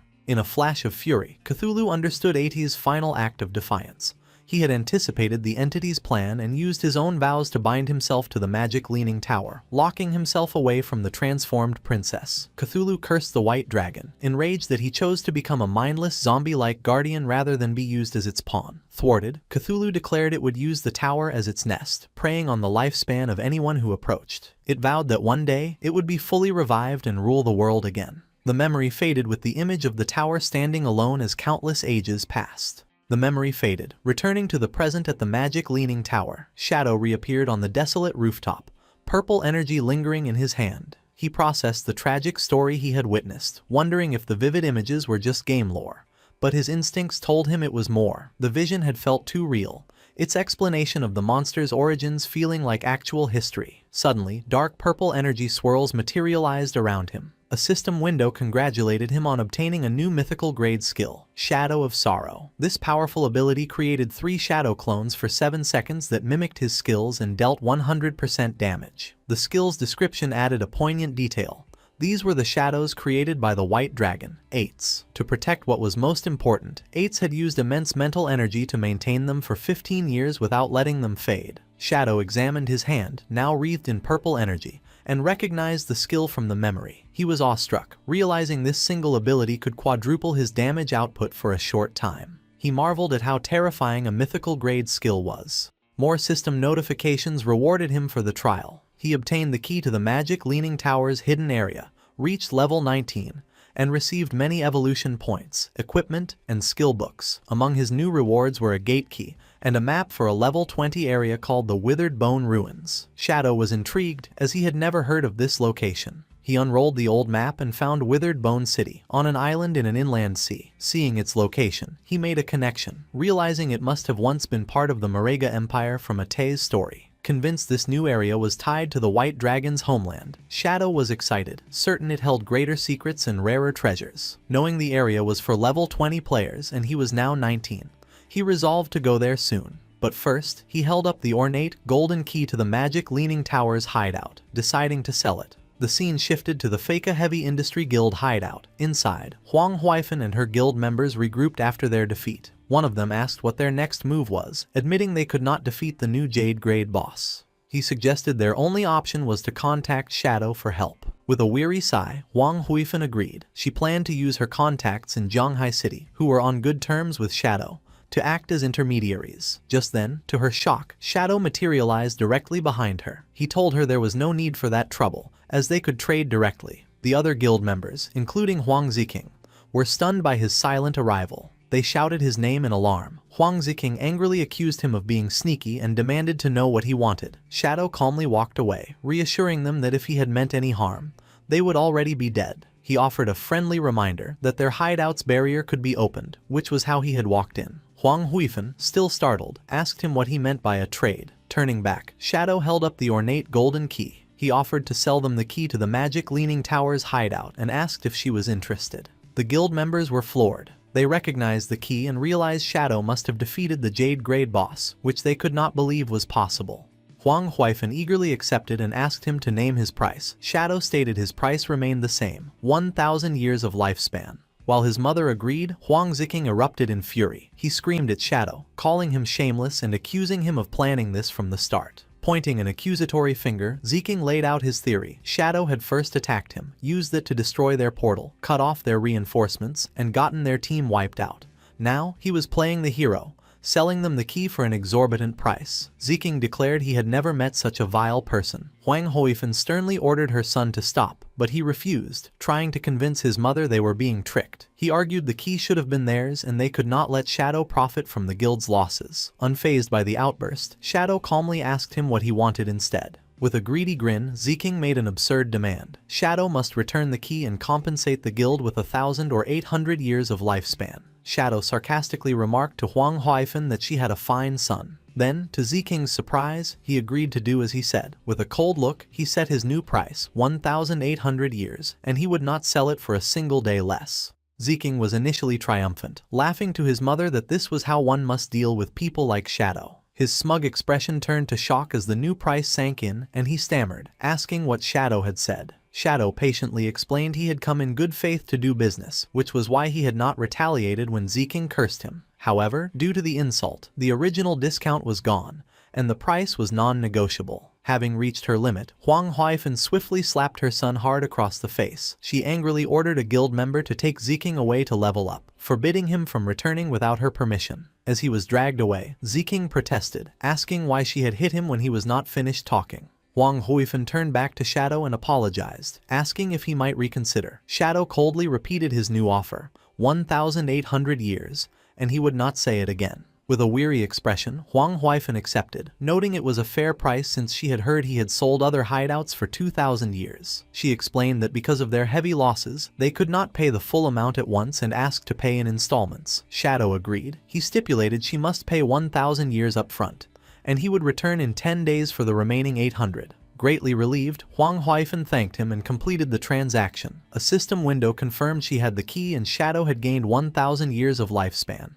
As he faded away, Shadow said his goodbyes. He thought the Feike Heavy Industry Guild had potential, and selling them a good hideout would help them become an important asset for the Great Xia server. With their new base secured, Huang Huifan addressed her guild. She announced the platinum-grade hideout was now theirs. To pay their debt to Shadow, she instituted a 50% lifespan tax on all members. She acknowledged the high rate but framed it as a necessary investment, urging them to work hard. Her guild members responded with renewed determination. Out in a forest at sunset, the small party with Huang Ziking tried to reason with him. A girl told him not to blame his aunt and that he was wrong, but Ziking angrily dismissed her. He muttered to himself, vowing to make Shadow pay sooner or later. Their conversation was cut short when a party member spotted a silver-grade boss, the human-faced Spider Emperor. They immediately prepared for battle. As the others engaged the boss, Ziking hung back. His teammates warned him the boss used poison and to be ready with a detox spell, which he nonchalantly confirmed.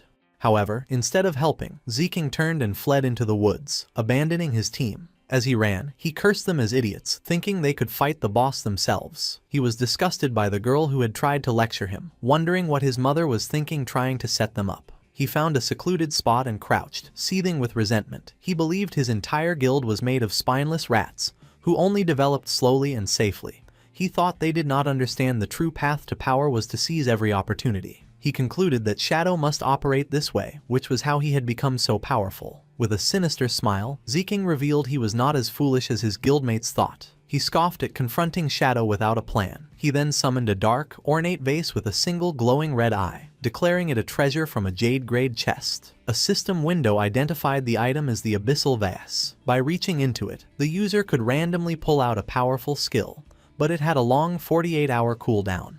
Reaching into the vase, Ziking pulled out a small, grotesque, fleshy object. The system informed him he had acquired an epic-grade skill, the Abyssal Puppet Curse. This magic let him turn any corpse into a puppet he could completely control, retaining all the deceased's original abilities. Ziking laughed with manic glee, overjoyed with his new power. He hatched a plan. If he could kill Shadow, he could use this skill to enslave him, becoming truly invincible. As he celebrated, the abyssal vase glowed with a menacing purple aura. A final, ominous message warned that the abyss holds extraordinary power. But when one gazes into it, the abyss also gazes back, foreshadowing a dark future for Ziking.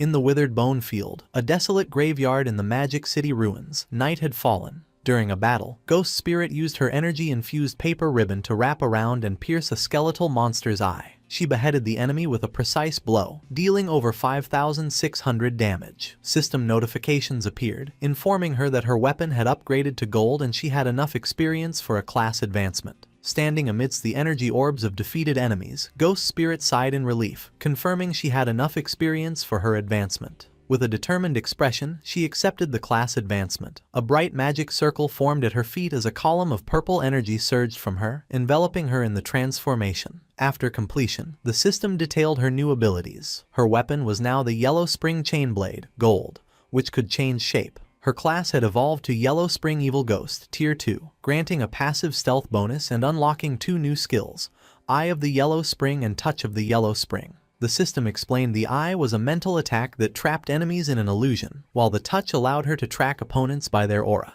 Transformed and enveloped in a blue aura, Ghost Spirit now wielded her weapon as a fearsome scythe. The system notified her she would deal double damage to lower-level opponents, with a 50% chance of applying a burn effect. With her eyes glowing golden, she felt stronger than ever. She knew her increased damage, speed, and new mental attack would let her avenge her parents and defeat Dongfang Yue, and the source of the plague wielder. Ghost Spirit messaged Shadow, her teacher, informing him she had advanced to Tier 2 and would repay his guidance. From a rooftop, Shadow saw she had logged off. Understanding her thirst for revenge had led her to immediately seek out Dongfang Yue. He recalled his past life where Ghost Spirit had gotten her revenge, but sparing a dog had allowed a Beastmaster to track her. This exposed her real identity, leading to a massive hunt by powerful families. The resulting war caused heavy losses for official forces, and Ghost Spirit eventually died of exhaustion, leaving the Magic City region in chaos. Shadow reflected on her potential, but worried her youth and unstable mind made her reckless. To prevent her from repeating this fatal mistake, he decided to log off and check on her in the real world.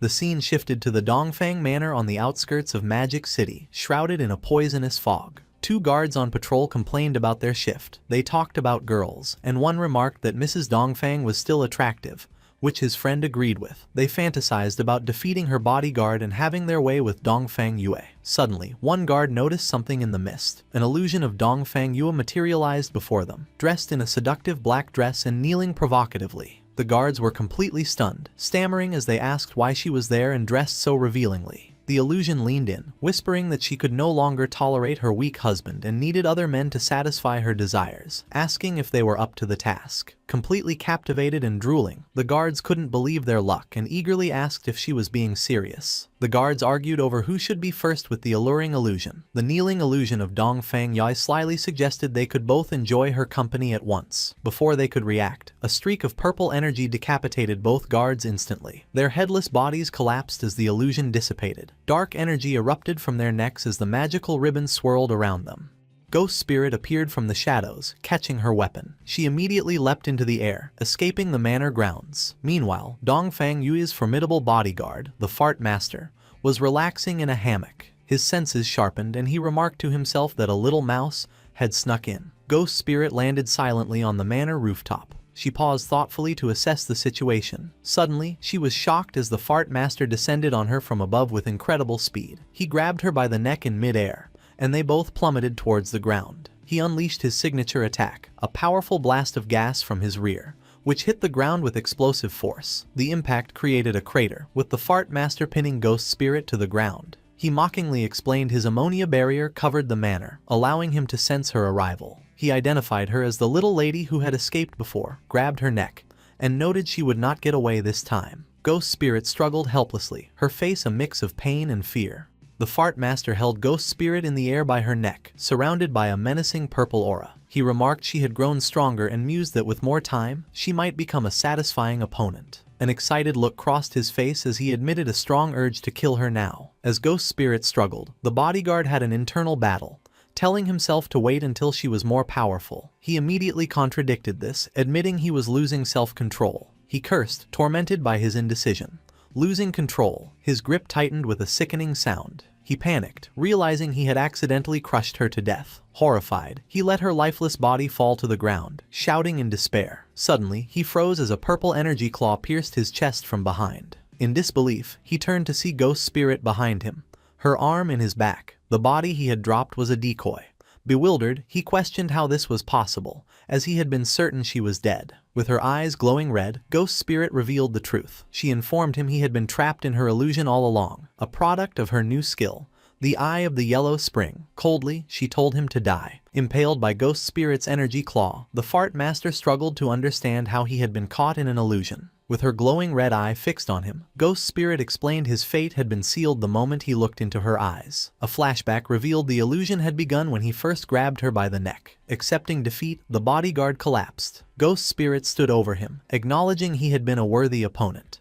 Her victory was cut short by a commotion from the manor. Dongfang Yue threw open a window, angrily shouting about the noise and threatening to fire everyone. Her anger turned to shock as she saw her powerful bodyguard's body dissolving into black smoke in the courtyard below. Panicked, she screamed there was an intruder and called for help. Armed guards rushed into the main hall, taking defensive positions to protect Mrs. Dongfang and find the intruder. The noise awakened her son, Nantian, who sleepily asked what was happening.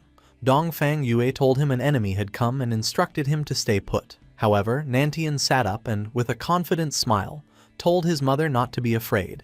He declared he was now 18 and a player, and he would protect her. Moved, Dongfang Yue embraced him, wishing his father had been half as wonderful. As they shared a kiss, the window behind them creaked open. Startled, they pulled apart, and Dongfang Yue demanded to know who was there. In the hallway outside, the guards' bodies lay dissolving into shadow. Dongfang Yue stared in horror, unable to comprehend how they were all dead. Her mind raced, wondering if Shadow had discovered their plan to ambush him. Just then, the spectral form of Ghost Spirit appeared behind her, asking, "What plan?" Dongfang Yue whirled to face the hooded figure, demanding to know who she was and why she was being attacked, insisting they had no feud. Ghost Spirit calmly asked if Dongfang Yue truly did not recognize her. With her eyes glowing a menacing red, Ghost Spirit ordered her to look closely and remember. Horrified recognition washed over Dongfang Yue as she realized her attacker was the girl she thought was long gone, cursing that she was still alive. Before Dongfang Yue could react, she was impaled by an energy attack. Ghost Spirit stood over her fallen enemy, declaring her a demon and commanding her to die. In the bedroom, a terrified Nantian and his dog hid under the covers. Ghost Spirit explained her motive. Dongfang Yue had killed her parents, so now she would kill her in front of her son. Defeated and crying, Dongfang Yue accepted her fate but made one plea, not to harm her son. Ghost Spirit laughed mockingly, her energy ribbons lifting Dongfang Yue into the air as Nantian cried for his mother. She scoffed at the request, asking what right she had to make demands. Dongfang Yue continued to plead, insisting the grudge was between them and her son was innocent. Enraged, Ghost Spirit screamed, asking if Dongfang Yue had considered this day when she murdered her parents. With a final, furious cry, Ghost Spirit unleashed a devastating attack, obliterating Dongfang Yue's body in a burst of dark energy. From the bed, Nantian and his dog watched in horror. Ghost Spirit stood panting, her vengeance complete. She then turned her intense red-eyed gaze toward the bed, where Nantian was now paralyzed with terror. With her revenge complete, Ghost Spirit stepped away from the scene. She walked out of the bedroom, leaving Dongfang Yue's body on the floor as the terrified Nantian and his dog watched. As she disappeared, Nantian's fearful expression transformed into a sinister grin. He revealed he had grown tired of his mother's control and was grateful Ghost Spirit had killed her. His small dog's eyes also glowed red as it anticipated eating the young girl meat.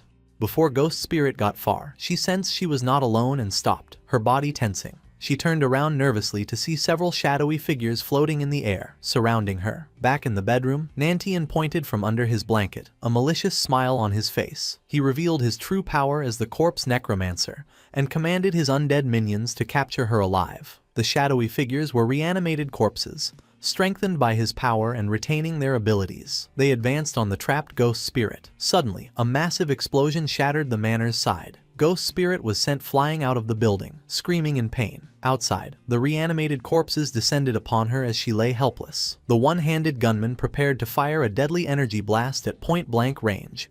Just as he fired, black spikes intercepted the attack, saving her. The force of the counterattack knocked the undead minions down. Ghost Spirit looked up, confused by the sudden turn of events. In the bedroom, Nantian, who had been hiding, was now held up by the head, screaming in terror. A figure stood over him, holding his severed head and crushing his demonic dog underfoot. It was King Feng. He looked directly at Ghost Spirit through the shattered wall and delivered a cold, final lesson. Showing mercy to your enemies was the same as being cruel to yourself. Ghost Spirit lay on the ground, looking up at King Feng in a broken window. Still unsure who had saved her, she asked who he was. From the shadows, King Feng told her that one should never show mercy to enemies. He then used his blooming curse ability on Nantian's decapitated body, causing red spider lily flowers to sprout from his head. Realizing this man was her savior, and had allowed her to complete her revenge, Ghost Spirit blushed and thanked him, calling him master. Surrounded by a field of crimson flowers, a reminder of her vengeance, Ghost Spirit finally let her emotions overwhelm her. She cried in relief and sorrow, saying aloud that she had finally avenged her parents. As the flowers absorbed life force, a system message indicated that 788 years of tradable lifespan had been absorbed. King Feng approached and asked her what her plans were now that she had her revenge. Without a purpose, Ghost Spirit admitted she did not know and contemplated dying to reunite with her parents. King Feng sternly told her that revenge only leads to emptiness and she should have been prepared for it. He warned her that if she was willing to sink into despair, he had nothing more to say. But there was something she must know. He showed her a vision of the game world, explaining that the god-forsaken game had endless secrets, and among them, a way to resurrect the dead might exist.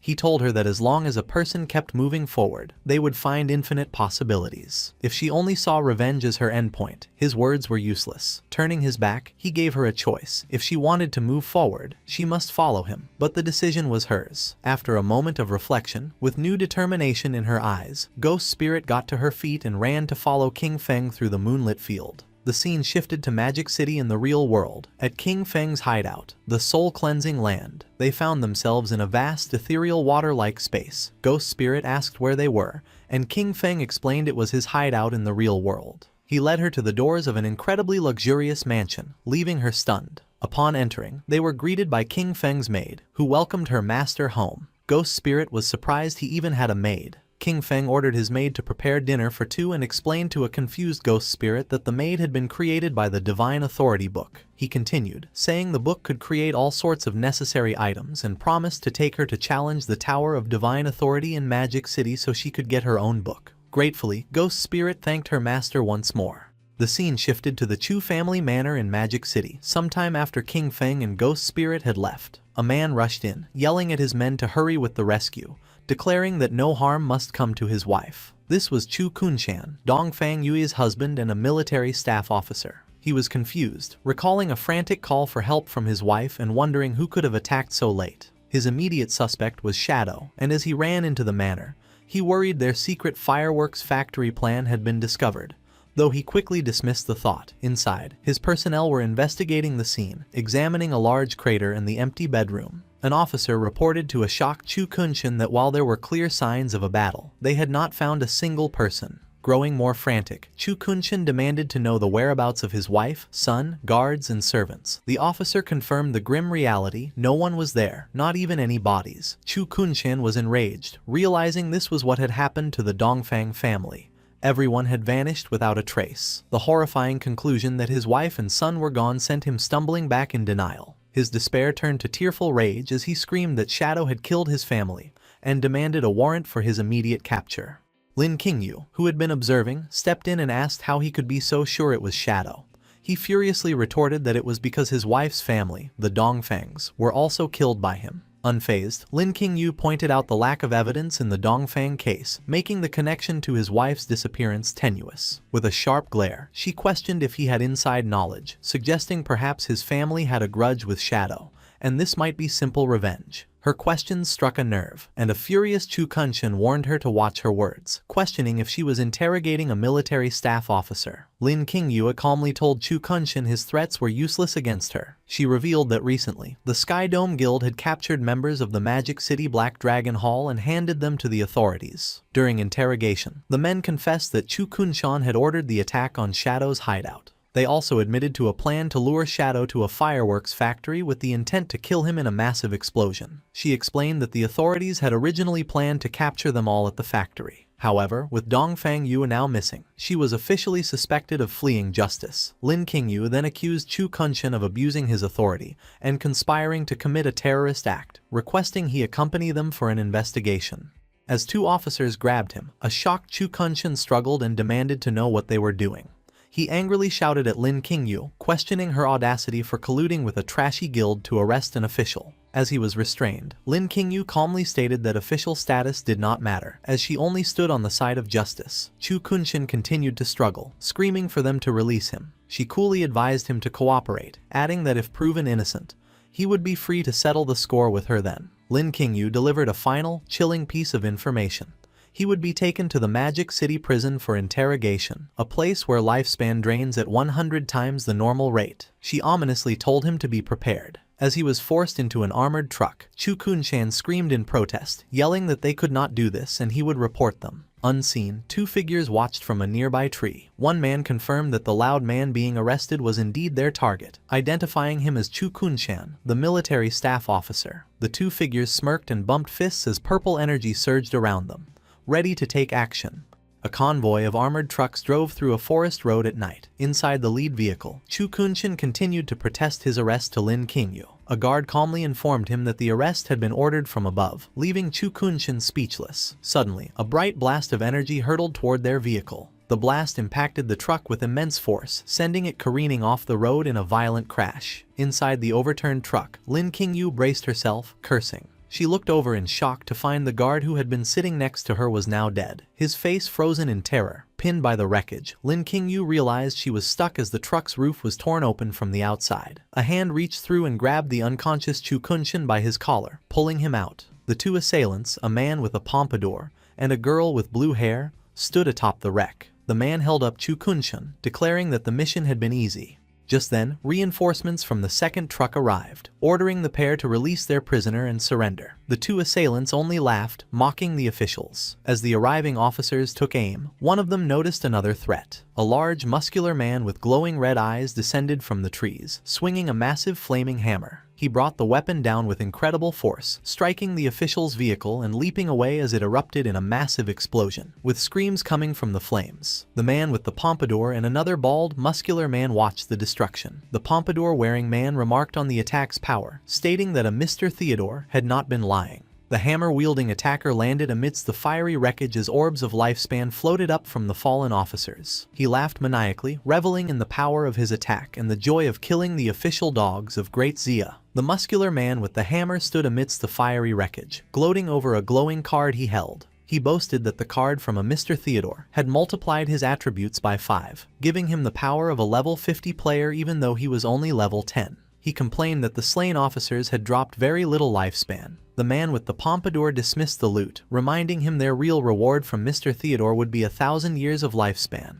Inside the overturned truck, an injured and tearful Lin Qingyue looked out. She thought to herself that with Mr. Theodore's help, they could soon kill Shadow and avenge Qian Shishi. As the attackers prepared to leave, the girl with blue hair suddenly told them to wait. With a sinister smile, she announced she could sense a little mouse still hiding inside the truck. Lin Qingyue, concealed within the wreckage, realized she had been discovered. She hurled a massive fireball at the already destroyed truck, causing a second, larger explosion. She declared with a smirk that no official dogs would be left alive. As the group walked away, the woman complained that they were still thinking about Qian Shishi, asking if she was not beautiful enough. The man with the pompadour laughed, explaining that while she was cute, Qian Shishi had been an old partner, and it was their tradition to help her get revenge. With that, they departed into the night. Hidden behind a tree, a naked and battered Lin Qingyue watched them go. She realized the attackers were remnants of the Alice Guild. Her passive skill, killing intent perception, confirmed they had been sent by a man named Theodore to capture Chu Kunshan. Understanding her squad had been wiped out, she knew she must report this immediately. Having left the real world, Shadow had brought Ghost Spirit to the Tower of Divine Authority, located within the ruins of Magic City. He explained to a surprised Ghost Spirit that the NPC guarding the tower was known as Old Mom, but her true name was Queen Vier of the Waning Moon. Shadow elaborated on her tragic past. Vier had witnessed the brutal murder of her son and daughter. The trauma had driven her mad, and she now lived under the delusion that her children were still alive, often giving players impossible quests. He revealed that there was a way to exploit her delusion. If a young man and woman entered the tower together, Viger would mistake them for her long-lost children. This made the challenge significantly easier and improved the rewards. Shadow then instructed a horrified Ghost Spirit that when they entered, she must immediately call the NPC Mom, explaining this was why she had earned her nickname. He told her to focus on that while he handled the rest. Hesitantly, Ghost Spirit agreed, and they walked towards the tower's large glowing doors. Inside, a path of light led them to Viere, who appeared in a starry, ethereal space. With tears of joy she welcomed them, calling them her children and asking if they had returned for the Divine Authority book. Playing along, Shadow confirmed that was why they were there, addressing her as Mom. Ghost Spirit, embracing her role, began to cry, telling Viere how much she had missed her. Viere was overcome with emotion, saying she had missed her child as well. She explained that while she wanted to give them the book, the rules dictated they must first complete a challenge. She summoned her avatar, a massive level 20 Jade tier entity, and told them they must defeat it. A system notification confirmed they had received Mother's Blessing, boosting all their stats by 20%.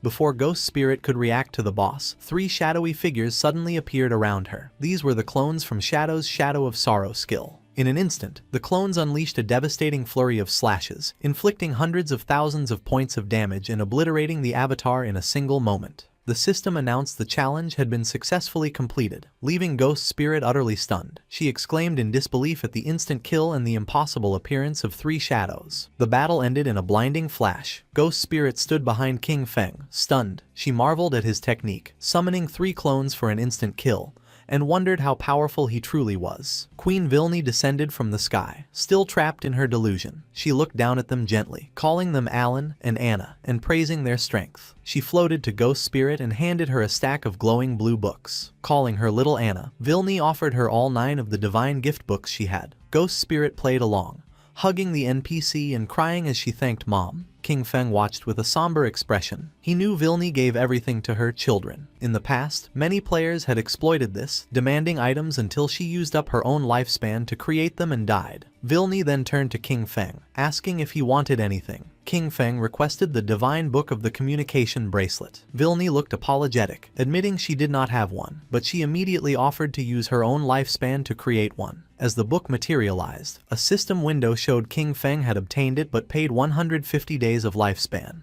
Vilni smiled warmly, touched that her son had given her lifespan instead of letting her drain her own. King Feng told her to keep the lifespan and turned to leave. Vilni bid them a safe journey, telling Anna that if she encountered danger, she should stay by her brother's side for protection. Hearing this, Ghost Spirit looked at King Feng and blushed, thinking he was a suitable age to be her older brother. She ran to catch up and playfully asked if she should call him master or brother in the future. King Feng stopped and turned with a terrifying glare, his eyes glowing. He coldly told her she could call him anything except brother. Ghost Spirit was shocked by his harsh reaction. As he walked away, she awkwardly agreed, wondering why he had rejected the title and if he had a tragic past connected to the word. Captain Anyu contacted Shadow via voice chat, asking to share his friends list. Shadow was confused, so Anyu explained. A serial killer has appeared in Zhonghai City with 7 victims, and rumors are spreading that Shadow is the killer. She explained the victim's time of death matched Shadow's login times. The killer was meticulous, leading many to suspect him.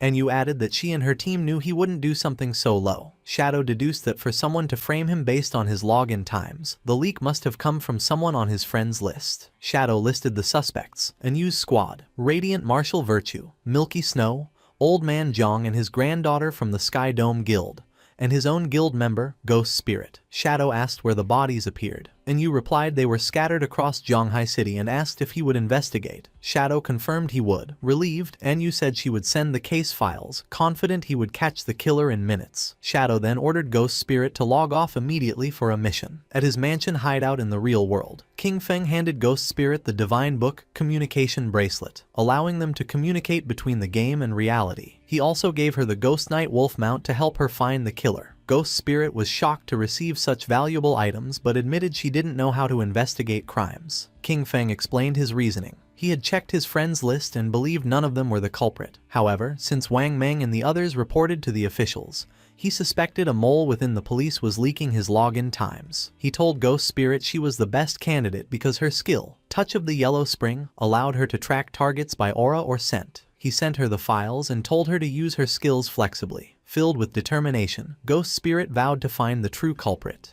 Meanwhile, in a hotel in Magic City, Tony and the blue-haired girl threw the bound Chukunshin onto the floor. Tony announced to a man in the shadows that he had brought the person. A bald older man smoking a cigar turned around. He praised Tony for a job well done. Chukunshin, terrified, recognized him as Mr. Theodore from the embassy. Theodore smiled chillingly, glad that dear Chu remembered him. He claimed he couldn't bear to see Chu suffer injustice, so he asked his friends to rescue him. Sweating, Chukunshin pointed out that these friends were wanted criminals. He asked Theodore if his true intention was to deal with Shadow or the Great Xia government. Theodore laughed, asking if there was a difference, noting the officials and Shadow were close allies. Chukunshin ranted about the injustice. His wife and son died, yet the authorities arrested him, a military officer, instead of Shadow. He looked up at Theodore, acknowledging he wasn't saved for free and asked what he wanted him to do. Theodore calmly replied that his divination pointed to Chu, telling him Chu could help find something he desperately wanted. He then asked what Chu's profession in the game was. Chu looked confused, but then he realized why he was valuable. He lowered his head and revealed his secret. He held the only hidden class in the priest system, the Feng Shui Master. He explained his skills.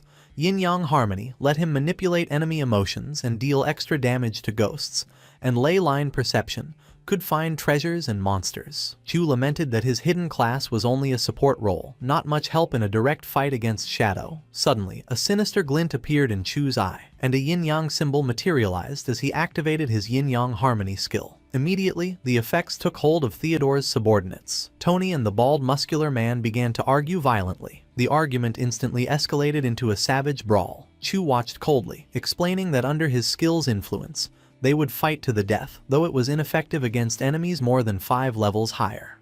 Theodore watched with amusement, laughing and clapping. He praised Chu, saying finding him was the right choice. Then, he pulled out a magical tarot card glowing with blue flames and commanded his men to stop fighting, remarking that infighting was bad. Theodore cast the card, unleashing a spell called Moon God's Purification. A massive beam of blue light descended from a spectral moon, enveloping the two brawling men. The light washed over them, instantly purifying the negative emotional effects from Chu's skill. Tony and the bald man collapsed, unconscious. The blue-haired girl, Mei Jing, laughed, commenting on how strong Mr.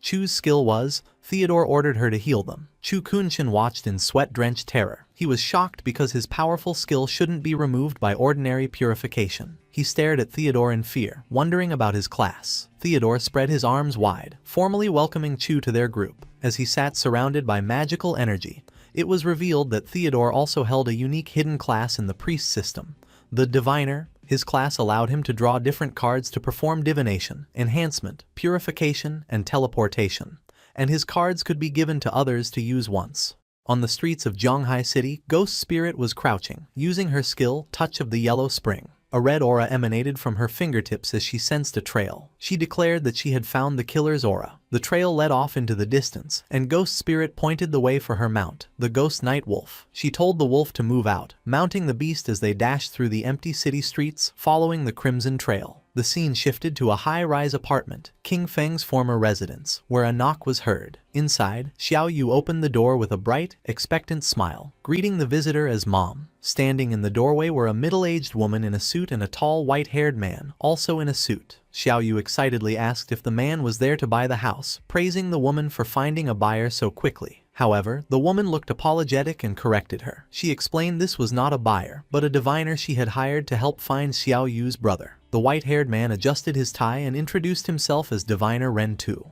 Xiao Yu's expression fell. She asked why they needed to divine her brother's location. The woman sadly revealed she would be moving away in a couple of days and could not rest easy leaving Xiao Yu alone. Shocked, Xiao Yu asked why she was suddenly moving. The woman explained that Zhonghai City officials had extracted a platinum-grade hideout, the church sanctuary, and had invited the Mengsha River Guild to move in for safety. The woman pointed to Ren Tu, urging Xiao Yu to accept his help, claiming his divination was very accurate. Ren Tu stepped forward, agreeing. He tried to persuade Xiao Yu, saying that King Feng was reliable and if she begged him properly, he would surely help her. Xiao Yu crossed her arms and angrily rejected the offer. She thanked the woman for her good intentions but declared she did not need it. She bitterly stated that after 19 years, if he had said he did not want her, then that was it. She questioned the point of finding him. Internally, however, Xiao Yu thought she was currently guarding Shadow's hideout and saw him often. She was convinced Shadow would eventually discover her merits and let her join his guild. The woman sighed, resigned to Xiao Yu's stubbornness. She advised Xiao Yu to try the divination anyway, then excused herself to go pack. As she left, Ren Tu remained. He asked Xiao Yu for any items her brother had used for the divination. Xiao Yu snapped at him, repeating that she did not need him to divine anything. Ren Tu ignored her and walked into the apartment, looking around. He mentioned he had heard the siblings had lived together and concluded the house itself was enough of a medium. Xiao Yu followed, demanding to know who had let him in. Ren Tu smiled charmingly and said he felt they had a destiny, so he would perform the divination for free. Without waiting for permission, Ren Tu raised a card that glowed with blue magical energy. He told her she could look at the result.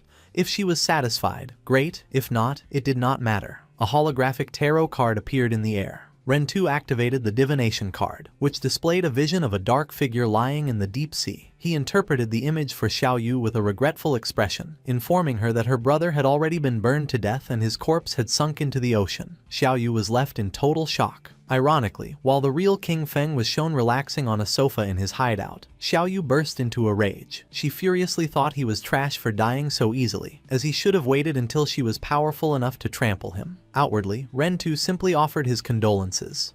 Ren Tu then changed the subject, mentioning he had heard she interacted with Shadow. He claimed his divination had found Shadow's location and asked if she wanted to go with him. Holding a gold card, he explained he could teleport her there immediately. He manipulatively suggested that although her brother was dead, if she recognized Shadow as her new brother, everyone would be happy. Xiao Yu eagerly agreed. Internally, she scoffed that King Feng had gotten off easy by dying, but decided it did not matter because Shadow would surely protect her. As she accepted, Ren Tu activated a blue magic circle beneath them, and they were transported away. They rematerialized in a dark, dingy room that looked like an abandoned lab. Xiaoyu looked around in confusion, asking where Shadow was. Rentu, looking menacing as he removed his suit jacket, coldly replied that he should be asking her that. Without warning, Rentu struck Xiaoyu with a vicious right hook to the face, causing her to cough up blood. He then grabbed her by the ankle, dangling her upside down and demanding she tell him everything she knew about Shadow.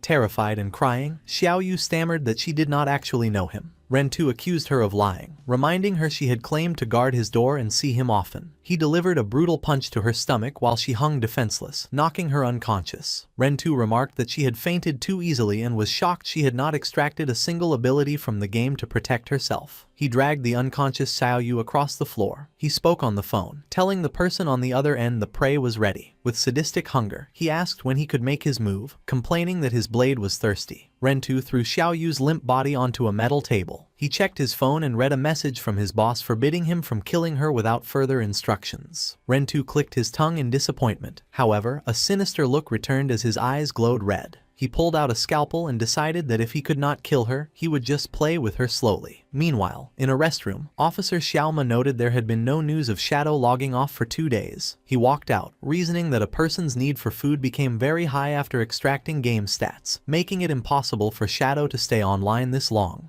He concluded Captain Onyu had not reported Shadow's activity because she suspected someone was framing him. Sayama entered the main police office, thinking he needed to speed up his plans. His face darkened with malice as he imagined a scenario where the public turned against Shadow, viewing him as a serial killer. He laughed, believing that once public opinion exploded, the officials would be forced to eliminate Shadow. Elsewhere, the ghost Night Wolf's paws landed softly on the pavement. Ghost Spirit sat atop the mount, declaring she had arrived. A trail of red energy swirled through the air. She looked down from a vantage point at a concrete facility below, confirming the killer's aura led directly into that house. Ghost Spirit leapt down, activating her Shadow Sneak ability to blend in. She landed silently on a window ledge. She peeked through the glass, initially smiling that finding the culprit was great. However, her expression instantly shifted to pure shock and horror at the scene inside. Inside, Xiaoyu was hanging from the ceiling by her wrists. In a gruesome display, her legs had been severed at the knees, dark blood dripping steadily to the floor. Rentu was on his knees below her, his head tilted back with a twisted expression of ecstasy, proclaiming it had been a long time since he had enjoyed himself this much. The system informed Xiaoyu her logout request had failed because she was in a combat state. Tears streamed down her face, realizing there was no escape. She hung from the ceiling by her wrists. Her legs had been severed and wrapped in crude bandages. She screamed in agony while Rentu laughed maniacally below. She couldn't understand why this was happening. She only wanted to sell a house, yet had fallen into this hell. She felt death approaching. Consumed by despair, she cried out for anyone to save her. In her darkest moment, an image of her brother, King Feng, appeared in her mind. She thought if King Feng were here, he would save her. She cursed her brother, wondering why he had to die and leave her alone. Suddenly, a bright green light enveloped her broken body. She watched in confusion as magical energy began knitting her flesh back together. She realized someone was casting a healing art. For a moment, hope filled her eyes, believing someone had come to rescue her. However, Rentu looked up with a twisted grin and introduced himself again. He revealed his game ID was Human Butcher, and his profession was a priest. He walked toward her, bathing in the green light of his own healing spell. With sadistic calmness, he told her not to worry, assuring her he wouldn't let her die so quickly. He covered his face and laughed uncontrollably, explaining his sick philosophy. Playing with prey to the extreme and killing them slowly was the only way to have a wonderful experience. That was why he chose to be a priest. The torture wasn't over. Rentu looked at the terrified girl and announced he would rip off her chest next. The terror was too much for Xiaoyu. Her eyes rolled back, foam formed at her mouth, and she fainted. Rentu looked disappointed that she had passed out so easily, mocking her for being such a weak girl. Suddenly, Rentu sensed danger, his expression changing to shock as he dodged a fast-moving object. A cloaked figure with glowing purple eyes descended. Ghost Spirit. She used her Blade of the Underworld skill, sending a glowing energy ribbon that pierced Rentu, suspending him in the air. With a cold expression, she glared at the captured killer. She demanded to know why he had framed Shadow for his crimes. Rentu activated his healing art, looking arrogant, believing he was in control. His confidence was cut short as the ribbon wrapped tightly around him, immobilizing him. Ghost Spirit descended with terrifying speed, grabbing the killer by the throat and smashing him down. She pinned Rentu against the cracked wall, threatening to saw off his legs if he didn't confess everything. Terrified and defeated, Rentu stammered that he would tell her everything. The scene shifts to the desolate Zhanghai City ruins. Captain Enyu, Wang Meng, and Little Black were having a serious discussion. Enyu noted that since they stopped reporting Shadow's login times, no new murders had occurred, proving someone was trying to frame him. Little Black angrily defended Shadow, arguing a powerful expert like him wouldn't be a perverted serial killer. She reasoned if he killed someone, he would turn them to ashes, not leave bodies to be found. Captain Enyu explained that while they knew Shadow was innocent, the public did not. She worried that spreading rumors would cause chaos, which was likely the killer's true goal. She feared that if the chaos grew, officials would be forced to kill Shadow to calm the public, even if he was innocent. Little Black asked if the officials could actually defeat Shadow. With a grim smile, Enyu admitted they could not. She explained that such a conflict would result in heavy losses for the government, allowing other countries to take advantage of the situation and endangering Great Xia. Wang Meng stated they needed to clear Shadow's name quickly. He deduced the person framing Shadow must be among the Zhanghai City officials. Deep in thought, Captain Enyu realized that considering someone within the Zhanghai officials who also had a grudge against Shadow, she could only think of one person. Officer Xiaoma stood in his office, sweating nervously as he looked at his phone. He was frustrated because 2 days had passed without news of Shadow logging off, and he worried Ren 2 might have lost control and accidentally killed the prey. Alone in the dark office, his obsession with Captain Enyu consumed him.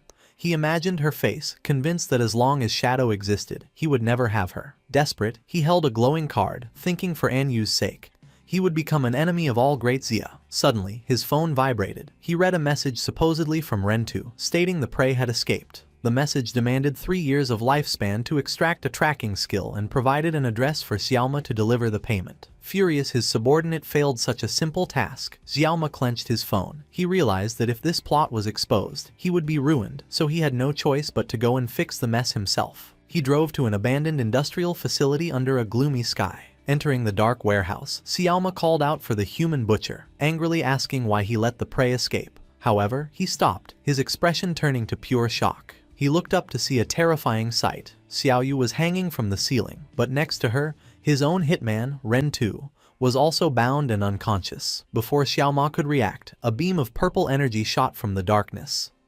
The energy ribbon wrapped around his body, trapping him. He was hoisted into the air, hanging upside down alongside the other two.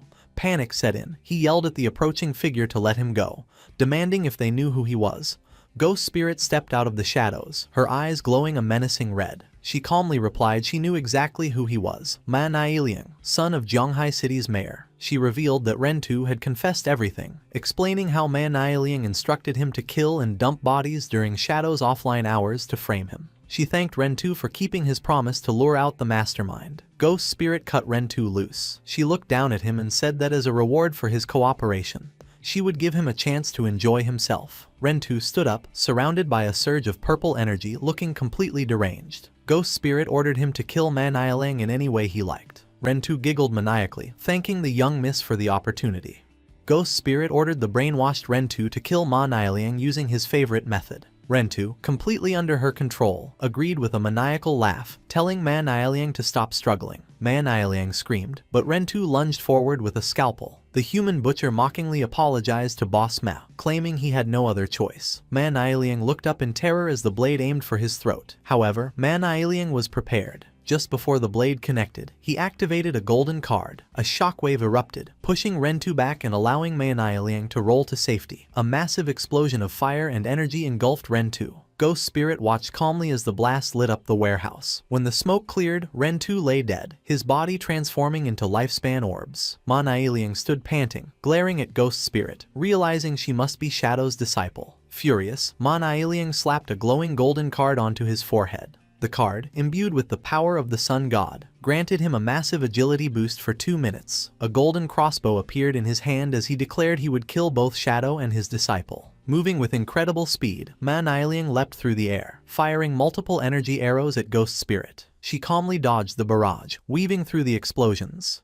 Manhwa Recap tried to keep up the pressure, but Ghost Spirit vanished using her stealth ability. Panicked, Manhwa Recap floated in the air, realizing she had the same assassin abilities as Shadow and he had lost her. Suddenly, purple energy ribbons shot out from the darkness. Before he could react, the ribbons pierced his arms and wrapped around his body, immobilizing him. He screamed in agony as he was hoisted into the air with the other captives. Ghost Spirit reappeared below him, coldly asking if he was the one who wanted to harm her master. Ghost Spirit glared at him with glowing purple eyes. She noted Manhwa was too weak to have such powerful card skills on his own and demanded to know who was backing him. In tears and pain, Manhwa confessed everything. He revealed that the foreigners associated with Qian Shishi had found him. They gave him the cards and asked for his help to kill Shadow, promising a big shot, was backing them. Sobbing, Manhwa claimed he didn't know anything else. He begged for his life, promising his father, the mayor, would give her anything if she let him go. Ghost Spirit simply turned her back, muttering he was too noisy. Behind her, the ribbons constricted violently, causing Manhwa's body to erupt in a shower of blood, killing him. With cold red glowing eyes, Ghost Spirit walked away. She recalled her master's words, never let a single enemy escape. As she left, she looked back at Xiao Yu, still hanging from the ceiling, unconscious and legless. She pitied the girl but left her for the authorities to save, thinking her survival was up to her own fate. Soon after, police arrived following an anonymous tip. The officers rushed into the warehouse and were shocked by the scene, calling for a healer upon seeing the injured girl. They identified the bodies, Manhwa and an unidentified man, Ren 2. They noted the girl was in a coma but not in life-threatening danger. A captain shouted that there was a message. On the wall, 2 phones were embedded in the concrete. A message above stated the serial killings were committed by these 2 to frame Shadow. The evidence was in the phones, and the girl was a witness. It was signed, doing good deeds without leaving a name. The officers checked the phones and found records confirming everything. Manhwa had conspired with Ren 2 to kill and frame Shadow. They also discovered a mole inside the department who had been leaking Shadow's login times to Manhwa. The captain furiously ordered an immediate arrest for the traitor. Meanwhile, in the real world, King Feng was enjoying a massive meal when his phone rang. It was Captain An Yu. She excitedly shared the good news. The serial killer case had made a huge breakthrough. King Feng feigned ignorance, asking if they had found the killer. An Yu confirmed they had identified Manhwa and Ren 2 as the culprits, noting both were dead. She explained they had found evidence and a witness, but since the girl had lost her legs and was in a coma, they needed to wait for her testimony to close the case.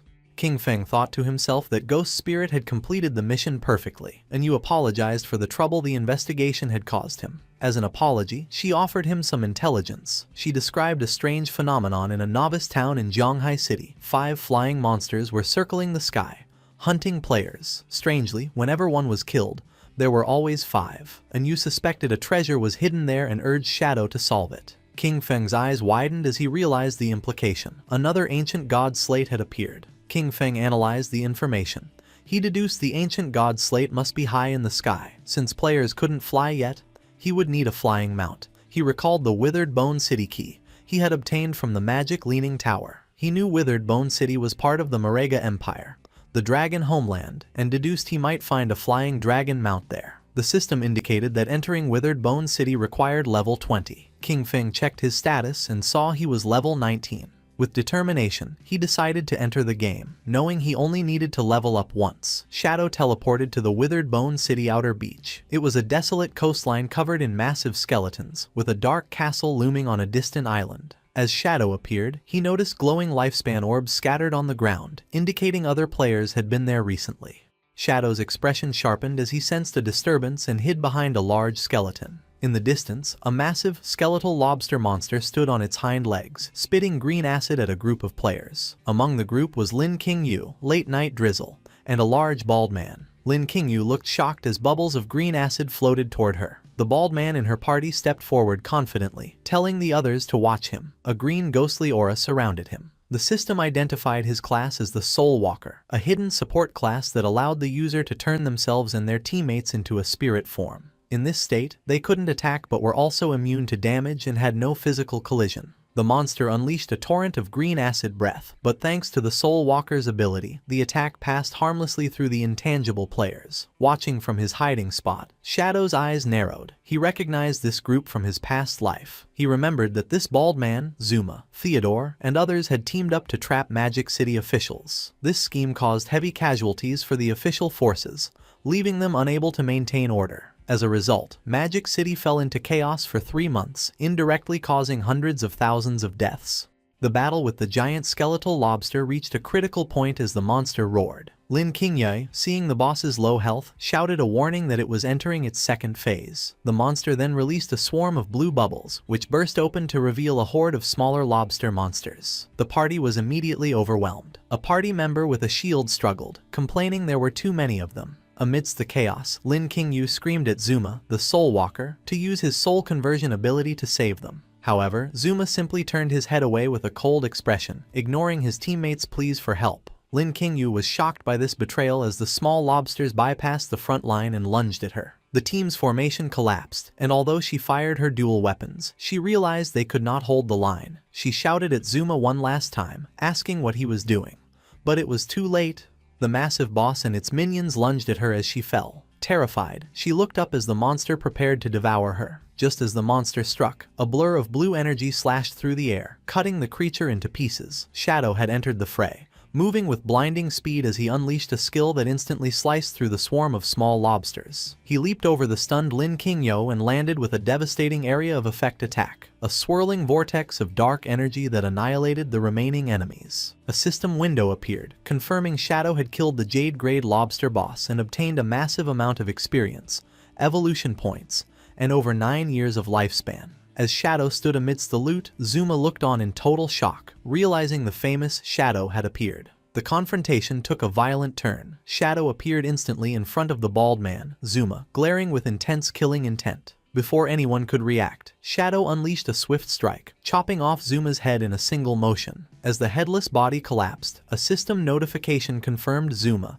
had been killed. His corpse dissolved into light, leaving Lin Qingye staring in disbelief. She thanked Shadow for the rescue but questioned why he had killed their team member. Shadow glanced back with a cold, glowing eye and asked why the Magic City official team included a foreigner. Lin Qingye explained that Zuma was hired as external aid because his class was key to defeating the boss, though she admitted she hadn't expected him to get distracted at a critical moment. Shadow scoffed at her naivety, saying it wasn't a distraction. He quoted a proverb, warning that those not of one's own kin will have different hearts, implying Zuma's betrayal was intentional. Lin Qingye broke into a nervous sweat, asking if he meant Zuma did it on purpose, unable to understand what he would gain from letting them die. Shadow turned his back, his cape billowing. He told her investigating the motive was their job, not his. He then proposed a deal. If Magic City officials found a boss they couldn't handle, they should contact him. He stated his terms clearly. He only wanted the lifespan drops and any assassin-class equipment. Everything else was theirs, identical to his deal with the Zhonghai officials.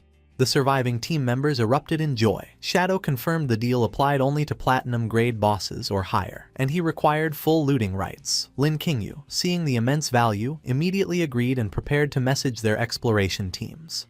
An announcement ordered exploration teams to report coordinates for high-level bosses because Shadow had agreed to help. Across the dangerous zones, players on the brink of death cried tears of happiness. They realized they no longer had to die repeatedly and could hope for a future with good equipment. Back on the cliff, Lin Qingye was overwhelmed by messages. She told Shadow multiple coordinates for bosses had come in, with several nearby. Shadow was surprised by the speed, and Lin Qingye explained that while Zhonghai officials were well equipped thanks to him, Magic City teams were still suffering. Shadow activated his flight ability, telling her to send the coordinates as he soared into the sky. Lin Qingye and her team waved goodbye, thanking him as he flew off to hunt. The scene shifted to a rocky canyon where a massive, muscular monster, the platinum-grade long-haired Minotaur, stood guard, hidden behind a rock. A group of players waited nervously. A red-haired girl, blushing, whispered to her teammates that she heard Shadow was coming and wondered if he was handsome.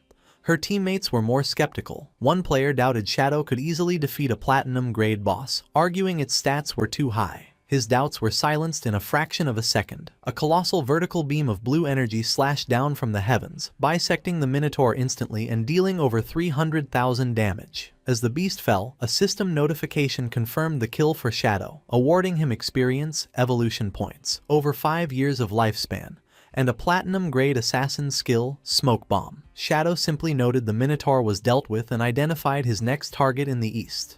The hidden party members were dumbfounded. The skeptical man screamed in shock, realizing Shadow had killed the boss in a second and left before they could even see his face. The red-haired girl was disappointed she missed him, but they were relieved to see the lifespan orbs left behind. They realized Shadow was a man of his word. He had taken the lifespan but left all non-assassin equipment. The scene shifted to another location. Without warning, massive white spikes erupted from the earth, sending a group of players flying. A terrifying jade-grade boss, the noble's eldest son, Traitor Lulu, in dark lava armor, emerged with a giant flaming sword. A player shouted in panic, realizing they had underestimated the perception range of a jade boss. The giant knight swung its flaming sword down at a terrified player. The player froze, thinking his life was over. Just before the blade could crush him, a streak of purple energy sliced through the air, chopping the boss's arm clean off. The player watched in shock as the massive arm and sword flew away. Shadow descended from the sky, unleashing his Shadow of Sorrow skill. 4 shadow clones appeared, surrounding the boss. In a blur of motion, they struck, dealing massive damage. The system confirmed the kill, awarding Shadow experience, evolution points, over 10 years of lifespan, and a jade-grade skill, Merge into Darkness. The rescued players watched in awe, unable to comprehend that each shadow dealt over 300,000 damage. They questioned if they were even playing the same game as him. One of the rescued players, blushing, declared that the gap between them and Shadow was like the distance between a human and a god, resolving to worship him. Having cleared the bosses, a system window notified Shadow he had reached level 20. As dark energy swirled around him, he remarked that farming bosses was the fastest way to level up. Suddenly, another notification chimed. The natural disaster ancient god curse slate was fully charged. Shadow's eyes glowed yellow with anticipation as he prepared to draw a new affix from the slate. Shadow began to invest his evolution points into his newly acquired skills. A system window appeared, showing that he had consumed over 300 points to upgrade Merge into Darkness from Platinum all the way to Mythical grade. Standing in the windy wasteland, Shadow analyzed the skill, realizing it was a superior replacement for his standard stealth. He noted that this ability raised his stealth level to 21, making him undetectable to even most diamond-grade bosses. He then turned his attention to the Smoke Bomb skill. He spent his remaining points to upgrade it to legendary grade. However, Shadow looked at the resulting card with disdain, calling it a trash skill. Instead of learning it, he decided to use his Spirit Devourer bloodline ability to consume the card. The result was a massive increase in his stats. A system notification confirmed that by devouring the legendary skill, his elemental attack and elemental resistance had increased significantly. Feeling prepared, Shadow looked out toward the ocean where a dark castle stood on a distant island, the Withered Bone Ruins. He realized that while he was strong enough to enter, he had no way to cross the water, as there were no boats or teleporters nearby. He stared at the dark waves, knowing the sea was full of monsters. He concluded that attempting to fight underwater without specific skills or mounts would be suicide. Seeking a path, Shadow opened his map. He noticed a strange icon indicating a locked door located right on the shoreline. Curious about this anomaly, he transformed into a streak of shadow and dashed toward the location. He arrived at a cave entrance blocked by a massive ornate stone gate. As he approached, a glowing chain appeared over the door. The system informed him the door was locked and asked if he wanted to use the Withered Bone City key. Shadow was surprised, realizing the golden key he had obtained earlier, likely from the Magic Leaning Tower trade, was the specific item needed here. He pulled the glowing key from his inventory. As the heavy doors groaned open, Shadow stepped forward. Though he wondered aloud how a door on this side of the coast could possibly lead to the ruins on the other side of the sea. Shadow stepped through the glowing gate, his form blurring as he activated his speed. He noticed the path descended sharply and realized with surprise that he was heading deep underground. As he traveled through the dark, rocky corridor, he deduced the tunnel's purpose. It traveled beneath the ocean floor to connect the mainland coast directly to the isolated island. Shadow continued through the long subterranean passage until he finally saw the exit ahead. He emerged from a cave mouth and found himself in a grim, stormy landscape. A dark, ruined castle loomed atop a high cliff, illuminated by streaks of lightning. A system notification welcomed him to the Marega Empire, Withered Bone City ruins, and issued a severe warning. This was a berserk area, where the player's lifespan drained at 100 times the normal rate. Looking out over the dark water, Shadow admired the ingenious design of the hidden tunnel. He recalled a memory from his past life when a madman had rambled about a secret passage under the sea. At the time, everyone ignored him, thinking he was confusing this world with another game. But Shadow realized now that the madman had been telling the truth. Shadow began to walk through a forest of withered trees and scattered bones. Suddenly, the ground beneath him began to tremble violently. A massive skeletal dragon's skull lying on the ground started to shake and crack. Without warning, a colossal creature burst out from within the skull, shattering it. Shadow stood his ground as the dust settled, revealing a grotesque monster. A giant skeletal centipede topped with a stitched-together female torso with a glowing red eye. The system identified the creature as the Withered Bone Ruins Guardian, Thousand Blade Centipede, Mo Wire, a powerful diamond-grade boss. Shadow analyzed the enemy before him. He noticed that while her upper body retained a human shape, her lower half had transformed into a monster. He observed the festering wounds on her body, realizing they were identical to the scars he had seen on the white dragon, Ates. As the terrifying creature lunged at him, Shadow understood that she was a citizen of the Marega Empire who had been corrupted by Cthulhu's curse. Shadow dodged the massive centipede body as it swept through the air. Looking at the scars on her human torso, he deduced that she must have suffered inhumane torture while she was still alive. He continued to evade, weaving through the sharp skeletal legs that stabbed at him, and leaped into the air to avoid a crushing strike that shattered the ground. Launching his counterattack, Shadow activated his skills. He summoned his shadow clones and used a technique called Blessing of Release to inflict massive additional damage. In a flash of purple energy, he and his clones unleashed a synchronized shadow flash slash, striking the boss 4 times instantly. The blade slashed across the monster's neck. Shadow's eyes glowed as the system indicated his skill cooldowns had instantly reset. He prepared to strike again. He unleashed the Blessing of Release once more, surrounding Mo Wire with a chaotic aura of red energy. The 4 shadows coordinated a final, devastating formation attack, slicing through the boss from all angles with beams of purple light. Mo Wire's monstrous body was sliced into pieces, exploding in a burst of magical fire as Shadow landed safely on the ground. A system notification appeared, confirming he had killed the Diamond Grade Guardian, Mo Wire. He gained a massive amount of experience, evolution points, over 10 years of tradable lifespan, and multiple items. Shadow looked down solemnly and told her to rest in peace. As she died, the monster faded away, briefly revealing the spirit of the beautiful woman she once was. She smiled peacefully, finally free from the curse, before dissolving into glowing orbs of lifespan. Shadow, having just dispatched the Diamond Grade Guardian, proceeds further into the desolate landscape. He looked up at the ominous lightning-wreathed castle perched atop the cliffs. Shadow unleashed a long-range attack, hurling a wave of dark energy from his hand. The attack struck a spider-like monster lurking in the shadows. The creature, a human female torso fused to a spider body, screamed as the dark energy impaled her. A system notification appeared, confirming Shadow had killed the cursed spider, Mo Li, granting him a massive amount of experience, evolution points, and 10 years of tradable lifespan. Shadow stood amidst the floating loot, observing the grim reality of this place. He noted that all the monsters here had human upper bodies fused with a twisted monstrous lower half. Furthermore, he realized they all still retained their human names. He looked at a massive dragon skull on the ground, pointing out that even the bones were mutated. The skull had multiple eye sockets and strange horn growths, suggesting extreme biological corruption. Shadow concluded that the entire withered bone ruins was a biochemical experimentation ground. He recalled the lore Ates had told him. To win the war, the people of Marega had summoned Cthulhu,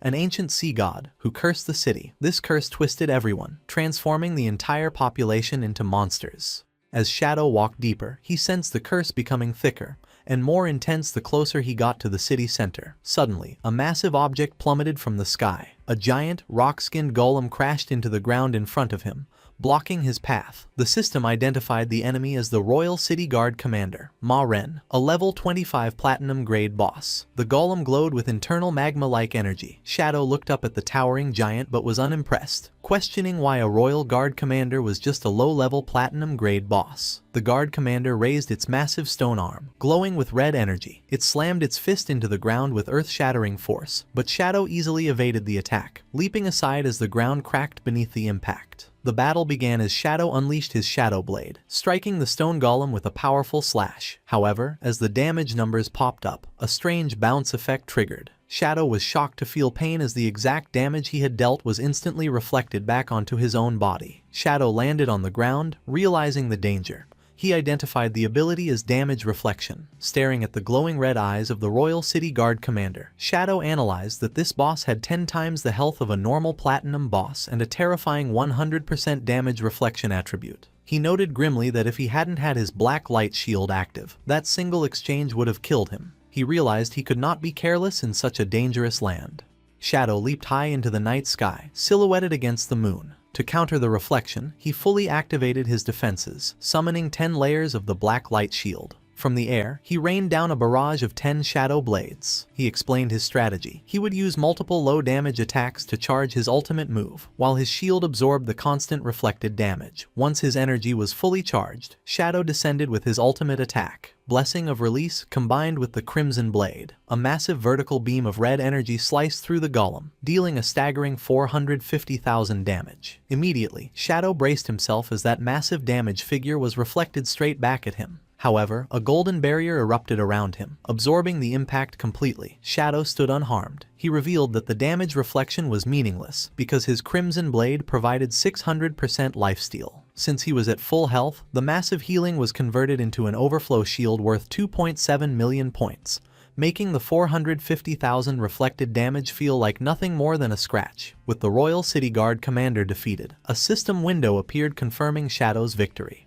He received a massive amount of experience, evolution points, and over 14 years of lifespan. However, the message contained a warning. The commander's death had alerted every guard within the city. Shadow paused, confused by the sudden shift in the atmosphere. High on a cliff, a monstrous sentry blew into a large horn, sending green sound waves rippling through the air to signal the alarm. Immediately, the ruins came alive. Monstrous figures began to descend from the cliffs in droves.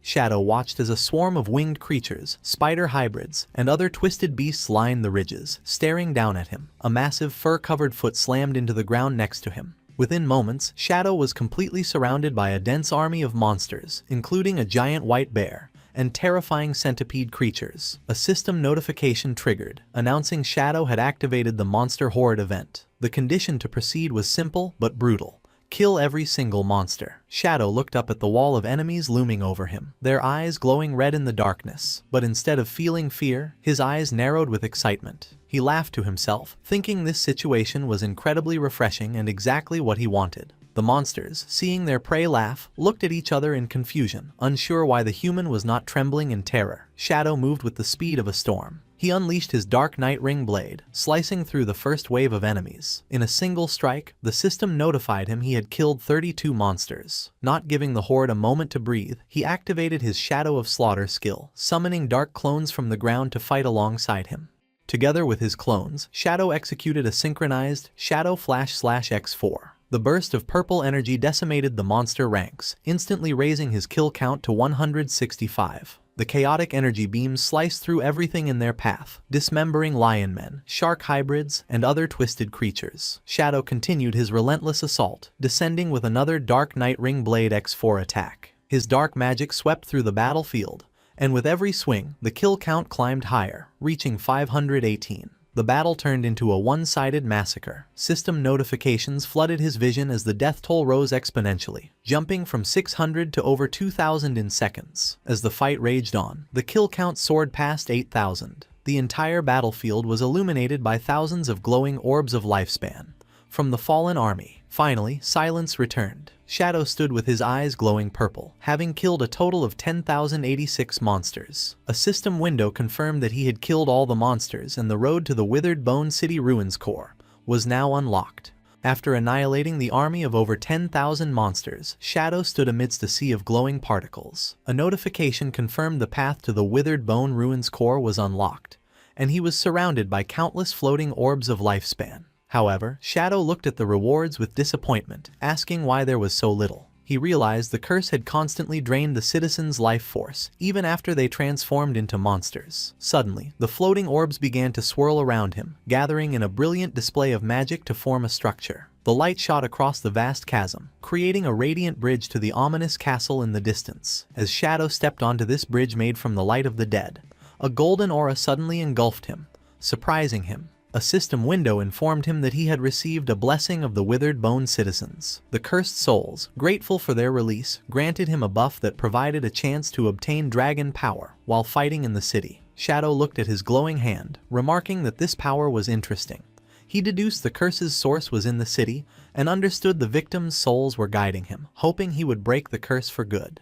He continued across the Bridge of Light until he reached a massive, dark pit that looked like a maw of flesh and darkness. Without hesitation, Shadow leaped into the abyss. As he descended through the fleshy tunnel, a notification warned him he had entered the Withered Bone Curse Great Hollow, where the lifespan drain was 1,000 times the normal rate. He landed with a heavy splash in a red liquid and slowly stood up, surrounded by pulsating, organic walls, ready to face the source of the corruption. Deep within the fleshy walls of the hollow, a man with long red hair and a beard hung suspended, his body pierced by thick spikes. Suddenly, a notification flashed as the man's eyes snapped open, sensing an intruder. Shadow stood ready in the darkness, a purple flame igniting on his chest as he sensed the overwhelming killing intent. The man, still trapped, began to mutter strange syllables. Shadow narrowed his eyes, recognizing the speech as the ancient god language. He translated the sounds and realized the man was repeatedly calling out a specific name, Mo Wire. Driven by madness and grief, the man roared the name Mo Wire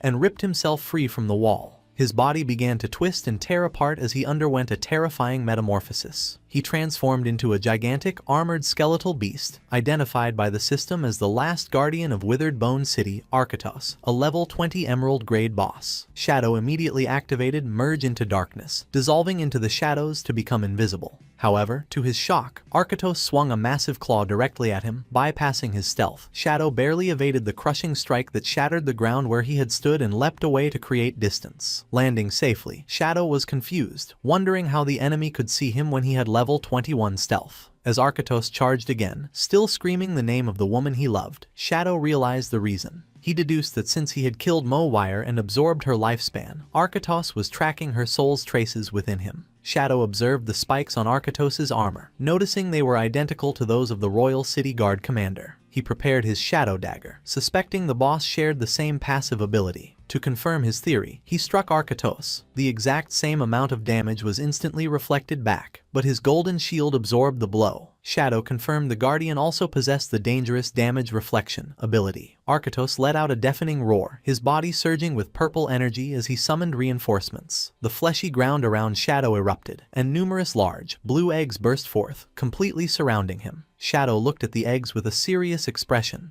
realizing they also possessed a damage reflection effect. He deduced that if they hatched, they would spawn dangerous elite-level monsters. Testing their durability, Shadow threw a shadow dagger at one, dealing over 3,000 damage. The egg shattered, but he quickly calculated the cost. Destroying a single egg required 3 daggers, meaning he'd have to sacrifice 3 layers of his black light shield to the reflected damage. Since regenerating a layer took 2 seconds, he concluded he couldn't clear all the eggs in time. With no other choice, Shadow decided to let them hatch. He leaped high into the air for a tactical advantage, accepting he would have to face whatever came out. As he descended towards Arkatos, he noted his ultimate skill was fully charged. He unleashed the Crimson Blade, a massive red energy beam that slammed down on Arkatos for a staggering 450,000 damage. Shadow landed silently, protected by a massive golden barrier from his lifesteal. Unharmed by the chaos, the eggs hatched instantly, and a monstrous claw burst through each shell. A swarm of cursed young dragons, level 20 emerald-grade monsters, flew into the air, screeching as they prepared to attack. Shadow landed in the pool of red liquid, crouching to face the newborn horde. Without hesitation, Shadow unleashed his Dark Night Ring blade. The swirling vortex of dark energy shredded the dragons, dealing nearly 30,000 damage to each. The battle ended in a flash. Shadow stood calmly inside his golden barrier as a notification confirmed he had killed 9 dragons. He remarked that thanks to his blood shield, the damage reflection was nothing to fear. As the dragons died, they dissolved into glowing lifespan orbs. However, instead of being absorbed by Shadow, the orbs gathered in the air, swirling violently. A voice spoke from the light in the ancient god language, addressing Shadow as an outsider. The energy reformed the boss, Arkatos, who transformed into a more terrifying state identified as Flesh Curse, Arkatos Blue Scale. The monster smiled menacingly, declaring that Shadow would not succeed in destroying his race. The battle intensified as Arkatos leapt. The mutated guardian charged forward, aiming a massive, energized punch at Shadow. Shadow's eyes glowed neon blue as he countered with a blindingly fast, instant shadow slash. He moved like a blur, striking the monster from all angles in a split second. However, to Shadow's disbelief, immunity appeared around Arkatos. The monster was completely unaffected by the attacks. Shadow was stunned, unable to understand how his attacks dealt no damage. Arkatos seized the opening, slamming his fist into Shadow with devastating force. Shadow was sent flying, taking nearly 30,000 damage as the impact created a massive explosion. As he steadied himself, his golden blood shield shattered. Shadow translated the monster's guttural speech and realized Arkatos was declaring that as long as his bloodline and soul remained, his home would never fall. Arkatos stood amidst the purple energy, proclaiming Withered Bone City would never be conquered. Shadow was confused. Usually, only epic-grade monsters or higher could speak and have self-awareness, yet this emerald-grade boss retained his consciousness. Ignoring Shadow, Arkatos gathered dark energy into a sphere, chanting about protecting his city, empire, and people. The Guardian unleashed his Demon Dragon Cannon, a vertical beam of destructive energy. Shadow reacted instantly, leaping high to dodge the blast. He landed and countered with a Shadow Blade. But again, the attack was ineffective. Arkatos walked through it, completely immune. Shadow cursed, realizing he desperately needed to break the monster's invulnerability shield. Arkatos unleashed a new technique. A grotesque ribcage of raw flesh materialized, trapping Shadow inside. The system identified it as the Flesh Prison, and a countdown began, showing Shadow's lifespan draining away by the year. Shadow broke into a cold sweat, realizing Arkatos was siphoning his life force. He identified the drain as an ability of the evil god, Cthulhu. The situation was dire. The flesh prison was an unavoidable attack ignoring all defenses. Arkatos fed on Shadow through a fleshy tendril, and Shadow realized his entire lifespan would soon be gone. Just as hope seemed lost, red energy erupted from Shadow. A notification announced he had triggered dragon power. The system detected he possessed Eitz's skill, Shadow of Slaughter. This granted Shadow a new buff, Eitz's Flame of Nirvana. The description revealed the key to victory. The white flame ignored all defenses and directly burned the opponent's soul for massive damage. Shadow's eyes glowed with orange dragon fire as he realized this was the true power of the dragon race. He counterattacked with the enhanced dragon Shadow of Slaughter. His clones materialized, wreathed in holy fire, and descended on the monster. He followed up with a dragon instant shadow slash, cutting through the air with blinding speed. Arkatos' immunity was shattered. The attacks connected, dealing tens of thousands of damage and inflicting a severe burn. Arkatos screamed as the white flames consumed him. In his final moments, he begged Cthulhu for strength, crying that he couldn't die because he had to preserve the dragon race. Shadow stood calmly, the spirit of Eitz's manifesting behind him. He told the dying guardian the truth. His actions weren't protection. By summoning Cthulhu, he doomed his people to an eternal curse. With a cold glare, Shadow told him to feel the flame of nirvana and let it cleanse his sins. Shadow delivered the final blow with a dragon crimson blade, a colossal beam of red energy dealing nearly 500,000 damage. The last guardian was incinerated. A system window confirmed the kill, awarding Shadow 1 million experience points, 120 evolution points, and nearly 40 years of lifespan. Shadow descended, surrounded by glowing victory notifications. The system awarded him 60 evolution points, nearly 40 years of lifespan, and a diamond-grade item called the Bone Spike. As the dragon power buff faded, Shadow analyzed the rewards. The 1 million experience points proved the city's monsters had funneled resources to Arkatos. However, the lifespan reward was suspiciously low at 39.8 years. Shadow suspected most of the lifespan had been stolen by the evil god, Cthulhu. Suddenly, a grotesque chest emerged from the red liquid on the ground. A system message informed Shadow that using dragon power had unlocked a hidden reward. The chest opened, revealing 2 glowing golden items, a withered bone rune and an epic-grade Mount Bell. Shadow inspected the rune, a key to the tomb of the withered bone god. He noted that 3 runes would grant him entry to the secret ruin. Next, he held the golden bell, intrigued by the epic-grade mount item, and decided to see what it would summon. Activating the item, a massive winged skeletal dragon materialized. The system identified it as King of Scavengers, Osiris, a level 20 epic-grade entity, now soulbound to Shadow. Osiris was a former guardian, now a flying mount and combat pet that could summon smaller bone dragons. To Shadow's surprise, the dragon spoke intelligently. Osiris looked down, asking in shock if Shadow was the one who purged the city and killed Arkatos. Shadow calmly confirmed the deed and asked the dragon if it knew the truth about the cursed place. Osiris recounted the city's tragic history. It was an old guardian who died long ago but was resurrected by necromancy to fight in the war between the Marega Empire and the continent as the empire faced defeat. It revealed that in a desperate attempt to turn the tide, the city lord, Arkatos, decided to summon the evil god, Cthulhu. The dragon explained the condition for summoning Cthulhu was for Arkatos to sacrifice the person he loved most, his daughter, Mo Wire. However, at the last moment, Arkatos hesitated. He saved Mo Wire, and instead sacrificed the entire population of Withered Bone City, including himself, to the evil god. The consequences were horrifying. The citizens were cursed and granted immense power, allowing them to defeat their invaders, but they were transformed into monsters and lost their humanity. Osiris revealed that Mo Wire, the only human left, suffered the worst fate. The monstrous citizens hated her and tortured her until she was also consumed by the curse and became a monster. With the story finished, Osiris expressed deep gratitude to Shadow for bringing release to these miserable souls and ending the tragedy. Sensing a powerful aura on Shadow, the dragon bowed its head and pledged to follow him forever, asking for its new master's name. With glowing eyes, the protagonist looked up and simply replied his name was Shadow.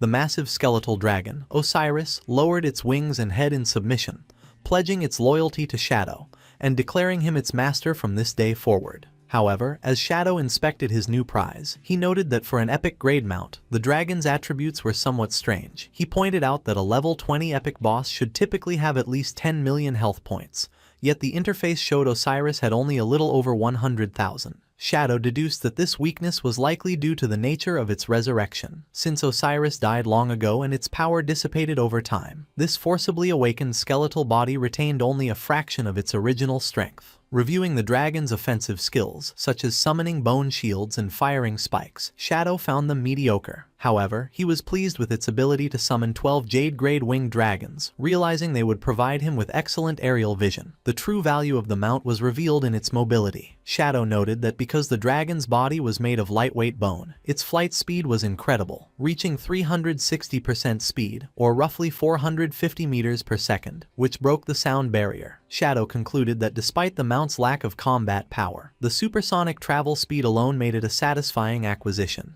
Just then, a system window appeared, notifying Shadow that he had met the conditions for a class advancement. He was surprised, realizing that the massive experience gained from clearing the withered bone ruins, over 1 million points, was enough to trigger the upgrade immediately. With a determined look, he activated the advancement.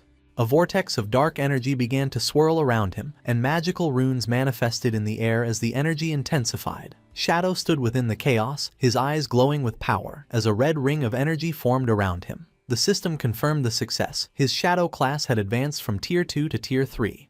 His attributes skyrocketed, with his strength and constitution doubling from 27 to 54, his spirit doubling to 90, and his agility jumping significantly to 144. Along with the stat boost, Shadow obtained a new class passive skill called Shadow Arc. The description revealed a powerful mechanic. Any damage, negative status, or stealth removal he suffered while invisible would be delayed by 1 second. Within that 1 second window, he could perform actions to negate the damage or the status effect completely. Shadow looked at his hand and laughed confidently, realizing that as long as his reaction time was fast enough, this skill would allow him to nullify almost any attack while he was in stealth.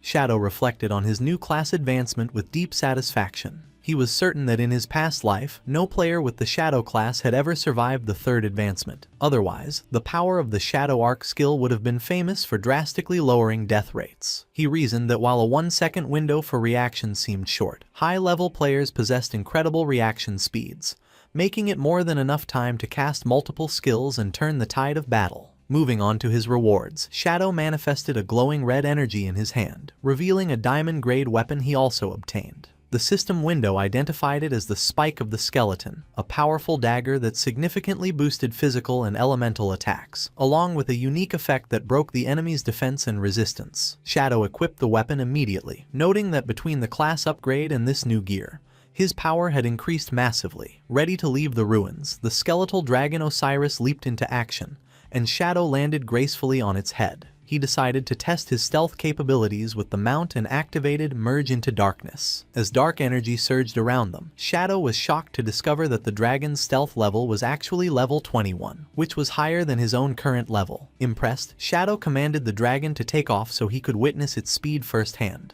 Osiris obeyed, launching into the air with explosive force. They ascended rapidly from the depths of the underground hollow, moving as a blur of purple light. The dragon burst out of the ruins and shot straight up into the sky. The speed was so intense that Shadow was left speechless, the wind rushing past him. As his eye glowed in the wind, he had to admit that the dragon was incredibly fast. Having tested the incredible speed of his new mount, Shadow burst out of the underground tunnel and shot into the sky above the ocean. As he soared through the air, he formulated his next plan, deciding to head toward the location Captain Onyu mentioned where a flying monster and another ancient god slate were spotted. He resolved to fly to the Magic City ruins first and then use a teleporter to reach Lucky Town. Shadow noted that the journey from the Magic City to the Withered Bone City had originally taken him several hours of travel. Meanwhile, in a forest below, a party of adventurers was in the middle of a raid against a large black bear monster. The group included a swordsman, a mage, and a healer. The female mage charged a holy light fireball, while another member shouted for the team to kill the beast. Suddenly, a massive shockwave tore through the forest as Osiris flew past them at supersonic speed. The sheer force of the wind blew the entire party and the monster off their feet, sending them tumbling across the ground. In the aftermath, the mage looked around in confusion, while the swordsman was bewildered to find that the boss monster had been slammed into his sword by the wind and died instantly. Ignoring the chaos he caused below, Shadow continued his flight, appreciating that with Osiris, the return trip to the Magic City ruins took only 10 minutes. In the ruins of the Magic City, a dramatic scene unfolded between a couple standing in the desolate streets. A man held a woman's hands and begged for forgiveness, admitting that he only cheated on her once with another man, and that he was thinking of her the whole time. The woman asked him to promise to cut ties with the other person forever, and after he agreed, they shared a passionate kiss, professing their love for each other. Their romantic moment was violently interrupted as a massive pressure descended from the sky. The force slammed the man face first into the pavement, and the woman was also flattened against the ground by the impact. Shadow stepped off his dragon, his boot landing near the crushed couple. As the dragon loomed behind him, Shadow touched his mask and wondered if he hit something on his way down. But he quickly dismissed the thought and decided to ignore it. Shadow activated his invisibility skill to leave the ruins undetected. A system notification showed he had consumed 5.4 years of his lifespan to teleport to Lucky Town. Shadow complained that the cost to return to a novice town doubled each time, making it expensive. Despite having over 2,000 years of lifespan, Shadow was incredibly stingy and felt pain over the small expense. Still invisible, Shadow walked through the town gates, passing two guards who seemed to sense a disturbance but couldn't see him. Shadow observed their uniforms and deduced they were from the official government forces. Looking at the town's layout, he realized officials had stationed guards to help new players and prevent attacks. He noted this was happening months earlier than in his past life. Walking through the peaceful streets, Shadow reflected that his cooperation with the government likely accelerated their efficiency. He noticed that even elderly players were surviving well in this protected environment. He passed a heartwarming scene of an old man and woman sitting on a bench, acting like a couple in love. Suddenly, Shadow was startled by a desperate cry for help. At the town gate, a massive black insect monster had seized a player. The two official guards Shadow passed earlier sprang into action. The female guard cast a spell from her magic book, creating a holy shield around the player that blocked the monster's attack. The male guard charged forward, cursing the monster, and executed a powerful leap slash, striking the creature for over 1,600 damage. The female guard immediately retaliated, casting a holy fireball at the giant insect. However, the creature was incredibly agile and evaded the attack. Taking advantage of the opening, the monster scurried away, leaving the male guard frustrated that it had escaped again. The guards looked up as the escaped monster rejoined its pack of 5. The female guard noted with despair that killing one was useless, as a new one would respawn immediately. Shadow, observing invisibly, realized that while the 5 gold-grade monsters were not individually strong, the team was struggling because the bosses would fly away when losing, leaving the ground-based guards helpless. On the ground, the male guard checked on the elderly victim. The old man was on his knees, crying and trembling. However, his fear instantly transformed into ungrateful fury. He screamed at the guards, calling them useless. Sitting in the dirt, the old man continued to berate his rescuers. He complained that these flying monsters had been blocking the town for days, making it impossible to hunt. He accused the guards of failing to care for the elderly and threatened to file a complaint. The female guard, stressed and confused, tried to calm him by explaining that Shadow was arriving. The male guard, losing patience, told the old man to show some respect. The mention of Shadow only agitated the crowd. The old man and the onlookers began to shout, asking where Shadow was. They mocked him, saying, "Big shots are always too busy and he was taking too long just to kill a few bosses." The increasingly hostile mob yelled that if Shadow was so powerful, he should be helping them. A bald old man shouted that he was waiting for his son to farm lifespan and Shadow was wasting their time. The situation spiraled out of control. The female guard tried to reason with the angry mob, assuring them Shadow would arrive. She suggested those who couldn't wait should log off. However, the male guard realized reasoning was futile and urged his partner to leave. The crowd blocked their path, accusing the officials of running away from their responsibilities without solving the monster problem. The mob screamed that the guards were wasting taxpayer money, useless for failing to kill a few bugs, and demanded an explanation. Pushed to his limit, the male guard exploded in anger. He reminded the crowd the officials had already power leveled them to level 3, asking what more they wanted. The ungrateful mob retorted that level 3 was useless and continued to jeer. The elderly players weaponized their age, accusing the guard of wanting to beat up old people. As the male guard tried to move forward, the ungrateful old man from earlier deliberately bumped into him. The old man threw himself to the ground theatrically, wailing that the officials were beating the elderly. He claimed his heart disease was acting up and he was dying. The male guard looked down in panic, insisting he didn't touch him.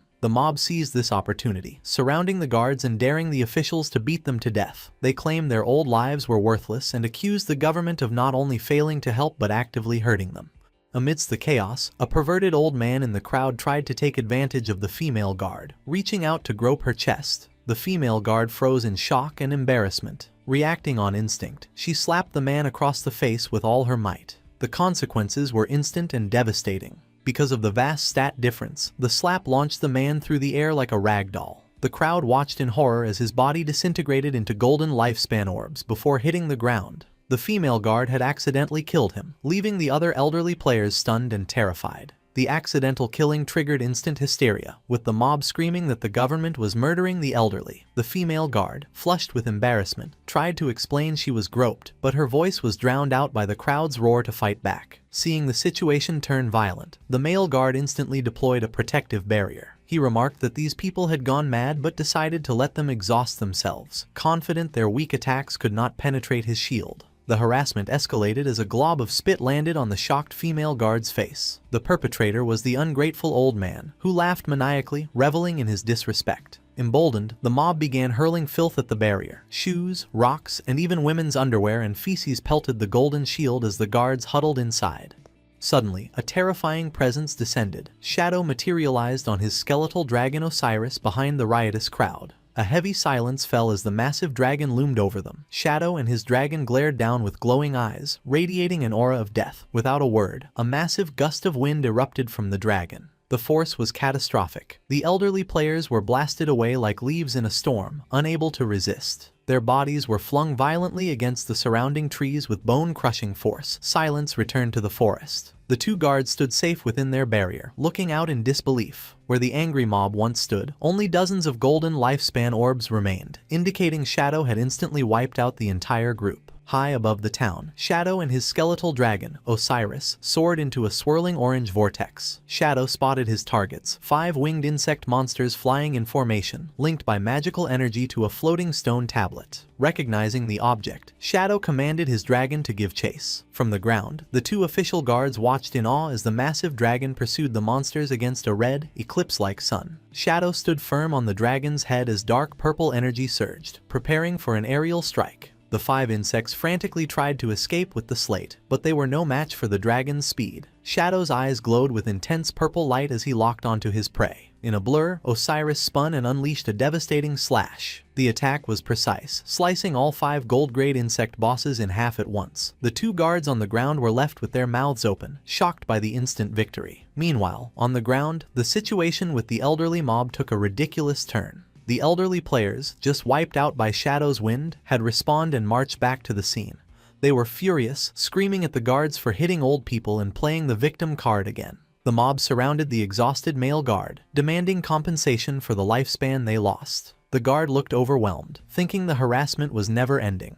Suddenly, a shadow fell over the group. The guard looked up to see the massive corpses of the 5 insect bosses plummeting from the sky directly above them. Before the mob could react, the giant carcasses crashed down with bone-crushing force. The impact flattened the elderly players, killing them a second time and turning them back into lifespan orbs. The stone slate landed upright in the dirt, surrounded by the glowing orbs of the twice-deceased old man and his companions. Osiris landed gracefully next to the loot. Shadow looked around, genuinely confused. He wondered why there was so much loot when he had only killed 5 bosses, unaware he had accidentally farmed the annoying mob. The ungrateful old man, just crushed by a falling monster corpse, crawled on the ground. Instead of being thankful, he pointed an accusing finger at Shadow, screaming about the danger of falling objects and demanding to know if any law was left in this world. Shadow ignored the ranting and crouched to pick up the slate. However, the old man stood up and confronted him. He yelled that he was speaking to him and demanded respect, using the excuse that he had eaten more salt than Shadow had eaten rice to justify his arrogance. As Shadow reached for the slate, the old man grabbed the other end, trying to snatch it away.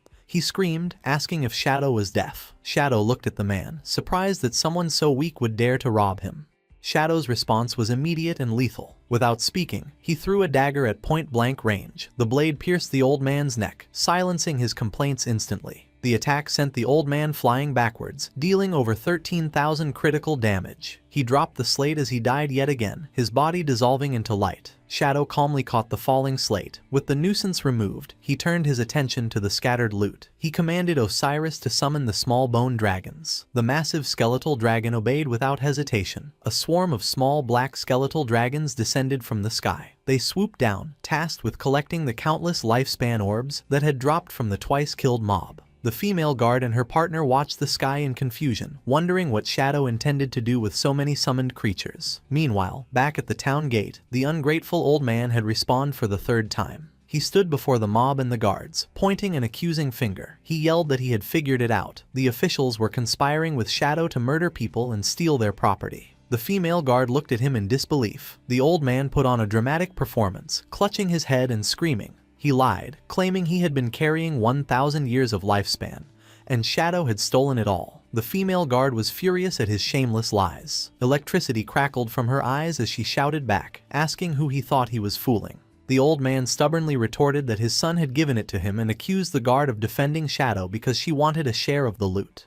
Turning to the crowd, the old man incited a riot. He promised that if everyone helped him demand the return of his 1,000 years, he would share 1 year with each person. He played the victim card again, shouting that they could not let officials and Shadow bully the elderly. Blinded by greed, the mob agreed. They shouted in support, demanding that Shadow return the lifespan. They demanded their lifespan back. The male guard gritted his teeth in frustration, wishing he could arrest them, but noted the troublemakers were cunningly staying inside the town's safe zone where guards could not attack. The elderly players, led by the ungrateful old man, pumped their fists in the air, screaming greedily. Suddenly, the small bone dragons swooped down into the crowd. Their claws gripped the elderly players, lifting them off the ground before they could react. The mob was hoisted into the air, dangling helplessly. The old man looked up in terror, wondering where these monsters had come from. The dragons flew high above the town, carrying the screaming players over the walls and outside the safe zone.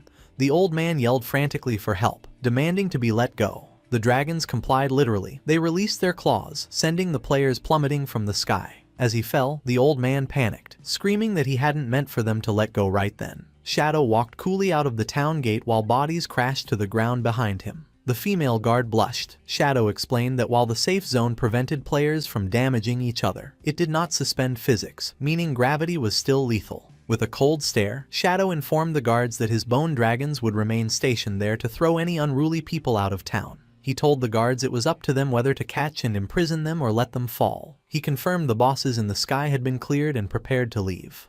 The male guard called out, pointing out that Shadow had not collected the scattered loot. As his body dissolved to teleport away, Shadow simply told them to keep it as a gift, leaving the guards stunned. The male guard was in awe of Shadow's generosity. He looked at the ground covered in glowing lifespan orbs, marveling that the expert had left behind so much treasure. He turned to his partner, the female guard, calling her Electric Fox, and invited her to help him collect the loot. However, the female guard was completely distracted. She stood frozen with a dreamy expression. The male guard looked at her with a mix of confusion and disgust, asking what she was doing. Completely infatuated, she clasped her hands together and declared that her heart had left along with Shadow. To snap her out of it, the male guard tossed a lifespan orb at her. It struck her on the forehead with a solid impact. She cried out in pain and anger. The male guard scolded her to stop daydreaming. He brutally reminded her that a big shot like Shadow would never look at a minor character like her, saying she was a toad wishing to eat swan meat. Triggered by the insult, the female guard lashed out, shouting that he was the toad.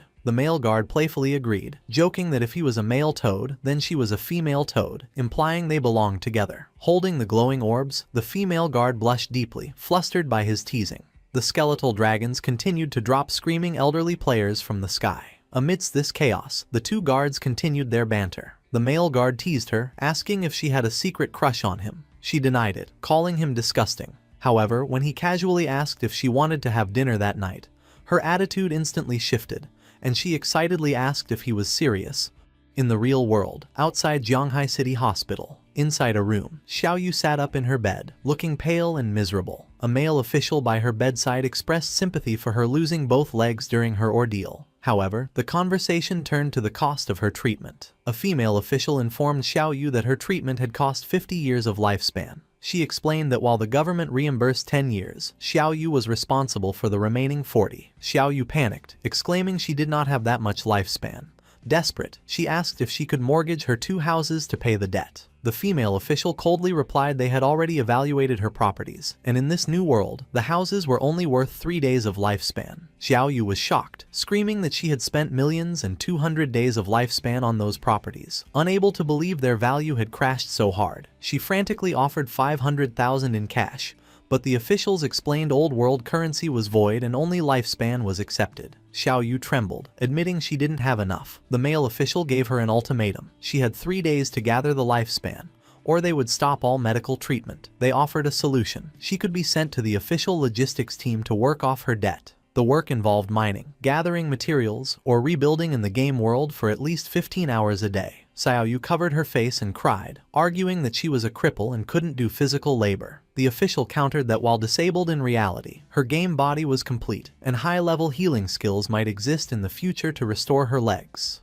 Xiao Yu broke down screaming, terrified of the status, not the work. She yelled that she didn't want to be a laborer or be around sweaty, smelly people, calling it disgusting. She threw a tantrum, wailing that she was already pitiful and demanding to know why she was being treated this way, insisting none of this was her fault. The 2 officials stood silently, unimpressed by her victim mentality. The female official offered another solution. She asked if Xiao Yu had any family or friends who could act as guarantors. She explained that if she could find someone to vouch for her, they could approve a loan for the 40 years of lifespan with a low interest rate, allowing her to avoid forced labor. Tears streamed down Xiao Yu's face as she thought about her options. She fell into despair, believing her brother, King Feng, was dead. She thought of her mother but was unsure if she would be willing or able to guarantee such a debt. She curled up in pain and fear, sobbing quietly. Alone in the dark room, she admitted to herself she didn't know anyone who would help her, feeling completely abandoned. Suddenly, the door was kicked open with a bang. A loud voice announced that help had arrived. The 2 officials turned in surprise, while Xiao Yu looked at the entrance in confusion. A tall, muscular man entered, followed by a subordinate recording the event on a phone. It was the Knights Templar Guild leader. He reached out his hand, demanding Xiao Yu's phone and scoffing that 40 years of lifespan was a trivial amount. Xiao Yu recognized him. The guild leader smiled at her, claiming his heart ached when he heard of her disaster. A notification popped up on Xiao Yu's phone, causing her to blush. The guild leader had transferred 100 years of tradable lifespan to her. She stammered her thanks, overwhelmed by his generosity.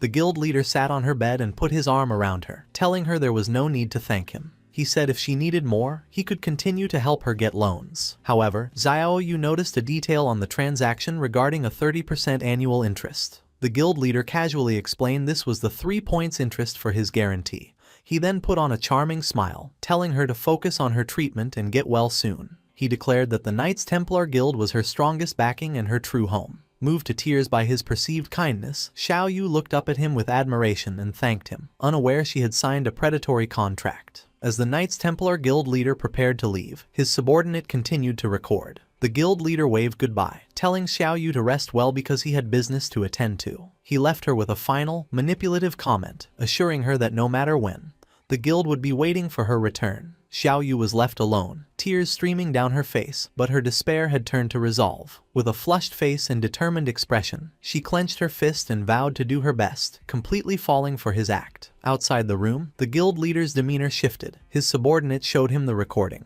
The guild leader approved, ordering him to edit the footage properly before publishing it. As they walked down the hospital corridor, the guild leader gave specific instructions on how to spin the story. He wanted the propaganda to emphasize her miserable situation and highlight that while no one else would help, only their guild stepped up. A sinister grin appeared on his face as he revealed his true intentions. Since Xiao Yu had caused the guild a loss, he would use her tragedy as an advertisement to recruit more members. He viewed this as the true way to make use of waste. Looking out at the city, the guild leader announced it was time to log into the game, as his meeting with Shadow had arrived. The scene shifted to the virtual world, showing the Knights Templar hideout in the ruins of Zhonghai City, protected by a blue energy barrier. Inside the dingy hideout, the guild leader sat on a toilet checking a holographic interface. He noticed many online posts cursing Shadow and laughed, noting Shadow had offended many people. However, his jealousy showed as he muttered that if Shadow were not 10 times stronger, he would have tried to kill him too. Suddenly, Shadow materialized from a cloud of black mist. The guild leader immediately dropped his arrogant attitude and fell to his knees. Shadow asked if the slaughterers were ready. The guild leader eagerly replied they had been ready for a long time and he had been waiting for Big Brother Shadow. Trying to curry favor, the guild leader gestured to the toilet and invited Shadow to sit. Shadow coldly rejected the offer and ordered him to bring out the targets. The guild leader gestured to a large group of bound players. He presented 200 slaughterers, players with red names, and told Shadow they were all there for him to deal with. Shadow accepted the offering. With a casual acknowledgement, he walked past the guild leader. In a display of power, Shadow unleashed his dark energy, instantly slicing the gathered slaughterers into pieces. The guild leader watched in awe as the bodies were torn apart by invisible blades. As the prisoners died, they dissolved into a sea of lifespan orbs. A system notification confirmed Shadow's slaughter value had decreased by 2 layers. Standing amidst the floating lights, Shadow told the guild leader their debt was settled and turned to leave. Desperate to keep Shadow's favor, the guild leader hurriedly called out to stop him, shouting he had something urgent to report. He asked if Shadow had offended anyone recently and projected a holographic screen showing a viral news post. The article featured a picture of the ungrateful old man from Lucky Town, with sensational headlines accusing Shadow of killing an old man, scamming people, and colluding with corrupt officials. Shadow looked at the image and recognized the troublemaker he had dealt with. However, Shadow's sharp eyes caught another notification on the screen. It was the propaganda advertisement the guild leader had just created. The headline read, "Poor girl brutally mutilated and lost legs. Knights Templar Guild gives generous help," with a photo of a crying Xiao Yu. Shadow was stunned. He exclaimed her name, realizing the victim ghost spirit had rescued from the serial killer Ren Tu was his sister, Xiao Yu. He chuckled to himself, remarking on how small the world was and what an incredible coincidence it was. Keeping his discovery to himself, Shadow simply said, "Understood," and vanished. The guild leader, oblivious to the realization, stood by the toilet and bowed enthusiastically, shouting for his big brother to take care and come back often. High in the sky, flying on his skeletal dragon Osiris, Shadow contacted his disciple. He ordered Ghost Spirit to investigate and eliminate the persons spreading the slanderous rumors online, deciding this small matter wasn't worth his personal attention. Ghost Spirit appeared in the communication window, furious that someone dared to slander her master, and vowed to handle it immediately. Standing on a high rooftop in Zhonghai City, Ghost Spirit looked at a holographic screen with angry disbelief, wondering how anyone dared to spread such vicious rumors about her master. The screen showed a news article with the face of the ungrateful old man from Lucky Town, claiming Shadow had plotted against an elderly person. Ghost Spirit found the accusation and the man's face disgusting. With cold determination, she pulled her hood over her head, declaring she had memorized the culprit's face. She immediately leapt from the edge of the building, a trail of purple energy following her as she vowed to bring him to justice. She dove through the air, gliding between the skyscrapers straight for her target. The scene shifted to a residential complex called Lakeview Garden, outside the home of a man named Feng Xiaoying. A hand knocked violently on the door. Outside stood a young man named Ma Dagon with a woman and their injured, drooling child. He furiously shouted for Feng Xiaoying to come out, accusing Feng's dog of knocking his son down the stairs and paralyzing him. He screamed that Feng could not escape responsibility. He slammed his fist against the door again, demanding an explanation. The door swung open, revealing Feng Xiaoying, the ungrateful old man from Lucky Town. He looked annoyed and aggressive, shouting at the family to stop bothering him. Feng Xiaoying pointed at Ma Dagon, accusing him of using his perspective eye's ability to spy on his wife showering and threatening to call the police. He insulted the neighbor, claiming the son was stupid and fell on his own, arrogantly asking for proof his dog was involved. Ma Dagon held up his phone, showing a video of a monstrous dog kicking his son down the stairs, declaring it ironclad evidence. In a violent outburst, Feng Xiaoying kicked the phone out of Ma Dagon's hand. With the evidence destroyed, he shamelessly demanded to see the so-called proof. Furious, Ma Dagon activated his eagle eye skill, locking onto Feng Xiaoying. He warned that he could attack with poisonous fog at any moment, and would hunt him down if he didn't stop being unreasonable. Unimpressed, Feng Xiaoying mocked Ma Dagon, daring him to attack. Ma Dagon prepared to use his skill, his eyes glowing blue. The system highlighted Feng Xiaoying as a target, but as the old man shouted more accusations, a notification appeared. Ma Dagon was unable to release any skills. He stood frozen, confused. Feng Xiaoying let out a sinister giggle, his demeanor changing. His eyes glowed orange as he laughed maniacally, taunting the terrified Ma Dagon about his failed skills and asking if he really thought he was fearless just because he was stupid. Ma Dagan panicked, shouting to his wife that he couldn't use his skills. As Feng Xiaoying grinned mockingly, the silhouette of a massive man appeared in the doorway behind him. The old man revealed the truth. His son held the hidden class Magic Forbidden Warlock and had set up a magic forbidden barrier, preventing skill use. The stranger stepped into the light, a tall, muscular man with a poodle peeking from his shirt. Feng Xiaoying immediately played the victim, crying that Ma Dagan was sexually harassing and terrifying him. With a cold expression, the son moved with blinding speed. Before Ma Dagan could react, the son grabbed him by the throat and brutally kicked his stomach. The force sent Ma Dagan flying into the opposite wall, vomiting blood. His wife screamed and rushed to his side, but her healing magic fizzled out because of the barrier. The son then grabbed the wife, lifting her off the ground. Stating he didn't hit women, he ordered her to take her husband and get lost, warning them never to appear before him again. Tears streamed down the wife's face as she sobbed that it was their fault and demanded they take responsibility. The son stared at her silently before releasing his grip.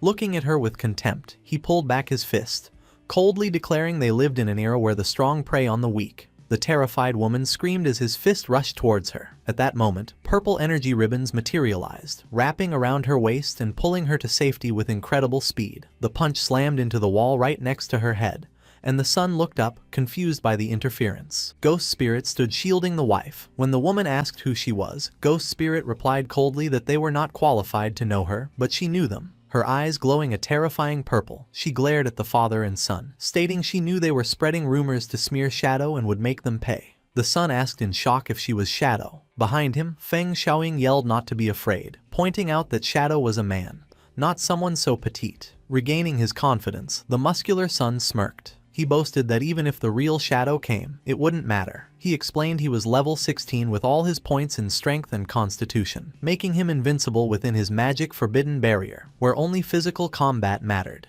Ghost Spirit stood her ground, purple energy swirling around her. She looked at him with pity, called him an idiot, and declared she would teach him just how stupid he really was. The battle began in the hallway's suppression field. Feng Xiaoying's son stood confidently, declaring himself invincible inside his magic forbidden barrier. Ghost Spirit glared, mocking him as a frog in a well. She attacked with blinding speed, surprising the large man. She delivered a kick, and surprised by her agility, he correctly guessed she was an assassin. He spun in midair to evade her follow-up punch. His physical stats clearly overwhelmed hers. Ghost Spirit unleashed a barrage of strikes. She attacked from a different angle, but he was ready and effortlessly caught her fist, stopping her cold. Holding her hand, the son mocked her lack of power despite her speed. He reminded her that without skills, her physical attacks were mere tickles to him. She struggled, but he delivered a devastating uppercut that sent her flying. Ghost Spirit crashed into the ground as Feng Xiaoying cheered for his son. The son flexed, taunting her about their gap in strength and warning her not to die yet. Battered against the wall, Ghost Spirit couldn't move. The son deduced she worked for Shadow and decided to interrogate her. The towering son grabbed Ghost Spirit by the collar, enraged. He shouted that Shadow had killed his mother in the game multiple times and he had to kill him. He gave her 10 seconds to reveal everything about Shadow, then aggressively pulled her closer. He lifted her with one arm, threatening to tear off a hand if she didn't speak. Instead of fear, she just looked up with a mocking smile and called him an idiot. Confused, he froze until she told him to look at his body. It suddenly erupted in green ghostly flames. He collapsed, coughing, realizing too late he was poisoned. Ghost Spirit stood calmly, hand glowing green, and explained he was a fool for thinking his barrier made him invincible. She revealed she had used a venom enchantment beforehand. While new skills were blocked, the precast enchantment meant every punch applied a stacking poison. The son screamed in agony as the flames consumed him, crying for his mother while his father watched in horror. Ghost Spirit looked down at the dying man, revealing she had investigated them. She identified the father as a nuisance and the son, Han Bingxiang, as a magic forbidden warlock. She mocked his build, noting he disdained support classes and put all his points into strength, only learning the barrier skill to bully others. He died, and Ghost Spirit noted coldly that the basic priest skill Dispel would have saved him. Overcome with panic, Feng Xiaoying screamed she had killed his son and tried to call the officials. Before he could, a boot kicked the phone from his hand. He looked up in terror to see his neighbor, Ma Dagan, standing over him, fully healed and furious. Ma Dagan declared the barrier was gone and told the old man it was his turn to pay. Panicked, Feng Xiaoying screamed for help, but his pleas were ignored as Ma Dagan delivered a vicious kick to his face. Ma Dagan grinned, assuring the old man he'd hand him over to officials eventually, But first, he would beat him until satisfied. His wife encouraged him, promising to keep healing him so he could continue. Ma Dagon activated a transformation skill, his body bulging with muscles in a venom enhancement state. He then unleashed a barrage of heavy punches, pummeling Feng Xiaoying. His wife cheered, casting healing magic to support him. The beating ended with a final, crushing stomp to Feng Xiaoying's face. The old man died, dissolving into light. Ma Dagon stood panting, relieved after venting his anger. He asked his wife if the girl who saved them was still there. She confirmed she was, mentioning an angel's heart skill. Ma Dagon turned, expressing profound gratitude and saying they would have been doomed without her. He suggested calling the officials. But when they looked around, their mysterious benefactor was gone. His wife looked at torn clothes on the floor, confused as to when she left. Outside, Ghost Spirit had already leapt from the building. As she fell, she opened a communication window with Shadow to report the mission was complete. His praise for her speed made her smile with delight.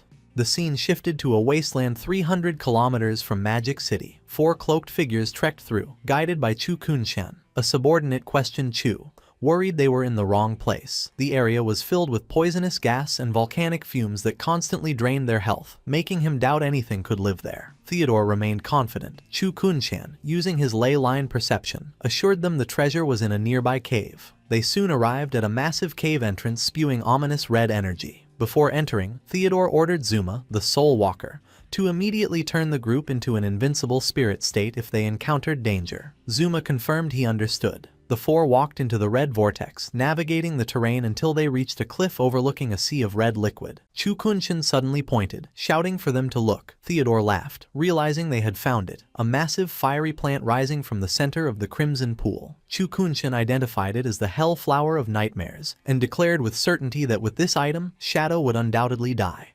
Theodore's group arrived at the Deep Purgatory Volcano, a nightmare zone where the system warned the lifespan drain was 10,000 times the normal rate. Zuma began to tremble, asking Theodore what the fiery entity was, as just looking at it made his soul shiver. Theodore calmly identified it as the Hell Flower of Nightmares, and reassured Zuma that as long as they didn't wake it up, they would be safe. Chu Kunshan noted that since they had found Theodore's item, it was time to reveal the full plan. Theodore agreed and called over his subordinate, Tony, handing him a glowing blue book called the Divine Book Wall Construction.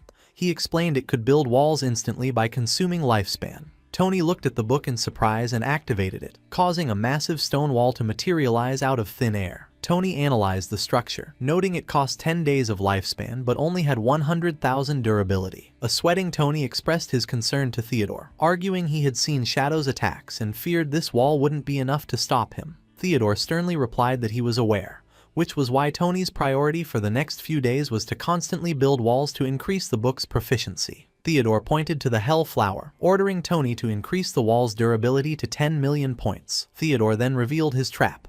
He would lure the Chinese officials and Shadow into this cave, and once they were inside, Tony was to build the wall and seal the only exit. To ensure the targets lowered their guard, Theodore explained that he and Zuma would enter the cave with them. He detailed the escape plan. When he signaled to wake the boss, Zuma must immediately use his Soul Walker ability, allowing them to phase through the wall and escape safely, leaving Shadow and the officials trapped.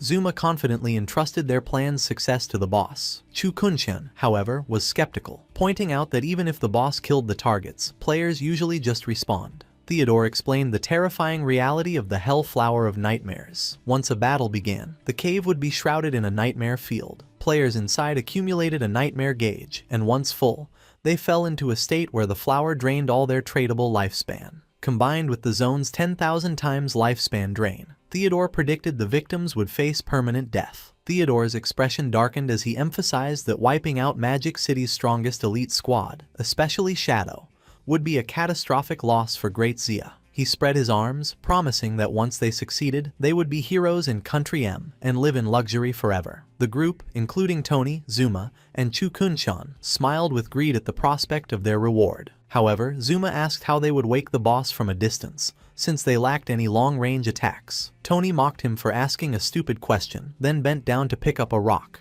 Tony explained that in this game, anything could be a weapon, and one just needed to throw a rock. With foolish impulsiveness, Tony actually threw the rock at the Hell Flower. The rock hit the flower, instantly enraging it. A massive surge of energy erupted as the boss began to awaken. Theodore screamed in panic, calling Tony an idiot and frantically ordering Zuma to use his Soul Walker ability immediately. As the boss's terrifying aura flooded the cave, Zuma transformed them into spirits, and the group frantically fled through the tunnel to escape the monster they had accidentally unleashed. Back outside the cave, the group recovered. Theodore, furious at the incompetence that nearly cost them their lives, violently kicked Tony to the ground. He screamed at Tony, calling him a fool for almost getting them killed.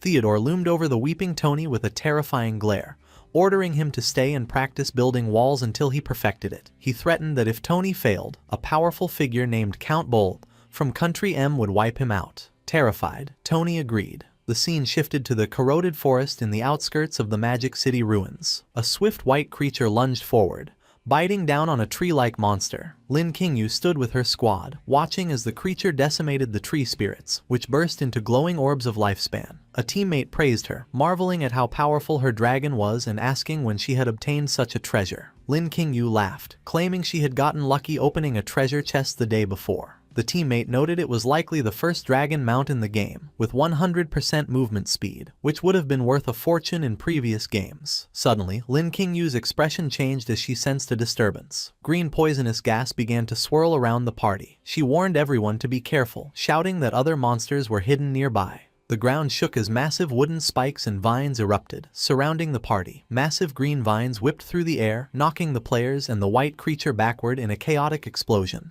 A gigantic, terrifying tree monster rose from the forest floor, identified as the corroded ancestor, Asura, a level 25 emerald grade boss. The squad was pinned down. The male teammate lay on the ground in despair, calculating that the boss had 1 million health while his own damage was only 1,000 per second. He frantically asked what they should do. Lin Qingyu opened her interface and screamed their only solution. They needed to invite Big Brother Shadow to save them. She immediately messaged Shadow, frantically reporting that a huge emerald-grade boss had appeared and invited him to her party to track their location. Standing in the city ruins, Shadow accepted with a calm confirmation. Shadow checked the coordinates and messaged the team, stating he was over 10 kilometers away but would arrive immediately. Back in the corroded forest, Lin Qingyu looked at the map and her heart sank. She shouted to her team that although Shadow was coming, she estimated it would take him nearly half an hour to arrive. Her teammates cried out, warning that the poison damage was too high and their healing couldn't keep up. Realizing they couldn't survive, Lin Qingyu cursed and ordered a retreat. However, the moment she gave the order, Osiris descended from the sky above the giant tree monster. Shadow calmly announced that he had arrived, leaving Lin Qingyu completely confused. A tremendous gust of wind from Shadow's arrival swept through the forest. A system notification informed the squad that the wind had blown away the poison gas, removing their status effects. Lin Qingyu and her team stood with their eyes wide in comedic shock. The male teammate stammered, asking the captain why she had said half an hour when it had only been half a minute. Another teammate stared up in awe, trembling as he asked if the creature Shadow rode was a flying dragon. Atop the skeletal dragon Osiris, Shadow looked down at Lin Qingyu's squad, who stared in disbelief. Osiris, with glowing purple eyes, focused on Lin Qingyu's mount and wondered aloud if the creature was a hybrid dragon. At the sound of Osiris's voice, Lin Qingyu's mount trembled in terror. The squad was stunned, wondering if the massive dragon had actually spoken. Standing calmly on his mount's head, Shadow explained that creatures of epic grade or higher could talk. Osiris asked for permission to eat the hybrid below, but Shadow coldly told it to be quiet. On the ground, Lin Qingyu's mount had fainted from fear. She looked up with awe, remarking that she never imagined Big Brother Shadow was already using an epic-grade creature as a mount. Shadow ignored her and turned his attention to the giant tree monster, confirming it was the boss with 1 million health points. He analyzed the situation, realizing his current damage output required a full combo to kill the boss, which he found inefficient. He wanted a single, decisive blow. Declaring the timing was perfect, he pulled out the glowing ancient god slate. The system identified the item as the blessing slate of the blood source ancient god Alakisi. Its power was to bestow a blessing upon any skill, providing a random buff. Shadow considered his options, noting his primary damage skills had overlapping effects. He chose to bestow the blessing upon instant Shadow Slash. A golden aura enveloped him, and a notification confirmed his skill had been enhanced with the blessing of Alakisi. The system detailed the upgraded skill, Alakisi's blessing, Instant Shadow Slash. It was now a single target attack, but the number of hits was multiplied by 6. Every strike was a weak point attack, and each hit charged his ultimate skill, Shadow's eyes gleamed as he realized his skill had been transformed into a powerful, single-target burst ability. He quickly calculated the power increase. A single use now delivered 54 strikes. With his clones, that became a staggering 216 hits, enough to instantly charge his ultimate skill multiple times. Lin Qingyu's teammates watched in confusion, wondering why he was glowing. His analysis complete, Shadow decided to test his new ability. He vanished in a swirl of dark energy. A moment later, a teammate spotted him high in the air, yelling that he was fighting the boss alone. Shadow moved with incredible speed, unleashing the empowered instant Shadow Slash on the giant tree monster. The boss was hit by a devastating storm of attacks, with dozens of damage numbers, each over 10,000, erupting at once. The attack instantly filled Shadow's ultimate skill meter. His eye glowed with red energy as he realized a single basic skill use was now enough to fully charge his ultimate. Without pausing, he charged forward and unleashed the Crimson Blade. The massive red slash cleaved through the boss, dealing a final 450,000 damage. The system confirmed he had killed the Emerald Grade boss and detailed his rewards. The onlooking squad was stunned. The male teammates screamed in disbelief that he had instantly killed an Emerald Grade boss. Lin Qingyu, however, remained calm, asking if this was the first time they had seen Big Brother Shadow fight a boss, implying such feats were normal for him. Surrounded by a fading red aura, Shadow assessed his new power. He noted that a single use of instant Shadow Slash now dealt around 600,000 damage. In comparison, the 450,000 base damage of his Crimson Blade ultimate seemed almost insufficient. As Shadow landed amidst the glowing orbs of lifespan, he reflected on his power. He found his old methods clumsy and inefficient for high-level battles. He concluded that his previous skill rotations were too much trouble. Gripping a sword, he realized the slate had created a powerful synergy between his skills, boosting his damage and survivability. Still, he believed this was just the beginning of the Shadow class's true potential. Lin Qingyu rushed over, exclaiming how amazing he was. Shadow casually dropped the loot from the boss, telling her team they could have it. Overjoyed, they thanked him. He then asked if there were any other bosses nearby. Lin Qingyu excitedly confirmed there were, listing off several in nearby locations. Cutting her short, Shadow told her to get on his dragon so they could take care of them one by one. Lin Qingyu was ecstatic. Osiris shot into the sky, carrying Shadow and a screaming Lin Qingyu into the distance. Left behind, the two remaining male members of her squad looked up in stunned silence, one asking with a defeated expression, "What about us?" The scene shifted to the real world. Inside a conference room in Magic City, on a large screen, the image of Theodore is displayed. An official reported that Theodore, from the M Country Embassy, offered intelligence on the first Diamond Grade boss. Another official questioned if the valuable information was free. The first official clarified that Theodore's only request was a flight back to M Country. The lead official was suspicious, noting the small request for such valuable information felt like a trap. His subordinate countered this, explaining Theodore had also offered to personally accompany their team to the boss, which would make it suicidal if it were a setup. The lead official then brought up the main issue, whether they could even defeat a Diamond Grade boss, pointing out that no one had managed it yet. This implied that even the legendary Shadow might not succeed. The lead official proposed a new strategy, cooperating with Shadow. Another man at the table enthusiastically supported the idea. He stated that reports showed Shadow could easily solo Emerald Grade bosses. He argued that combining their elite forces with Shadow's power could make the first kill on a Diamond Grade boss possible. The lead official remained skeptical, demanding to know if the reports were just rumors. In response, his subordinate held up a phone, showing a clear video of Shadow in battle. He explained the footage was captured using a phone created by a Divine Authority book, leaving the lead official speechless. Convinced by the proof, the lead official agreed to cooperate with Shadow. The other officials unanimously agreed. The leader announced he would immediately dispatch someone to contact Shadow. Elsewhere, a heavily armored mechanical monster stumbled forward. Shadow unleashed his signature attack, the instant Shadow Slash. A massive beam of blue energy bisected the enemy in a single strike while Shadow stood calmly, his cape fluttering. With the enemy defeated, Shadow called out to Lin Qingyu, who was peeking from behind a tree. He told her to come out and collect the lifespan orbs because they needed to head to the next location. Lin Qingyu approached, flushed and excited. She reported that officials had discovered a Diamond Grade boss and asked if he was interested. Shadow's eyes narrowed with intrigue and he asked her for more details. Lin Qingyu explained the boss was inside a volcano and revealed its name, the Hellflower of Nightmares, instantly grabbing Shadow's attention. Shadow recalled a fiery plant rising above the city ruins. This monster was known for bringing the first major crisis to the Great Zia officials. In his memories of the past, a foreign power had used the Hell Flower of Nightmares to wipe out over 100 official professionals in Magic City. The tragedy threw the region into chaos for half a year, causing thousands of deaths.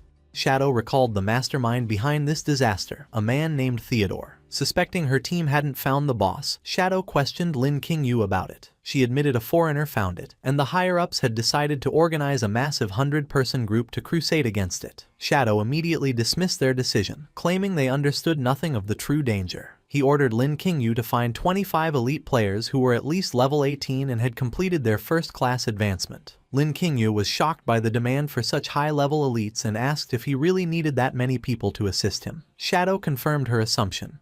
He explained that although the Hell Flower of Nightmares was a diamond-grade boss, its stats were close to an epic-grade monster's. He outlined 2 ways to defeat it. The first was with absolute power, which he admitted he currently lacked. Therefore, they had to use the second method, a standard strategic raid requiring a team of at least 25 people. Lin Qingyu questioned why they shouldn't just follow the official plan to send a 100-man team, reasoning more people would be easier. Shadow refused to explain the details. He stared at her intensely, telling her to either trust his instructions or do whatever she wanted. Lin Qingyu broke into a nervous sweat under his cold gaze. However, she reflected that while Shadow was unpredictable, his actions had always benefited the officials. She wondered if he was right and the officials were truly ignorant. Making up her mind, Lin Qingyu agreed to help but stated his requirements were too high and she could only gather 10 people. Shadow accepted this, saying 10 would be enough and he would get the rest. As he dissolved into blue energy, he told her to meet him at the Magic City ruins in 3 days. Lin Qingyu was left standing alone, looking at the spot where he vanished and asking herself if she could truly trust him.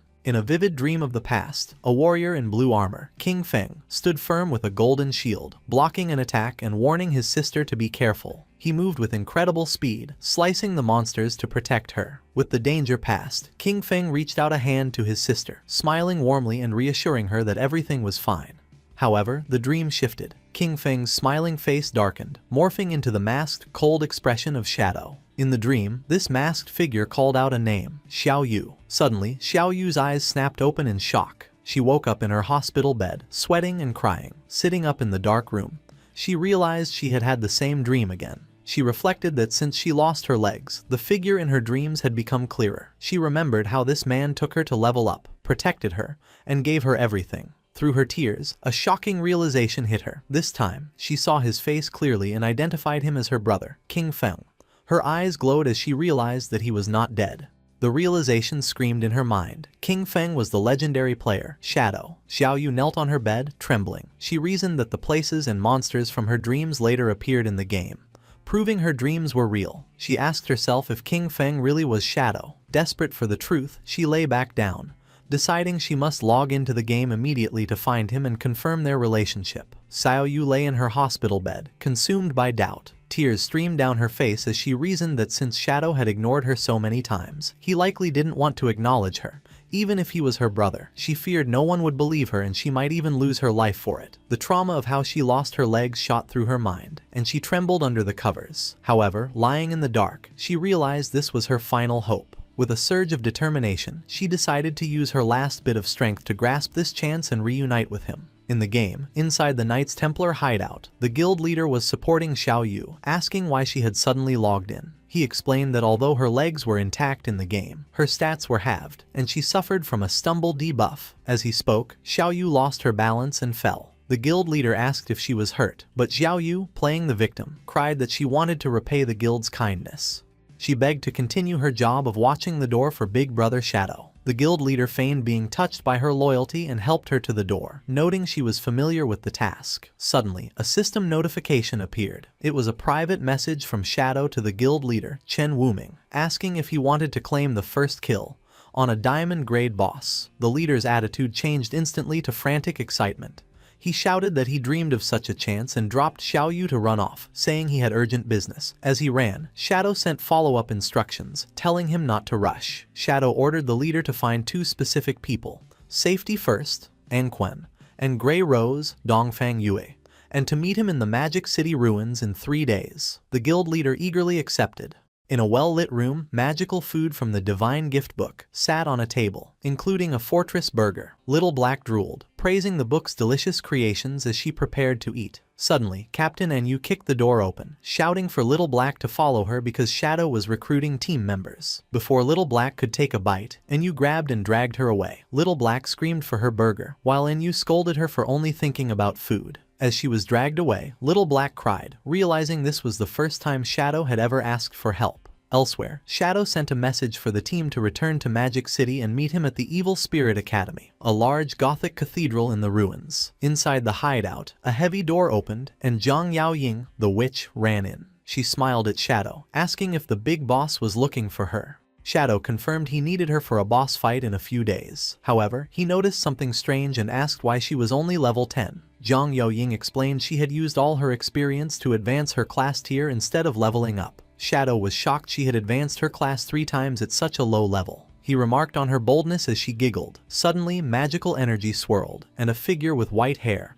red skin, and horns emerged. It was Xiao Yu. She walked confidently to Shadow and announced her arrival, calling him Master. Shadow was doubly shocked. He looked at the demon girl and exclaimed why she was also only level 10. Xiao Yu explained she remembered her master's teaching that class advancement was most important, so she had also completed her 3rd advancement. Sighing, Shadow turned and told them to follow him, promising to level them up over the next few days. The 2 girls cheered, excited to see their master's skills. 3 days later, at the wild volcano in the Magic City ruins, Captain Enyu, Wang Meng, and Little Black arrived. Little Black was still crying about the burger she missed. Captain Enyu ignored her, looking toward the meeting point.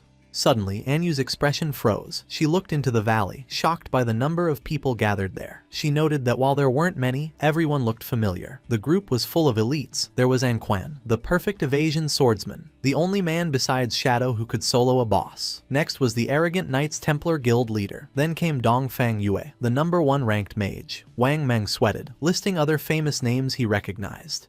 He realized all these top-ranking players had come for Shadow's summons. Standing apart from the group, Theodore and Zuma watched. The Chinese players whispered, wondering about the 2 foreigners. Zuma was nervous, pointing out to Theodore the small group was not the army they were promised. He worried their plan to trap everyone was exposed. Theodore remained calm. He reassured Zuma that everyone here was the elite of the elites, and that quality was more important than quantity. He claimed this small group proved the officials were taking the boss fight very seriously. Theodore then revealed he had used his Omen of the Star God's skill to divine the outcome, certain of their victory.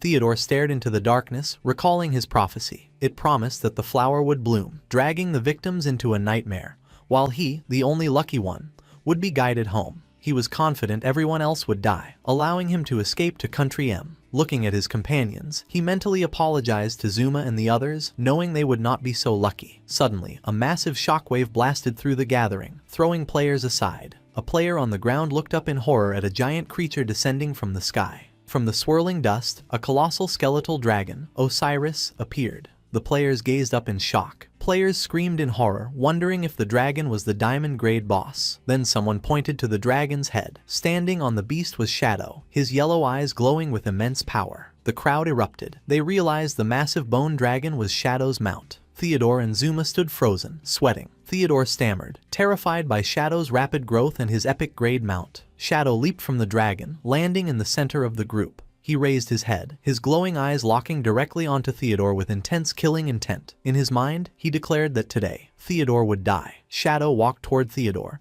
and the crowd parted around him. Theodore stood paralyzed as Shadow approached, ignoring everyone else. Shadow looked at the elites, stating calmly that everyone had arrived. He then ordered Theodore to take the lead. Theodore stood stiffly as Shadow walked behind him with an imposing presence. Sweat poured down Theodore's face. He was terrified, realizing Shadow knew his name even though they had never met. He forced himself to calm down, guessing that a top player like Shadow had skills to identify people. Turning to the crowd with a fake smile, he invited everyone to follow him to kill the Diamond Boss. Internally, he reassured himself that his divination was 100% accurate and his plan could not fail. The group arrived at a cave entrance glowing with an ominous red light. Inside, Chu Kunshin looked back in annoyance, warning his companions that the targets had entered. Behind him, Tony and Mei Jing were close, and she complained about the interruption. Mei Jing said the intruders had ruined their mood. Tony reassured her that after this job, They would escape to Country M and could enjoy themselves however they wanted. Shadow, Theodore, and Zuma walked into the tunnel. Theodore gestured for Shadow to follow deeper into the cave, as the ambushers whispered that they were approaching. Hidden in the shadows, Tony, Meijing, and Chu Kunshun prepared to strike, their eyes glowing. Tony declared it was time to avenge Shishi, while Chu Kunshun glared with hatred, mentally screaming for Shadow to die so he could avenge his wife and son. The team stepped into the deep purgatory volcano. The system warned them it was a nightmare zone, where the lifespan drain was 10,000 times faster, causing the group to look around with concern. Deep inside, Theodore stood before a colossal fiery plant bud, introducing it as the Diamond Boss, the Hell Flower of Nightmares. He suggested their numbers weren't enough and that they should get more people. Lin Qingyu rejected the idea, stating their team was full of elites. She bluntly told him to stop wasting time and explain how to fight the boss. Theodore's expression darkened as he ominously asked if she was sure, warning that once the fight started, there would be no turning back. Lin Qingyu looked at him with suspicion, asking what he meant. Avoiding the question, Theodore claimed it involved complex mechanics he didn't want to explain twice. He asked one last time if they were decided on fighting with just their group. Behind Shadow, the elites cheered confidently. They shouted that with Big Boss Shadow there, the boss would be easy to defeat. Theodore's face twitched with fury at their arrogance, and he muttered a sarcastic encouragement. Calling the Chinese players stubborn, he turned his back to them. He picked up a rock, telling them to listen closely as he would only explain the mechanic once. As the others listened intently, Theodore announced that the boss was simple and they only needed to know one thing. Suddenly, Theodore's eyes glowed red. He prepared to throw the rock at the Hell Flower, the same action that woke the monster before, and screamed that the only mechanic was for them all to die. The elites stared in shock, realizing too late they had been trapped. Theodore screamed and threw the rock, which struck the base of the Hell Flower of Nightmares. The single point of damage was enough to trigger the monster. Immediately, the massive plant erupted with fiery energy. The cave was plunged into a terrifying atmosphere as the nightmare debuff summoned shadowy figures around them. Wang Meng shouted in confusion, while Lin Qingyu screamed that it was a trap and ordered a retreat. However, as they turned, they found their path blocked by three sinister figures. Tony stepped forward, glowing with blue energy. He laughed, mocking the great Xia pigs, and said there was no way out. He used his wall construction skill, and a massive stone wall slammed down, sealing the entrance. Inside, Theodore remained calm, believing he had his own escape. With a sinister grin, he ordered his subordinate, Zuma, to use his Soul Walker ability so they could phase through the walls. But before Zuma could act, an energy arrow pierced him through the head, killing him instantly. Theodore turned, sweating, and realized his plan had been discovered. Lin Qingyu admitted that Shadow had been right. She aimed a glowing crossbow at Theodore, declaring that those of a different race always have treacherous hearts and sentenced him to death. Lin Qingyu unleashed her demon-breaking arrow to execute the traitor. However, Theodore sneered, calling their efforts naive. He held up a glowing blue card and activated a skill to swap positions. Suddenly, Chu Kunshan appeared in front of the arrow, forcibly teleported into its path. The arrow pierced his chest with a sickening impact. As Chu Kunshan fell, questioning why he was sacrificed, Theodore's form dissolved into light, successfully escaping by swapping places with him. Outside the sealed cave, a pair of feet landed on the ground. Theodore appeared, safe behind the wall. His subordinates, Meijing and Tony, looked at him in surprise. A card floated above Theodore's head, revealing his trump card, the Dark Star Boundary, which let him swap positions with anyone carrying his card. He had given it to Chu Kunshan specifically to use him as a scapegoat. Tony frantically asked where Zuma was, while Meijing noted Chu Kunshan was also gone. Misunderstanding the swap, Tony angrily concluded that Chu Kunshan must have betrayed them, cursing the untrustworthy Great Xia people. Theodore ignored them and ordered Meijing and Tony to log off the game, informing them it was time to flee the country immediately. As his avatar faded, Theodore recalled Lin Qingyu's words, "If they are not of my race, their hearts must be different." He admitted her statement was accurate, using it to justify his own betrayal. In the real world, inside a dark apartment at night, a horrific scene unfolded. The physical bodies of Zuma and Chu Kunshan lay on their beds, shaking violently as the consequences of their in-game deaths took hold. Theodore looked at his fallen comrades, stating grimly that because they died in the boss's territory, they were dragged into the nightmare. He declared them beyond saving, offering a brief, cold expression of pity for losing a valuable asset like Zuma. However, his mood quickly shifted to relief. Theodore reasoned the sacrifice was worth it, certain that Shadow and all the elites trapped inside were undoubtedly dead. Walking through the room with Tony and Meijing,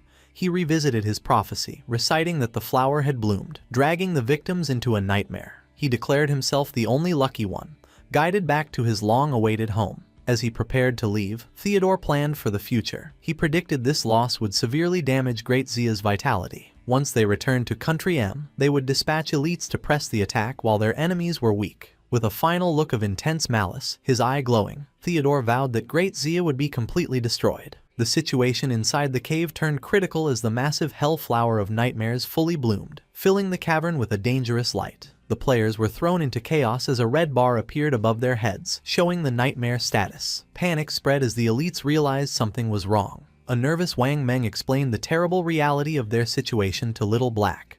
Players in the nightmare state could not be revived or log off, so death here was permanent. This crushed the group's morale. They were trapped with a diamond-grade boss in a zone where their lifespan drained 10,000 times faster. Just as despair took over, a party invitation from Shadow popped up, surprising everyone. Shadow stood with his back to them, his cape flowing. He calmly assured the terrified group that since he had gathered them here, he would not let them die. He turned his head slightly, his eye glowing, and commanded them to follow his instructions. He promised that if they did as he said, they would defeat the boss. Realizing this was their only hope, the Knights Templar Guild leader and the others nodded in agreement. A system list filled as all the elites accepted the invite, including Dongfang Yue, Anquan, Xiao Yu, and Zhang Yaoying. With their trust placed in him, the crowd cheered for Big Brother Shadow. Shadow immediately began his tactical command. He turned to the witch, Zhang Yaoying, and ordered her to use Soul Link. She saluted playfully and used her giant brush to paint a massive magical rune in the air. The spell activated, and dark purple chains of energy shot out, connecting the souls of all party members. As the chains attached, Shadow explained the mechanic. The Soul Link shared their resistances. He revealed the strategy was to use this link to delay the nightmare gauge. This was why he had required players who had completed their first class advancement. Only they had the hidden resistance needed to withstand the nightmare. The group finally understood his foresight. The battle began as the Hellflower unleashed thorny vines, which immediately wrapped around several players, trapping them. Shadow warned the team that if anyone died or fell into the nightmare state, the boss would consume them to heal. He ordered them to prioritize survival and immediately revive anyone who fell. Taking command, Shadow explained the boss had 36 million hit points and 3 phases. In this first phase, the flower had 6 vines, and he had assigned a team to handle each one. He singled out Anquan, assigning him to handle a vine by himself. Anquan was surprised but pleased when Shadow praised his skills. The battle erupted as the vines lashed out with incredible speed. True to his reputation, Anquan dodged the attack perfectly and unleashed a skill called Moon Shadow against a vine.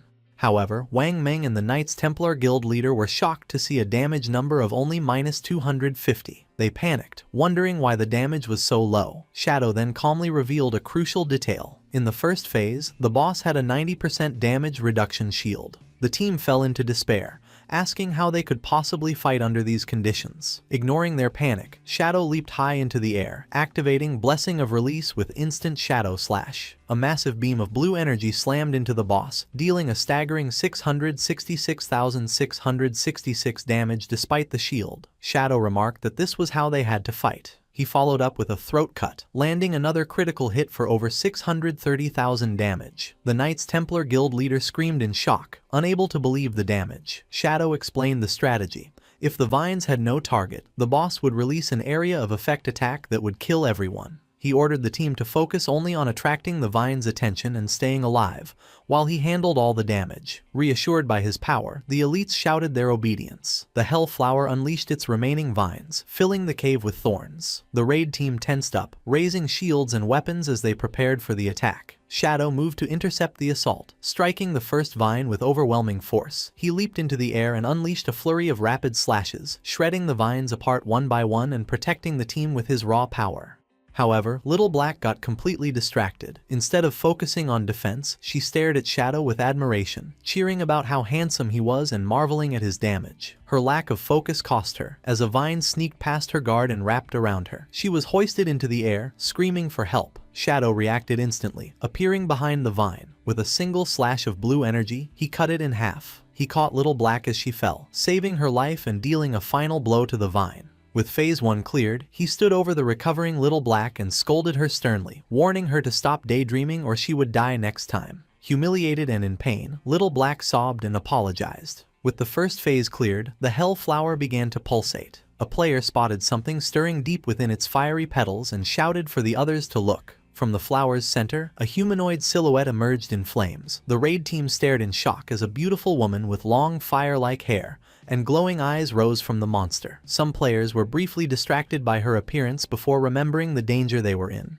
The boss's new form attacked, launching 3 large orbs of fiery energy. Shadow shouted a warning, announcing the second phase. He explained the 3 orbs were nightmare energy and would randomly lock onto 3 players. He explained that if anyone touched an orb, their nightmare gauge would instantly increase by 10%, and the orb would split in 2. His warning was cut short as an orb struck a player. Just as Shadow had predicted, it split into 2 new orbs that flew off in different directions, causing the players to panic. Shadow calmly instructed everyone not to panic. As the orbs moved slowly, he ordered targeted players to kite the orbs away from the group while the others dealt with reappearing vines. He then added a critical detail. In this phase, the boss's damage reduction dropped to 50%. With the strategy set, Shadow told the team to handle the mechanics while he charged forward to fight the main body of the boss himself.